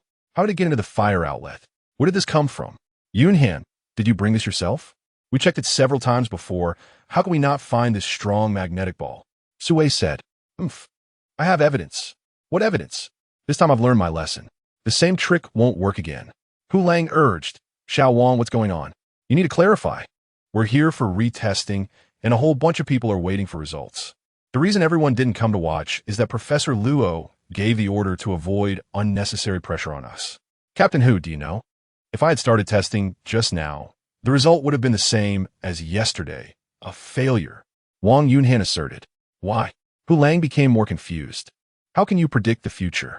Don't tell me it's women's intuition or a dream you had last night. Of course not. Just wait. Wang Yunhan took out a long, pipe-like grabber and inserted it into the fire outlets of the 3 engines, fiddling around and surprisingly extracting 3 miniature syringe cameras. All 3 miniature cameras were covered with red tape. Who put these in? Hu Lang demanded. He knew very well that it was impossible for pinhole cameras to be built into the engine. It was me, Wang Yunhan admitted, patting her chest. What exactly are you playing at? Can you explain this immediately? Even a usually good-natured captain was about to explode. I'll send you the footage these 3 cameras recorded, and you'll understand everything. Wang Yunhan commanded the helmet to compile a video from the recordings of the 3 cameras and send it to the team channel, where everyone in the channel could click to play. 2 of the cameras recorded nothing, but one camera captured around 8:57 a.m. a gloved hand squeezing a black small ball and then placing it inside the engine's fire outlet when the hand left. The black small ball was no longer on the glove. See? This strong magnetic ball was deliberately placed there by someone. Wang Yunhan suddenly pointed at Su Wei. The glove in the video has the number 74, which is your spacesuit number, Su Wei. What do you have to say now? Su Wei stood frozen like an ice sculpture. As soon as he saw the video, he knew everything was over. The number on the glove had indeed been captured. Although his face wasn't filmed, the glove number was enough to prove he was the one tampering with things. Xiao Su, what is going on? You need to explain. Hu Lang stepped forward and grabbed Su Wei's arm. Lin Luo spoke up. Actually, the last time the flamethrower exploded during retesting was not an accident. Someone was sabotaging it. Both Wang Yunhan and I suspected Su Wei, who was the last to handle the flamethrower, but we had no evidence. Later, when Su Wei and Wang Yunhan were competing for the testing work, the captain assigned it to Wang Yunhan. So I thought Su Wei would likely try to sabotage it again, and that's why I discussed with Wang Yunhan to set a trap. Wang Yunhan took over. This time we had to catch him red-handed, so while doing the checks, I secretly hid 3 night vision pinhole cameras deep in the fire outlets while he wasn't paying attention. As a result, Su Wei walked right into the trap. Now you have nothing to say, right? Everyone turned to look at Su Wei. Through the translucent black helmet visor, they couldn't see his expression, but his exposed wrongdoing must have brought him to the brink of collapse. Suddenly, Su Wei knelt down, lowered his head, and with a tearful voice said, I'm sorry, everyone. I was wrong. I really know I was wrong. I shouldn't have sabotaged things. I shouldn't have been jealous of Lin Luo. You can hit me or scold me however you want, but please don't hand me over to Professor Luo. Professor Luo's other identity is a colonel in the Army Aerospace 3rd Division, and once someone is caught violating military law by him, it's hard to imagine what kind of cruel punishment he would impose on the offender. Su Wei was clearly afraid that this incident would reach Professor Luo. Xiao Su, how could you be so foolish? Hu Lang said with pain. Unlike Lin Luo and Wang Yunhan, Su Wei was a disciple that Hu Lang had personally trained. Captain Hu, please deal with this guy fairly. Wang Yunhan fanned the flames, Being lenient with him is an insult to everyone's hard work. If it weren't for this guy causing trouble, we would have already been using the flamethrower to reinforce the launch pad during the retest. We could have gone home a day or two earlier. Hearing this, Hu Hai disregarded his master's feelings and asked Lin Luo to keep an eye on Su Wei so that he wouldn't escape. Captain Hu Hai, go. Don't send me to sea. Hu Hai blocked Su Wei's communication channel, and then Su Wei's voice could no longer be heard. Xiao Wang, Xiao Lin, and I will step away for a while. You continue testing here. Got it. Hu Hai and Lin Luo sent Su Wei back to the camp, searched him, and locked him in a closed detention room. The detention room was surrounded by soundproof glass, and no matter how much Su Wei shouted, it was of no use. Hu Hai looked at Su Wei's tearful face, feeling compassion, and quickly turned away. Captain, how do you plan to handle Su Wei? I will report the matter to Professor Luo. Let him consider this issue. Chapter 34. Retest results. Hu Hai and Lin Luo returned to the flamethrower testing site in a maintenance vehicle. But on the way, they received a communication from Wang Yunhan. Report, Captain, I have completed the retest, and all results are normal. The retest was successful. Hu Hai breathed a sigh of relief. With red eyes, he said, Great. That's wonderful. Wang Yunhan continued. It turns out Su Wei was the one causing trouble. Everything returned to normal once what he put in was removed. By the way, is he now locked in the detention room? What did Professor Luo say? Hu Hai sighed and replied, I plan to report this matter to Professor Luo when we return in the afternoon. He should also be busy, and it's unnecessary to distract him at this moment. Professor Luo is easygoing. He probably won't do anything harsh to Su Wei and will most likely wait to hand him over to the military court on Earth. Lin Luo said. Hu Hai said irritably, Regardless, that kid brought this upon himself. Let's not mention him anymore. It's a waste of time. We need to focus on our work. Although the flamethrower retest was successful, this is just the beginning. Don't celebrate too early. There are still many issues to resolve one by one. Understood, Wang Yunhan replied. The two picked up Wang Yunhan and then used a mechanical arm to mount the flamethrower onto a trolley, pulling it to the launch pad site. See, I told you there would be no problem. Professor Luo sent a communication, his tone full of joy. Professor Luo, we request to begin trial operations. Please approve as soon as possible, Hu Lang said. Agreed. Start from the corners first. Be careful, Professor Luo reminded. Okay. Hu Lang drove the maintenance vehicle to the side of the launch pad and then had Wang Yunhan use two mechanical arms to lift the flamethrower. The control handle was outside, so Lin Luo got out of the vehicle to use the handle. Wang Yunhan controlled the height and distance of the flamethrower, while Lin Luo controlled the size of the flame and the switch. The two had to cooperate closely to ensure the desired effect. Professor Luo personally came over to supervise. Is it ready? If so, then start. I've already notified them to stay away from here. Okay, now start. Hu Lang replied. Hu Lang's hands began to tremble again. His palms sweaty. He gripped his knees tightly, wondering how he developed this problem. He would shake and sweat when nervous, unable to do anything, relying solely on his teammates to operate. Was it because of too much pressure? Lin Luo and Wang Yunhan worked together, lifting the flamethrower high, angling the nozzle down at 80 degrees, then igniting it, directing the flame at the outer wall of the launch pad.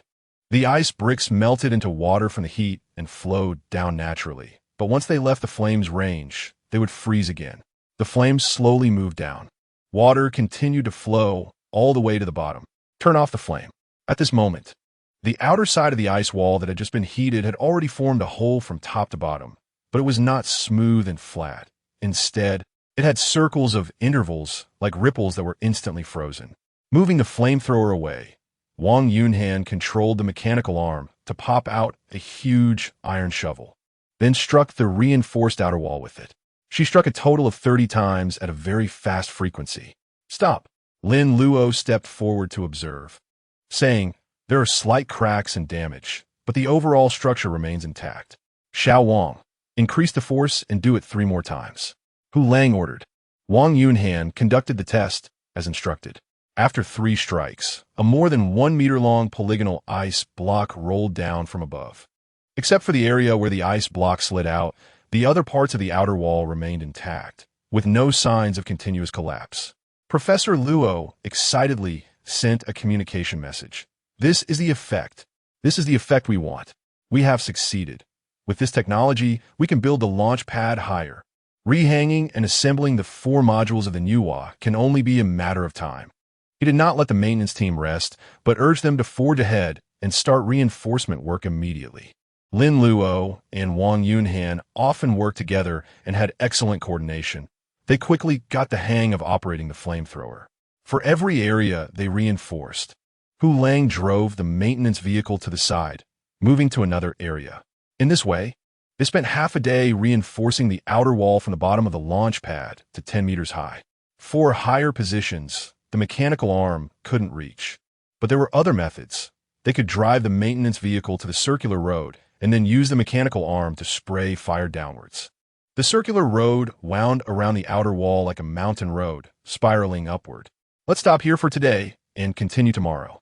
At this pace, it is estimated that the reinforcement will reach the top outer wall in 3 days. Because the reinforcement work progressed smoothly, everyone was in high spirits, as if they could see the scenery of Earth ahead. Of course, except for Su Wei. Back at the camp, Professor Luo was originally in a good mood, having privately listened to Hu Lang's report, but his expression changed immediately. He rushed to the detention room to check on Su Wei. Su Wei was curled up at the foot of the bed, and when he saw Professor Luo, he was so scared that he lay down flat.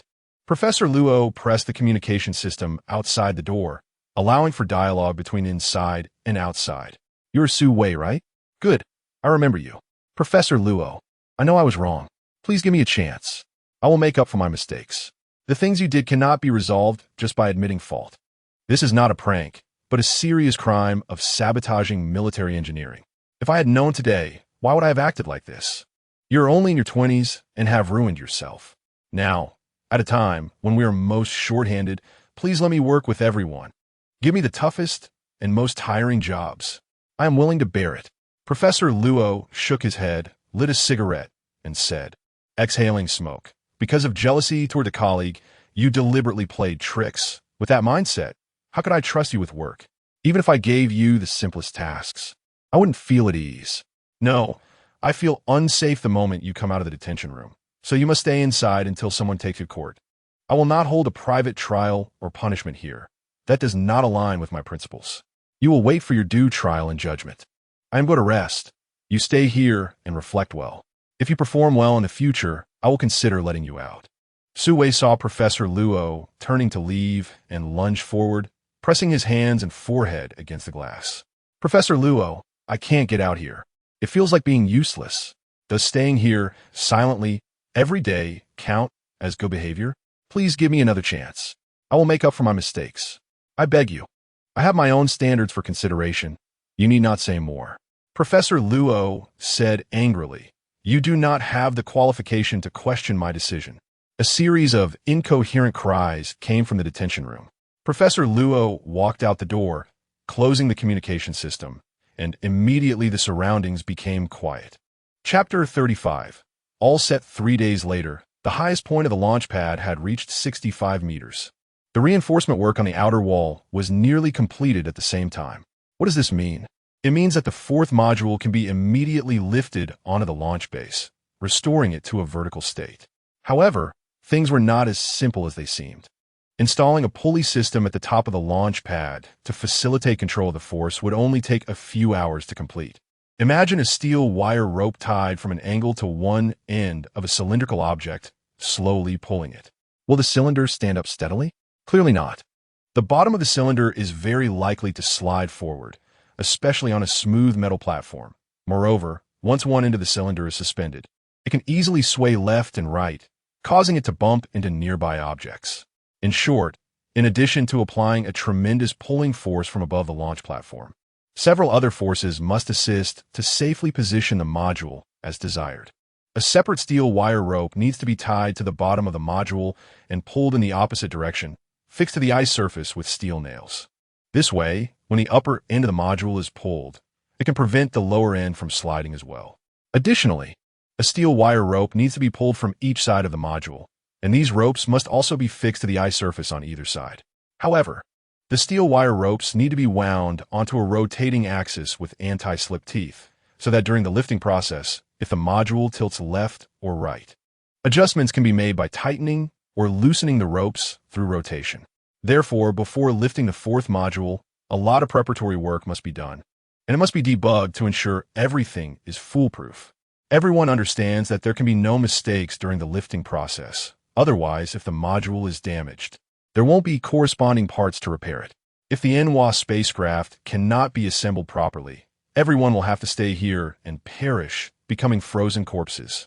This is a life-threatening job. After 4 days, 24 15-centimeter thick steel wire ropes have been attached to various parts of the fourth module. The steel ropes at the wings and the back have been fixed into the ice with 5-meter-long, 1-meter-thick steel nails. At the positions where the steel nails are placed on the wings, a modified gear controller, similar to the principle of a fishing rod reel, has also been added to the steel wire ropes. The team has conducted 3 rounds of testing to ensure that the steel nails are secure, the steel ropes are durable, and the controllers are very flexible. Everything is ready. Professor Luo instructed everyone to finish work an hour early today. Everyone should rest well tonight to be in the best condition to complete this task tomorrow. Of course, everyone wants to conserve their energy to meet tomorrow's challenge, but the more they understand the importance of this task, the harder it is to fall asleep. At 11:30 p.m., Hu Lang entered the medical room. He suddenly began to vomit continuously. The vomit contained not only undigested dinner, but also alarming amounts of blood. After an examination, Dr. Gao made the following diagnosis. You already have a stomach ulcer that has lingered for a long time, and the gastric mucosa has become increasingly thin. Just now, a sudden spasm in your stomach caused the blood vessels beneath the gastric mucosa to dilate and rupture, leading to bleeding. Your condition is often caused by excessive psychological stress. Lying on the hospital bed, Hu Lang nodded in acknowledgement. I kept thinking about the task of lifting the fourth module tomorrow, and somehow, I suddenly felt nauseous. Maybe the pressure is really too much for me. But I think it's not just me. Everyone is probably feeling the same way. You won't be able to return to your post tomorrow in your current condition, Dr. Gao said, hands in pockets. At least a week of rest is necessary. Hu Lang immediately turned to sit up, but pain shot through his stomach again, causing him to bend over, grimacing in pain, and for a while, he couldn't say a word. Lie down quickly. Nurse Zhuang and I just saved you, and now you want to worsen your condition, making our previous efforts go to waste? Dr. Gao and Nurse Zhuang pressed down on Hu Lang's shoulders, forcing him to lie back down. Forcing yourself is useless. Your body is already overwhelmed. If you insist on working while sick, it would be irresponsible to everyone. What if you fall ill at the crucial moment and cause a work mistake? Can you imagine the consequences? Yes, you can hand the work over to someone else. You still have team members, right? You can command from the back. You don't have to be on-site supervising. Dr. Gao and Nurse Zhuang used both soft and hard tactics. Hu Lang's left hand suddenly began to tremble. He pressed down on it with his right hand. This sudden shaking filled him with despair. He weakly closed his eyes and said softly, "All right, I'll listen to you. Tomorrow, I will stay here and command my team to complete the work." That night, Hu Lang stayed overnight in the medical room. He asked Dr. Gao and Nurse Zhuang not to spread the news of his illness. He also did not use the communicator in front of his hospital bed to contact Lin Luo and Wang Yunhan to inform them of the work arrangements for tomorrow. He thought that would only increase their stress. It was better to wait until tomorrow to tell them, so they could at least get a good night's sleep. The next morning at 8 o'clock, everyone put on their space suits and set off, including Dr. Gao and Nurse Zhuang, who usually stayed behind. Only 2 people remained in the camp, Hu Lang in the medical room and Su Wei in the detention room. Lin Luo and Wang Yunhan went to the garage to fetch the maintenance vehicle, following the main group. They did not expect to wake up today to receive the captain's notice that he was unable to work due to sudden illness. So the responsibilities of the maintenance team would fall on the 2 of them. Halfway there, 3 people were waving at the windshield. "Can we hitch a ride?" Qin Yuemin sent a message. "Me too," said Nurse Zhuang. "Count me in," said Amy. The 3 women seemed to have coordinated to wait for a ride together. Lin Luo certainly had no reason to refuse, so he pulled the vehicle over to let them in. The maintenance vehicle was very spacious, usually accommodating 5 people. And today, it was also 5 people, so it didn't feel crowded. Everyone took off their helmets inside the vehicle. ISNT Professor Luo driving a vehicle by himself? Didn't he pick you up? Wang Yunhan asked. He was too anxious, and didn't he want to stop to wait for us? Nurse Shuang said. We had to keep waiting and ended up waiting for your maintenance vehicle. This is my first time inside a maintenance vehicle. Qin Yuemin looked around. It's different from what I imagined. There aren't that many complicated buttons. The video footage we shoot today will definitely be valuable. By the way, let me interview you first. Amy said with a smile. Today, we will be lifting the module. How do you all feel about it? Please share with everyone. Chapter 36. Lifting at 8:40 a.m. The area around the launch pad construction site was already filled with various vehicles. Professor Luo led a work vehicle at the top of the launch pad, responsible for directing the technician operating the winch. Everyone, be fully alert, pay attention to my commands at all times, and do not act on your own. Repeat, do not act on your own. Report any issues immediately. Absolutely do not conceal, omit, or delay any reports, Professor Luo said in the team channel. The maintenance team was responsible today for controlling the controller on the right wing of the module. The controller itself has no power. The maintenance vehicle must use a mechanical arm to manipulate the handle of the controller to tighten or loosen the steel wire rope. The specific operations fell to Lin Luo and Wang Yunhan. After arriving at the construction site, Amy got out of the vehicle, saying she had to be outside to capture stunning footage, as the view inside the vehicle was too limited. Qin Yuemin quietly asked, will staying in the vehicle affect your work? Nurse Shuang smiled slightly and said, if it does, please say so. Just as Lin Luo was about to speak, Wang Yunhan preemptively said, if you remain quiet, it won't affect anything. Nurse Shuang immediately covered her mouth, making sounds of affirmation through her nose. Qin Yuemin fastened her seatbelt, looking out at the launch base with a focused and expectant expression, like a moviegoer waiting for a great show to begin. Professor Luo announced, 3, 2, 1, time's up, lifting begins. The winch on the launch pad started to exert force, winding the 8 steel ropes tied to the top of the module. The winch is fixed at the top by a metal device and is also tied with 2 steel cables, which are wrapped around the outer wall and secured to the ice surface, keeping the cables taut, without external force pulling the winch. It cannot remain firmly in place when lifting heavy objects weighing tens of tons.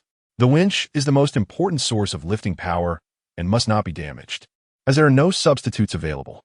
It is visibly evident that the 8-strand steel cable transitions from a slightly bent state to being taut and straight. Everyone is silently urging it on. In an instant, the upper end of the 4th module starts to lift off the ground, rising slowly at a speed of 2 to 3 centimeters per second. When it reaches about 4 meters in height, the entire module suddenly exhibits slight swaying from side to side. Professor Luo shouts, tighten the right control line a bit. Take it slow. Don't pull too hard all at once. Received. Wang Yunhan and Lin Luo quickly get to work, manipulating the robotic arm to adjust the handle, causing the control line shaft to rotate and tighten the cable. The shaft is equipped with an anti-reverse device, so even if the robotic arm is suddenly released, the steel cable will not loosen. Professor Luo shouts again, it's good. Stop the right wing immediately. Okay, received. Lin Luo feels as if his ears might be deafened. It's the first time he's heard Professor Luo speak so loudly. There's really no need to strain his voice like this, as the communication system is very smooth. Even at a normal volume, others can hear clearly. Perhaps Professor Luo is just overly excited or nervous. Undoubtedly, the person under the most pressure on site is Professor Luo. As the upper end of the 4th module rises higher and higher, reaching a height of 20 meters, Professor Luo is fully focused, directing everyone at their posts. And everyone is holding their breath, not uttering a single unnecessary word. 30 meters, 40 meters, 50 meters. When they see the 4th module standing completely upright, like a giant pillar supporting the heavens and the earth, everyone falls silent, feeling an unprecedented sense of the sacred. What they see is not a part of the Anhua spacecraft or a large metallic rod, but the hope of returning home. The lifting work is completed. Professor Luo solemnly announces, his voice hoarse from shouting. Almost everyone cheers at the same time. Many have tears in their eyes. They can finally go home. There is nothing more joyful than this. Although it took a bit longer than originally planned and involved some extra work that shouldn't have been necessary, who would care to plan for that now? The lifting process was indeed nerve-wracking, but it only took a little over half an hour. The process of untangling the steel cables, however, took a full 3 hours. No one complained about it being too slow or too troublesome. All the preparatory and finishing work was essential and could not be done carelessly. The happiest person was undoubtedly Amy, as she had many questions to interview everyone. At this moment, everyone surely wanted to express their feelings without the usual excuses to refuse her interviews. How do you feel right now? Can you share? I am unprecedentedly excited. Just like when I finally got into university after 3 years of repeating. I feel like my thoughts have been launched back to Earth with an invisible Shinjo spacecraft. I want to tell my parents that I'm coming home soon. I have been hesitating about whether to marry my girlfriend of 8 years because of all the real-world problems we needed to deal with. And just thinking about it was disheartening. But now I've finally decided I want to marry her. Even if we face a mountain of troubles in the future, we can face them together. Earth, I'm coming back. By the time the finishing work was completed, it was already noon. Professor Luo told everyone to go back for lunch and to resume work at 2 in the afternoon. The next task is to continue stacking the launch platform, reinforcing it. And once it reaches the appropriate height, to hoist the third module, and so on. The subsequent work may not be any easier than now, the higher the height. The greater the risk and the more difficult the operation. However, the successful erection of the fourth module has already instilled enough confidence in everyone. Confidence is the most valuable thing, as it can turn the impossible into the possible. Everyone drove various vehicles back to the camp entrance. Just as everyone cheerfully got out of the vehicles, ready to relax in the camp, someone suddenly shouted, "Look, there's a meteorite. Europa is situated within Jupiter's rings, and it's completely normal for small meteorites to pass by." So everyone was puzzled by the person's exaggerated reaction. Many turned curiously to look. In the distance, a dark yellow, circular meteorite appeared in the gray-black sky, and from its trajectory, it could be predicted that it had a high probability of colliding with Europa. Europa already had several craters from meteorite impacts over the years, indicating it had been visited by many meteorites in the past. The meteorite wasn't large, only about a dozen meters at most, but it frightened everyone. What if it hit the launch platform or the fourth module? The probability of that happening wasn't high, but it's better to be safe than sorry. However, at such a moment, what could mere humans change? They could only watch helplessly as the meteorite fell. Chapter 37, Uninvited Guest. There's a very wide asteroid belt between Jupiter and Mars, and for the most part, they coexist peacefully. However, asteroids do not always remain obediently in their original orbits. They can sometimes be influenced by gravitational forces and fly toward Jupiter or Mars. Jupiter has dozens of satellites, which often intercept those errant asteroids. So many satellite surfaces are covered with numerous craters. Europa has also been struck by asteroids multiple times in the past. Europa's surface does not show obvious craters because when a meteorite strikes the ice shell, the high temperature from the impact melts the ice into water, which collects in the crater, and when the temperature drops, it freezes again, resulting in no visible craters, only some scratches on the surface, which gradually disappear over time due to geological activity. Therefore, natural disasters on Europa, aside from occasional earthquakes, also include meteorite impacts. With a diameter of a quarter of Earth's, Europa is not considered a small asteroid, so the damage from 1 or 2 meteorites is quite limited. When a Europa ice-breaking plan was originally formulated, the decision-makers also considered this risk. However, after research, they deemed the risk too low to be a concern, which is why the plan was ultimately approved. But at this moment, coincidentally, a small asteroid is flying toward the engineering team's location. Everyone can only hide in the camp and silently pray that the asteroid does not strike the launch platform or the camp. Finally, at 12:36:51, the asteroid landed on Europa's surface. It came down at an angle, and upon landing on the ice, it did not stop immediately, but began to roll. As it traveled, white gas plumes erupted on both sides, splattering ice chunks, ice powder, and water vapor. It landed 2 kilometers away from the camp, and the ground vibrations were significantly reduced by the camp's shock absorption system, so the vibrations felt inside the camp were not strong. However, seeing the meteorite rolling towards them from the window, everyone could not relax for a moment. A few seconds later, The asteroid brushed past the camp, only about 400 meters apart. The asteroid continued rolling for over a kilometer before coming to a complete stop. The camp was hit by countless splashing ice chunks, and from inside, they could hear a clattering sound, as if hundreds of people were striking the exterior with hard objects. However, it soon subsided. The camp's hard and energy-absorbing exterior was able to withstand such impacts. However, at this moment, no one felt lucky, because there was an accident at the launch pad. Ice blocks splashed by rolling meteors hit the launch pad.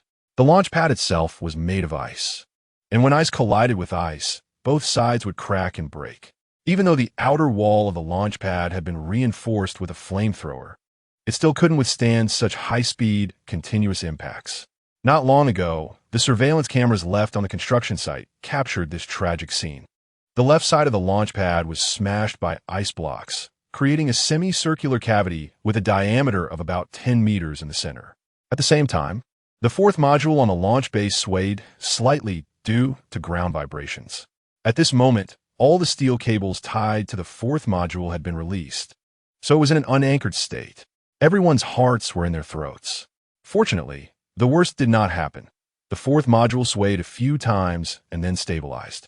However, the launch pad had suffered significant damage and was now in an unstable state, at risk of collapsing completely from top to bottom at any moment, unless it was repaired as quickly as possible. After the meteors stopped, Professor Luo immediately issued the order. Everyone, pay attention.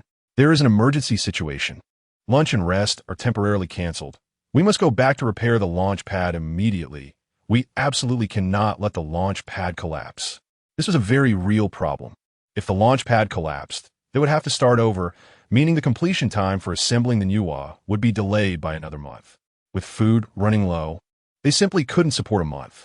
By then, before the rocket carrying rescue supplies even arrived, everyone would starve to death.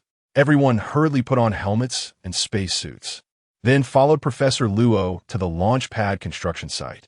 In just a few seconds, everyone's mood dropped from heaven to hell. Who could have imagined such a stroke of bad luck? Although it was a stroke of luck that the meteor did not directly hit the launch pad, it still affected it, casting a thick shadow over the good mood everyone had after completing the first module lift that morning. Back in a repair vehicle, Wang Yunhan shouted, "This is so frustrating. How could this happen? Is it the heavens deliberately preventing us from going back?" Lin Luo, driving the vehicle without changing his expression, said, "Don't lose heart. The situation is still under control." At this moment, Hu Lang in the medical room also sent a message. "Quick, tell me what happened." Wang Yunhan replied, "Captain, something big has happened. A meteor fell, and ice blocks created a big hole in the launch pad. Now Professor Luo is calling us back for emergency repairs." Hu Lang was surprised and said, "Hey, I heard Professor Luo on the public channel say that today's module lift work was going very smoothly. I was so happy I wanted to see you in the hall." But Dr. Gao disagreed, saying I couldn't get too excited. How did it turn into this in an instant? This is fate, Wang Yunhan sighed. You're still so young, and you believe in fate? Hu Lang said, exasperated. Since the situation has already happened, there's no point in saying anything. The priority now is to prevent the situation from escalating. Understood. Received. The two drove the repair vehicle to the empty area of the launch pad and saw that the ground on the left wing was piled with a mess of ice blocks. Looking closely at the vacant hole in the launch pad was even more shocking. If it weren't for the outer wall being reinforced, the upper part might have already collapsed heavily, cutting the entire launch pad in half. However, the current situation was not optimistic either. Because the ice bricks next to the gap had developed radial cracks, these cracks seemed to be alive, slowly expanding and lengthening. This meant that if the gap wasn't filled quickly, under the unbalanced stress, the upper part of the launch pad would eventually collapse. Everyone listen to my commands, don't panic. And don't act rashly. Professor Luo spoke with a tremble in his voice, something that had never happened before. First team, second team, clear the ice debris from the ground. Third team, transport the ice bricks from the mountain road to the area near the gap. Fourth team, stand by. After a few minutes, the repair work was proceeding in an orderly manner. Transport vehicles were bringing ice bricks from the ice collection site. As the ice bricks piled up at the construction site were running low, and it was estimated they wouldn't be enough to fill the gap.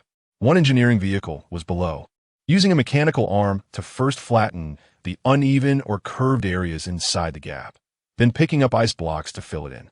Another engineering vehicle at the broken section of the mountain road was similarly using a mechanical arm to grab ice bricks for road repair. The repair vehicle's responsibility was to use a flamethrower to scorch the surface of the ice blocks after they were inserted into the gap, achieving reinforcement. Due to the urgency and tension, everyone worked in silence, fully focused on their tasks. Chapter 38. Confession 5 hours later. The gap in the launch pad was finally completely repaired. 2 people fainted in succession at their workstations. Since no one could leave, Professor Luo had no choice but to call Dr. Gao and Nurse Zhuang from the camp, asking them to drive a small transport vehicle to take the 2 fainted team members back for treatment. At this moment, Professor Luo stood outdoors, looking at the repaired launch pad, feeling mixed emotions. The repair had been completed, but the launch pad had already undergone deformation, with the upper part tilted about 5 degrees to the left wing. This was not visible to the naked eye. Professor Luo measured it with an electronic level. The slight tilt of the upper part of the launch pad was not a significant issue, but as it was built higher, eventually exceeding 100 meters, that tilted section could likely become a huge hidden danger. The problem was that there was currently no way to resolve this hidden danger. They could only return and report the situation to the aerospace base, hoping those experts could propose effective solutions. Everyone, time to wrap up, back to the camp. This command was still shouted out, but it sounded a bit weak. Everyone drove their vehicles back to the warehouse of the Fushi, then took 2 transport vehicles back to the camp together. Dr. Gao and Nurse Zhuang had already heated the food, waiting for everyone's return. Since they didn't have lunch at noon and had been busy all day, everyone ate as if they were starving, completely lacking any semblance of decorum. Lin Luo didn't expect that at this moment, Qin Yuemin would come over and share some of her dishes with him. In the afternoon, Qin Yuemin did not get on the repair vehicle. She stayed in the camp to help Dr. Gao and Nurse Zhuang with the internal work. Sister Min, aren't you hungry? Lin Luo had finished all the food on his plate, feeling only half full, and there was no reason to refuse the extra food offered to him. I basically didn't do any physical work today, so I didn't expend much energy, Qin Yuemin replied in a low voice. And I still have some snacks left in my lab to replenish energy. Thank you so much. Lin Luo gratefully started eating, quickly clearing his plate. Qin Yuemin sat next to Lin Luo, looking out the window and sighing. What happened today made me experience what it means to have great ups and downs. Sometimes success and failure are just a fine line apart. When facing irresistible external forces, that feeling of helplessness and despair is especially strong. Lin Luo saw the pale color of Qin Yuemin's face and her dim eyes, knowing she was once again enveloped in negative emotions. This was actually inevitable. Anyone encountering such a situation would find it hard to remain optimistic. This is just a low-probability event. Next time, there won't be another meteor falling down. No, even if there is, it couldn't possibly fall near us. Those meteors don't have eyes, and they have no grudge against us, so they won't specifically target us.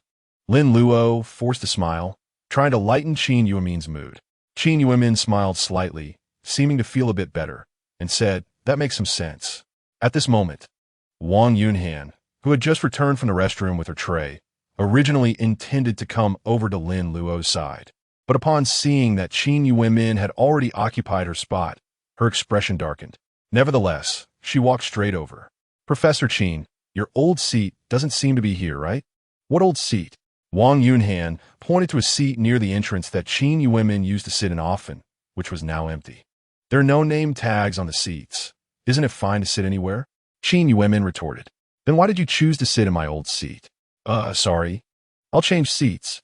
Qin Yuemin stood up from Lin Luo's left side, walked around the table, and then sat in the empty seat to Lin Luo's right. Wang Yunhan was almost infuriated. How could this woman be getting bolder? She's still a professor and has no sense of decorum at all. Does she not care about others' opinions? Clinging to a repairman all day, what kind of behavior is that? "Oh, you haven't eaten yet? Take your time. We've already finished. Let's go somewhere else, Shaolin." Qin Yuemin tugged at Lin Luo's elbow and led him to the kitchen to return their trays, then guided him towards the laboratory.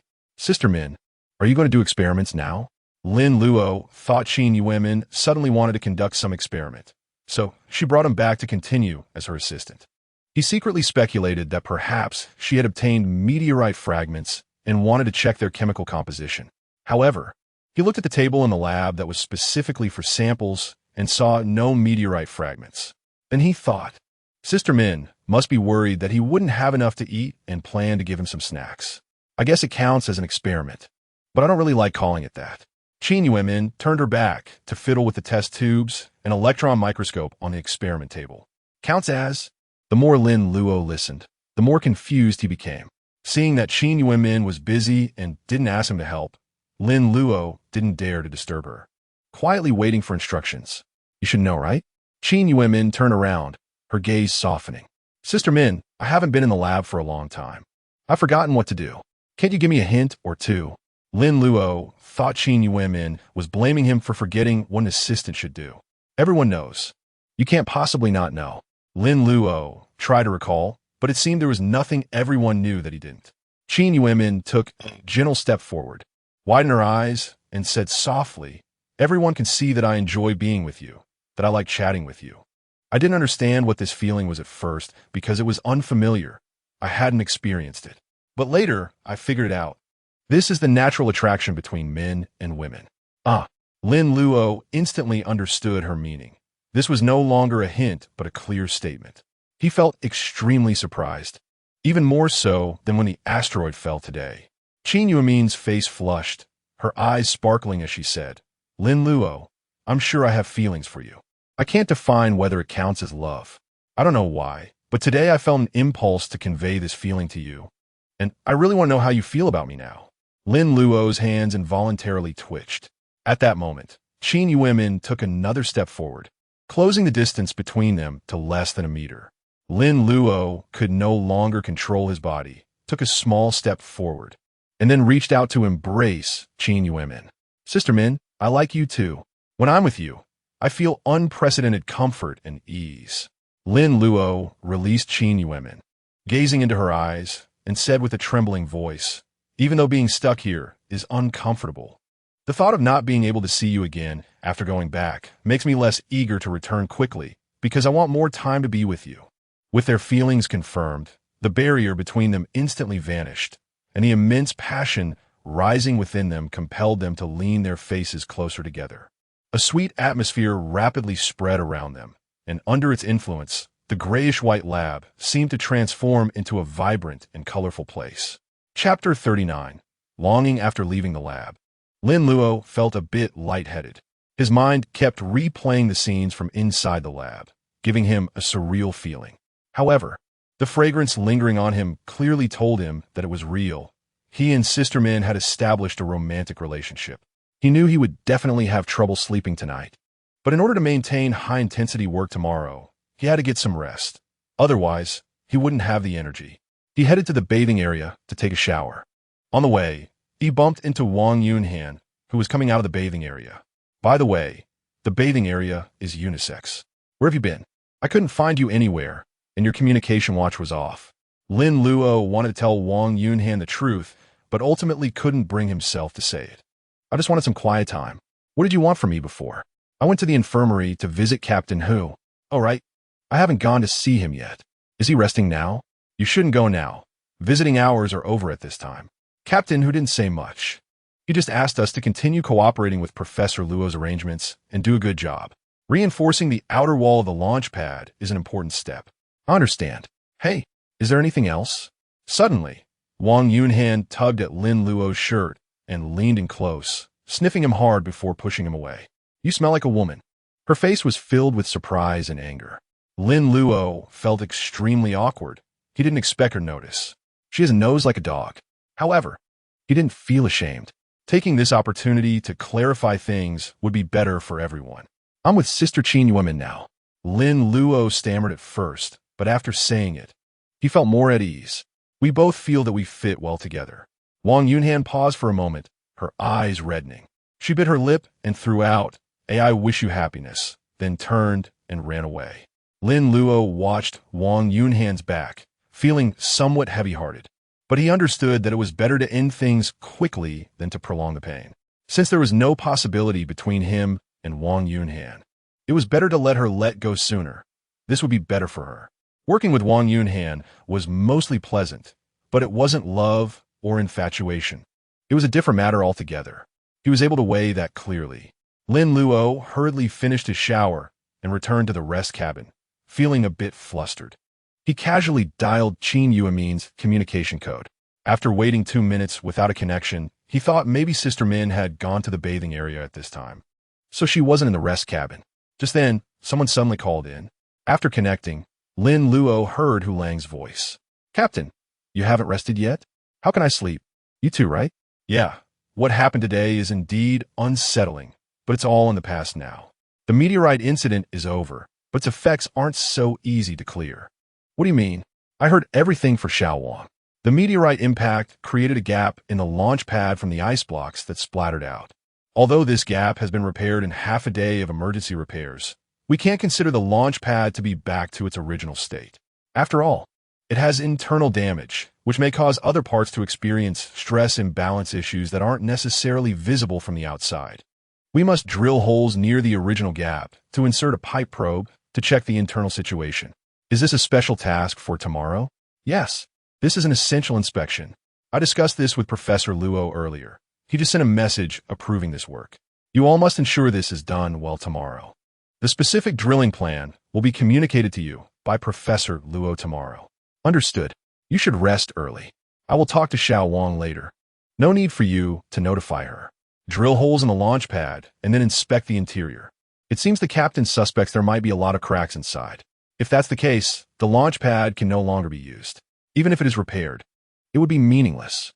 If there are cracks inside, continuing to build it up might not show obvious problems, but once other modules are hoisted again, the top of the launch pad will be subjected to a downward diagonal force, which, in extreme cases, could cause the launch pad to break in half.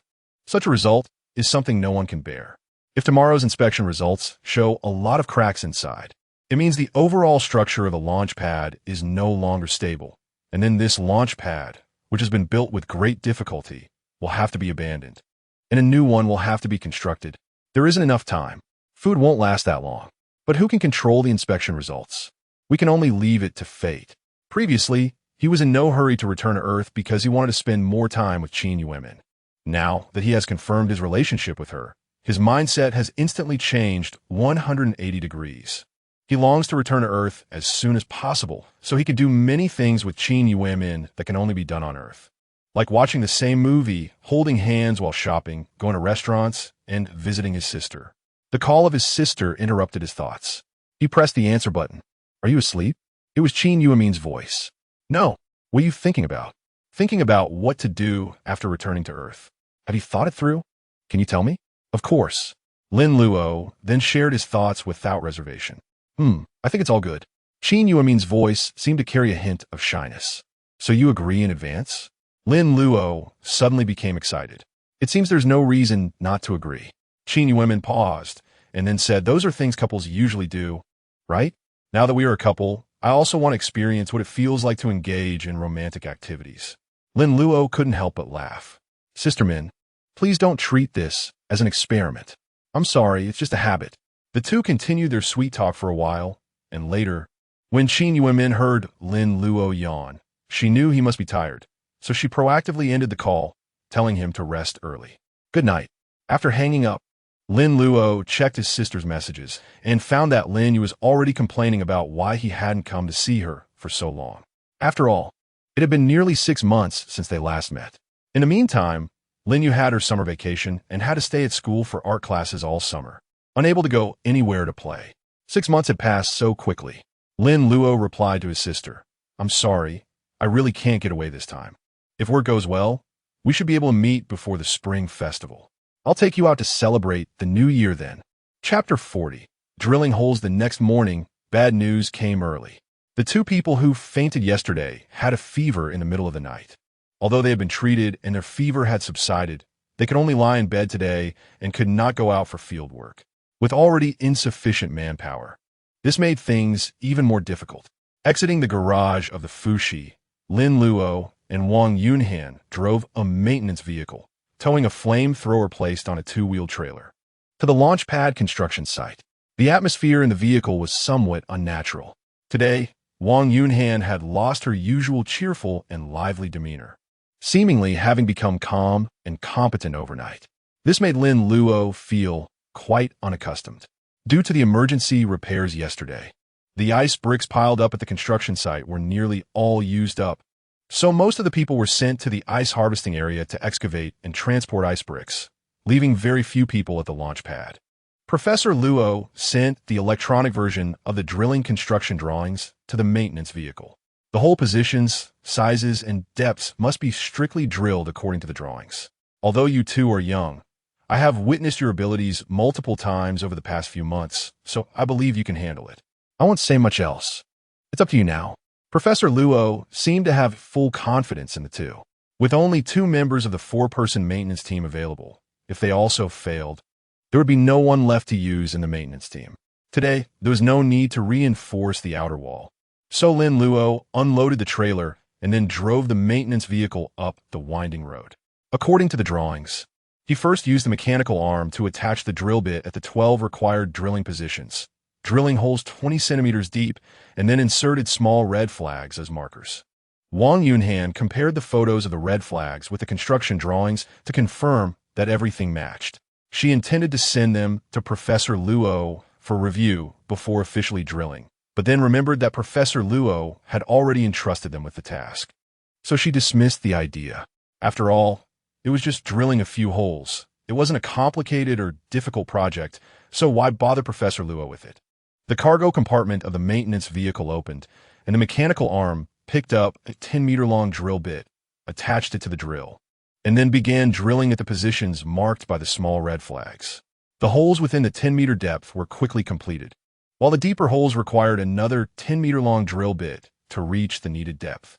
The ice blocks, although very hard in the extreme cold, could not withstand the high-speed drilling. 2 hours later, all 12 small holes were drilled. Wang Yunhan sent the drilling data to Professor Luo for review. After confirming the hole diameters, positions, and depths, Professor Luo smiled in satisfaction and said, "You both work efficiently. Keep it up, and let's lower the pipe detector." The mechanical arm detached the long drill bit and drill, grabbed the coil pipe detector, attached it, and then slowly inserted the end of the detector, which had 4 multi-angle cameras, into hole number 1. The probe had a spotlight, which could provide a clear view of the inside of the hole and also emit ultrasound, displaying the internal structure of the hole through ultrasonic imaging, clearly showing cracks even a few millimeters wide. Among them, significant cracks were found in holes 6, 8, and 11, with very few intact ice bricks inside. The deepest parts of these 3 holes were right next to the gap that was repaired yesterday. After carefully reviewing the data, Professor Luo said, "Fortunately, the extent of internal cracking is not as large as we expected. It is still within a controllable range. However, there are significant hidden dangers at these 3 locations, and further repairs must be carried out. Otherwise, continuing to build up and hoisting could lead to serious accidents." Lin Luo suggested, "Professor Luo, I think we can insert a water pipe deep into these 3 holes and then pour melted water into them. The water can quickly seep into those gaps, and once it freezes, it will act like an adhesive, filling the gaps and bonding the broken ice bricks." "Good. Your idea aligns with mine," Professor Luo replied. "However, if we just heat the ice and pour in water, the hot water will freeze before it has time to seep into the cracks. We must add an antifreeze agent to the water in a certain ratio to lower the freezing point and delay the freezing time to achieve our goal." I'm sorry. I didn't think this through," Lin Luo said, feeling embarrassed. "Haha, it doesn't matter. Bold assumptions and careful improvements," Professor Luo said kindly. "I'll go call someone to prepare the antifreeze agent and bring over the metal pipes. We'll pour hot water in an hour. You two go help out at the ice harvesting area first." "Understood." Lin Luo and Wang Yunhan drove the maintenance vehicle to the ice harvesting area. "Lin Luo, you seem to have changed," Wang Yu suddenly said. "What?" Lin Luo didn't react right away. "You seem to be more expressive. Is that so? It seems love really can change a person." Lin Luo forced a smile, unsure how to respond. "That's a good change." Wang Yunhan glanced at Lin Luo and said, "You don't need to feel embarrassed. You should be happy for yourself." Lin Luo couldn't find a response. Wang Yunhan yawned, rubbed her eyes, and said sleepily, I'm a bit tired. Wait a moment. You handle the robotic arm, and I'll drive. Okay, no problem. Lin Luo thought for a moment and added, if you're really tired, it's better not to drive. That goes against work regulations. You can lie down in the back and sleep. I'll drive and operate the robotic arm at the same time. No problem. Then I'll leave it to you. Wang Yunhan unfastened her seatbelt, walked to the back, pushed the other two chairs down, and together they formed a small bed. She lay down on the bed, reached into the storage compartment to grab a blanket and covered herself, then turned on her side, comfortably closing her eyes. Lin Luo glanced back, feeling a bit relieved, and then focused his attention on the windshield and monitoring screen. As he looked at the scenery outside, a sense of ease and fulfillment surged within him. He had driven maintenance vehicles alone before. However, this was the first time he was solely operating a maintenance vehicle on Europa. The feeling of being unrestrained and not having to care about others' gazes was intoxicating. For such simple work, one person was actually enough. There was no need for several people to cooperate. Soon, the maintenance vehicle entered the ice harvesting field and began working with the ice harvesting team, moving the cut ice bricks one by one into the cargo hold of the transport vehicle, which would then send them to the launch site.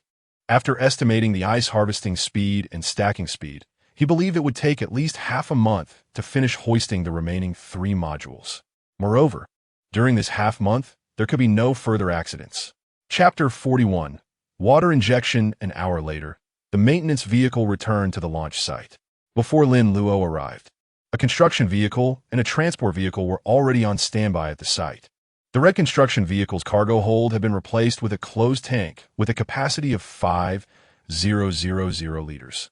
The tank was not rotating because it contained continuously heated hot water, which would not solidify even if it didn't move. The cargo hold of the other transport vehicle was loaded with dozens of steel pipes, each 15 centimeters in diameter and 5 meters long. The maintenance vehicle needed to work in coordination with these two vehicles. Lin Luo established a group chat channel with the drivers of the other two vehicles. The driver of the construction vehicle was named Lu Hong, and the driver of the transport vehicle was named Qin Gang. Lin Luo, let's first determine the order of following each other. Lu Hong, I'll be first, the maintenance vehicle second, and the construction vehicle last. This should be fine. I'll drive in front, so you can grab the steel pipes from behind and install them. Once the steel pipes are installed, you can pull the water pipe over and insert it into the tank to fill it with water. That's my suggestion. Qin Gang, I agree. Lin Luo, I agree too. Then, that's how we'll do it. After a brief discussion, the 3 vehicles climbed up the mountain road one after another. The width of the mountain road only allowed one vehicle to pass in one direction, which was a necessary compromise. 10 minutes later, all 3 vehicles arrived near the drilling location. The maintenance vehicle used its robotic arm to grab a steel pipe and inserted it into the drilled hole. The hole's diameter was just 5 centimeters larger than the steel pipe's diameter, so it could be easily placed at the bottom. If the steel pipe was too long and protruded above the surface, it wouldn't affect subsequent construction and could be ignored. If the steel pipe wasn't long enough, they would continue to place the next one and then twist the pipe to connect it tightly with the previous one, from hole 1 to hole 7. The placement of the steel pipes went smoothly, but problems arose at hole 8. After inserting one steel pipe, the second one could not go in completely, leaving half of it outside. However, Lin Luo checked the data and found that hole 8 was 18 meters deep. Logically, for steel pipes should be enough.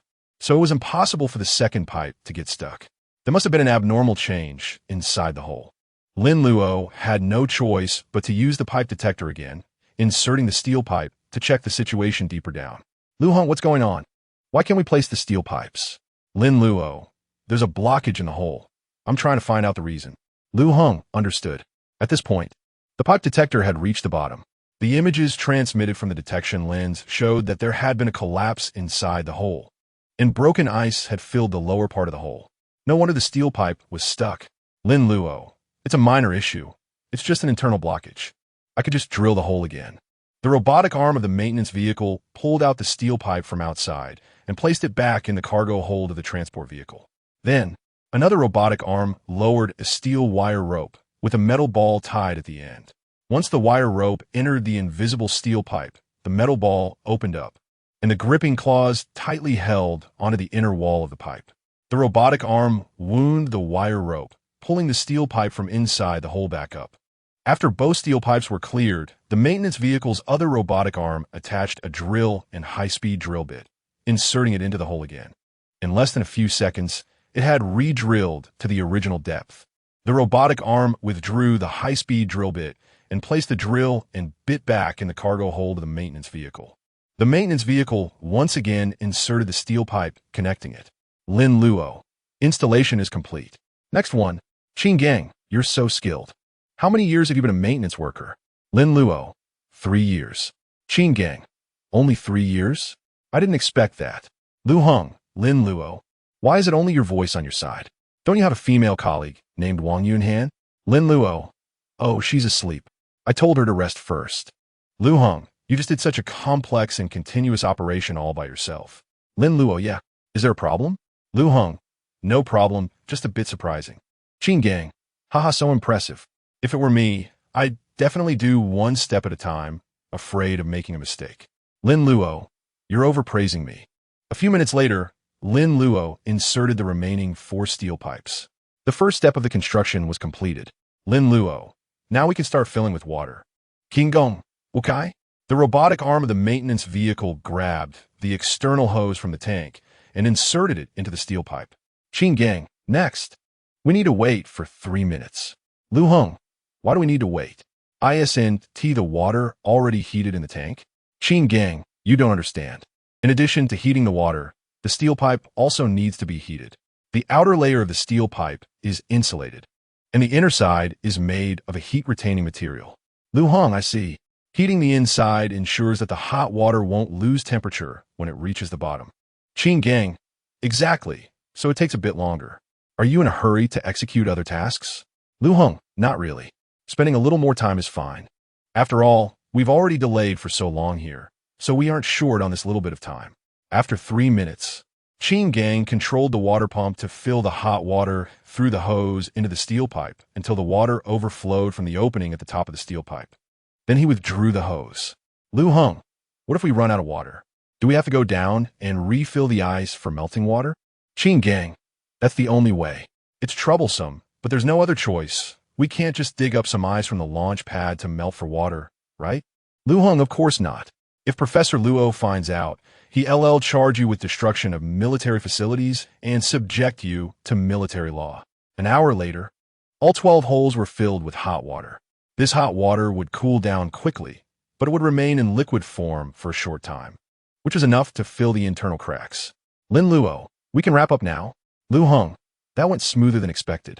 Qin Gang, I'm starting to reverse. You all follow. The delayed construction vehicle began to reverse down, and the maintenance vehicle and transport vehicle followed suit. Lin Luo switched to a private chat channel to call Professor Luo. Report, the water injection repair work for the holes has been completed. He also sent over the construction video and data. After a moment, Professor Luo replied, Good job. It's about time. Let's all return to the camp for lunch.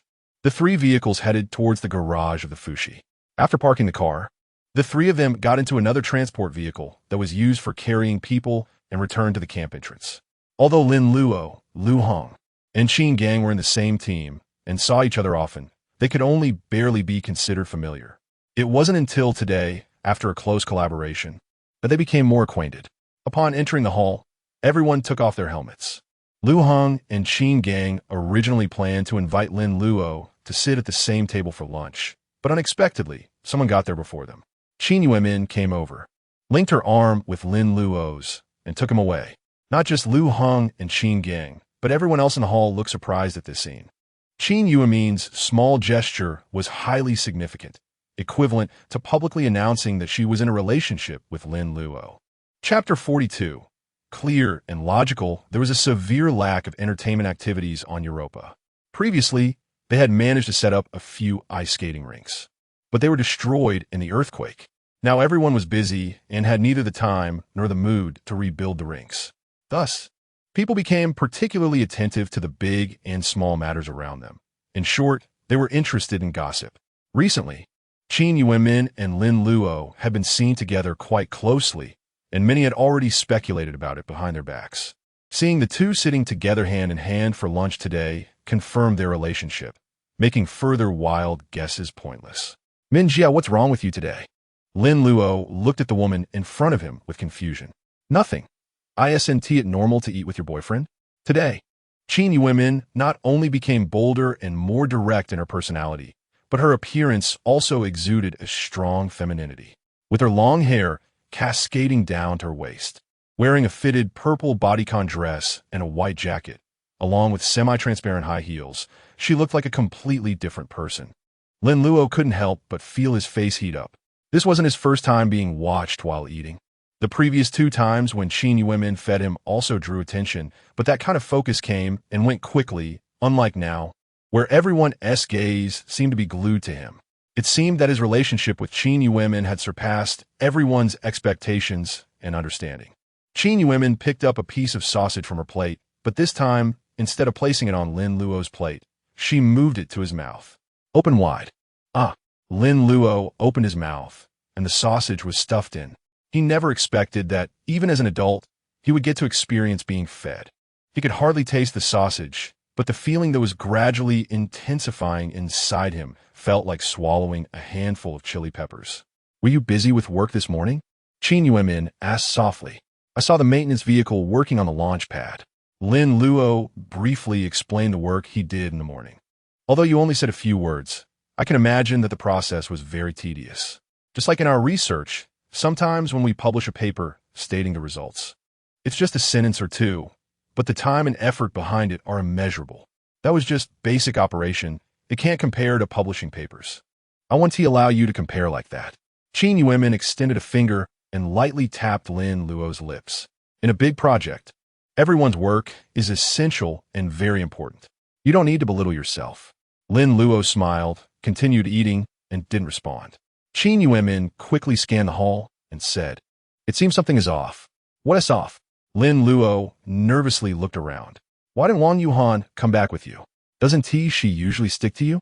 Lin Luo slapped his knee and exclaimed, she's still sleeping in the car. I forgot to call her when I got off. Qin Yuemin chuckled. So that's it. You can be forgetful sometimes. You were in such a hurry to get out of the car that you forgot her. She was covered with a blanket, so I didn't notice. How could you be sleeping in the car? Did you do all the morning work by yourself? Not at first. Later, when we got to the launch pad, she said she was tired and went to sleep in the back. The rest of the work was all done by me. Your maintenance team, one got caught, one got sick, and now one is sleepy. Aren't you the only one left? It's fine. I can manage alone. Don't overexert yourself. Hey, I need to hurry and wake her up. Otherwise, who knows how long she'll sleep. Lin Luo entered the transport vehicle's communication shortcode on his communication watch to call her. After waiting for 10 seconds, he finally heard Wang Yuhan's response. Why are you waking me up when I'm sleeping so comfortably? It's time for lunch. You should sleep back at the camp. Seriously, are you coming back? Forget it, I won't come back. Then what are you having for lunch? I'm not eating. I have no appetite. If you're really hungry, just let the rations officer give you my lunch. Bye. After ending the call, Qin Yuemin said, How could such a spirited girl like Wang Yuhan suddenly lose her appetite? It feels a bit strange. Lin Luo thought for a moment and explained that Wang Yuhan was feeling down after learning about his relationship with Qin Yuemin, which was unusual for her. Qin Yuemin suddenly reached out and grabbed one of Lin Luo's hands, saying, I understand why she doesn't want to come back.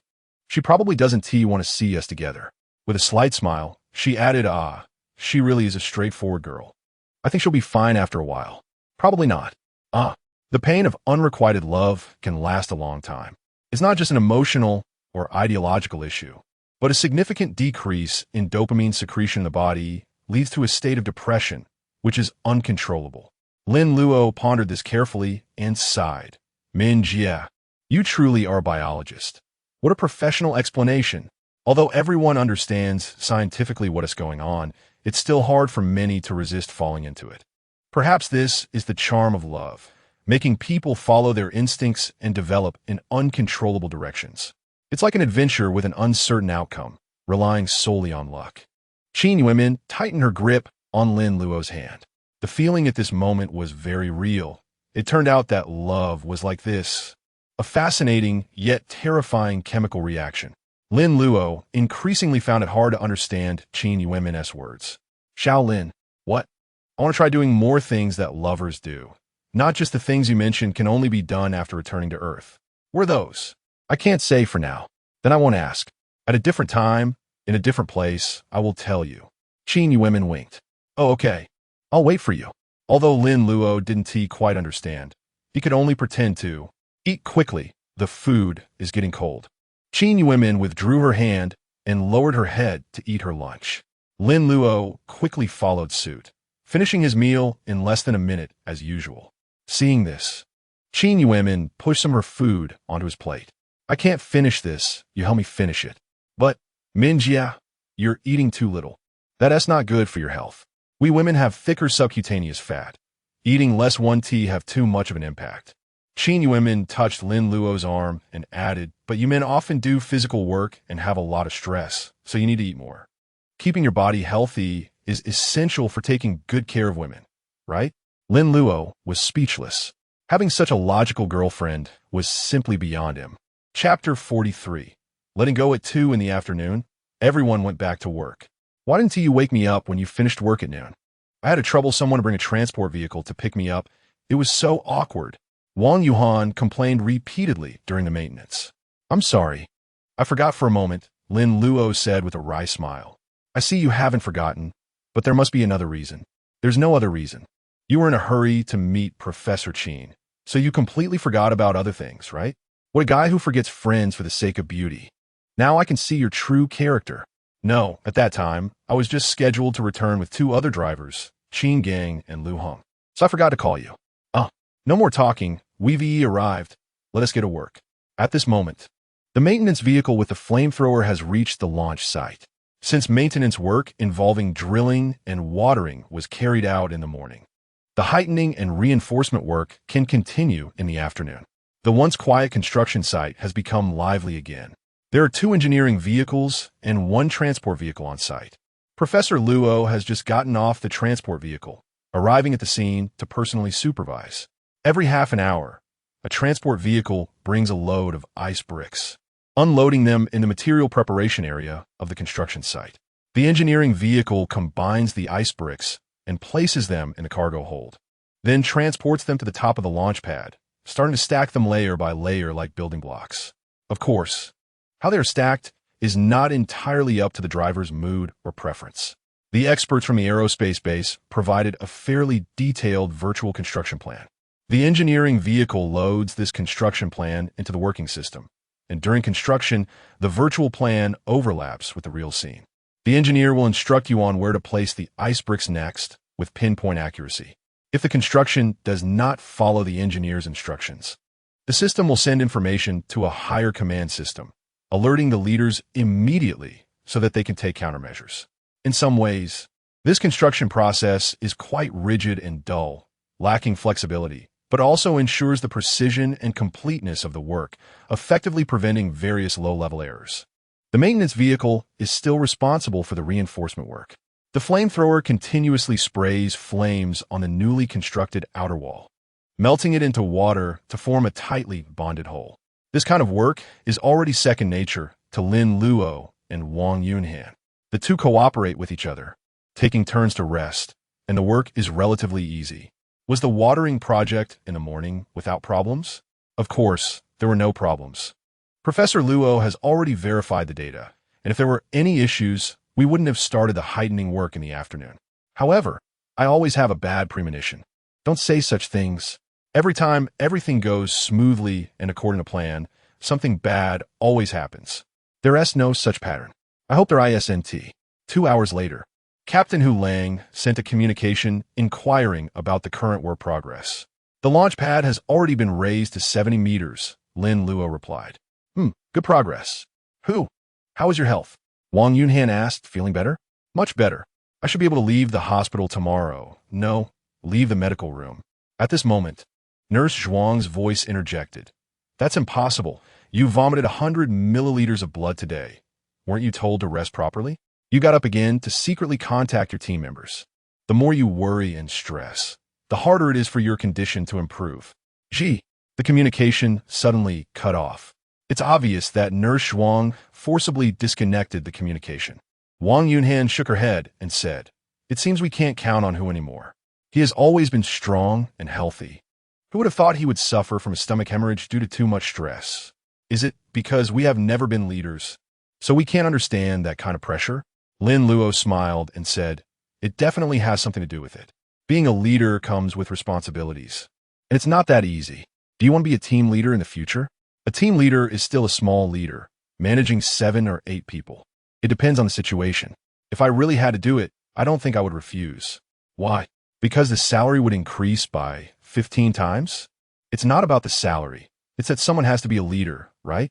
If no one wants to be, then who will manage? If everyone just does things randomly, something will go wrong sooner or later. Lin Luo gave an example. Look at our commander, who has been in a coma and hasn't woken up yet. If Professor Luo hadn't stepped up to take on the role of commander, we would have been in chaos long ago. Although Professor Luo is very capable and responsible for his work, I still feel he is a bit unreliable. What makes you think he is unreliable? I can't specify, but it's just a girl's intuition. Once this topic came up, Lin Luo had nothing to say, because he would never have the chance to understand a girl's intuition in his life. At 5 in the afternoon. It's almost time to get off work. Wang Yunhan stretched and clasped her hands in front of her, quietly praying, I hope we don't have to work overtime today. No overtime, no overtime. At this moment, Professor Luo sent a voice notification. Attention, everyone.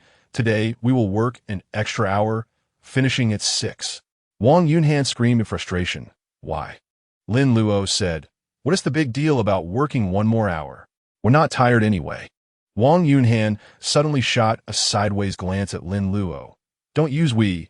You are you, and I am I. Lin Luo was puzzled. Are you very tired? When did your stamina become so poor?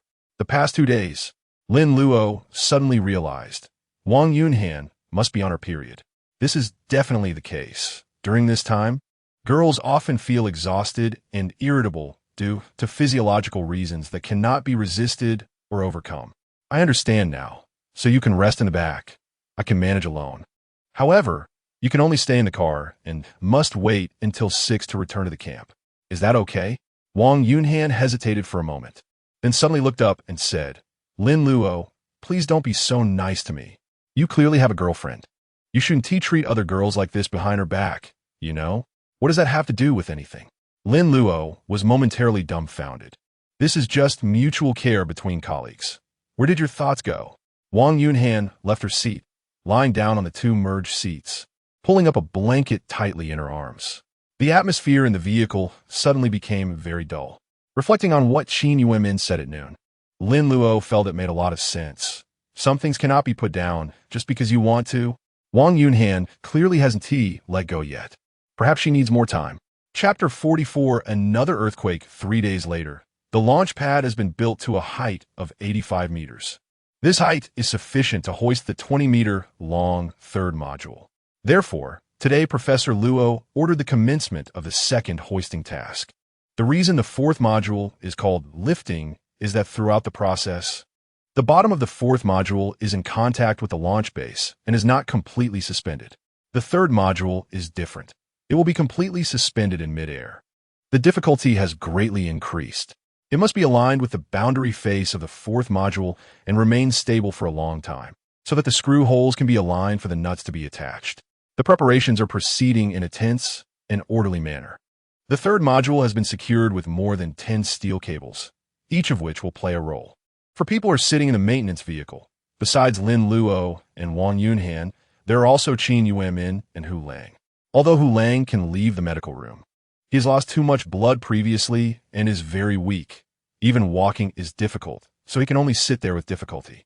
Of course, everyone advised him not to come with the vehicle, but he couldn't rest easy, feeling that missing the last time was already inappropriate. So this time he had to come to the site no matter what. As for Qin Yuanmin, she claimed she was just hitching a ride. Since there just happened to be an empty seat, it seemed fine for her to sit here. Today, as hoisting work is very important and certainly difficult. Many problems can only be discovered during the construction process. However, once the hoisting and merging succeed, we will have gained experience, and the remaining 2nd and 1st modules will be much simpler. Hu Lang said meaningfully, so today we must succeed. There's no room for failure. Wang Yunhan retorted, when have you not said this before? Lin Luo, Hu Lang, and Chinese women couldn't help but laugh. The maintenance vehicle's responsibility was to control the winch on the ground, which would pull the third module away from the launch pad's outer wall, reducing friction and increasing the lifting speed, while also avoiding damage from collisions with protruding parts of the outer wall. So the team took their positions for the final checks, and after 5 minutes, they would begin the hoisting. If there were any issues, report them immediately. Do not delay or ignore them. Professor Luo's voice echoed over the public channel. Group 1, inspection complete. Everything is normal. Group 2, inspection complete. Everything is normal. The maintenance vehicle belonged to Group 8, which also reported everything normal. Good. All groups are normal. Final countdown to 10 seconds. When Professor Luo counted down to 3, an unusual tremor suddenly shook the ground. The earthquake monitoring device installed near the camp immediately sent out an urgent notification. An earthquake was imminent, with a magnitude close to 8. Depth. Everyone's face turned pale. An earthquake occurring at such a critical moment was unexpected, especially since it had been over a month of calm with no earthquakes. Evacuate the construction site. Move away from the launch pad. Professor Luo immediately issued the command. Various vehicles began to retreat, while personnel at the control, pulley system, and winch atop the launch pad quickly boarded transport vehicles to rush down. Everyone ran to an open area at least 200 meters away from the launch pad, anxiously watching the launch pad sway during the earthquake. If the ice block launch pad were to collapse, all their hard work would be in vain. If the Nuon module were damaged, all hope would be lost. No one wanted to see any possibility of that happening. However, no one noticed that danger was approaching. The hundreds of ice cracks on the ground, originally only a few centimeters to over 10 centimeters wide, were now rapidly widening at a visible speed. Snap! Without warning, 2 wheels on the left side of the engineering vehicle fell into a wide-open ice crack, causing the vehicle to tilt sharply to the left, startling everyone inside. Quick! Restore level status. Hu Lang instructed. Wang Yunhan and Lin Luo controlled the mechanical arms to lift the vehicle's body against the adjacent ice surface, then shifted it sideways to let the wheels land on solid ice. However, before they could catch their breath, another ice crack, 7 or 8 meters wide, appeared beneath the vehicle. The entire vehicle fell into the ice crack. Fortunately, the 2 mechanical arms quickly extended sideways to support both sides. We need 2 more hands. Hu Lang shouted, panic rising, and suddenly he fainted. Lin Luo controlled the 2 mechanical arms to extend outwards, holding the ice surface to prevent the vehicle from falling. Engine pressure is increasing, Wang Yunhan reported. At this moment, all 4 mechanical arms served as fixed support points, essentially bearing the weight of the entire vehicle. This state could not last. The engine would continue to overheat and ultimately burn out. Calm down. We need to move the vehicle, get it away from the ice crack. Move forward. The 2 manipulated the mechanical arms, transforming them into mechanical legs to crawl forward. The ice crack was narrow at both ends and wide in the middle. Moving another 50 meters forward, the width of the crack would be only about 2 meters, which would not let the vehicle sink. Creak, creak. The mechanical legs took slow, heavy steps, moving forward. Everyone inside the vehicle could feel the temperature rising. Lin Luo's neck and chin began to sweat. Despite the outdoor temperature on Europa being over -100 degrees, all vehicles were coated with insulation, preventing heat exchange between the exterior and the vehicle body. The vehicle still needed to dissipate heat through its pipes. Since the engine was operating under a heavy load, the heat that cannot be expelled in time began to fill the cabin. Calling for rescue, calling for rescue. Chinese women used the communicator to call for help. However, they were not the only vehicle in this predicament. Other vehicles were also in very dangerous situations and needed to self-rescue or be rescued. Others simply could not divide their attention. Professor Luo announced, "This area is unstable. Move northwest immediately." At this moment, the earthquake had ceased, but new ice cracks continued to appear on the ground, seemingly with a lag. This was understandable, as beneath Europa's kilometers-thick ice shell lay an ocean over 100 kilometers deep. Beyond the mantle, Europa could be considered a water sphere. The water in the ocean also swirled with the planet's rotation. During the earthquake, the ocean's waters surged, impacting the ice shell. This impact could last for a long time. After all, Everyone knows that suddenly shaking water in a container will not calm down quickly. We're almost there, almost out of the crack range. Wang Yunhan exclaimed excitedly. Just 10 more meters. Suddenly, the vehicle tilted sharply to the right. This time, the ice crack did not split, but the joint at the end of one mechanical leg on the right side broke. Stop, we can't climb anymore, otherwise. The other mechanical arm won't be able to bear half the weight of the vehicle and will break too. Lin Luo shouted anxiously. Chapter 45. Abandon the leader to save the vehicle. Lin Luo looked at the screens on both sides and said, "There's a way. Extend the 2 mechanical legs on the left completely, allowing the 3 wheels on the right side to land on the ice surface. This way, with wheels bearing some of the weight, the mechanical legs won't break." Wang Yunhan immediately nodded, saying, "I agree," following Lin Luo's instructions. The 2 mechanical legs on the left fully extended, and the vehicle shifted to the right, allowing the 3 wheels on the right to land on the ice surface. However, now we can't move forward, Wang Yunhan said anxiously.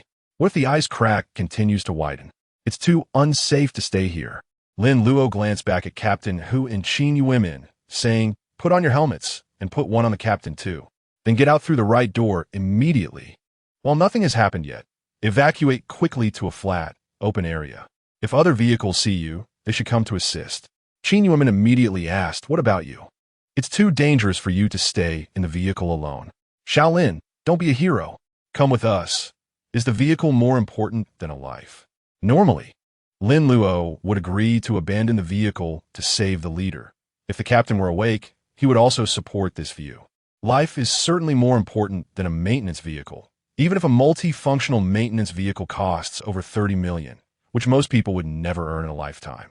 However, this was a special time, with the construction of the launch pad nearing the mid to late stages and the hoisting work about to be completed.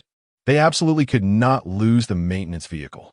Otherwise, if any subsequent equipment were to be damaged, they would have to rely on manual repairs, which would be excessively inefficient and difficult, especially since many large pieces of equipment could not be handled manually.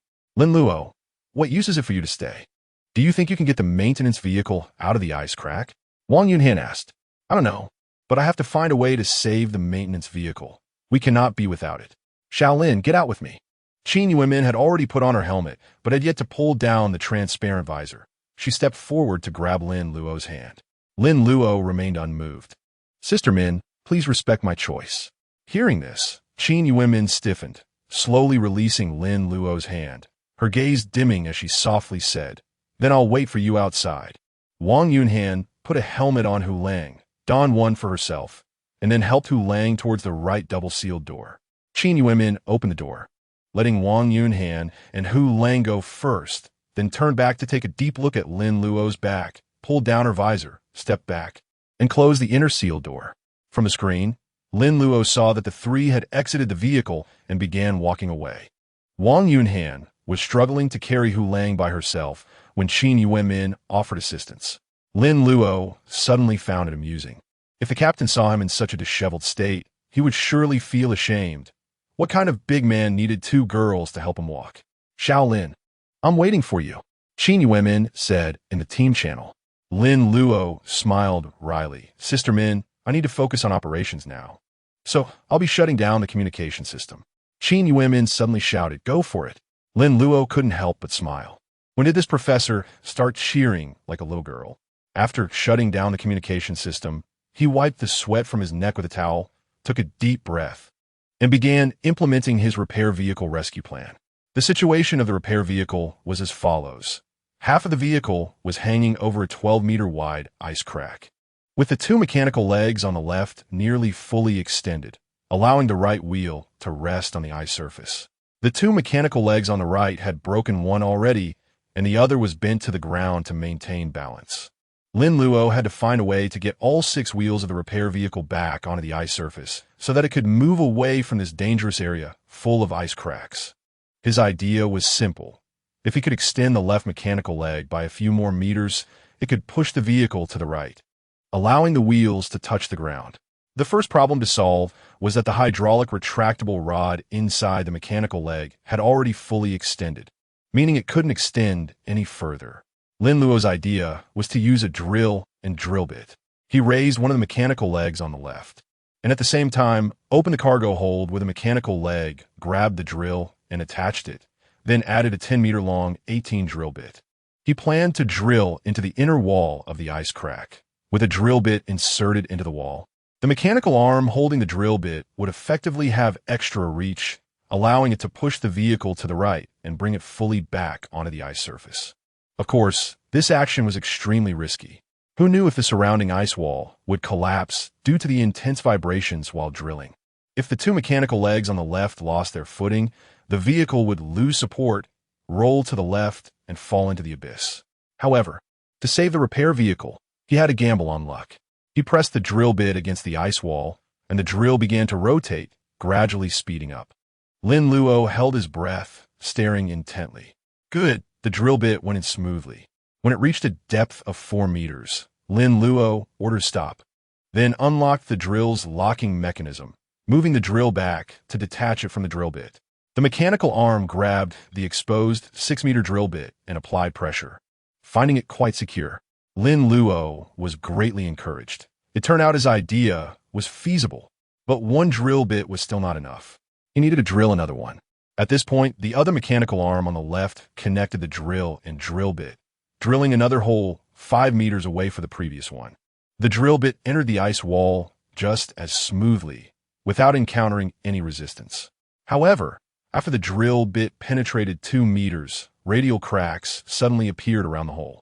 Before Lin Luo could react, these cracks extended upward and then shattered into several large chunks of ice, falling into the crack below. Lin Luo gasped. This unexpected incident was not something he had anticipated. However, it was just a small issue. He could simply change the position and drill again. This time, he moved to the right side of the first inserted drill bit, maintaining a 4-meter gap, and began drilling. After a few seconds, the drill bit had penetrated 4 meters. He removed the drill bit, put the drill back in the cargo hold, then extended the mechanical arm to grab the second inserted drill bit. Everything was ready. He just needed both mechanical arms to push outward simultaneously to complete the task. Lin Luo's heart raced.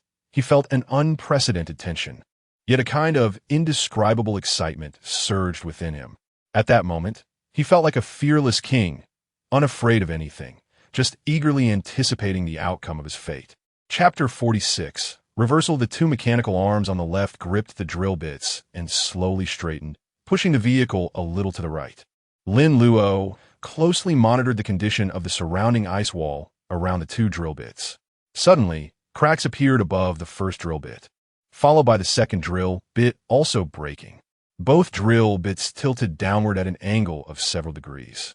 Lin Luo dared not hasten the extension of the mechanical arms, fearing that deeper cracks might form, causing both drill bits to become dislodged. To be safe, the mechanical arm on the right quickly retrieved the drill from the cargo hold, fitted it with a 10-meter drill bit, and immediately began drilling into the ice surface on the right. After the drill bit entered the ice surface, the mechanical arm did not detach the drill from the drill bit, but kept the connection. This way, the mechanical arm pulling on the drill bit provided a stable pulling force. The pulling force from the right could alleviate the pressure that the two mechanical arms on the left were applying to the drill bits. At that moment, not far away on the ice surface, Qin Yuanmin and Wang Yunhan were watching the movements of the repair vehicle, leaving Hu Lang lying on the ground. Come on, just a little more. Shaolin, you can do it. I believe you'll be fine. Qin Yuanmin murmured softly. What is he thinking? Isn't this risking his life? It's not worth it for the repair vehicle. It's still not too late to get out. Wang Yunhan shook her head sadly. Lin Luo closed his eyes, gripped the control sticks with both hands, and urged the 3 mechanical arms to exert force. The 2 mechanical arms on the left straightened with all their might, while the mechanical arm on the right contracted fully. In an instant, the vehicle moved 2 meters to the right, and the 3 wheels on the left landed on the ice surface. As soon as Lin Luo felt the vibrations coming from the left side of the vehicle, he knew he had succeeded, then activated the wheels and drove the vehicle to the right, quickly escaping the ice crack. The repair vehicle arrived in front of Qin Yuanmin and Wang Yunhan, and the automatic outer door opened. Qin Yuanmin was the first to step onto the platform and rush inside, then close the outer door and open the inner door. As soon as she entered the cockpit, she threw herself onto Lin Luo, hugging him tightly. Shaolin, congratulations, you made it back alive. She boldly and passionately pressed her lips against Lin Luo's. Sister Min, I told you it was fine. Lin Luo felt completely drained, allowing his girlfriend to act as she pleased. Soon, Wang Yunhan, supporting Hu Lang, also returned to the cockpit. However, Qin Yuanmin showed no signs of embarrassment, still sitting on Lin Luo's lap. Wang Yunhan returned the captain to his seat and buckled her seatbelt before quietly taking her place. Now is not the time for showing affection. We need to gather with everyone else. There are others who need our help. Sister Min, you should sit back. I need to drive, Lin Luo said softly, as if worried about provoking Wang Yunhan. Okay, I'll listen to you. Qin Yuanmin kissed Lin Luo's face again before reluctantly moving her legs back to her own seat. After that, Lin Luo drove the repair vehicle to the assembly point. All the other vehicles were gathered in this area without cracks. Several vehicles showed varying degrees of deformation and damage. Wang Yunhan sighed helplessly. Now our work is going to increase again. At this moment, Lin Luo noticed 3 transport vehicles. It seemed one was missing, as there were only 2 on site. The exterior of the transport vehicles had numbers, and their colors were different. The missing transport vehicle was driven by Lu Hong, and just a few days ago, Lin Luo had executed a watering task with him, and they had also collaborated at the launch pad, so they were somewhat familiar. Lin Luo asked in the public channel, "Where is transport vehicle number 9? Where is Lu Hong?" Number 9 has unfortunately met with an accident. It fell into the ice crack. We called for Lu Hong, but there's been no response. It's likely he is in grave danger. Sigh. Lu Hong isn't married and has a 60-year-old mother at home. Came the replies from everyone. Professor Luo's voice came through. From the life sign detection data, Lu Hong has already perished. It's unfortunate that we couldn't save him at the time. Lin Luo, we also saw the predicament on your side, but we noticed that you were trying to get out of the situation on your own, and you had turned off the communication systems of your helmet and the vehicle, indicating that you didn't want to be disturbed. That's why I didn't call everyone over. You really made everyone hold their breath just now. Fortunately, you were lucky and returned safely. Amy's voice followed. Lin Luo, you must give me half an hour for a special interview later. You can also join Professor Qin. I need multi-angle news material. I also hope to cooperate with your work. If I can find the time, I have no objections, Lin Luo said listlessly. He didn't expect another acquaintance to sacrifice themselves, and their body had fallen into a crevice in the ice, destined to sleep forever on a distant alien planet. At that moment, Lin Luo zoomed in on the image of the launch pad on the screen and saw a shocking scene. There were small-scale collapses on the left wing and rear of the launch pad. Fortunately, the launch pad hadn't completely fallen, but it felt precarious. It seemed that a lot of time and energy would again be spent on repair work in the coming days. Fortunately, all 4 modules of the Nuwa were intact, including the already upright 4th module, which had not been affected by the earthquake. Lin Luo suddenly remembered what the captain had said about time running out. With this back and forth, time was indeed insufficient. It was expected that they could return in half a month, but now it would be delayed again. They could only hope that the supply rocket launched from Mars would arrive soon. Otherwise, in the face of severe food shortages, it would be hard for everyone to endure. The earthquake has passed. There shouldn't be any aftershocks. Everyone, follow me back to the camp. Let's rest for a day today. We can discuss the specific arrangements for tomorrow's work during the meeting tonight. Professor Luo issued the order.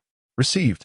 The other vehicles followed the red transport vehicle where Professor Luo was, avoiding the crevices in the ground and winding their way toward the camp. Finally returning to the camp, everyone relaxed their spirits and slumped onto the sofas, not wanting to move. Shaolin, aren't you going to sleep? Qin Yuanmin asked with concern. I think you should really get some good rest. Your face is very pale. Don't force yourself, okay? I'm really tired, but at this time, I definitely can't sleep. Lin Luo sighed deeply. The changes that had occurred today were too severe, beyond expectations. Just thinking about the workload that would increase in the future gave him a headache.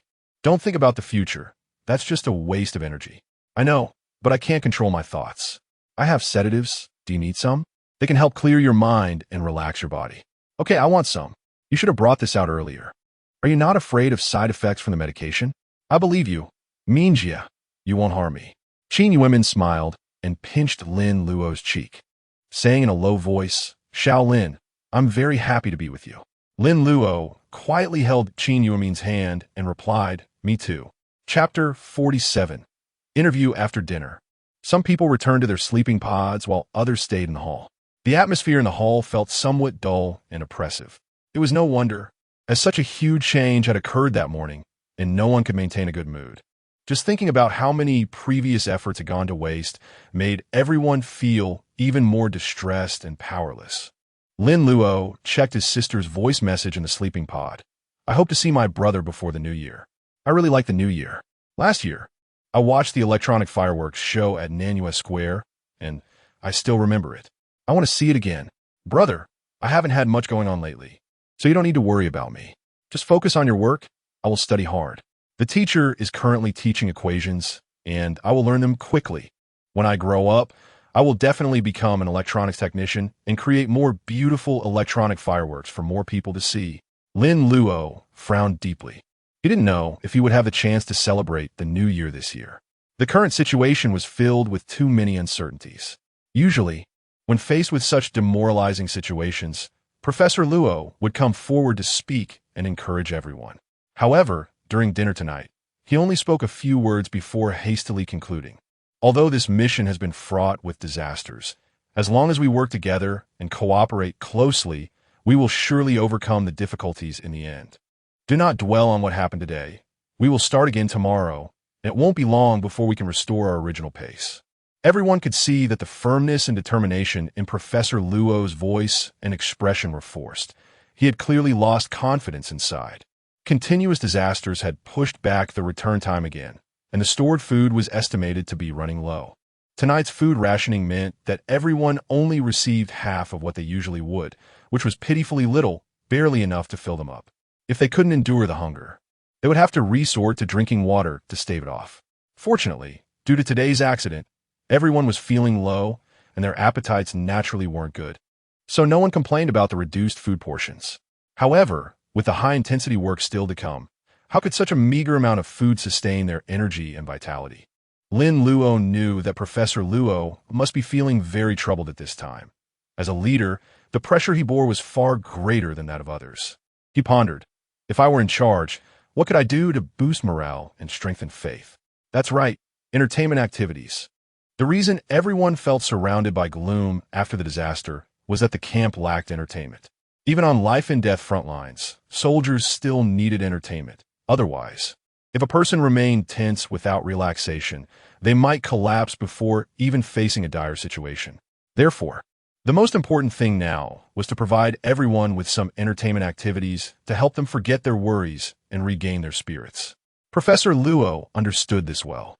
Last time he activated the holographic game projector in the hall, allowing everyone to experience the fun of visiting a wildlife park through the game. However, using the same trick again this time would be inappropriate. First, the novelty of the game had worn off after one experience. Second, Earth's animals and scenery would only make everyone feel that returning to Earth was even more unreachable. Lin Luo suddenly thought of Amy. He used the communicator to input Amy's spacesuit number. Amy quickly answered, "Who is this?" "It's Lin Luo."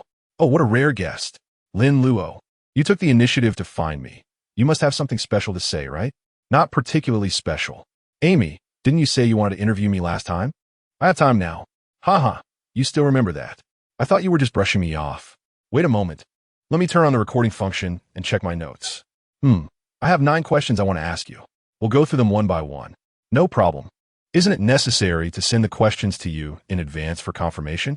"That seems unnecessary. I'm not a celebrity." "Okay, then I'll start asking now." Amy's first question was very simple. She just asked about Lin Luo's personal situation. "You really have it tough. You haven't even finished paying for your family's funeral expenses. Plus, the special school your sister attends has high tuition. I don't want to say much about that. Everyone has their difficulties. For instance, I believe you definitely didn't join this plan for fame or profit." "Hee. Lin Luo, you have a good sense of empathy. I have my own reasons for coming to Europa. It might sound a bit funny, but I had a breakup, and that kind of pain made me fearless of death. So when I heard the company was involved in such a dangerous plan, I volunteered to participate." Oh, Lin Luo was non-committal. She didn't expect that this Amy, who always appeared energetic and cheerful, actually had such a story hidden behind her back. If she didn't speak it out, who could have guessed? Off topic, off topic. It's clearly me interviewing you. How did it turn around? Next is the second question. Are you and Professor Cheen in a relationship? Oh, yes. Lin Luo hesitated for a moment, but still nodded. Although she hadn't asked Cheen Yuemin's opinion, her recent public displays of affection had made it obvious that there was no point in trying to hide it. I can understand how you feel right now. Like every couple in love, you believe that this monotonous world has become more beautiful and rich because of each other, thinking about each other every moment, hoping to see each other's affection in their words and actions. Almost, but not that exaggerated. You wouldn't, right? I hope I'm wrong. What do you mean? What did I guess wrong? I guess among you two, Professor Cheen is the one who actively pursued.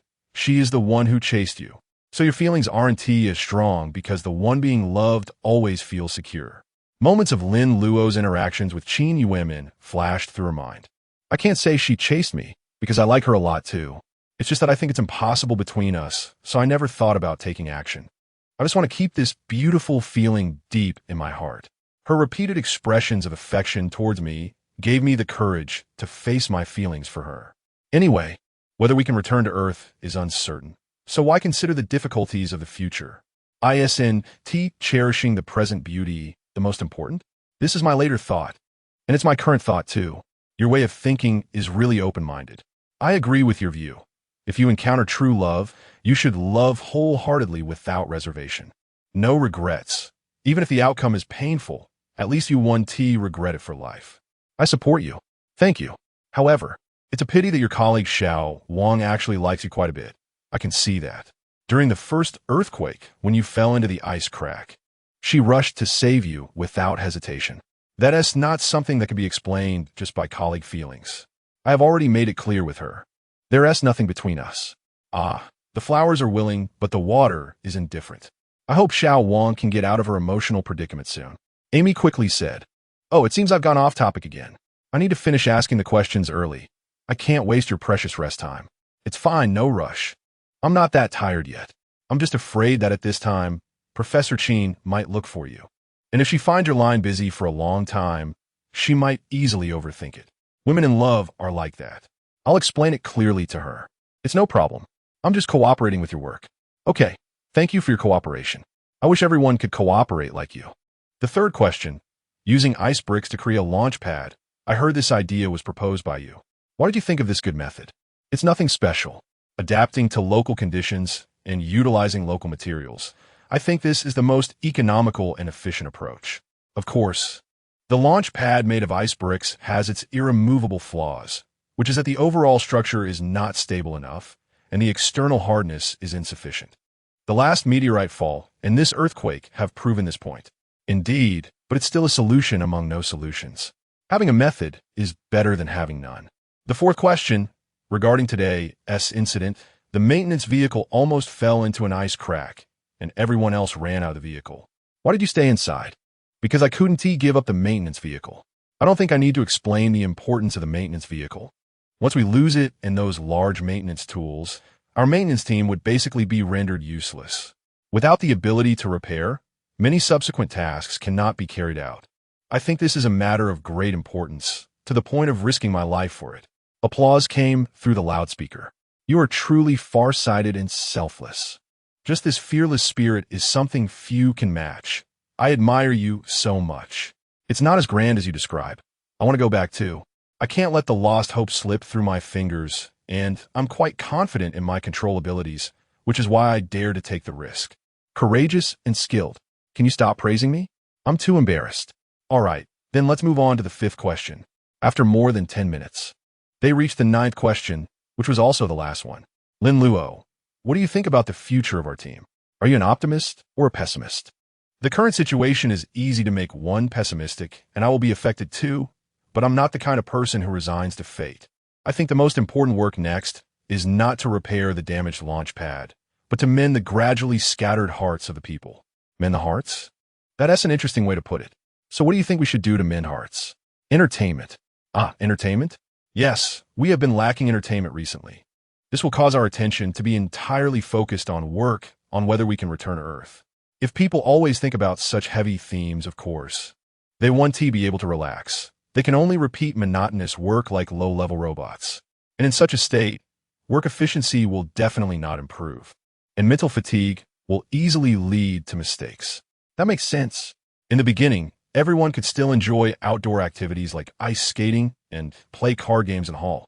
But recently, everyone is too busy with work. And even when they come back, they don't have the energy or mood to play games. Yes, so we need some non-game entertainment. I can't guess your thoughts. Can you give a hint? Do you remember that Polar Bear Company is the main commercial sponsor of this project? They contributed $5 billion in sponsorship fees. Of course, I remember. When this news was announced, it sparked a heated discussion. After all, it's rare for a company to be willing to put out such a large sum to sponsor a space program. They didn't sponsor without reason. ISNT, they're an outdoor advertising contract? Advertising contract, oh, right. The condition for them to pay the sponsorship fee was to have the space team build a 3D billboard on Europa and shoot a commercial in front of it. In this age of advanced space travel, more and more companies are willing to spend money to sponsor space teams, putting their company or product advertisements in outer space to showcase their strong financial power and expand brand influence. The Polar Bear Company is a frozen food company that specializes in various frozen foods. They commissioned the Europa team to build a 5-meter-high trademark billboard on Europa. That billboard is provided by the company and is currently stored in the cargo hold of the Fushi spacecraft. According to the original plan, everything was supposed to go smoothly, and the billboard and commercial would be set up and filmed on the last day, as that was the simplest and easiest task, requiring no effort at all. However, after the unexpected change, everyone only thought about repairing the new spacecraft and returning to Earth as soon as possible. It seems everyone has forgotten about the Polar Bear billboard. Or perhaps everyone hasn't actually forgotten. It's just that compared to everything else, the billboard has become unimportant. They should spend their precious time on repairing the Shenzhou spacecraft, even if they ultimately do not fulfill the Polar Bear Company's requirements.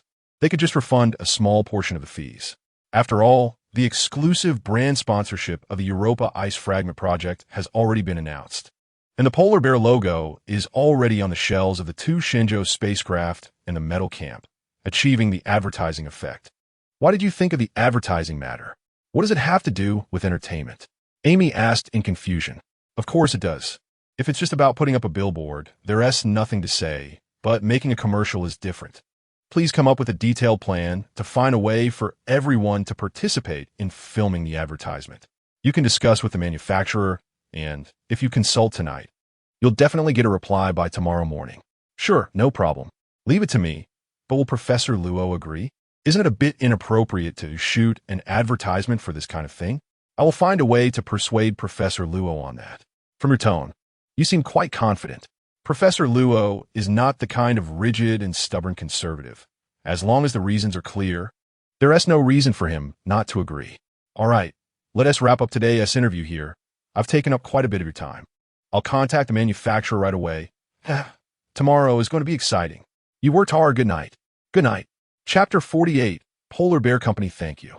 However, it's a pity that your colleague Xiao Wang actually likes you quite a bit, I can tell. When the first earthquake happened, you fell into the ice crack, and she risked her life to save you. That is not something that can be explained by just colleague feelings. I've already made it clear to her that there is nothing between us. The falling flowers have intention, but the flowing water is heartless. I hope Xiao Wang can get out of her emotional predicament soon. Amy hurriedly said, Oh, it seems I've digressed again. I need to finish my questions quickly and not waste your precious rest time. It's fine, no rush, I'm not that tired yet. I'm just worried that Professor Qin might look for you at this time. If she finds your line busy for a long time, she might easily overthink it. Women in love tend to do that. I'll explain it to her clearly. It won't be a problem. I'm just cooperating with your work. All right. Thank you for your cooperation. It would be great if everyone was as cooperative as you. The third question, using ice blocks to create the launch platform. I heard this idea came from you. Why did you think of such a good method? It's nothing special, just adapting to local conditions and using available materials. I think this is the most economical and efficient approach. Of course, the launch platform made of ice blocks has its irremovable flaws, such as insufficient overall stability and external hardness, as evidenced by the last meteorite fall and this earthquake. That's true, but it's still a solution when there are no other options. Having a solution is better than having none at all. The fourth question, regarding today's incident. The maintenance vehicle almost fell into the ice crack, and everyone else abandoned the vehicle and ran out. Why did you stay in the vehicle? Because I cannot give up on the maintenance vehicle. I think the importance of the maintenance vehicle doesn't need explanation. Once we lose it and those large maintenance tools, our maintenance team would basically be rendered useless. If we can't maintain, many subsequent tasks cannot proceed, which I consider to be crucial, to the point of risking my life. Applause comes through the loudspeaker. You are truly far-sighted and selfless. Just this fearless spirit is something few can match. I really admire you. It's not as lofty as you say. I want to go back too. I can't let hope slip away from my hands. And I'm quite confident in my controllability, which is why I dare to take the risk. Courageous and skilled. Can you stop flattering me? It's too embarrassing. All right, then let us move on to the fifth question. After about 10 minutes, they arrived at the ninth and final question. Lin Luo, how do you see the future of our team? Are you an optimist or a pessimist? The current situation can easily lead to pessimism, and I am affected too, but I'm not the kind of person who resigns to fate. I think the most important work ahead is not to repair the damaged launch platform, but to mend the hearts of the gradually dispersing people. Mending hearts? That's an interesting way to put it. So what do you think we should do to mend hearts? Entertainment. Entertainment? Yes, we've been lacking entertainment recently, which makes our focus entirely on work, on whether we can return to Earth. If people are always thinking about such heavy themes, they obviously can't lighten up and can only repeat tedious work like low-level robots. When in this state, work efficiency will definitely drop, and mental fatigue is prone to errors. That makes sense. At the beginning, everyone could still enjoy outdoor sports like ice skating or play card games in the hall. But recently, everyone has been busy with work, and even when they come back, they have no energy or mood to play games. Exactly. So we need some non-game entertainment. I can't guess your thoughts. Can you give a hint? Do you remember that Polar Bear Company is the main commercial sponsor of this plant? They paid $5 billion in sponsorship fees. Of course, I remember. When this news was announced, it sparked a heated discussion, as very few companies are willing to spend such a large amount to sponsor a space program. They didn't sponsor it for free. Isn't there an outdoor advertising contract? Advertising contract, all right. Their condition for paying the sponsorship fee was for the space team to build a three-dimensional billboard on Europa and then shoot an advertisement in front of the billboard. In this era of space development, more and more companies are willing to spend money to sponsor space teams, putting their company or product advertisements in outer space to showcase their strong financial power and expand brand influence. Polar Bear Company is a frozen food company that specializes in producing various frozen foods. They commissioned the Europa team to build a 5-meter-high trademark billboard, which is provided by the company and stored in the Fushi spacecraft's warehouse.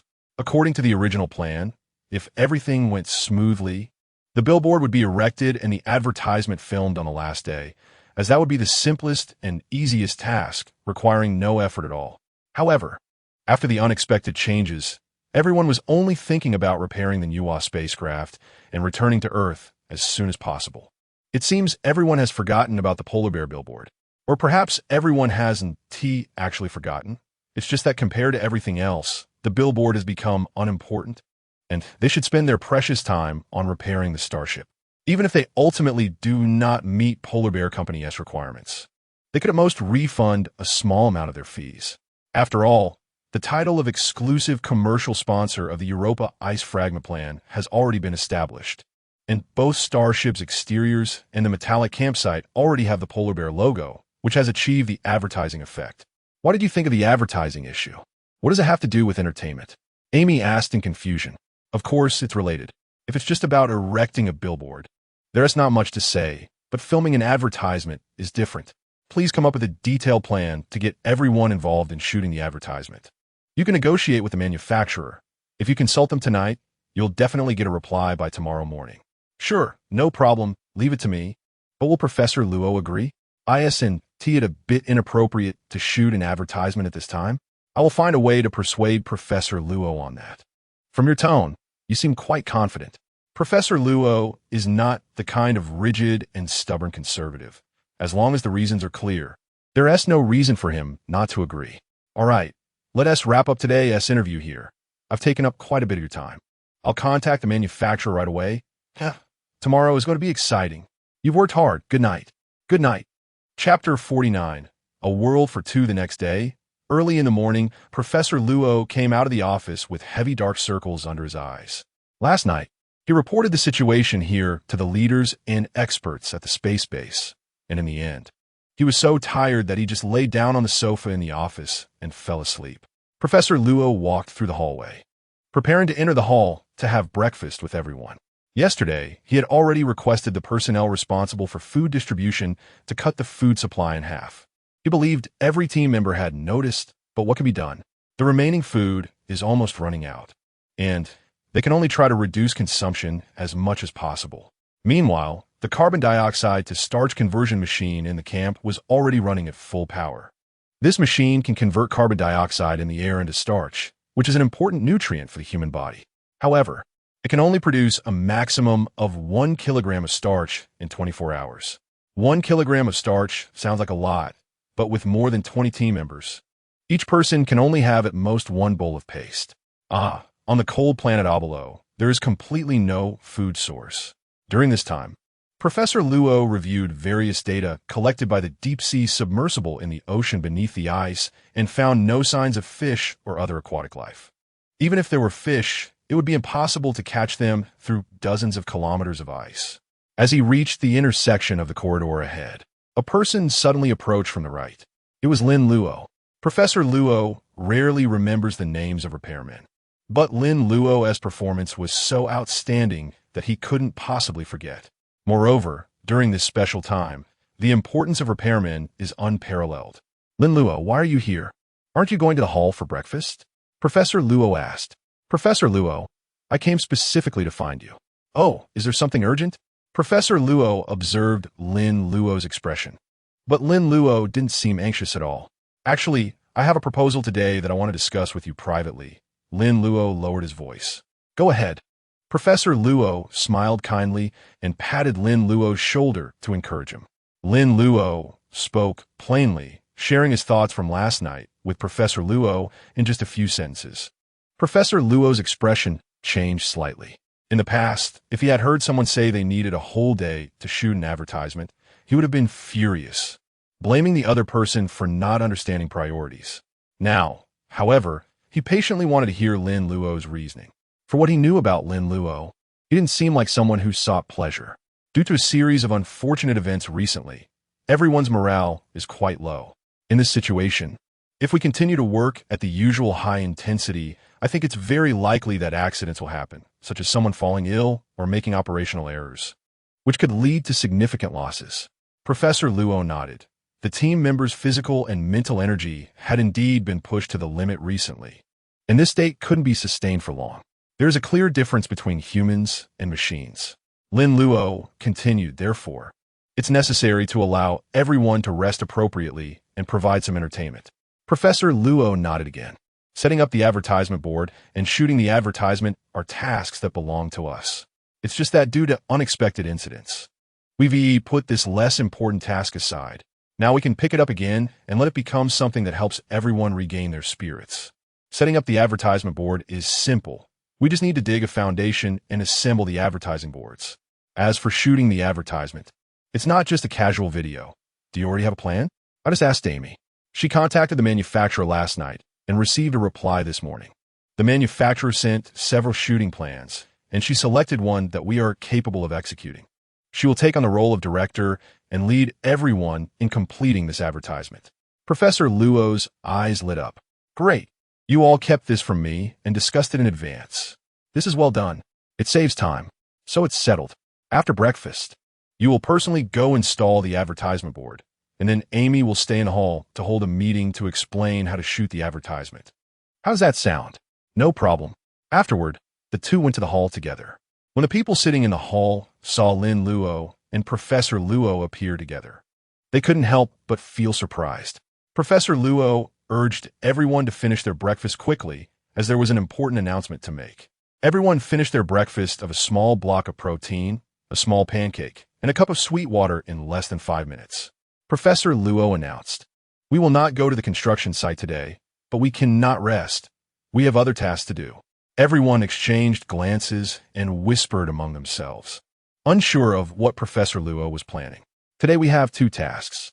The first is to set up the polar bear advertisement board, and the second is to shoot an advertisement around this board. This is part of our unfinished tasks, and today we will take it out and complete it. Everyone fell silent, clearly not understanding the significance of this action. Professor Luo pointed to Amy and said, "I'll let Amy explain the details to you. She will serve as the director of the advertisement board and teach everyone how to shoot it." Amy, with a sweet smile, stepped onto the stage and began explaining the steps for shooting the advertisement, what kinds of positions were needed, and who would be responsible for each position. Lin Luo didn't stay. After finishing breakfast, he went to the changing area at the door, changed into his spacesuit, put on his helmet, and quietly went outside. He had already heard Amy's explanation earlier in the morning, so there was no need to listen again. And now he needed to install the advertisement board as quickly as possible. He had just taken a few steps out of the camp when he received a communication call from Qin Yuemin. "Shaolin, where are you sneaking off to? Didn't Professor Luo say we don't need to go to the construction site today? He asked me to install the advertisement board. This task was arranged for me privately. Can I go with you? You want to come?" "Why? It's not exactly a fun thing. Whether it's fun or not, I don't care. I just want to be with you. Although I know I shouldn't be asking this, especially during your working hours, it will definitely affect your work. But I find I can't control myself. I finally understand what it means to be unable to resist. Forget it. Just pretend I never said anything." Lin Luo's heart warmed, and he smiled. "Since you brought it up, how could I pretend I didn't hear? Sure, you can come along. It's just a simple task. It won't affect anything. I'm waiting for you at the door. Can you come out in 3 minutes? I don't need 3 minutes. I can be ready in 1. In less than a minute, Qin Yuemin indeed came out of the camp gate wearing her spacesuit and helmet. It is said that preparing for a woman to go out takes the most time and effort, but this doesn't seem to apply to Qin Yuemin. She walked up and took Lin Luo's arm, saying, "Let us go." The two got into a small transport vehicle parked nearby, and Lin Luo drove towards the warehouse of the Fushi. "Did Xiao Wang not come with you? Professor Luo only arranged for me to carry out the task. This small matter I can handle on my own, so I didn't call her. So now it's our little world?" Qin Yuemin rested her head on Lin Luo's shoulder. "Sister Min, there are cameras in the car too. Professor Luo can see everything we do right now through the top-level management system. Professor Luo wouldn't do something as low as invading others' privacy, right? This can't be called invasion. It's a right for a leader to supervise the work status of team members in real time." Qin Yuemin playfully flicked Lin Luo's nose with her finger and sat up straight. "Haha, I was just joking with you. Seeing your awkward expression is really cute." Chapter 50. Advertisement. Are you that fast? Actually, I think it's just average speed. I was too surprised. Don't you want to be that fast? Of course not. Why? If it ends too quickly, we'll have to go back to the camp immediately and can't continue our little world. Sister Min, when did you become so selfish? Only thinking of your own happiness? Because I've realized that if we can't go back to Earth, it's better to enjoy the best time here. From the perspective of biological population development, it doesn't really matter if an individual lives a few decades longer or shorter. An hour ago, Lin Luo drove the maintenance vehicle out of the warehouse, then used the mechanical arm to drag out the parts of the advertisement board and put them into the cargo hold. He then took Qin Yuemin to a vacant area 500 meters from the launch pad to dig the foundation for the advertisement board. The foundation was completed in just half an hour, followed by another half hour to insert the billboard support pillars. Installing the lower half of the polar bear took only an hour, completing the task effortlessly and with extreme ease. However, Qin Yuemin didn't want to return to the camp so quickly. Lin Luo was out for work, while Qin Yuemin accompanied him for a date, and she certainly didn't want this rare outing to end so soon. This could be considered a unique stubbornness of a woman in love, right? "Let's drive around a bit and enjoy the breeze before heading back," Lin Luo suggested helplessly as a compromise. Qin Yuemin snuggled close to Lin Luo and softly said, "I'm listening to you." So, Lin Luo drove the maintenance vehicle around the billboard in 2 large circles, each a few kilometers in diameter, before heading back. The mascot of the Polar Bear Company was very festive, draped in a red scarf and smiling brightly, which made one feel quite comfortable. Although I'm not particularly fond of sweets, I've had polar bear ice cream many times, and it really tastes good. It would be great if we had polar bear ice cream right now. We could enjoy it together. Yeah, it would be nice to have ice cream, Lin Luo said. Ice cream is high in sugar, fat, and protein, providing a lot of calories. Generally, when people are hungry, they think of staple foods like rice, noodles, and bread. Hearing Qin Yuanmin mention ice cream, Lin Luo now felt that ice cream was also good. Although it wouldn't fill you up, it could quickly replenish energy. After driving for a while, Lin Luo switched to the maintenance vehicle, bringing Qin Yuanmin back to the camp. On the way, he reported his work to Professor Luo, who expressed satisfaction and urged him to return quickly, as everyone was preparing to shoot an advertisement. And Amy had also arranged a job for Lin Luo and Qin Yuanmin that was within their capabilities. Entering the hall, everyone gathered in a semicircle, with Amy standing in the middle, using a remote laser pointer to indicate the images on the virtual screen while explaining the details and key points of the shoot. Lin Luo was quite surprised that she had been talking for over an hour and still hadn't finished. Was shooting an advertisement that complicated? Upon noticing Lin Luo and Qin Yuanmin, Amy quickly gestured for them to sit and listen. The male and female leads of the advertisement have finally returned. With this remark, all eyes in the room turned to Lin Luo and Qin Yuanmin.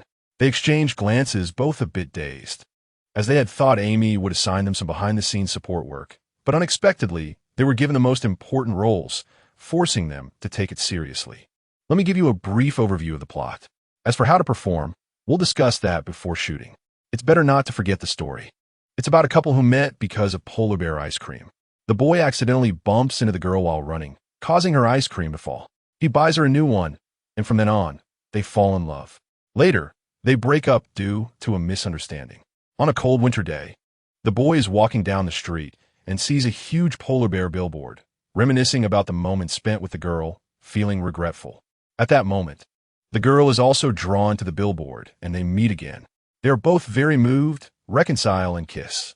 Just then, the polar bear billboard suddenly melts, revealing a sparkling heart-shaped core inside. It turns out that even the cold polar bear has a heart that beats for love. Of course, some scenes will require special effects, but we don't need to worry about that. Just shoot the main story well and send the video to my company. Professionals will handle the post-production. Do you understand? Lin Luo and Qin Yuanmin nodded and then looked at each other, both blushing. They had a kiss in front of the camera and so many people. This felt a bit too bold. If the advertisement aired, wouldn't everyone in the country see it? Lin Luo asked, will our appearances be altered with special effects? Amy replied, they probably will be, but it won't obscure your faces. There will definitely be beauty enhancements. What's wrong? Don't you want to film without any alterations? Qin Yuanmin secretly pinched Lin Luo's arm and answered for him. I have no objections. With beauty enhancements, even my students might not recognize me. Since the girl was so brave, what excuse could Lin Luo, as a boy, come up with? So he followed suit and said, then I have no objections either. Okay, you two just focus on getting into character. You don't need to worry about how to shoot. There will be someone responsible for those miscellaneous tasks, Amy said. I believe that as long as everyone works together, we can wrap up today. Later, Lin Luo learned from Amy and others that some scenes would be shot indoors, with only a few requiring outdoor filming. It sounded quite interesting. He had never tried it before, and now trying it wouldn't hurt. Thinking about acting as a couple with Qin Yuanmin in the advertisement, it felt quite dreamy. In the past, he wouldn't have dared to imagine this. It was simply the pinnacle of showing off affection. Half an hour later, Amy had already moved everything that could be relocated out of the hall. The space was spacious enough to serve as the main shooting scene. Amy asked Lin Luo and Qin Yuanmin to go change into everyday clothes, of course. Something a bit nicer. Is everyone ready? The first scene is shooting in front of the ice cream truck, where the girl buys ice cream and turns around to be bumped into by the boy running from behind. Are the actors playing the vendor and passers-by ready? Several people replied in unison, ready. Soon, Lin Luo and Qin Yuanmin appeared in the hall in their new outfits. Amy approached them to explain the scene and then let them rehearse on site. At first, Lin Luo couldn't relax. As so many eyes were on him and he had no acting experience, it felt like being pushed to perform. Don't mind others, just look at me. Qin Yuemin said calmly, seeming to treat the rehearsal as a new challenge. Perhaps scientists are the least afraid of failure because many experiments often have to be repeated dozens or even hundreds of times without success. Yet scientists still persevere to the end. Amy called for silence, and everyone quieted down. "You two can start now," she said, and the scene suddenly fell silent, with all eyes on the advertisement's main characters. Qin Yuemin stood in front of a table, behind which stood a man pretending to buy ice cream from a vendor.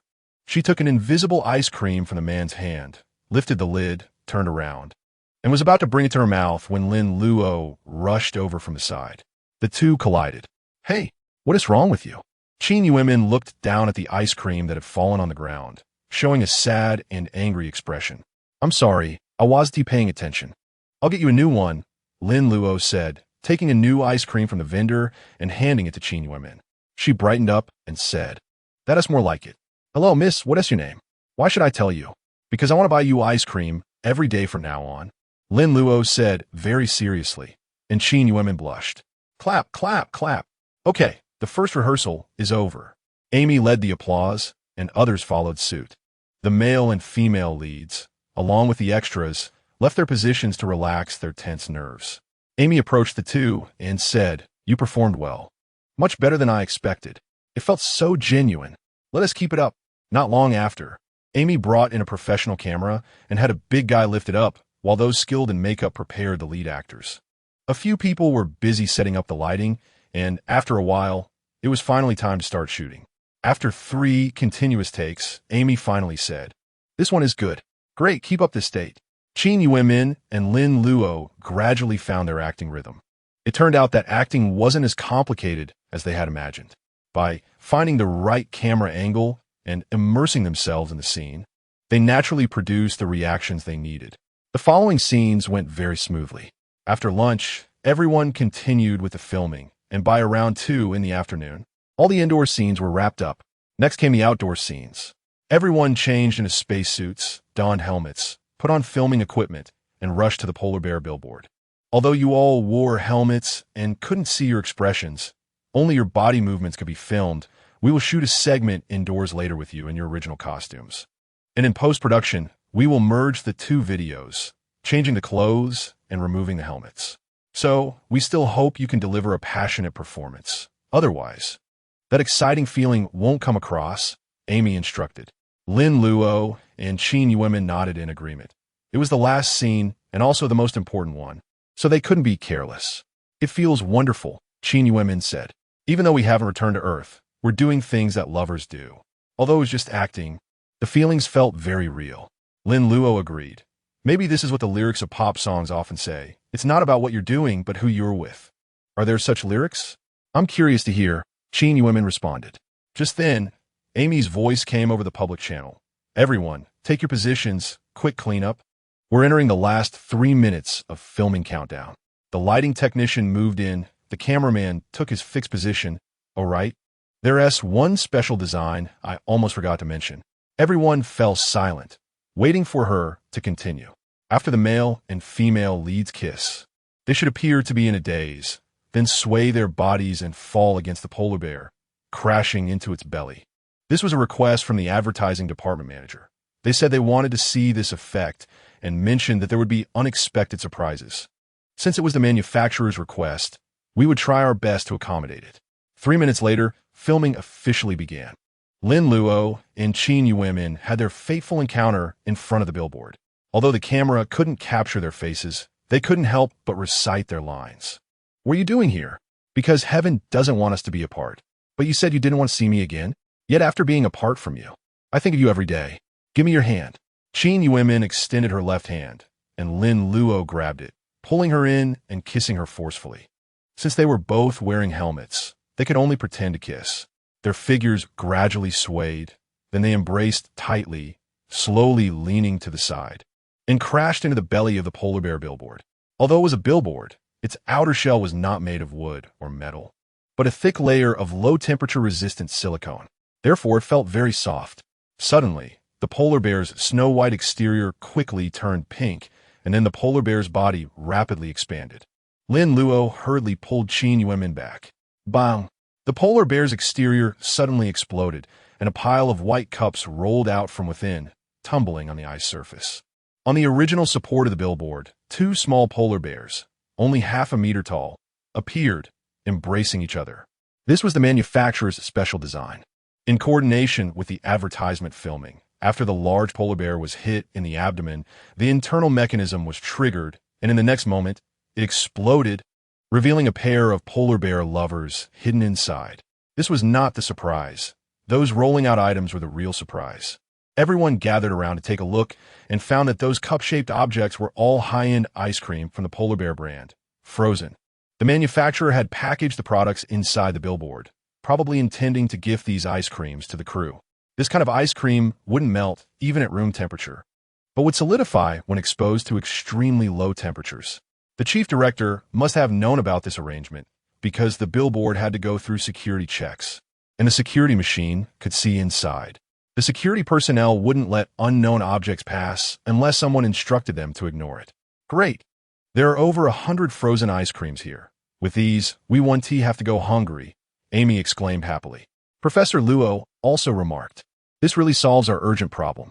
If I had known there was ice cream in the billboard, we should have taken it out earlier. Luckily, we contacted the manufacturer for the advertisement. Otherwise, they wouldn't have told us."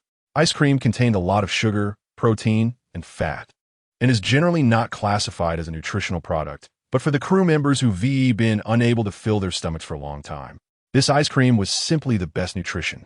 Chapter 52. The Kiss. After counting, there were a total of 268 frozen ice creams, even more than initially estimated. Pick them all up, don't break any, and put them in the truck. Professor Luo instructed everyone to collect them all and load them into the transport vehicle, then sent someone to take them back to the camp. It wasn't that they were worried someone would sneak a bite.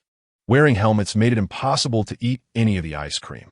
This batch was now an important resource and needed to be stored properly as soon as possible. With this batch of ice cream, they could last another 10 to 8 days. This was definitely an encouraging piece of news. After finishing the outdoor scene filming, Amy told everyone to wrap up and return indoors to reshoot the previous scenes. Actually, according to the filming flow, they could have shot the final scene indoors first and then gone outdoors, since it was basically the same action. However, Amy believed that shooting once outdoors first and then returning indoors would allow the lead actor's emotions to be richer, resulting in a better effect. This time, without the obstruction of helmets, the lead actors had to kiss publicly. Amy required them to be genuine. Positioning was too troublesome and unnecessary. Since they were already a couple, they should just act as if it were real. Everything was for better filming results. The first time, Lin Luo and Qin Yuemin's performance was somewhat unnatural, and Amy asked them to reshoot the kissing scene. The second time, although Lin Luo and Qin Yuemin had entered the mood, it still didn't reach the kind of heartfelt effect. Amy stepped forward and said, I see where the problem lies. It must be that you don't kiss often. Am I right?" Lin Luo and Qin Yuemin were taken aback for a moment. Then Qin Yuemin honestly replied, "It's indeed not often. Counting those two just now, it hasn't even been 5 times in total." "Why so few?" Amy asked in surprise. I understand. You just recently established your relationship, so you haven't had much intimate interaction before. No wonder it looks like your hand movements and mouth movements aren't that skilled. This won't work because the final scene about their long-awaited reunion is about 2 deeply involved lovers, and you two look like you just got together recently. That's the reason for the sense of incongruity. So, director, what do you think we should do to solve this problem?" Lin Luo asked. Amy looked at her watch and said, "Everyone is waiting for you. Doing it over and over is too exhausting. How about this? You two go to the temporary lounge and practice freely for 15 minutes. After 15 minutes, we'll continue filming, okay? I hope you can get through this awkward phase in those 15 minutes. The two were pushed by Amy into the temporary lounge next door. The door was closed. The lounge was only about 4 or 5 square meters, with a 1-meter wide small bed and 2 benches against the wall. After entering, the two sat on the small bed. Lin Luo never thought that he would have to practice kissing for a movie. It felt absurd yet filled with anticipation. He originally thought that kissing was a natural act that occurred between lovers to enhance their feelings and express love, but now it had turned into a job. However, who could refuse such a rare opportunity? Minjia, let us stand up. sitting sideways like this ISNT, quite the same as the actions in the movie. Are you planning to stand for 15 minutes? 15 minutes is nothing for me. Are your legs uncomfortable? Can't you stand for long? No. I just feel that kissing while standing in a room feels unnatural. True. The specific posture ISNT, the most important. What matters is the familiar and tacit understanding between us. It's hard to articulate with words, so let us just start practicing. With that, Qin Yuanmin leaned in closer. Anything can be mastered through practice, transitioning from awkwardness to proficiency, from uncertainty to confidence. Though they only had a short time, in this private space where no one was watching, both were fully invested. Qin Yuanmin bit her slightly swollen lips and said with a flushed face, "Being controlled by hormones and dopamine is both delightful and frightening. Reasoning is utterly defenseless in this state." Lin Luo chuckled, pinching her cheek playfully. "What time is it? Are you still preaching your biological experiment theory? Are you still trying to conquer emotions with reason? I just can't accept that I've been captured by love with no power to resist." Qin Yuanmin leaned against Lin Luo, breathing heavily. Suddenly, Lin Luo lay back, and Qin Yuanmin followed suit. Lying down to rest felt incredibly good at that moment. Bang, bang, bang. Suddenly, there was a knock at the door, and they hurriedly sat up, realizing it was almost time. A few seconds later, Amy entered with a smile. "So, have you two found the familiar feeling?" "I think we should be good," Qin Yuanmin replied. "Everything is fine," Lin Luo affirmed confidently. "Really? I thought you'd say you weren't ready, and I should give you another 15 minutes. Amy teased. "Since you both say you're ready, let us get to filming. You wouldn't believe it, but outside, everyone said you two have taken showing affection to a new level. From now on, this will definitely be noted in the history of the development of Europa. Is this going to turn into a historical event?" Both of them looked bewildered. Then, Amy took them back to the filming site to continue shooting the last scene. The first take didn't work. The second was okay. The third was qualified, but it could be better. The fourth maintained the standard. The fifth was perfect. The billboard is done. Wrap it up. Amy shouted excitedly, then added, "Being a director feels great, but it's a shame it's over in less than a day. If this billboard becomes a hit, who knows? I might switch careers to directing." Lin Luo and Qin Yuanmin walked hand in hand to the sofa in the lobby. Both looked pale and exhausted, needing a good rest to recover. Kissing had unexpectedly turned into hard work, which was unforeseen. They exchanged a smile, with silent affection flowing between their gazes.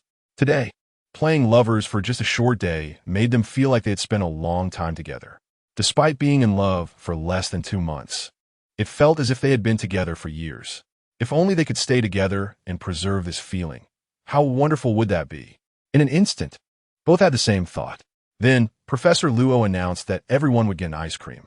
Although the ice creams were of the same flavor, they fed each other, feeling that this sweet moment was the sweetest ice cream they had ever tasted in their lives. Chapter 53. Third module, a week later. The collapsed part of the launch pad was repaired. Thus, the module hoisting work could continue.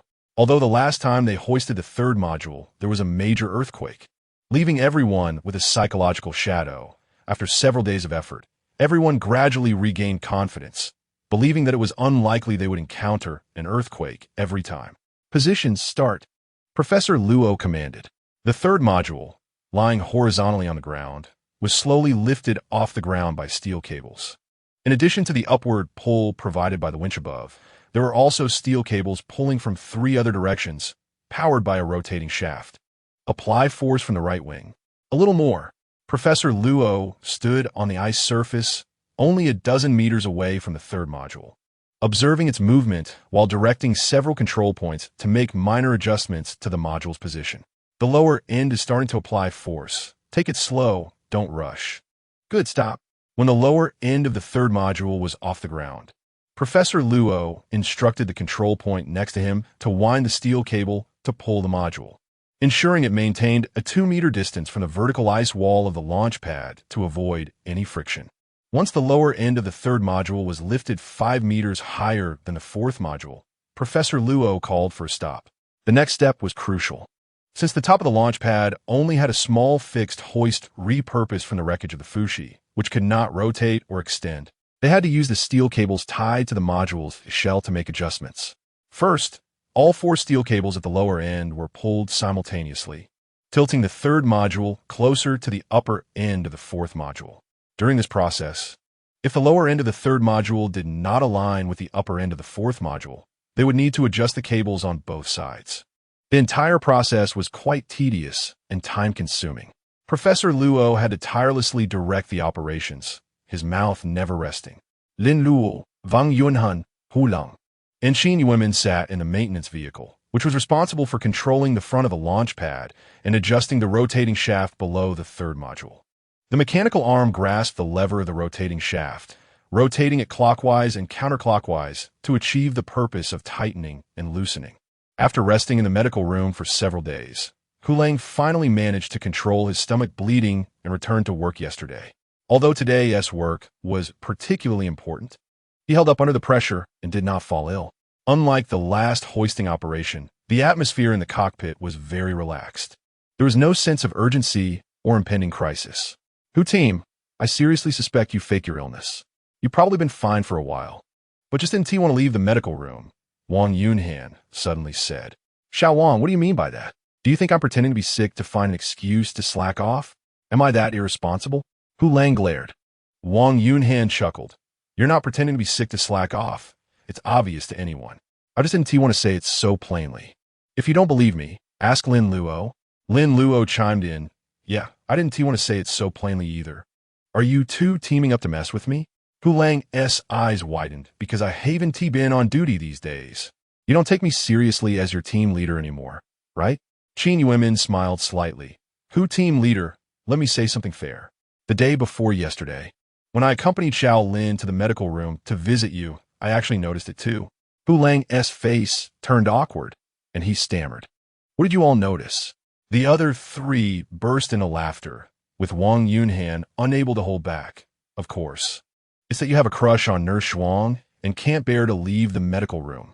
As soon as she came over to serve you food and medicine, your eyes were fixed on her, shining brightly. Of course, you couldn't see your own eyes sparkling, but we bystanders could. Hu Lang immediately felt his cheeks flush. He regretted taking off his helmet earlier. If he had been wearing it now, others wouldn't have seen him blushing. Captain Hu, what's there to be embarrassed about? I can see Nurse Shuang is quite interested in you. She's so patient in taking care of you and even feeds you personally. If I were the nurse, I definitely wouldn't provide such attentive service. You better confess your feelings soon, or someone else might get ahead of you, and then you'll regret it, Wang Yunhan reminded him. Hu Lang slapped his knee and stammered. Xiao Wang, do you know what time it is now? It's work time. Don't talk about irrelevant things. Focus on the work. Wang Yunhan pouted and retorted. Isn't it just rolling the shaft? Tighten it a bit. Loosen it a bit. Even a 3-year-old could do it. At this moment, Lin Luo said excitedly, It's already hooked up. The lower end of the third module and the upper end of the fourth module are finally in contact. Next, Professor Luo instructed to tighten the shaft controlling the upper end of the third module, and to loosen the rope machine above the launch tower to slowly straighten the third module. The shafts on both wings needed to coordinate closely to avoid lateral swaying during the process of raising the module. On the maintenance vehicle side, there wasn't much to do since there was no need to tighten or loosen the steel wire rope at the lower end of the module. Lin Luo explained to Qin Yuanmin, right now, the weight of the third module is basically resting on the fourth module. If it weren't for the fourth module being pulled in 4 directions by steel ropes and fixed to the ice surface with steel nails, it could easily tilt and collapse due to uneven load. So, some preventive measures in the early stage are very necessary. Although they are time-consuming and labor-intensive, they are indispensable. Qin Yuanmin didn't say anything, adjusted her seat to move a bit closer to Lin Luo, and then reached out to hold his hand that wasn't on the control panel. Feeling the softness and warmth from her palm, Lin Luo turned to gaze at Qin Yuanmin. He certainly knew that being affectionate with his girlfriend in the workplace wasn't proper, but since he didn't need to operate anything at the moment and it wouldn't negatively affect the work anyway, he also held Qin Yuanmin's hand in return. Their hands gently intertwined, silently conveying their feelings for each other. This scene did not escape Wang Yunhan's eyes. She frowned slightly, but pretended not to see. After filming the polar bear advertisement, their relationship had become public, and they were a legitimate couple, receiving everyone's blessings. She was very clear that she had already lost her chance to compete. It was better to give up quickly than to continue self-torture. Sometimes, when she saw Lin Luo's eyes filled with happiness and his increasing smiles, she had to admit that Qin Yuemin was the one who could bring positive change to him, the most suitable partner for him. At this moment, the vehicle communication system announced Professor Luo's uplifting notification. The third module hoisting is complete. Everyone, wrap it up. Chapter 54 full version of the advertisement. 3 days later, at 8 in the morning, Amy rushed out of the hall, exclaiming, "The official version of the polar bear advertisement we filmed earlier has been completed by the professionals at my company after working overtime. I received it in my email this morning. I've already watched it. Do you want to see it?" "Yes," everyone replied in unison. After all, everyone had put in a lot of effort, so of course they wanted to see the final result. Amy looked at Professor Luo, seeking his approval with her eyes. Professor Luo cleared his throat, stood up, and said, "Since everyone wants to see it, let's watch it." "I want to see it too." "Come on, Amy. You brought the card, right? Insert it into the data port on the screen wall and play it now." "Got it." Amy happily walked to the screen wall and inserted a card, clearly well prepared. Everyone saw Amy's excited expression, and their anticipation for the upcoming footage grew. Amy pressed the play button and quickly found a front row seat to sit down. Others who were originally not facing the screen hurriedly adjusted their chairs to face it. The advertisement, after editing, had a different sequence of plot development from the shooting order. The screen first showed a snowy night, then displayed a city covered in snow. It switched to a park where a 5-meter-tall polar bear advertisement stood. A woman in a gray dress and a brown coat walked past the fountain in front of the advertisement. She suddenly noticed the polar bear and slowly walked in front of it, revealing a dreamy and sorrowful expression. The long-haired woman was, of course, modeled after Qin Yuemin, enhanced with effects to show her fair skin and sparkling eyes, making her look even more charming, appearing several years younger. Next, it switched to flashback segments, showing the beginning of Qin Yuemin and Lin Luo's meeting, knowing each other, and falling in love. The food truck selling polar bear ice cream happened to stop in front of the polar bear advertisement. The scene returned to the present. Qin Yuemin's eyes were red-rimmed. It then played sweet moments between the two. Back to reality. Qin Yuemin now had 2 glistening teardrops hanging at the corners of her eyes. The camera shifted to a long shot. Lin Luo walked past the park entrance, his gaze crossing the low fence, and suddenly noticed the polar bear advertisement. The screen switched to a gray tone. In the footage, the two had a falling out and decided to break up. Afterwards, Lin Luo became very dejected. Every time he saw someone eating polar bear ice cream on the street, he would show a regretful expression. He suddenly walked towards the polar bear advertisement. When he reached the advertisement, he saw no one there and no ice cream truck. He felt even more lost and lonely. The camera switched to behind the advertisement, where Qin Yuemin was leaning against the support of the advertisement, taking her phone out of her pocket, finding the contact named Dear in her list. Her finger trembling but hesitating to press it. Suddenly, her phone rang, showing that the caller was indeed Dear. She looked anxious and did not answer immediately. The phone rang only 3 times before it stopped. Qin Yuemin's expression became even sadder, her inner monologue. Isn't he trying to reconcile with me? Why did he give up so quickly? Or did he accidentally dial the wrong number? Should I call him to ask? Just as she was caught in endless turmoil, she suddenly heard Lin Luo call out, "I'm here." It turned out Lin Luo heard the familiar ringtone coming from behind the advertisement and immediately went around to the back, then joyfully saw Qin Yuemin. The two gazed deeply into each other's eyes. "I'm here too," Qin Yuemin replied. Then they both ran towards each other and embraced, kissing tightly. At this moment, the polar bear model on the advertisement turned a peach pink, then melted into a puddle of snow water, revealing a pair of small polar bear couple models in a kissing pose inside. Simultaneously, countless frozen ice creams rolled out from within the advertisement, quickly rolling on the ground, forming a huge pink heart that surrounded the couple, still kissing. Finally, the scene switched to the polar bear logo, accompanied by a very poetic line. "Love can transcend time and space. Love can melt ice and snow. Love can paint eternity." After watching, everyone was left speechless for a long time. Professor Luo had to step in to break the silence. It was amazing. He led the applause. Everyone followed suit, applauding and cheering loudly. Amy walked to the front of the screen and said to everyone, "I was deeply moved. After watching this advertisement, I felt an impulse to fall in love right away. Although the editing and special effects in the later stage added a lot. The original footage we filmed was also quite powerful, so the strong collaboration resulted in such a stunning effect." The advertising department leader of the Polar Bear Company said that he didn't expect the billboards you shot to be so professional beyond imagination. When he learned that I was the director, he even invited me to continue shooting commercials for them when I return to Earth. Of course, I'm not bragging about how great I am. I will always remember in my heart that this is the result of everyone's hard work together. Thank you all for your close cooperation before, and thanks to the male and female leads and all the extras for their hard work. Another round of thunderous applause followed. Everyone felt inspired.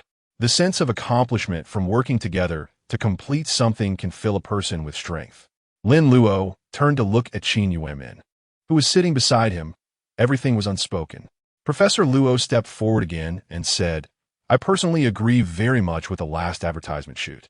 The results today prove that as long as everyone works together, there is nothing that cannot be accomplished. I hope everyone continues to maintain this mindset and invests in future work." Amidst the reflections, they couldn't just sit idle. They still needed to go to the ice field to carve ice bricks and continue building at the launch site. Professor Luo wanted to remind everyone of this. Subsequently, everyone tidied up their emotions, lined up to enter the equipment room at the entrance, put on their spacesuits, donned their helmets, and exited through the sealed door. Today, Qin Yuemin did not ride with Lin Luo on the maintenance vehicle, but stayed at the camp. She believed that sometimes being apart for a while could enhance the excitement of their relationship. Sticking together all the time could lead to boredom. Someone had collected samples from a fallen meteorite yesterday and specially delivered them to her. She had already placed the samples in the laboratory, and today she could go to the lab for testing to see if any biological information could be discovered. She put on her lab coat and re-entered work mode. She remembered Lin Luo once saying that when she was working seriously, she looked most mysterious and charming because no one could see through her thoughts, and it was easy to fall into that kind of fascination. She thought this made a lot of sense. Chapter 55, 12 holes, 10 days later. The launch platform had been built to a height of 152 meters. This height was sufficient to hoist the third and fourth modules because Professor Luo had announced a work stoppage. In fact, the third module could have been hoisted at a height of 100 meters, but Professor Luo believed that after hoisting, the upper scaffolding would need to be dismantled, which would be too time-consuming and labor-intensive. It was better to do it all at once and hoist the remaining 2 modules in one day. Therefore, everyone was working hard, putting in 12-hour days, and finally topped off the launch platform just before finishing yesterday. Tomorrow, the maintenance vehicle would drill 16 50-meter deep holes at the top, and then firmly install the scaffolding on top, allowing hoisting operations to begin. Just thinking about completing the assembly of the new spacecraft tomorrow made many people restless last night. And during breakfast today, Lin Luo noticed many more panda people around. He remained calm and did not feel overly excited and unable to sleep. Exhausted from working every day, he left a few messages for his sister in the rest cabin and chatted with Qin Yuemin for 20 minutes before collapsing into sleep. He had no energy to worry about or anticipate tomorrow's events. He felt that making the most of each day was the most important thing.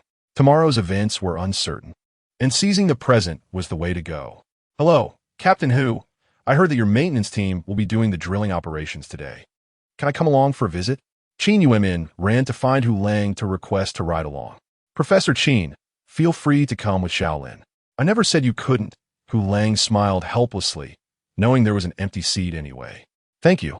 Qin Yuemin replied politely with a smile, and then quickly left to find Lin Luo. Hu Lang watched Qin Yuemin's retreating figure and murmured, "What kind of charm does Shaolin have to tie down such a beauty? There's more to him than meets the eye. I need to probe his secrets later." At that moment, Lin Luo finished washing the dishes and came out of the kitchen. Qin Yuemin stood with her hands behind her back, smiling sweetly. "Sister Min, are you waiting for me? I just happened to see you here. Are you going to the construction site with me today? What do you think? I hope you go." "Why?" "Because I want to spend more time with you." Lin Luo scratched his head. "I've been busy from morning until night lately, and we haven't seen each other much." We hardly chatted before sleeping. Today is an important day, and I hope to witness it with you. Qin Yuemin opened her arms and stepped forward to give Lin Luo a gentle hug. Shaolin, you're getting better with words. You've changed, and so have I. Before Lin Luo could reflect on this, Qin Yuemin stepped back half a step and naturally linked her arm with Lin Luo's as they walked toward the changing room at the entrance. Soon, except for a few logistics personnel left at the camp, everyone else had arrived at the launch platform construction site. Although the launch platform had been completed, it still counted as a construction site as long as the hoisting was not finished. The maintenance vehicle drove up along the winding mountain road. The closer they got to the top, the sharper the curves and narrower the road became. The road at the bottom could only accommodate one vehicle, and it could not turn. A transport vehicle carrying parts for the hoisting arm followed behind the maintenance vehicle. The mechanical arm of the maintenance vehicle connected to the drill and began drilling holes into the ice bricks, connecting 3 drill bits to reach a depth of 50 meters. It took more than an hour to drill 12 holes. Then, the mechanical arm of the maintenance vehicle picked up the hoisting arm parts and sequentially placed them on the empty space ahead for assembly. These parts were not the entire hoisting arm, just the base. After assembling the base, the maintenance vehicle used a metal drill to drill 12 corresponding holes into the base, then moved to align it with the 12 holes in the ice bricks. It's aligned.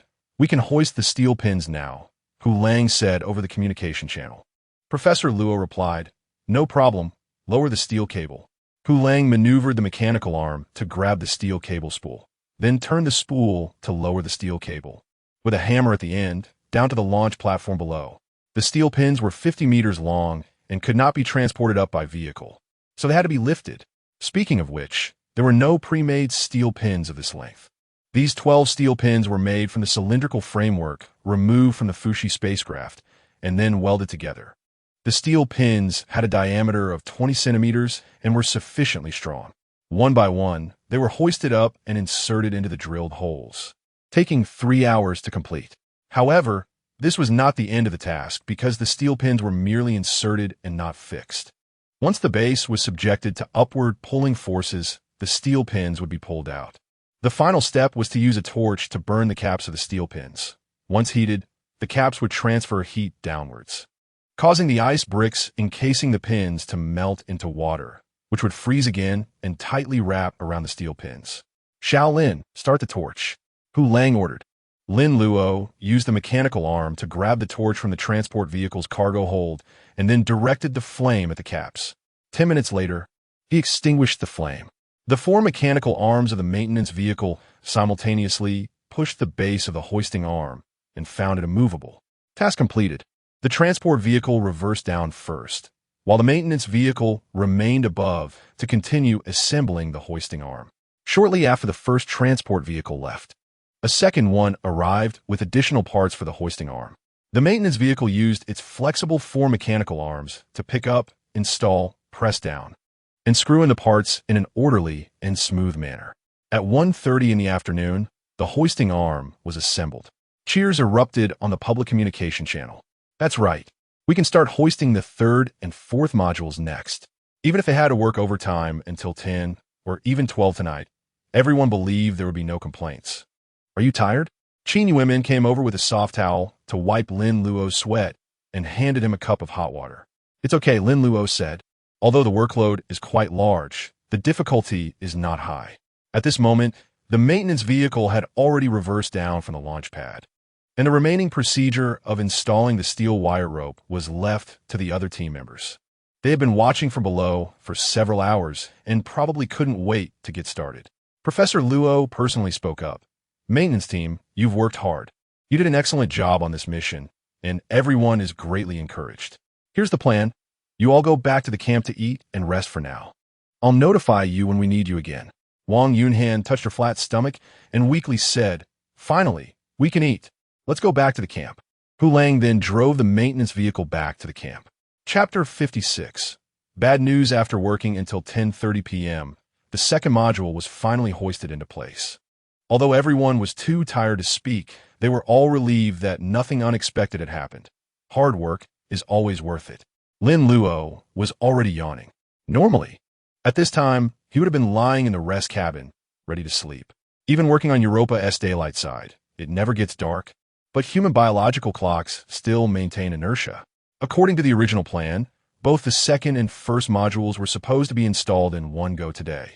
However, plans often cannot keep up with changes. Too much time was spent on drilling and pulling ropes today, so the remaining time was only enough to hoist the second module. If they were to continue hoisting the first module, they might have to work for another 2 hours. Professor Luo thought it over and finally sought everyone's opinion. Voting to decide. 20 votes in favor and 1 against.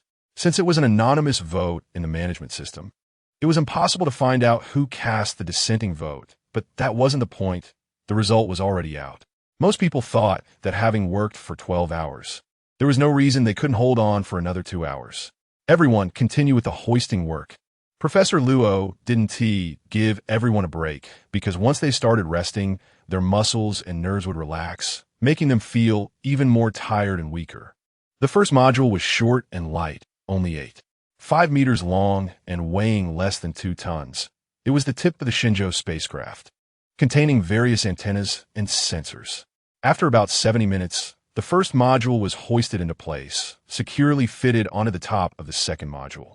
Lin Luo, Wang Yunhan, and Hu Lang slid down the rope along the hoisting arm to the lower end of the first module, using safety clips to secure themselves to the outer wall, and then began the screw installation work. Human efficiency was lacking, and it took them over an hour to finish. The 3 of them then slid down a steel wire rope connected to the ground stake from a height of 100 meters directly to the ground below the launch pad. Once back in the vehicle, they immediately took off their helmets. Hu team, someone needs to feed me later. I can't lift my arms right now, Hu Lang said. I can't feel my arms at all. Is it really that exaggerated? Didn't you just take off your helmet yourself? Taking off my helmet took all my strength. You can ask Lin Luo. Shaolin, how are you? I have no strength in my hands either. Then I'll drive. You guys rest. Is all the work done? Then we can go back tomorrow, Qin Yuemin said, already closing her eyes and imagining the scene after returning to Earth. Our maintenance team's work is considered complete, and the assembly work of the Anhua spacecraft is also complete, Lin Luo replied. At this moment, Professor Luo spoke on the public channel. Work is done. Let's head back to the camp. We've finally assembled the Anhua spacecraft. It's truly a memorable day. We've gone through hardships, but ultimately succeeded. The Anhua spacecraft is now only externally connected. Tomorrow we still need to enter and connect the internal pipeline systems and check the systems. If everything is normal, we'll set off back to Earth tomorrow. The group responded weakly. It wasn't that they were unhappy to hear they could go back to Earth. They simply had no strength left to feel happy. As expected, when they got off the Fushi vehicle and switched to the transport vehicle, many people passed out or collapsed on the spot. Fortunately, a few people still had decent stamina and could help those who were in trouble into or onto the vehicle. When the transport vehicle returned to the camp entrance, several people had already fallen asleep. Lin Luo casually ate a bit of nutrition gel and drank a cup of water before heading back to his rest cabin and falling into a deep sleep. At that moment, not even an 8.0 earthquake could wake him up. The next morning, everyone thought they wouldn't have to work today, just waiting for a few crew members to connect the internal pipeline lines of the Anhua spacecraft and then conduct comprehensive system checks. Once confirmed that there were no issues, everyone would move back inside the Anhua spacecraft. However, I reported the progress of work here to the higher-ups last night, and they highly appreciated everyone's hard work. I initially hoped to give everyone a good rest today, but the higher-ups consulted aerospace experts overnight, and the experts replied that there is still one more step that needs to be completed. Everyone groaned in despair. Professor Luo explained. That launch pad, made of ice bricks, is no longer needed. During the initial launch of the Shenzhou spacecraft, the tail flame is enormous and will spread outwards. There is a significant risk that the flame could hit the launch pad, which is only a few meters away, causing the outer wall to melt, leading to an overall loss of balance, and ultimately toppling over, crushing the Anhua spacecraft.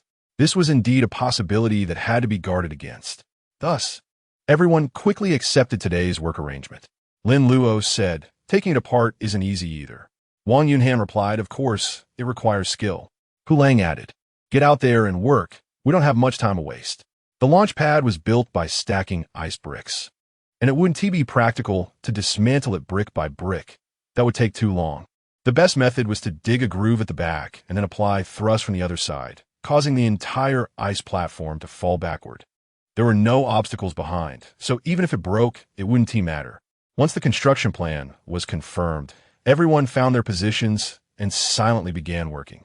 Lin Luo and others in the maintenance vehicle followed along to dig the groove. Professor Luo supervised on-site, worried that something unexpected might happen. Lin Luo noticed that Professor Luo seemed to be in a bad mood and wondered what the reason was. Was it because today's situation would delay time again? It didn't seem necessary. Lin Luo wanted to know, but didn't have the chance to speak up. Sister Min, why don't you privately message Professor Luo and see what is bothering him? Do you think I can ask him? All right, I'll give it a try. Soon, Qin Yuemin walked to a corner and whispered into the helmet's communicator for a while. Her voice was too low to hear what she was saying. A moment later, she bent down and whispered to Lin Luo, "It seems to be a food shortage issue. There's only 1 day's worth of food left. Today's meal and tomorrow's meal will basically clear everything out." So soon? Lin Luo was greatly surprised. Are the supplies on Fuxi and Anhua already gone? Yes. Professor Luo wouldn't joke about this. What about frozen? It's been nearly consumed too. Only about a dozen are left. You know this so well. Did Professor Luo tell you? No. I talked to Sister Zhao, who is in charge of cooking, and she let it slip. According to the rocket's speed, the rocket carrying rescue supplies sent from Mars should be arriving soon.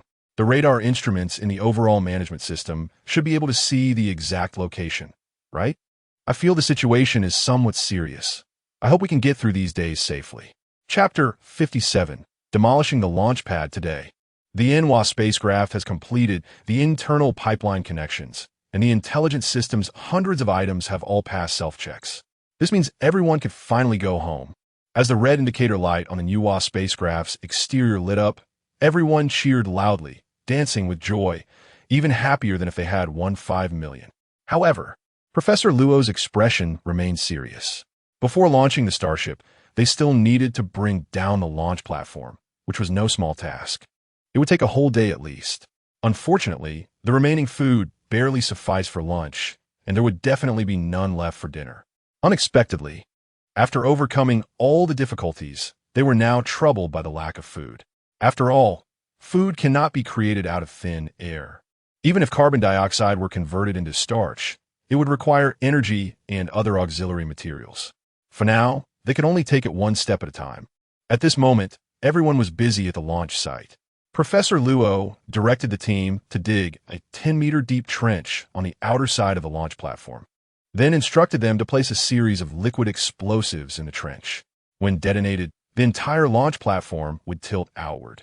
However, this carried risks. If the collapsing ice blocks struck the standing Anhua, it would be like lifting a stone to drop on one's own foot. The Anhua could not withstand any damage right now. Meanwhile, the Fuxi had already been dismantled into scrap metal, and there were no spare parts left to replace. To be cautious, Professor Luo ordered the team to dig 3 horizontal trenches at heights of 2 meters, 30 meters, and 100 meters from the bottom, each 10 meters deep, 8 meters deep, and 5 meters deep, respectively, and 3 meters wide. This meant that the launch platform would need to be brought down in 3 separate explosions. What was the benefit of this approach? By first detonating the top section, the debris that fell would be blocked by the bottom of the launch platform, preventing it from hitting the Anhua. Similarly, the middle section would also be blocked. Finally, the lower half would slowly tip over, avoiding excessive ice debris being flung out due to a sudden impact with the ground. At 3 o'clock in the afternoon, the explosives in the 3 trenches were placed. Everyone retreated to a safe area 500 meters away. I will detonate in 1 minute. Professor Luo reminded everyone to leave. The maintenance vehicle arrived at the designated safe area. Lin Luo explained the reasons for the 3 explosions to Qin Yuemin, who is still with the vehicle today, as she expressed great curiosity about it. The explosion site is too close to the Anhua, Qin Yuemin said worriedly. Can't we use other methods to dismantle it? Lin Luo shook his head. It's not that we can't, but other methods take too much time. Explosions are the most efficient way. Hudang interjected. Let's trust Professor Luo's arrangements. He is a senior geologist and very skilled in blasting. Wang Yunhan sarcastically replied, "He's into geological research, not tunneling. Isn't that a different matter?" Qin Yuemin and Lin Luo laughed at this, leaving Hu Lang feeling quite embarrassed. Qin Yuemin spoke up for Hu Lang. "It really is a different matter. But geologists who specialize in mineral research also know how to blast, because collecting various mineral samples from rock layers is easiest through blasting." At that moment, a tremor came from the vehicle, and everyone realized that Professor Luo had detonated the explosives in the top trench. The tip of the launch platform did not collapse entirely, but was pulverized into small fragments that fell like snowflakes. The 1,250-meter-long metal spikes, previously inserted into the launch platform, also slid down the slope and struck the ice surface, creating a large cloud of white ice dust that looked like a thin mist from a distance. In less than 10 seconds, the explosives in the middle layer were detonated. The tremor from the middle layer's collapse was even greater, causing everyone's hearts to race. Although they could not hear the explosion, they could still feel its destructive power. In the blink of an eye, only the bottom layer remained. Soon, the third detonation followed. However, there was a slight mishap this time. Only half of the outer side of the bottom collapsed, while the other half remained relatively intact, still standing at a height of 30 meters. Such a volume and height naturally posed a significant risk. Indeed, Professor Luo ordered the team to dig out a new trench on the remaining section of the launch platform and place explosives again.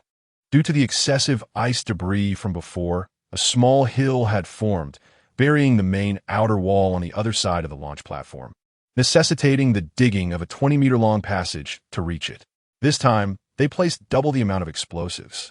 At 7 o'clock in the evening, the final explosion was a great success.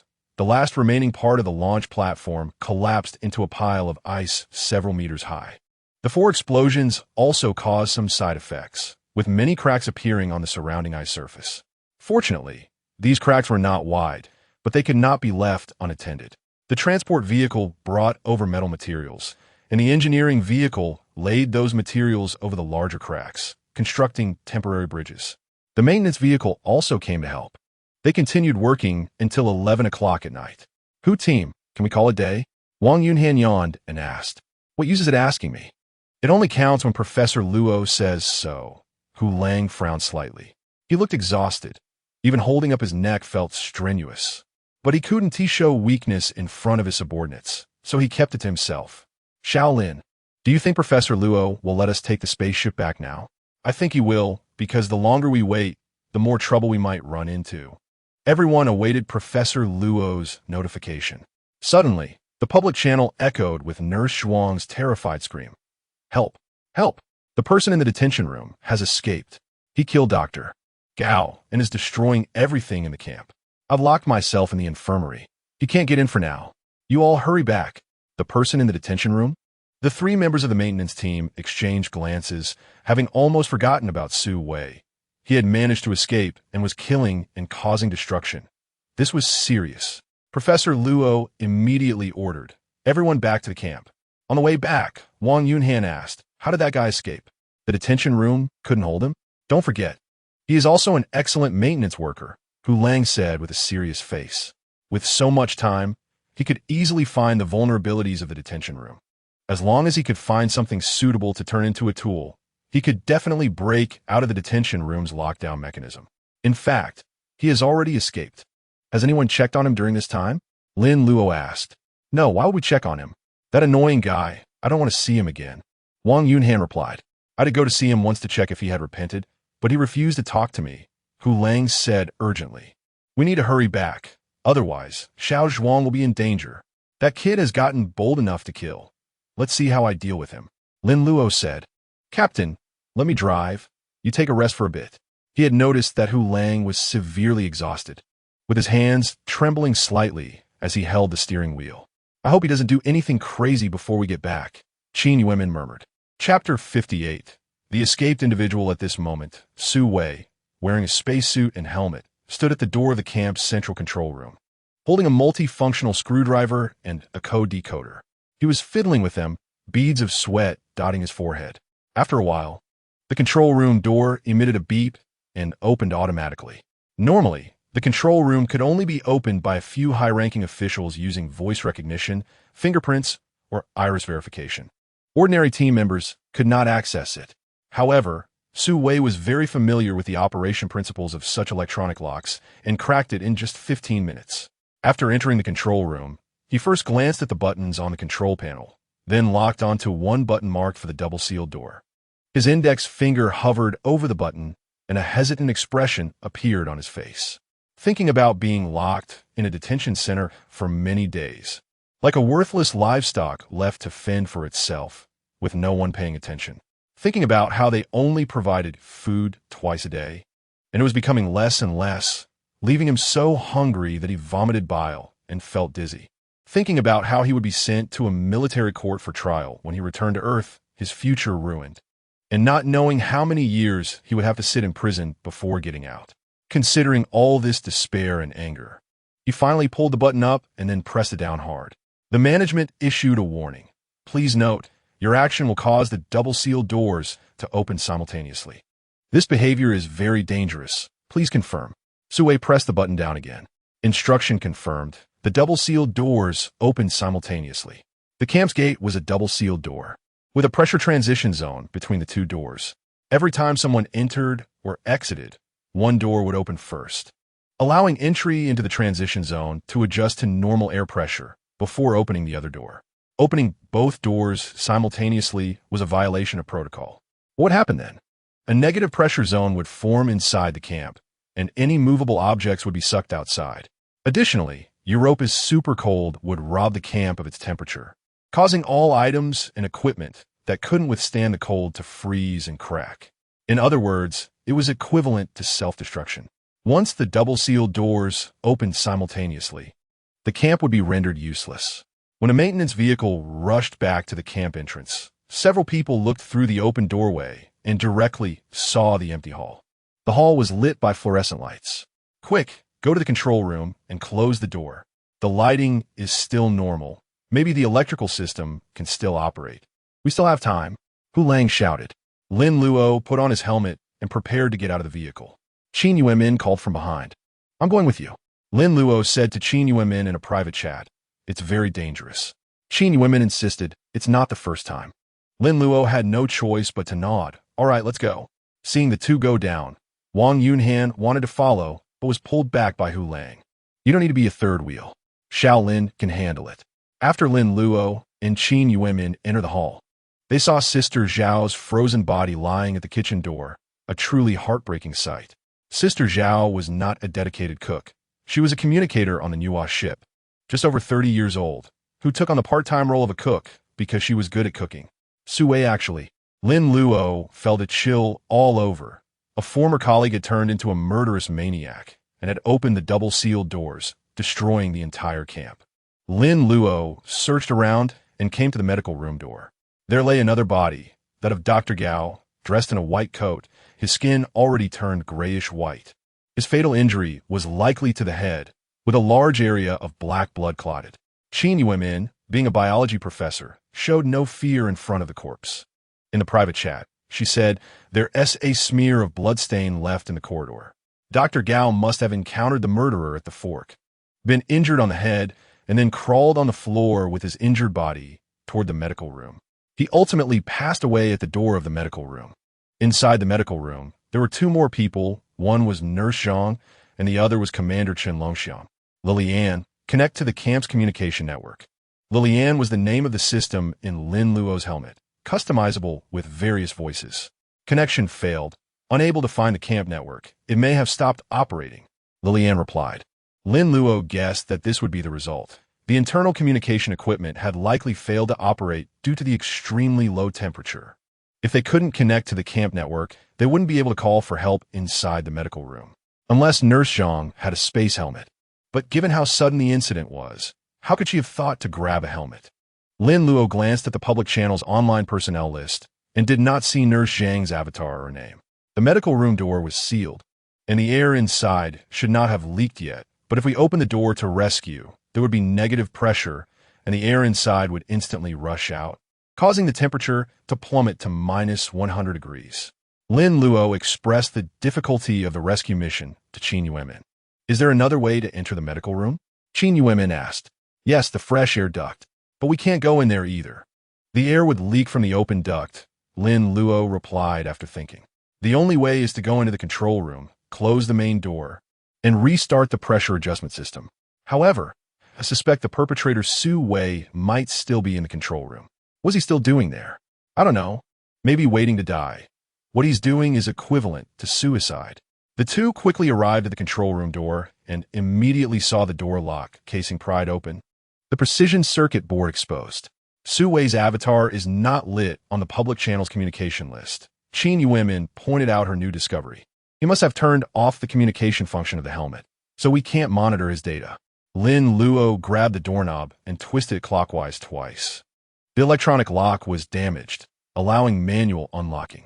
Now, if he twisted it clockwise one more turn, the internal air pressure would push the door open. Next, I want to. Qin Yuemin nodded and said, No problem. I will cooperate fully. The two went to either side of the door, leaning against the wall. Lin Luo twisted the doorknob one more time. In an instant, the gap between the two doors rapidly opened, blowing out a strong airflow. The two doors moved apart under the impact of the airflow. Once the airflow completely disappeared, Qin Yuemin walked to the center of the doorway. She saw no one in the control room and quietly signaled to Lin Luo. Lin Luo nodded at her. Qin Yuemin carefully moved her legs forward. Suddenly, a figure leaped out from the shadow by the door, holding a stick-like object and striking down towards Qin Yuemin's head. Qin Yuemin, wearing a space helmet, was not threatened by ordinary hard objects, but upon closer inspection, the weapon turned out to be a 50-centimeter-long wrench. If the head of the wrench hit the visor, it could likely shatter the glass. She wanted to dodge back, but the wrench was too fast. Before her body could move, the wrench was already in front of her, feeling as if it would pierce through the visor and touch her eyelashes in the next second. Just as it was about to happen, Lin Luo, who had been prepared, grabbed Qin Yuemin's left arm and pulled her back, then raised his left hand to block the wrench. He then endured the intense pain in his arm and kicked the attacker.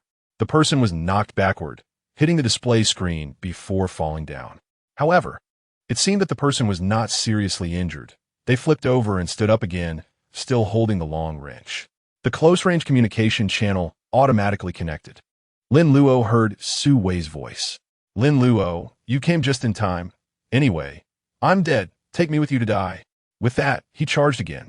Lin Luo aimed his right hand at Su Wei's legs and shot out safety steel wire, which coiled up and bound one of Su Wei's legs. Lin Luo pulled hard, causing Su Wei to fall backward. Seizing the opportunity, Lin Luo jumped over and mounted Su Wei, kicking the wrench out of his hand. Do you remember what our team leader said on the first lesson when we just joined the maintenance team as apprentices? Lin Luo said solemnly. He said, never use maintenance tools to harm others. At that moment, Qin Yuemin also came over to help Lin Luo restrain Su Wei, who was still struggling. Soon, other team members arrived. Chapter 59. Evacuation. Su Wei was bound with ropes, unable to move. Professor Luo angrily and regretfully said, It's all my fault for not properly arranging the management of the detention room, allowing this kid to exploit the loophole and cause a disaster. Push him to the side. I want him to live and go back to face trial. A few people pushed Su Wei to the door.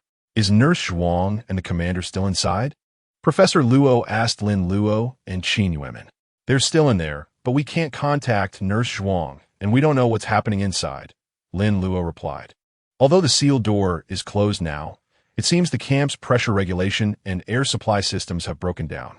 Professor Luo thought for a moment and said, In that case, we need to implement a rescue as soon as possible, or the oxygen inside will run out quickly. You two step aside and rest for now. I'll lead the remaining matters. You've all worked hard. Lin Luo and Qin Yuemin watched from the side. Professor Luo called for someone to bring 2 sets of spacesuits and helmets from the changing area, then led a team to manually open the medical room door and rushed in. Nurse Zhuang was squatting beside the bed where Commander Chen was lying, wearing an oxygen mask over her mouth and nose. Commander Chen also had an oxygen mask on his face. The life monitor at the head of the bed showed that Commander Chen's heart rate and blood pressure were within normal ranges. Fortunately, there were oxygen tanks in the medical room.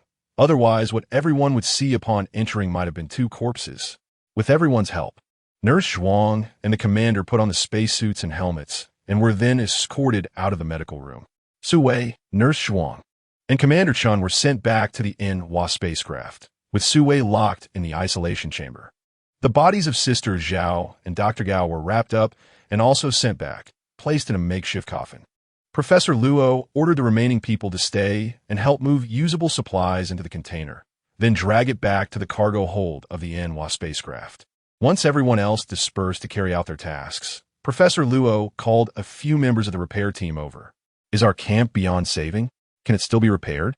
Hu Lang had just gone to the control room to check, and he replied, many components have been damaged by freezing and multiple systems have collapsed.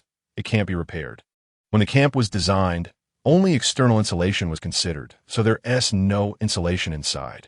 Professor Luo sighed and said, it shouldn't have come to this. We still had a dinner to eat, but all the food Sister Zhao prepared has been frozen. We can't have that meal now. Wang Yunhan interjected. It's okay if we miss one meal. Hu Lang also said, just bear with it, and it will pass. Lin Luo and Qin Yuemin exchanged glances, and neither of them spoke. Wang Yunhan and Hu Lang surely didn't know that the last meal at the camp was the final remaining food. There was no other food left on the N-Wa spacecraft. Everything had been moved to the camp and consumed. The return trip would take over 40 days. And going that long without food was an unimaginable extreme situation. The rocket carrying the rescue supplies was still days away, and everyone wondered if they would survive until that day arrived. Qin Yuemin tugged at Lin Luo's sleeve and said in a private channel, Shaolin, come with me to the laboratory. I need to take the samples and data stored inside. The sealed door to the laboratory was still intact, and the things inside should not have been damaged. Lin Luo asked Professor Luo to go to the lab with Qin Yuemin to retrieve items, and Professor Luo nodded in agreement. After entering the laboratory and waiting for the sealed door to close, they instinctively opened their arms and embraced each other. Were you scared just now? No, I knew you would act in time. You trust me that much? I have always trusted you. They embraced for about 3 minutes before separating. What do we need to take? Lin Luo scanned the laboratory, although it was only about 10 square meters. There were quite a few items inside, all the documents in the cabinets and the sample jars in the fridge. Qin Yuemin dragged out a folding cart from the corner, pressed the switch, and the originally folded cart transformed into a small cart with 2 shelves. One of them went to grab documents, and the other went for samples, quickly placing everything they needed on the cart. This laboratory is very simple, but it has left many beautiful memories, Qin Yuemin said sentimentally. Are you referring to the time we worked together? Lin Luo asked teasingly. Don't you think it's beautiful? I noticed you've been frowning for a while. That's because the experimental results didn't meet expectations. I came to Europa to search for extraterrestrial life, but in those ice sample tests, I didn't even find amino acids. I've also studied the videos and data sent back by the deep-sea robots over the past month, and there were no discoveries. According to biological perspectives, Europa is a lifeless planet. Such an environment is too harsh for life to emerge. I see. You initially thought Europa had life, but when the experimental results contradicted your hypothesis, you felt down. However, from a scientific perspective, proving that there is likely no life on Europa and that it will not produce life is also an important research achievement. After all, no scientists have studied this topic before. Let's hurry and get out. Lin Luo had to interrupt Qin Yuemin. The laboratory's system monitor showed that the power supply system was starting to cut off, and the generator would likely shut down soon. Okay, after opening the sealed door, the two pushed the cart and quickly returned to the camp's hall, seeing that most people had already left, with only 1 or 2 still searching for valuable items in various rooms. After exiting the camp, they looked back at the camp where they had lived for almost 4 months, then loaded the cart onto the transport vehicle and got on, heading directly to the N-Wa spacecraft. Now, the biggest wish was that the N-Wa's self-check system would pass all tests and not have any more issues. Under this series of setbacks, everyone would really struggle to cope. Inside the N-Wa, both strange and familiar. Finally, they could take off their helmets. Everyone looked for their original seats and sat down. Originally, Qin Yuemin and Lin Luo were not sitting in the same row, but Qin Yuemin unilaterally changed her position to sit to Lin Luo's left. Last night, while chatting, Qin Yuemin suddenly said, I want to see you now. So Lin Luo quietly left the rest cabin and came to Qin Yuemin's door. Qin Yuemin opened the door and let him in. Being alone in a room, the tension was palpable. What happened next was self-evident. Thus, they had broken through that barrier and advanced to a more intimate relationship, not wanting to be apart even for a moment. Qin Yuemin deeply experienced the power of hormones and dopamine. Concepts like restraint were no match for it. What's the first thing you want to do when we get back to Earth? This question seemed to have been asked before. Yes, it was asked, but I want to see if your thoughts have changed. Of course, they won't change. Lin Luo held Qin Yuemin's hand. Chapter 60. Launched the Inhwa spacecraft system's self-check lasted for 10 hours. 6 hours had already passed, leaving 4 hours that felt as long as a month. Many people were hungry and tired, lying down in their chairs and falling asleep. When they woke up, they were delighted to see that all the indicator lights inside the Inhwa were lit up. Captain Anrin announced over the internal broadcast, "Attention, an important announcement. The internal self-check of the Shenzhou spacecraft has been completed and all systems are normal. We are now waiting for the engine to warm up. We should be able to launch in about 15 minutes. Professor Luo continued on the broadcast. It has not been easy for everyone to get this far. If it weren't for everyone's unwavering belief in returning home, if it weren't for everyone giving their all to solve each problem we faced, we might all have been left on Europa, becoming just a number in the history of space exploration. Humans' first attempt to explore Europa. Mission failed with many casualties. We are fortunate that everyone present has returned to the Inhwa spacecraft and is about to embark on the journey back to Earth. However, there is another difficulty that we must bravely face next, which some may already know is related to food. During the earthquake caused by the first eruption of high-pressure gas, the door of the Fuxi spacecraft storage room was damaged, causing some stored food to fall out and be lost. As a result, we had to reduce our food supply for 3 meals a day and implement an equal distribution system. Later, when the food in the warehouse was exhausted, I had to send people to retrieve food from the Inhwa spacecraft's warehouse to replenish the camp. Now, there's only enough food left for 1 meal. And given the previous pressure loss in the camp, it has already been damaged.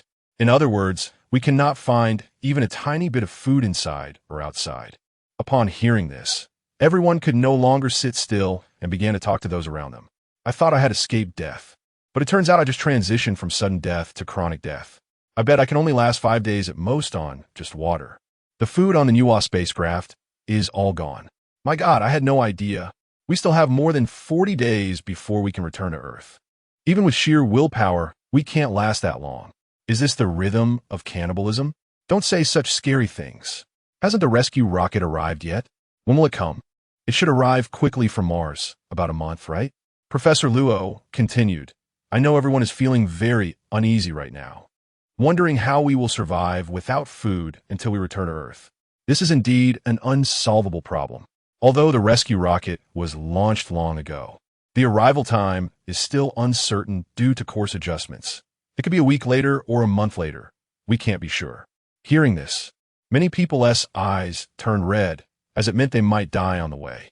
After all the hardships endured to gain a chance to return home, they might not survive to go back and would only have their remains sent back. Who could accept that? Everyone, please don't panic. There is another way. Perhaps the only feasible way. Upon hearing that there was still a solution, everyone reined in their negative emotions and listened attentively. In the cargo hold, there are 8 sleep pods.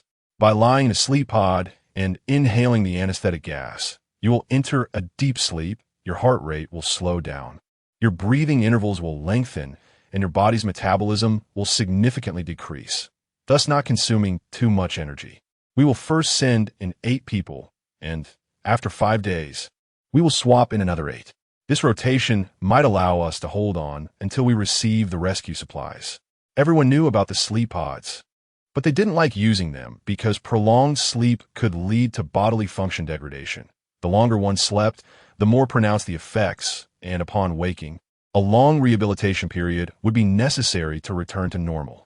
However, in this special circumstance, there was no room for picky choices. Now, I will announce the names of the first round of selected candidates. This was chosen randomly by the machine.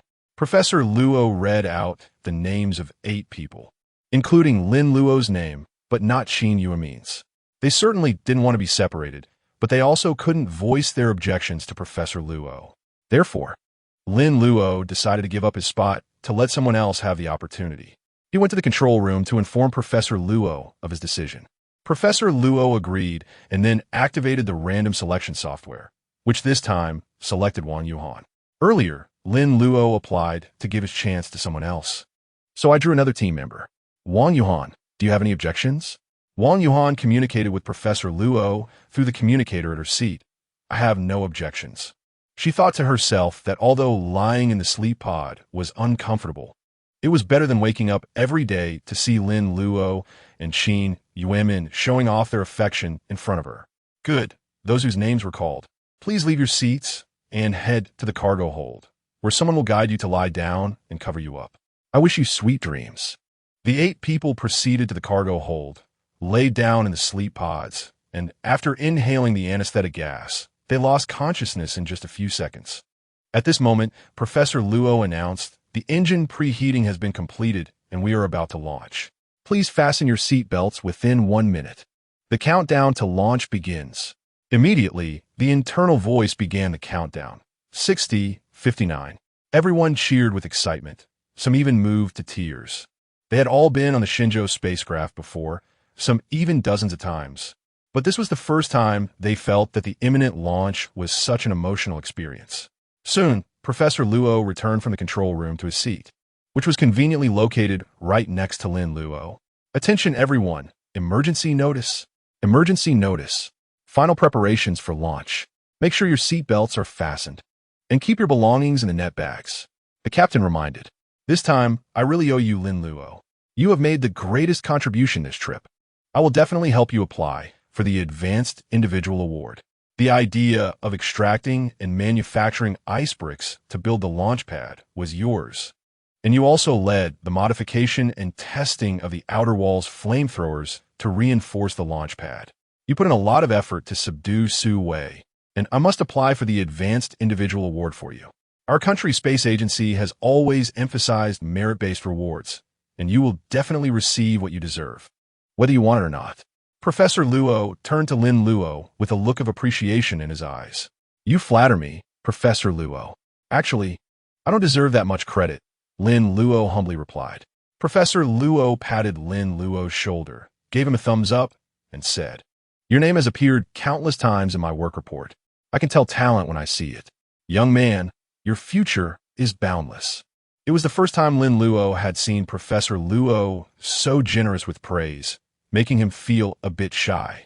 At 1:40 Beijing time on December 10th, 2098, the Nuwa spacecraft launched from Europa.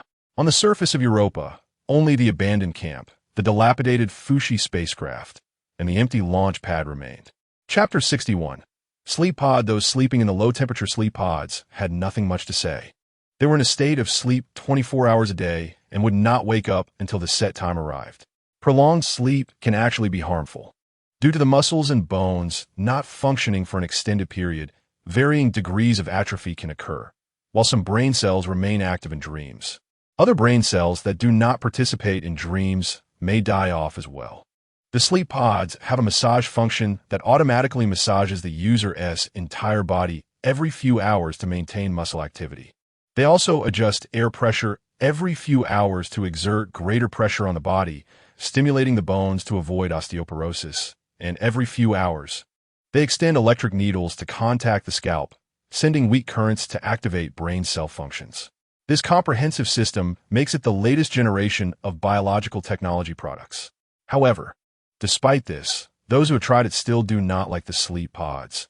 The feeling is somewhat akin to sleeping in a coffin, and the dreams experienced inside are mostly nightmares about being trapped in a predicament and struggling to escape. Lin Luo and the others sleeping in the passenger cabin had a relatively easier time, at least having moments of wakefulness to move around freely in the cabin. I've only been to Mars before, and back then I thought Mars was very far from Earth, Qin Yuemin said, lying on a recline chair with her eyes squinted. Europa is even farther from Earth, so far that it feels close to a dream. But I still came and completed my work. Lin Luo said, When we establish a formal base on Europa and have a new relay station, our spacecraft can reach even farther places. The exploration of the universe will never stop. I wonder where we will be in 10 or 20 years. Pluto? Or beyond the Milky Way? No matter how far we go, we still care about Earth and want to return to our birthplace. Perhaps only the next generation born on extraterrestrial planets can completely break free from the nostalgia for Earth. When the two of them are awake, they chat about trivial matters that sound boring to others, but they enjoy it. Although there is no edible food inside the NWA, it doesn't mean they can only drink purified water. There is an automatic nutrient solution generator inside the NWA that mixes sugars, salts, protein powder, vitamins, minerals, and purified water from different pipelines to form a nutrient solution.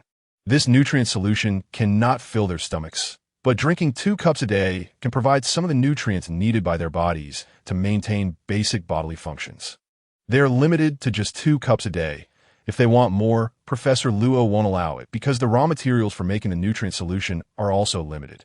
Due to their weak condition, everyone rarely moves around when they are awake, except for occasional trips to the bathroom to avoid wasting energy. By the 5th day, Lin Luo can no longer sit up. Of course, he doesn't need to go to the bathroom, as there are no excess waste products in his body. He spends most of his time in a daze, awake for less than 2 hours a day. Qin Yuemin's condition is similar to his. They haven't chatted for 2 days. They only occasionally glance at each other, and now even speaking is exhausting.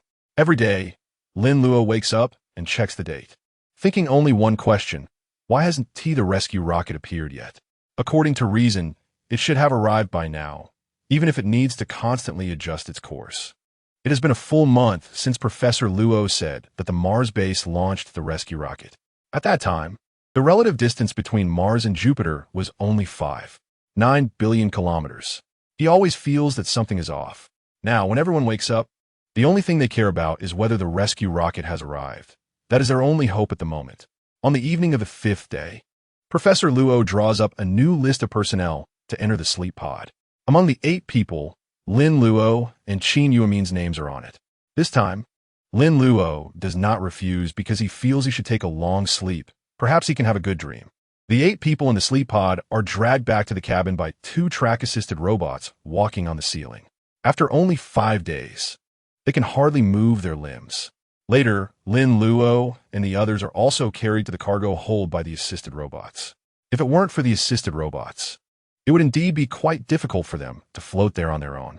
Lying in the sleep pod, Lin Luo wants to say something to Qin Yuemin in the next pod, but he can only move his throat without making any sound.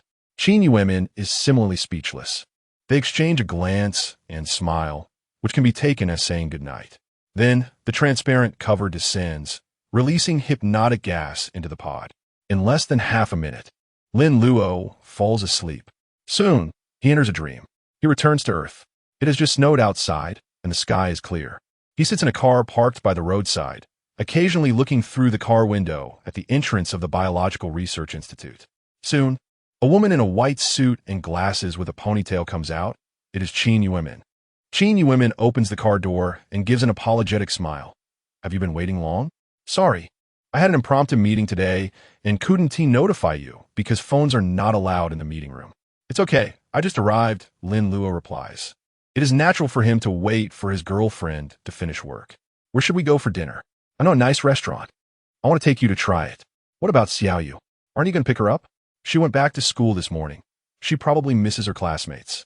There are still many students at school taking art classes during the holiday. After that, the two remain silent for a long time. Suddenly, Qin Yuemin speaks. Shaolin, have you thought about the future? The future? Yes, although you can take a vacation now. What do you plan to do when the vacation ends? Of course, I will return to my job. Do you still yearn for life in outer space? Not so much yearning, it's just a job requirement. Have you ever thought about changing jobs? What job? I only know how to do repairs. You can stay at the space base as a repairman. They need people there too. I'm not sure if they need people there, but I think you need me. What are you talking about? Haha, isn't that so? Do you think it's too dangerous to be in outer space for a long time? What if one day you wake up to find out your boyfriend is gone? Also, every time we part for too long, you feel like you can't stand the loneliness? You're right. I do have this concern, but I want to force you. Actually, the reason I became an astronaut is mainly due to the high income, which can cover my sister's tuition and my father's medical expenses. But after the Europa incident, I suddenly realized that no matter when, There must be some people willing to take risks to push human development forward. Otherwise, humanity wouldn't have the brilliance it has today. This is a great mission, and I hope my work can be combined with this sense of mission. It makes me feel that my life has more meaning. Do you understand what I mean? I completely agree with your view. Chapter 62. Lies 5 days later, the sleep pod releases wake-up gas. The cover automatically lifts, and Lin Luo wakes up. He feels that his physical condition is good, with his strength restored by 70 to 80%, and since his stomach hasn't moved for a long time, he doesn't feel a strong hunger. This sleep has been quite satisfying, and the dream he had was absurdly long. He vaguely feels like he experienced several months in the dream, and the events unfolded like a series of episodes, progressing logically rather than being a chaotic montage. In the dream, he and Qin Yuanmin return to Earth, still maintaining their boyfriend-girlfriend relationship. They live together. Lin Yu, his sister, also lives with them. The cohabitation life is both sweet and fun, as they often have to find ways to avoid Lin Yu during intimate moments. Otherwise, it will be difficult to explain to Lin Yu, whose mental age is only 10, what they are doing. Many scenes and details are hard to recall, but one image is vivid and unforgettable. After an intimate moment, Qin Yuanmin goes to the bathroom to shower. She comes out wearing a nightdress and throws the washed clothes into the dryer on the balcony. She doesn't quite know how to operate the dryer, causing a malfunction. So she calls Lin Luo, the professional repairman, to fix it. Lin Luo checks and finds it's just a program error. Restarting the system resolved the issue. At this moment, a sudden gust of wind blows outside, lifting Qin Yuanmin's skirt high, and she isn't wearing anything underneath. She quickly realizes, screams, and presses her hands down on her skirt. However, this scene is coincidentally witnessed by Lin Yu, who is walking toward the balcony. Sister Min, why aren't you wearing anything? Why? Lin Yu asks with great interest. Sister, you must have seen it wrong. That is skin-colored. Lin Luo forcefully explains for Qin Yuanmin. Yes, skin-colored, very close to flesh color. Qin Yuanmin forces a smile. Impossible. I wouldn't mistake it. You two are trying to trick a child. I'm not that stupid. Show me again. Lin Yu surprisingly reaches out to lift Qin Yuanmin's skirt. Qin Yuanmin runs away in panic, locks herself in the bedroom, and finally escapes the ordeal. Lin Luo laughs so hard he can hardly breathe. During his vacation, Lin Luo tried to find another job, working in popular electric car factories and robot workshops. Although the grounded work state was reassuring, it also lacked a lot of fun. Later, he followed Qin Yuanmin's advice and returned to the aerospace base as a maintenance worker, dealing with Shenzhou's spacecraft all day. Listening to those maintenance workers share anecdotes about outer space reminded him of his past days working in outer space. Who doesn't start as a rookie? He initially stayed at the space station for 2 months, had been criticized by the captain for poor performance, struggled to adapt to the weightlessness, and experienced the adverse effects of space sickness after returning to Earth. In the end, he decided to continue being an astronaut. Soon after, the space agency announced an important plan to build a base on Europa. He eagerly signed up and then said goodbye to Qin Yuanmin and his sister at the Shenzhou launch site, embarking on an unknown journey once again. The Shenzhou spacecraft he boarded was named De Sheng, after the great sage equal to heaven. Just as De Sheng landed on Europa, Lin Luo was awakened, only to find himself lying on the spacecraft returning to Earth from Europa 2. It was an extremely subtle feeling, making it hard to distinguish which was reality and which was a dream. Lin Luo struggled to get out of the sleep pod and had to lean against the support pillar beside it, stretching out both hands to grab hold. Otherwise, it was quite difficult to maintain body stability in a weightless state. He saw that Qin Yuanmin's sleep pod had not yet opened, so he thought about waiting beside it for a while. Although the awakening gas in each sleep pod should be released at the same time, it didn't mean that every user would wake up at the same moment. Some woke up in just a few minutes, while others might take dozens of minutes. On the other side, a sleep pod opened. The person who came out was Professor Luo.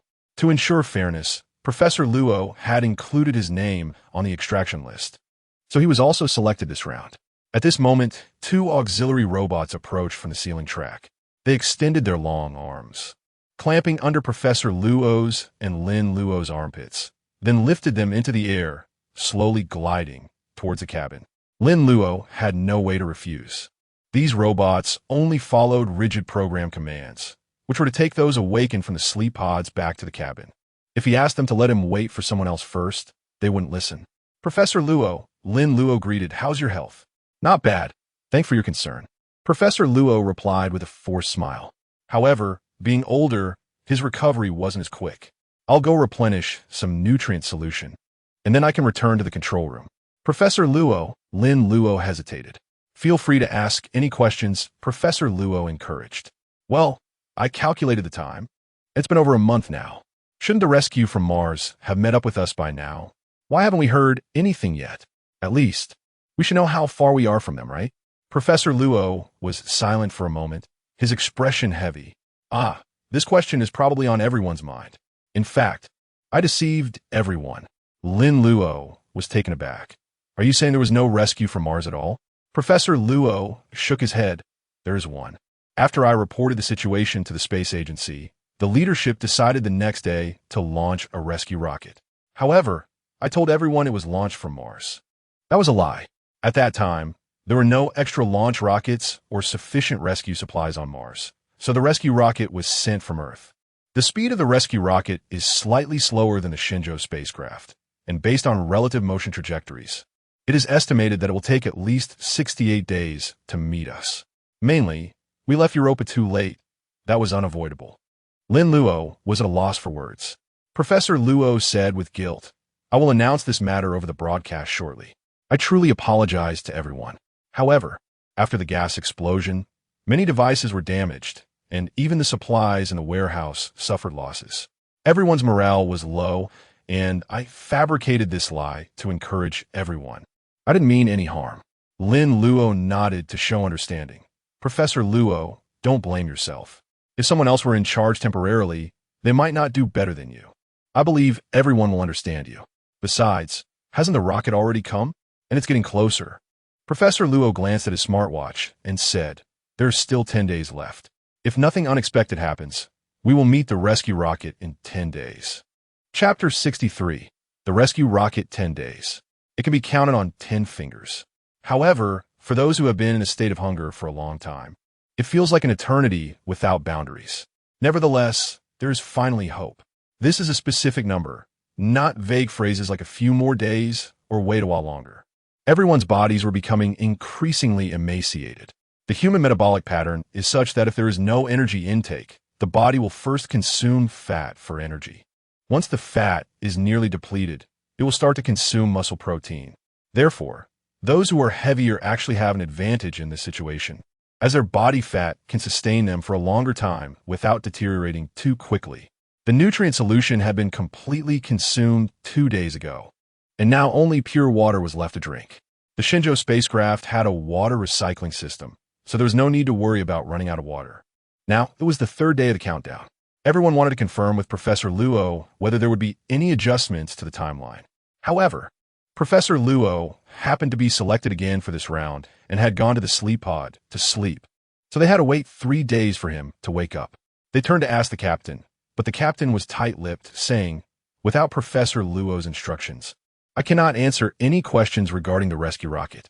Some people couldn't help feeling anxious.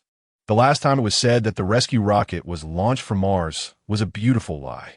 Could this time's claim that we would meet the Nuwa spacecraft in 10 days also be a lie? If it were still a lie, then everyone's only hope would be shattered. What difference would it make whether they lived a few more days or a few less? In 3 days, they would know the result. It was a mix of anticipation and worry for the next 3 days. Before they knew it, 3 days had passed, and it was the day Professor Luo would awaken. At 2 o'clock in the afternoon, Professor Luo and the other awakened individuals were brought back to the cabin by auxiliary robots. Professor Luo's face was pale, with bloodshot eyes, indicating he had likely had many dreams during those 5 days, and they were endless nightmares. Lin Luo had experienced that kind of muddled state. Although his dreams were not nightmares, being immersed in the dream for too long made it hard to distinguish between dream and reality even after waking up. Seeing Professor Luo in this state, everyone hesitated to ask anything, deciding it was better to save their energy until he fully regained consciousness.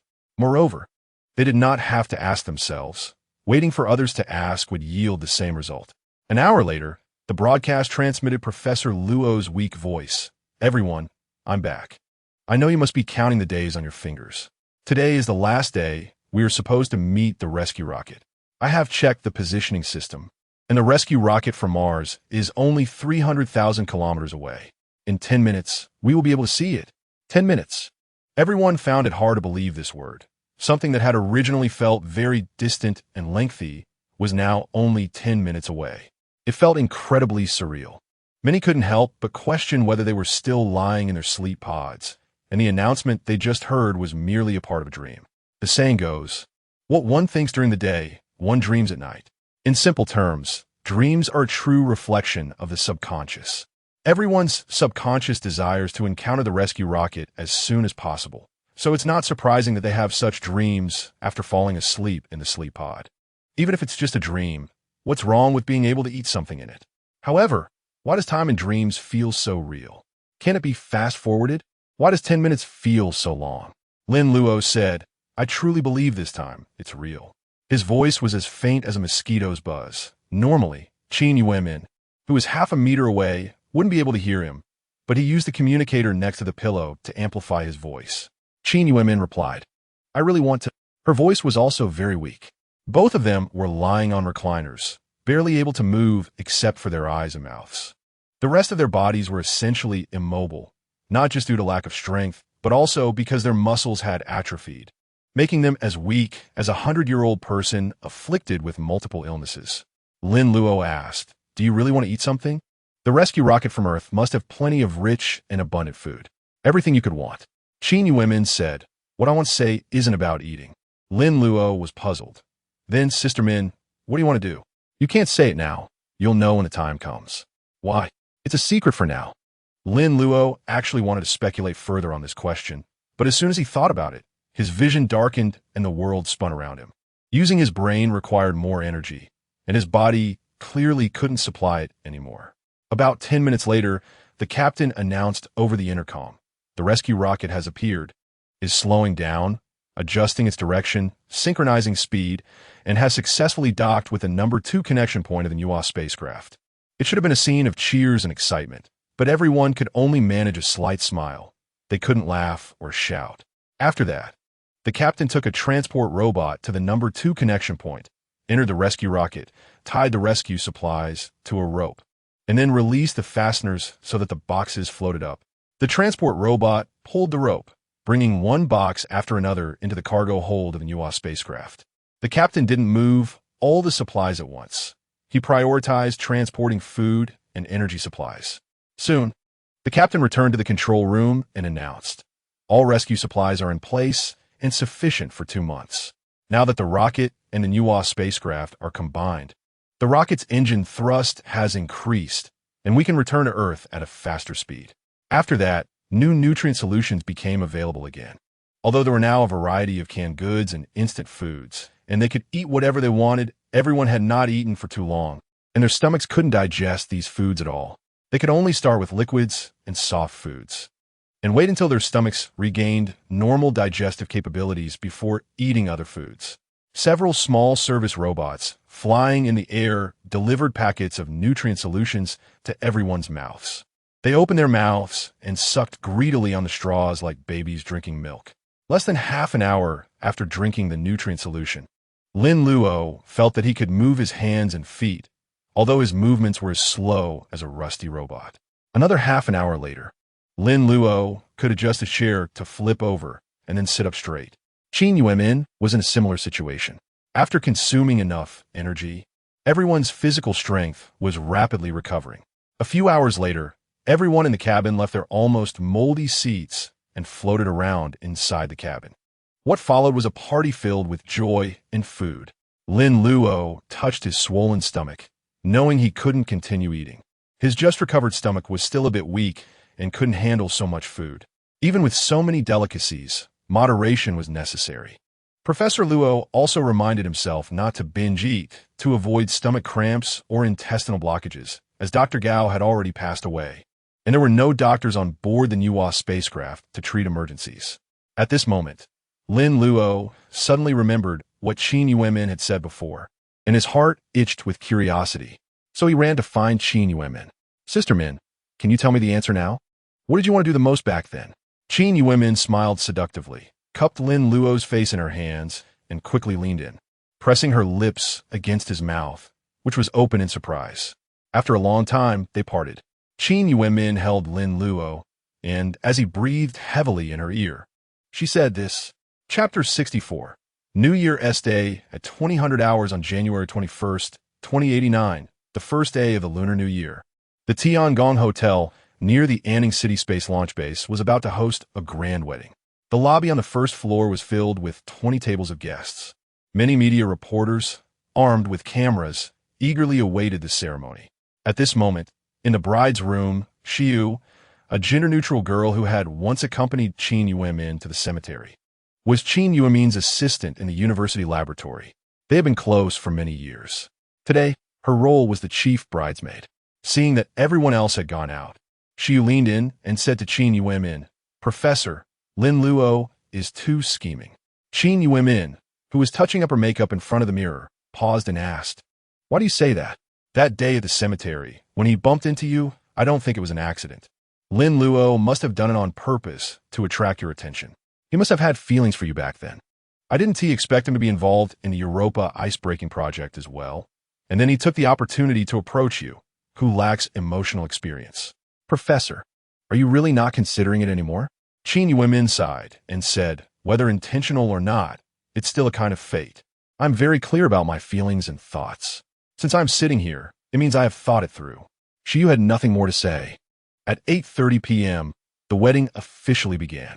Romantic music played as the groom, Lin Luo, and the bride, Qin Yuemin, walked out hand in hand from the backstage.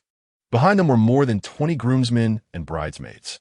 The groomsmen were mostly Lin Luo's astronaut colleagues, while the bridesmaids were mostly female students led by Qin Yuemin.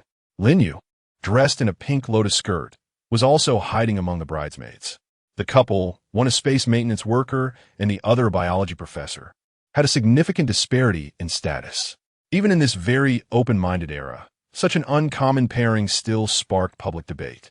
After returning to Earth, official media declared that the Europa ice-breaking project had been a perfect success, honoring and mourning the sacrifice members while also promoting the accomplished members as new role models. Additionally, with the support of Tianjin Entertainment, Lin Luo and Qin Yuemin became overnight celebrities known throughout the country. Although everyone had seen related reports and knew that the two had come together because of their involvement in the Europa ice-breaking project, they were still very curious about how they ended up together.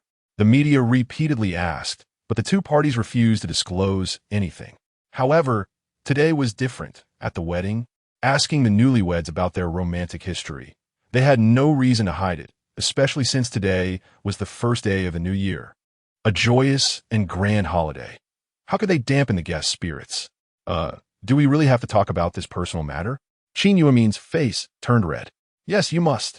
The crowd cheered, their voices rising higher and higher, causing the crystal chandelier overhead to sway slightly. Seeing Lin Luo nodding at her, Qin Yuemin took a deep breath and began to recall and speak. At first, he always played the role of a protector in front of me, but I could tell that he also needed protection from others. Perhaps after spending time together, I unknowingly started to like and get used to being with him. We never planned to get married so soon, but after returning to Earth, I found that I was experiencing pregnancy symptoms. At this moment, a reporter rushed to the front with a microphone. So you two are getting married because of a child? That's quite rare these days, because everyone is afraid of giving birth. Another reporter chimed in. When did you get pregnant? Was it on Europa? Or on the Shenzhou spacecraft? This is a record-breaking historical event. There has never been a record of conception in outer space in human history. The two overly excited reporters were quickly dragged away by security.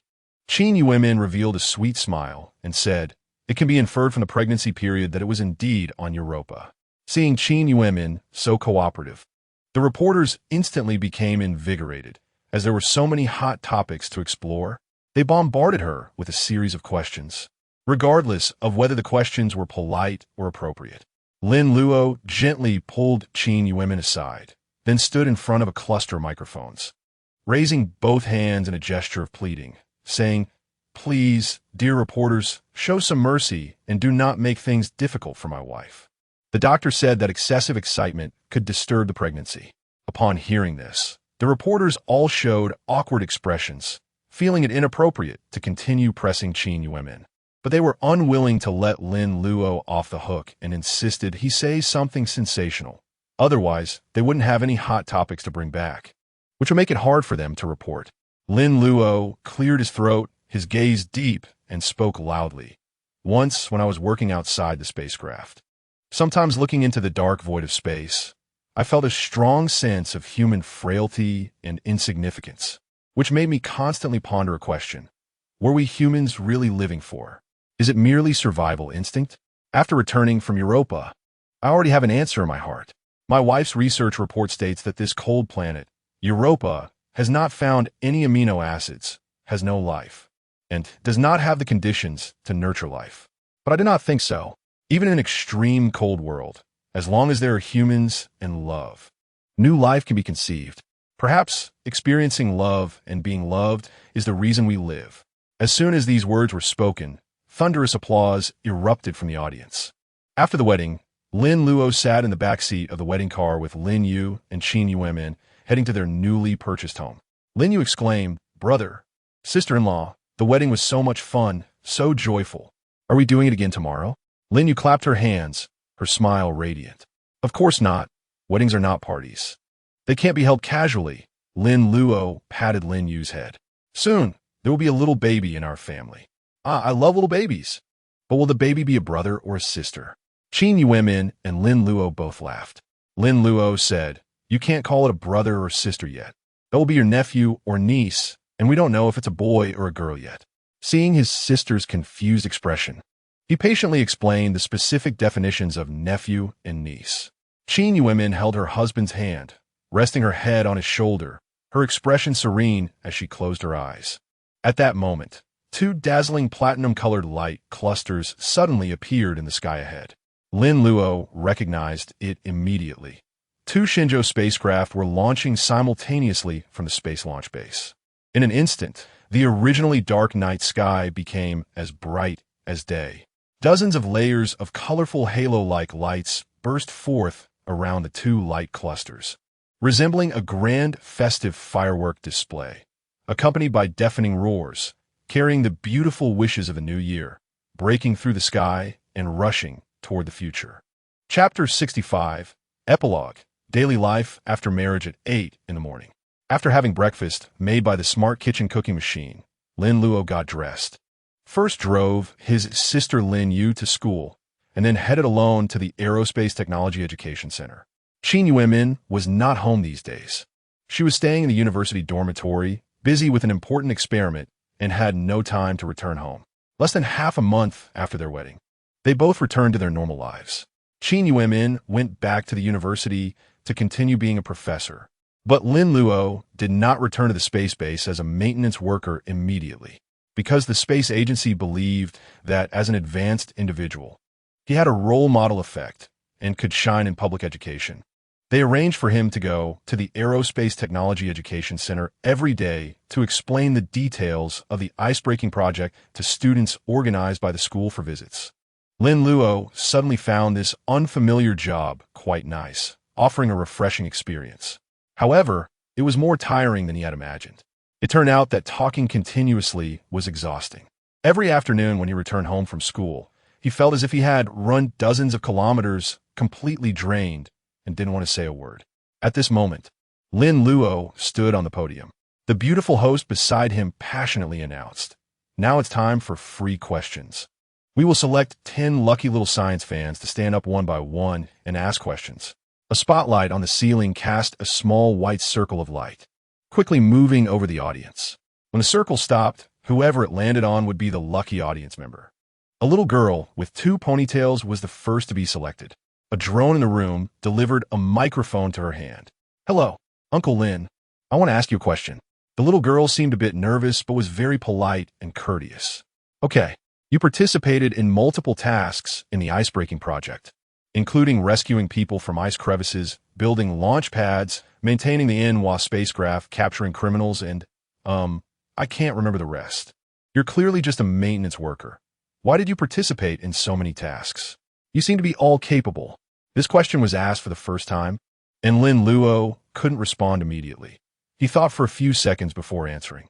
I am indeed a maintenance worker. But that doesn't mean maintenance workers can only do maintenance work.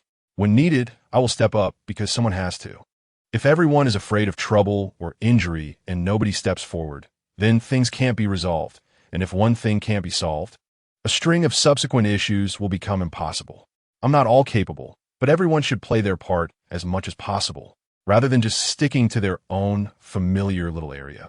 The little girl opened her mouth to ask another question, but the drone suddenly flew over to take the microphone away and delivered it to the next child selected by the spotlight. Each person could only ask one question. This time, a 7 or 8-year-old boy asked, Uncle Lin, I'm very curious. Popular science books say that a person can only survive 3 to 5 days without food, only drinking water. Why were you able to last 20 days? Is it because in space, the body's physiological functions can better withstand hunger? Lin Luo replied. In a weightless state, the body's physiological functions do indeed change somewhat, but for trained individuals, the change is not significant. At that time, we adopted a method of taking turns entering the sleep pod, sleeping continuously for 5 days in the pod, with metabolism extremely slow. After leaving the sleep pod, most of the time was also spent sleeping. Perhaps due to weightlessness, the burden on various organs in the body decreased, so the energy consumption was much less. The specific principles will be for you to study when you grow up. Next, another teenager wearing a red hat, around 15 years old, asked, Lin, I heard you're only 19 this year, just 4 years older than me. I'll just call you Lin Ge. Lin Ge, I'm graduating next year, and I'm studying space navigation, but I feel that being a navigator is just about looking at electronic charts and instrument data. There doesn't seem to be much else to do. It feels like a very unchallenging job. I want to switch to a major like you and study space maintenance. Is it too late to change my major now? Lin Luo sincerely replied, At your age, it's certainly not too late to learn a new major, but you will take 2 more years to graduate than others. If you're not in a hurry to find a job, I think continuing to study is fine. However, being a navigator is also an important position, and as space routes become more numerous and longer in the future, the importance of navigators will become increasingly prominent. I hope you consider it carefully. The next person is an adult, a woman in her early 30s wearing a purple suit and glasses. She is sitting among a group of students, likely a teacher. The random selection mechanism of the spotlight picks individuals, and since there are only a few adults in the audience, it's not surprising that she was chosen. Mr. Lin, I want to ask you, now that you are no longer a space maintenance worker, will you switch careers to become a lecturer at the Science Education Center? Lin Luo paused for a moment, looking at the solar system decoration on the wall, and said, I'm only temporarily a lecturer here. When the next significant deep space mission occurs, I will still depart with the Shenzhou spacecraft. The next is a 6-year-old boy who asks, Aren't you scared at all? After experiencing so many dangers, would you still dare to go to outer space? If it were me, I wouldn't dare. Not every time is so lucky. The boy's words caused a burst of laughter. Lin Luo answered seriously, Of course, I would be scared, unless I were a low-level robot without judgment. It's impossible not to be afraid. Every mission is new and unpredictable. No one can tell you if an accident will occur in the next second, and it's normal to worry. However, think from another perspective. With your participation, we can help our country and all of humanity go faster and further. And then that little bit of fear seems insignificant. Why do we need you to go along? Because completing the mission requires your abilities, so you are an irreplaceable member. When you think this way, all fear will dissipate. After answering the questions from the 10 audience members, a video montage began playing on the big screen with voiceover narration. And at that moment, Lin Luo could finally step backstage to rest for a while. While Lin Luo was drinking water, the host Sheng Yuyin came over to chat. Lin Luo, if there's a space mission next time, will you really participate? I thought you planned to stay here and work with me. I should, if my name is on the list. But you just got married, and you haven't even finished your honeymoon. If you suddenly get called away again, you and your wife might not see each other for several months. Can your wife accept that? We discussed it before. She said she doesn't mind. It's normal for work to require it. Sometimes she goes out for field work and might be away for months. Isn't that worse? What? Think about it. You're gone for several months, intending to spend quality time with your wife. But it turns out she just left on a business trip yesterday and won't be back for 3 months. After 3 months, when she finally returns, you get assigned to another mission. So you miss each other, which would be terrible, right? Haha, you're talking about the worst case scenario. I don't think it will be that coincidental. Isn't your wife pregnant? It's not even 3 months yet. It won't affect her mobility. But in another 2 months, when her belly gets bigger, she won't be able to work. If you run off to outer space now, who will take care of her? It's too cruel for a pregnant woman to be alone. So, it seems the space agency knows my situation and probably won't assign me to leave Earth for a long time during my wife's late pregnancy. Those leaders are also compassionate. Once your wife has the baby, you definitely can't leave. It would be exhausting for her to take care of the child alone, and you would become a stranger in the child's eyes, not even able to hold him. Things will naturally resolve themselves. There's no perfect solution in this world. Lin Luo smiled wryly and didn't continue the topic. At 5:30 p.m., Lin Luo left the Science Education Center and headed to the school to pick up Lin Yu. When he got home, the kitchen cooking machine had already prepared dinner according to the scheduled program and menu. While eating, Lin Yu glanced at the empty seat diagonally across and asked, "Is sister-in-law not coming home again today?" "Not sure, but it's likely she won't be back. Otherwise, she would have messaged me in advance." "Oh, she is so busy. Busier than you were before. She won't be busy forever. It'll ease up after this period." Lin Luo changed the subject, asking, "How was your day at school? Did anything interesting happen that you want to share with your brother?" "Nothing interesting, but I did have one unfortunate thing happen." "Oh, tell me about it. Do you really want to hear my embarrassing misfortune?" "Of course, I'm just concerned about you." "Go ahead." "I was knocked down by a boy in the corridor outside the classroom. I fell to the ground and hurt my knee, and later a classmate accompanied me to the school nurse for treatment." "How bad is it? Show me. Why didn't you say anything earlier when we were at the school gate?" "No need to look.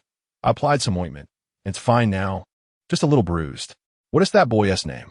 Did he bump into you on purpose or by accident?" "His name is Song Ida. It was probably unintentional because he was having a skating race with 2 other boys in the corridor, and he was skating too fast and couldn't stop in time. So he bumped into me. He apologized to me at the time, and I forgave him." "Wait, did I hear that right? Skating? How can you skate in the classroom corridor?" "With 0-degree shoe covers. Those shoe covers have a bottom like glass. When you put them on your shoes, you can slide on the corridor floor like ice skates." 0-degree shoe covers? How can such a thing exist? I've never heard of it before. It's all because of a documentary. Documentary? The documentary about the Europa ice-breaking project. All the teachers and students at our school watched it in the auditorium. "Brother, you had several close-up shots. I told my classmates that was my brother, and they didn't believe me. I didn't know you worked in such a place before. It's amazing." After Lin Luo became famous, he told Lin Yu about his real job. But Lin Yu still had a vague concept of outer space and didn't understand what it meant. "Are you saying the skating is from that documentary?" "Yes. There were a few shots of people skating on the ice and racing against each other, and everyone thought it looked fun. So many wanted to learn how to skate. But we don't have an ice rink here, so someone bought the 0-degree shoe covers to play with, and it gradually became popular." Lin Luo didn't expect that Qin women leading the skating on Europa would influence Earth months later. As more and more schools organized teachers and students to watch the documentary about the Europa ice-breaking project, it was likely to create a new trend among students, and it might even spread throughout society. To Lin Luo's surprise, just as he finished cleaning the kitchen and came out, he saw the front door being opened. The security door has a very high safety factor, and it can only be opened with a fingerprint or a key, so no outsider could enter. It was Qin Yuemin returning. Lin Luo quickly walked over and shared a warm kiss with his wife. "Why didn't you say anything before you came back?" "I wanted to surprise you." Qin Yuemin wrapped her arms around Lin Luo's neck and wouldn't let go. "Have you missed me these days?" "Of course. I missed you. Do I need to ask?" "Then why didn't you come to school to find me yesterday during your break?" "I was afraid of disturbing your experiments." "Didn't you say that when you're working, I shouldn't come to look for you unless it's something important?" "Does wanting to see your wife count as unimportant in your view?" Lin Luo was left speechless. He had never heard such a statement before. Qin Yuemin laughed and turned to walk away. Did you just finish dinner? Yes, I did. Have you eaten? I have. My colleagues are still in the private room of the restaurant. I left early. Did you finish the experiment?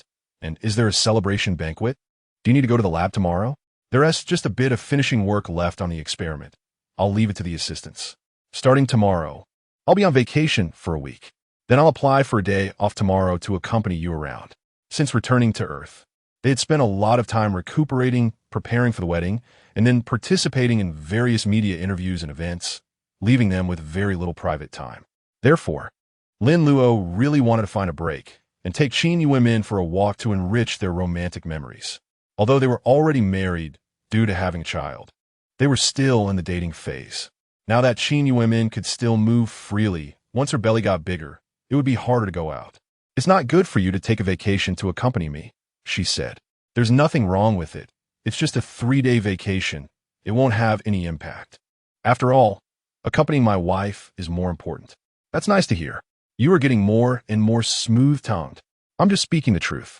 Qin Yuim went into the bedroom and changed into his silk pajamas, then asked, "Is Xiaoyu in her room?" She's doing her homework. I'm not quite sure. There's a 50 chance she's doing homework and a 50 chance she's chatting with classmates, Lin Luo said with a frown. Girls her age already have the idea of protecting their privacy, so I can't just go in and check. You're right. Qin Yuim untied her hair, walked to Lin Yu's room door, and quietly said to Lin Luo, "I'll help you check." Then she called out to the inside, "Xiaoyu, it's me." When the door opened, Lin Yu rushed to hug Qin Yuim. "Ah, sister-in-law, you're back. I haven't seen you in days. I thought you were missing." Qin Yuim affectionately stroked Lin Yu's head and said, "I just finished work. I won't disappear again. By the way, were you doing homework or chatting with classmates?" "I finished my homework at school. I'm listening to music now." "What's up?" "Oh, nothing. I just came to see you. I haven't seen you in a few days and wanted to see if you've changed. You're so good, I can relax. By the way, I brought you a gift. It's in my room." Qin Yuim took Lin Yu's hand and entered her bedroom, while Lin Luo stayed outside, tidying up the living room. He then took out his phone, accessed the main project of the Science and Technology Education Center, and watched the video of his work from that day. Every night, he had to watch it for a while. As an observer, it was easier to identify areas where he needed improvement. He felt that today's performance could score a 9. Recalling the time when he first stood on stage answering audience questions, he had often stumbled, creating a very awkward atmosphere, and only managed to get through it thanks to the host's help. After half a month of training, he could now handle things independently and with ease. Around 10 o'clock, Lin Luo finished his shower and returned to the bedroom. Qin Yuim was not wearing glasses and was leaning against the headboard reading. Very few people read physical books now, but she still maintained this habit. Qin Yuim noticed Lin Luo sitting quietly beside her. "What are you doing?" "You're reading, so I'm reading too." "What book are you reading?" "A book that's visually appealing." Lin Luo snatched the book from Qin Yuim's hands and placed it on the bedside table, then turned off the lamp. Chapter 66, Side Story. Arctic training. The snow was white and the ice stretched for miles. This was the Arctic. A training base was established by China's Polar Research Station, and different teams came here for training every day. This month's team at the base came from the China National Space Administration, consisting of 36 members. Soon there would be a space exploration mission to Titan, a frozen planet. And astronauts assigned to the mission must have experience working in extremely cold environments. That day, the team, dressed in cold weather gear and helmets, exited the base and boarded several snowmobiles. We are now heading to Work Area 1. It's an area full of ice crevices. So I hope everyone stays alert and doesn't let their guard down, because the crevices may look stable, but are actually fragile. Today, we will be training in ice crevice rescue operations. Although it's a training exercise, the danger is very high. The person announcing this from the front of the command vehicle was Lin Luo.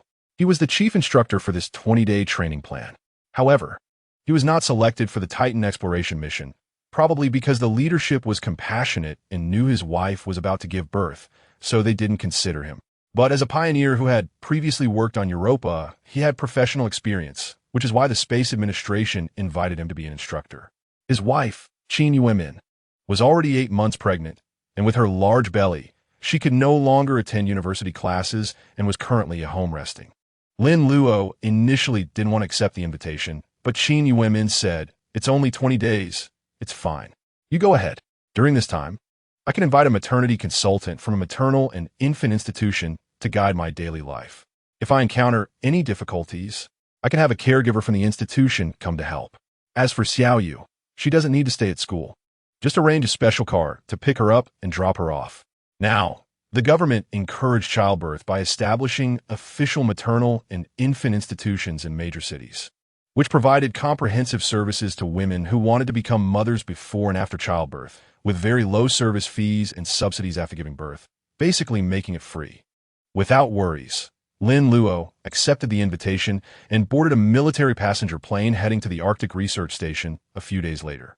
He had been in the Arctic for a week and had gradually become familiar with the trainees. Today's training focus was to master the use of climbing exoskeletons and the correct way to use them in rescue operations. Of course, only the outdoor operation team needed to undergo this training, while other team members simulated on-site command and dispatch. At first, Lin Luo felt a bit awkward directing trainees around his age, but now he had immersed himself in the role and considered himself a leader. Only as a leader did he understand the weight of responsibility. This training would score participants based on their specific performance. Those with final scores below 8 would have their free time canceled tonight and continue indoor training. So, please adjust your mindset and treat this as a real task to complete. The exoskeletons used in this training were designed for climbing, with particularly long and thick arm frameworks, which were said to be more suitable for climbing ice walls. The victims waiting for rescue were plastic models equipped with life sign sensors and response simulators, suspended in a crevice 50 meters above the ground by a rope. As the instructor, Lin Luo had to demonstrate in person, not just talk. He first showed how to wear the exoskeleton, then controlled the exoskeleton secured by a safety rope to climb down the edge of the ice wall. A teaching drone filmed Lin Luo, so the trainees on the ground could clearly see his every move through a holographic image player.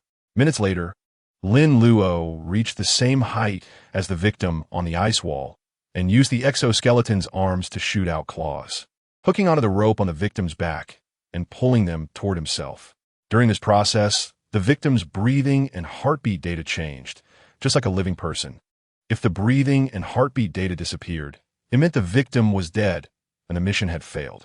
For example, if the victim's helmet or cold weather suit was punctured, within a minute, their life signs would disappear. It was a very realistic simulation training.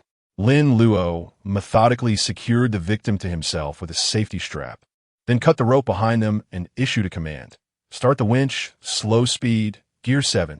The trainees responsible for controlling the winch on the ground operated it as Lin Luo requested, and soon Lin Luo appeared at the edge of the crevice. With a powerful push from the exoskeleton's arms, he jumped onto the ice surface. He unhooked the victim and placed them on a stretcher. Take the person to the medical tent for treatment.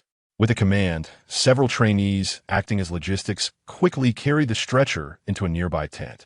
Moments later, Lin Luo announced, "The victim has survived. The demonstration task is complete. Everyone return to your positions." The trainees lined up in 2 neat rows, led by the class monitor, and applauded vigorously. Lin Luo humbly said, "What I demonstrated just now are the most basic rescue steps. Did you all remember?" "Remembered." Everyone shouted in unison. Although their voices were muffled by helmets, the effect was still deafening in the communication system. The situations encountered in reality will be even more complex. So while mastering the basic operations, one must also be able to adapt to changes. Another important thing is to overcome the fear of deep crevices in the ice. Then, Lin Luo instructed the outdoor team to pair up and begin basic training, watching from the side and occasionally giving reminders. He was more nervous than the trainees themselves when they entered the crevice, fearing that they might have an accident. After 3 hours, the training ended. Lin Luo had the trainees line up to count heads, but he found one person missing. Using the positioning system, he saw that a 20-year-old soldier named Wang Guoming was located 500 meters away from the assembly point, down a slope. Checking his vital signs data, his breathing was weak and his heart rate was elevated. What was going on? "Wang Guoming, this is Instructor Lin. Please respond if you hear me. Please respond." Lin Luo forcefully called the other party's private chat channel using the communication channel. Because he had instructor privileges, even if the other party did not want to answer, the system would automatically connect. A student named Wang Guoming has had an accident. Everyone get in the vehicle and follow me to check the situation. Lin Luo quickly got into the command vehicle and headed straight for Wang Guoming's location. However, at the bottom of the slope, he saw no sign of a person. Stopping the vehicle, Lin Luo leaned forward and saw a trail of footprints in the snow, indicating that Wang Guoming had clearly come here alone. He took a few more steps forward and noticed rolling marks. At the point where the marks disappeared, there was a crevice over 10 meters wide. Oh no! Wang Guoming must have accidentally slipped and rolled down, directly falling into the crevice. Fortunately, he didn't fall to the bottom of the crevice, but likely landed on a protruding section. Judging by his vital signs, he was probably in a state of coma.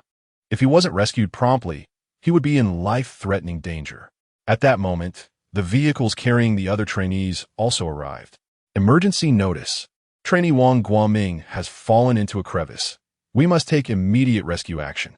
Outdoor team members Luo Wei and Xiong and Gao Zhaoi, put on your exoskeletons and follow my lead. Everyone else, take your positions and prepare. Remember, this is not a drill. This is not a drill. Everyone quickly sprang into action. The 3 trainees wearing the gibbon exoskeletons were chosen by Lin Luo because of their outstanding performance. However, at that moment, they all looked pale, and their palms were sweating profusely. Training is one thing. The mindset is relatively relaxed, but just thinking about carrying out a real rescue mission made them anxious. Worried that if the rescue failed, someone might die, either Wang Guoming or the rescuers. In such a special emergency situation, Lin Luo certainly couldn't let some newcomers go down to rescue. He had to lead the charge himself, with them acting as assistants, allowing them to experience the urgency of the situation. Lin Luo donned the gibbon exoskeleton, secured the safety rope, and was the first to descend. The other 3 followed suit. The teaching drone served as a reconnaissance drone at this time, shining its spotlight and continuously descending into the crevice. Lin Luo's helmet connected to the drone's camera, allowing him to see a clear image on a small screen on the left. Soon, the drone spotted Wang Guoming's figure. It turned out he had fallen onto a protruding platform, and behind that platform was an ice cave where he had slid deep inside. The drone discovered him thanks to its thermal imaging function. The drone entered the ice cave and found Wang Guoming curled up at the bottom, over 30 meters deep. At that moment, Lin Luo and the others also landed on the platform. The structure of the ice cave was complicated, with a risk of collapse, so they had to be careful and not to damage the internal structure. Lin Luo reminded them a few times and then led the team into the cave. The cave entrance was not a straight passage. There were other forks and hollow layers, with bizarre shadows everywhere. The 4 of them used the gibbon exoskeletons to traverse various terrains and finally reached Wang Guoming. Calling out again, they still couldn't wake him. Wang Guoming has lost mobility. I will carry him, and you 3 lead the way. Lin Luo secured Wang Guoming with a safety belt on his back. This scene reminded him of the past on Europa, when team member Gua Yuming sacrificed himself to save Commander Chen Longxiang. By the way, after returning to Earth, Chen Longxiang, who had been in a coma for half a year, had awakened. He was astonished to hear that the ice-shattering plan had been completed, as he had no knowledge of what happened afterward. Only by watching documentaries did he understand the entire story. Later, at a newly held press conference, he publicly commended the personnel who performed outstandingly in this mission and posthumously honored the sacrificed team members as martyrs, personally visiting Gua Yoming's family to offer condolences. Crack! Crack! The sound of ice layers fracturing beneath him made Lin Luo's heart race. His weight, combined with the exoskeleton and Wang Guoming's weight, exceeded a ton, and the ice layer seemed to be under strain. They couldn't stay here long. Otherwise, the entire ice layer might collapse. You all move faster. The structure here is very unstable. Just as he finished speaking, he suddenly felt his feet sink sharply, and then his body was suspended, beginning to swing wildly. He quickly grabbed the rope, bracing his legs against the ice wall coming at him, barely stabilizing himself. The 3 in front immediately felt the safety rope tugging them backward. Grab the surrounding ice wall, Lin Luo shouted. The 3 used the sharp-toothed palms of their exoskeletons to firmly grip the ice wall. preventing themselves from being pulled back by the sudden surge of force. "Stay still. I will climb up." Lin Luo grabbed the ice wall and began to climb. The ice blocks on the ice wall were somewhat brittle. Several times, when he exerted force to grab, they crumbled away, and he nearly slipped down again. The situation was perilous, making the three above feel anxious and not daring to speak. Eventually, Lin Luo climbed into a stable passage and urged the three trainees to continue leading the way. That was just a minor accident. There was nothing to worry about. When the four emerged from the ice cave and returned to the protruding platform, the trainees watching everything through the drone video cheered. "Start the rope reel machine, medium speed." Gear 5. The rope reel machine pulled the four of them up. As soon as they reached the ground, Lin Luo released Wang Guoming and instructed the trainees to drive him back to the base for treatment immediately. Afterwards, he stayed on site to continue teaching, explaining how to handle sudden situations like the one just experienced and how to cooperate with each other. Everyone looked at him with admiration. It's one thing to say it well, but another to do it well. Having a capable instructor teach them was something everyone appreciated. 10 minutes later, everyone returned to the base. After changing into casual clothes, Lin Luo immediately went to the infirmary to visit Wang Guoming.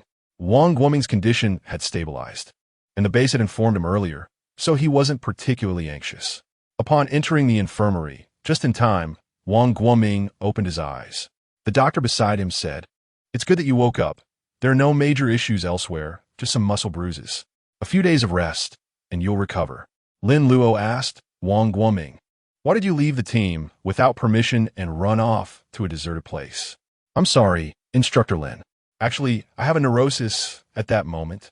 I had a hallucination and saw my girlfriend. So I chased after her and accidentally fell off the slope." "Neurosis? Why is your illness not recorded in the health check?" "Because I only had a few episodes of this illness when I was a child, and it hasn't occurred since, so it didn't show up during the checkup." "Then why has it occurred again now?" "Because this illness has a special trigger condition, which is staring at dark cracks for a long time. Today just happened to be the ice crack rescue training, and I stared at the ice crack for a long time, and before I knew it, it flared up." "Sigh.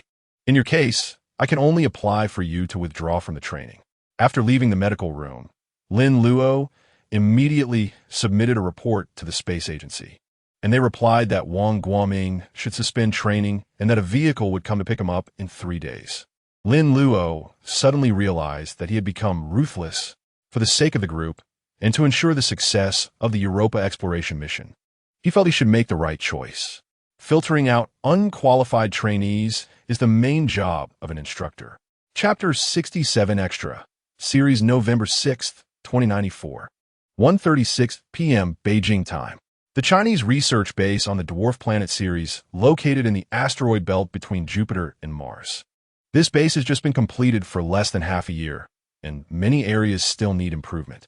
Not long after the first advance team returned to Earth, the space agency sent a second construction team to speed up the construction progress, allowing the base to be officially put into use as soon as possible. The top of the power tower had to be hung with the logo of the three-legged crow, which was a special requirement from the sponsor. And there was a time limit, so the scaffolding had to be completed within 3 days. However, 3 engineering vehicles needed to be coordinated and scheduled to arrive.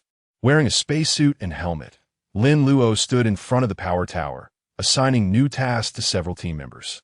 He is currently the deputy leader of the construction team, responsible for maintenance work, logistics, and advertising business. The leader of the construction team is Professor Luo Ying, with whom he had collaborated on the ice-breaking project. The team members all knew this, so during their free time, they would pester Lin Luo, asking him to talk about his stories with Captain Luo on Europa. Those were old stories. Why bring them up again? Haven't you all seen the documentary? Lin Luo appeared somewhat reluctant. Of course, we have watched it, and we've seen it dozens of times. Yes, Captain Luo and Captain Lin, you are both amazing. Without the two of you, the Europa project might have had a different outcome. We've seen many of your interviews and speeches, but hearing it directly from you is a completely different experience. Yes, your experience must be very valuable. We will all study hard. Captain Lin, please. The enthusiasm of the team members made it hard for Lin Luo to refuse, so he agreed to share 1 or 2 stories from that past after completing their work each time. Looking back now, it was only 4 years ago, Yet it feels like many years have passed, as distant as a real dream. Perhaps it was because so much had happened to him in these 4 years. He had transformed from a space maintenance worker who only thought about making money into a space science communicator, then into a training base instructor, a technology promotion ambassador, the deputy leader of the construction team, a husband, and a father. It felt like his footsteps were moving too fast to stop. At this moment, Captain Luo sent a communication. Captain Lin, are we installing the three-legged crow advertisement this afternoon? Yes. Then I will leave it all to you to handle. I need to oversee the construction of the ecological experiment cabin and can't leave for a moment. I understand. I can handle this small matter. You take care of it. And I trust you. That's settled. Soon, Lin Luo received a report from his subordinates, stating that all 3 engineering vehicles had been driven to the front of the power tower, and the components of the three-legged crow advertisement had also been transported over. You all stay in place and wait. I'll be there soon. Lin Luo then drove from the camp to the power tower. When the first advance team arrived earlier, they had already erected 3 different brand advertisements around the base, but the second construction team needed to build 5 more. Nowadays, advertising in outer space seems to have become a commercial trend. Many powerful brands are scrambling for new space project advertising bidding spots. The installation of the three-legged crow advertisement was completed in just 1 hour, with no difficulty at all. The subordinates completely followed Lin Luo's instructions, which is why it went so smoothly. After everyone drove the vehicles into the garage, they all got on the same transport vehicle to return to the camp for a rest. The current work management is very humane, even if it is not off-duty time. One can return to the camp with the leader's permission. Everyone sat in the hall, drinking water and eating snacks. According to custom, Lin Luo had to share some past stories with his subordinates to satisfy their strong curiosity. What should he talk about this time? Let's talk about the advertisement. That time on Europa, we made a lot of efforts to return to Earth, exhausting ourselves and feeling disheartened, so everyone forgot about installing the advertisement. At that time, the polar bear was the exclusive sponsor. So how did you remember it later? I didn't hear anything about the advertisement in the documentary, someone asked. I reminded Captain Luo. At that time, he was the temporary commander, and I told him that everyone was under a lot of pressure and their bodies and minds were overwhelmed. So we needed some entertainment. We put aside our work and went to shoot the advertisement to let everyone relax. I still remember Captain Luo's expression at that time, full of disbelief, but after considering it, he agreed. I have seen that frozen advertisement. The male lead is you, Captain Lin, and the female lead is your wife. That advertisement was so well made and so romantic. Someone exclaimed. Actually, the shooting process was a bit tortuous. After all, we had no relevant experience. But we still finished it in the end. The post-production also contributed a lot, using special effects to create many shots that we hadn't filmed. Who would have thought that shooting an advertisement could save lives? We didn't expect that, because in the polar bear advertisement, there were hundreds of frozen ice creams hidden inside, which wouldn't melt even without refrigeration. It was these high-calorie ice creams that helped us get through the last period on Europa. Wow.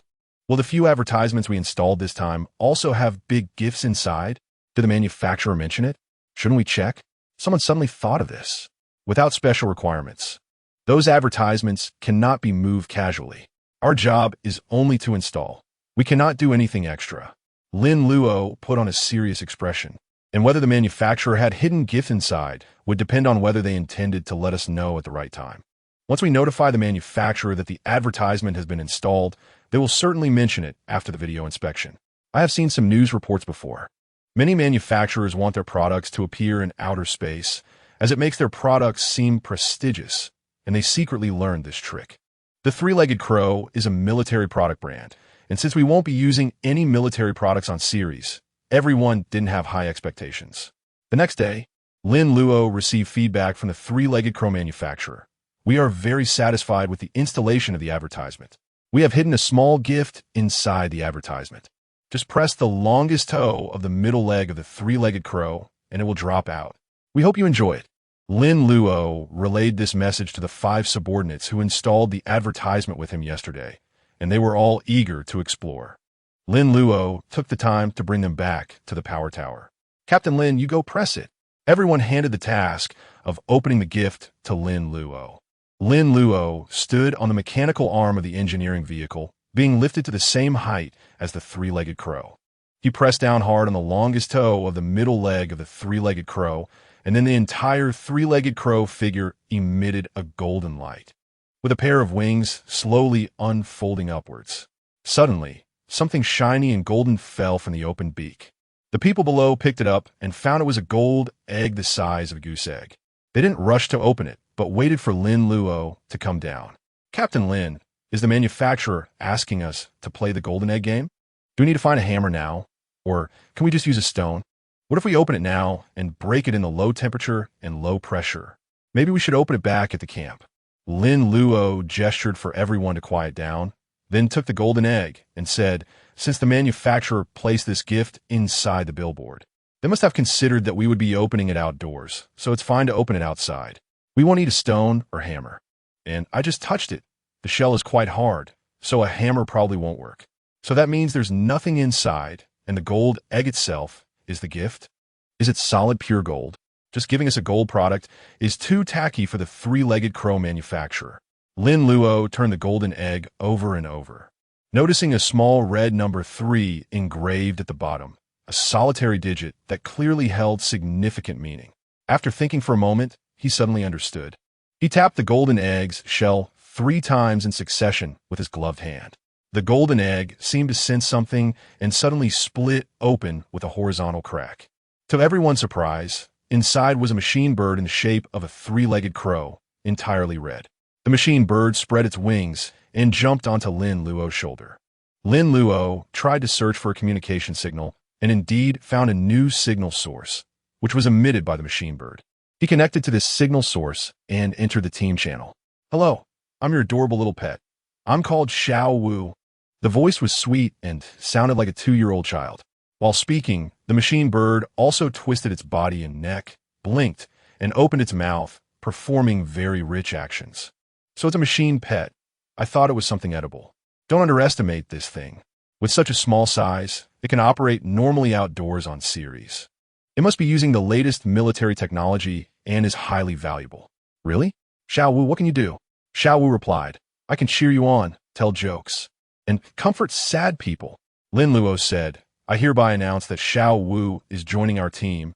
It is now part of our team and will mainly do logistical work." Xiao Wu made a cheerful sound. "Yay, yay. Thank you, Lin Luo, Captain Lin. Oh, how do you know my name? I have your voice data in my voice print database. So I recognized it as soon as I heard it. Do you know the other people here? I know them all. Their names are..." Xiao Wu accurately listed the names of 5 subordinates. "Wait a minute, it just hatched, and I haven't spoken, so how does it know my name?" Zhu Yong was quite puzzled. "You fool, because I'm in the team channel, I can recognize the names by their voices, just not yours. But your name is definitely on the channel list, and that name I haven't called out must be yours. You are just a machine pet, and you have the authority to view our team list?" Zhu Yong was very dissatisfied. Xiao Wu explained, "Although I am a gift from the Three-Legged Crow Company, I am a product designed by the Chinese Academy of Military Sciences, representing the Academy and authorized to view the personnel information for this mission." Lin Luo then understood that Xiao Wu was a gift commissioned by the Three-Legged Crow Company from the Academy, nominally a gift from the company, but actually a military prototype. It was not surprising that the Three-Legged Crow Company, which specializes in producing military products, had a collaboration with the Academy. At noon, Luo Ying sent a notice to Lin Luo. "Captain Lin, I will go to the volcano with Professor Yun, Professor Zhao, and 3 other team members for geological research. So the construction and management of the base will be entirely up to you. I hope you could take care of it." "Okay." Lin Luo agreed readily. Professor Luo's other identity was a geologist, and this time, in addition to leading the team to improve the base, he also had the task of conducting a more in-depth and comprehensive geological survey of Ceres. Thinking about accompanying scientists on research expeditions reminded Lin Luo of the time he and Qin Yuanmin collected ice samples on Europa. After marriage, they had talked about that past several times. To Lin Luo, it seemed ordinary because protecting and assisting scientists in completing research projects was part of his job. He didn't have any special thoughts about Qin Yuanmin at the time, just a vague sense of comfort being by her side. However, Qin Yuanmin had a different experience. Initially, she just regarded it as an ordinary job, with an assistant providing help, which was common. Later, when Lin Luo protected her several times in critical situations, she developed an inexplicable fondness for this young man who was a few years younger than her. Fate is sometimes hard to explain. After that, as they spent time together and attracted each other, they gradually fell in love, something neither of them had expected at the beginning. In the afternoon, after finishing work and returning to the camp, Lin Luo entered the rest cabin and immediately checked his wife's messages. "Honey, how was your day?" Little Bear said he misses you and hopes you can come home soon to play with him. I told him you would be back in a while. He asked how long it would be, and I said around the spring festival. We will definitely have a holiday then. He didn't continue to ask further. "Dad, when are you coming home? Mom bought me a Shinjo spaceship model, but I can't assemble it. Come back quickly to teach me. Brother, in 2 months, I will graduate. Will you be able to come back in time for my graduation ceremony? I will give a speech on stage. Although it's only 2 sentences, they are very important, and I hope you can hear them on site." Hearing the familiar and affectionate voices of his family, the fatigue that had accumulated in Lin Luo's body throughout the day instantly vanished. His heart was suddenly filled with strength, planning to speed up progress tomorrow, striving to complete the task as soon as possible and reunite with his family. This, perhaps, is the bond between family members, no matter how far the distance. It cannot isolate or interrupt.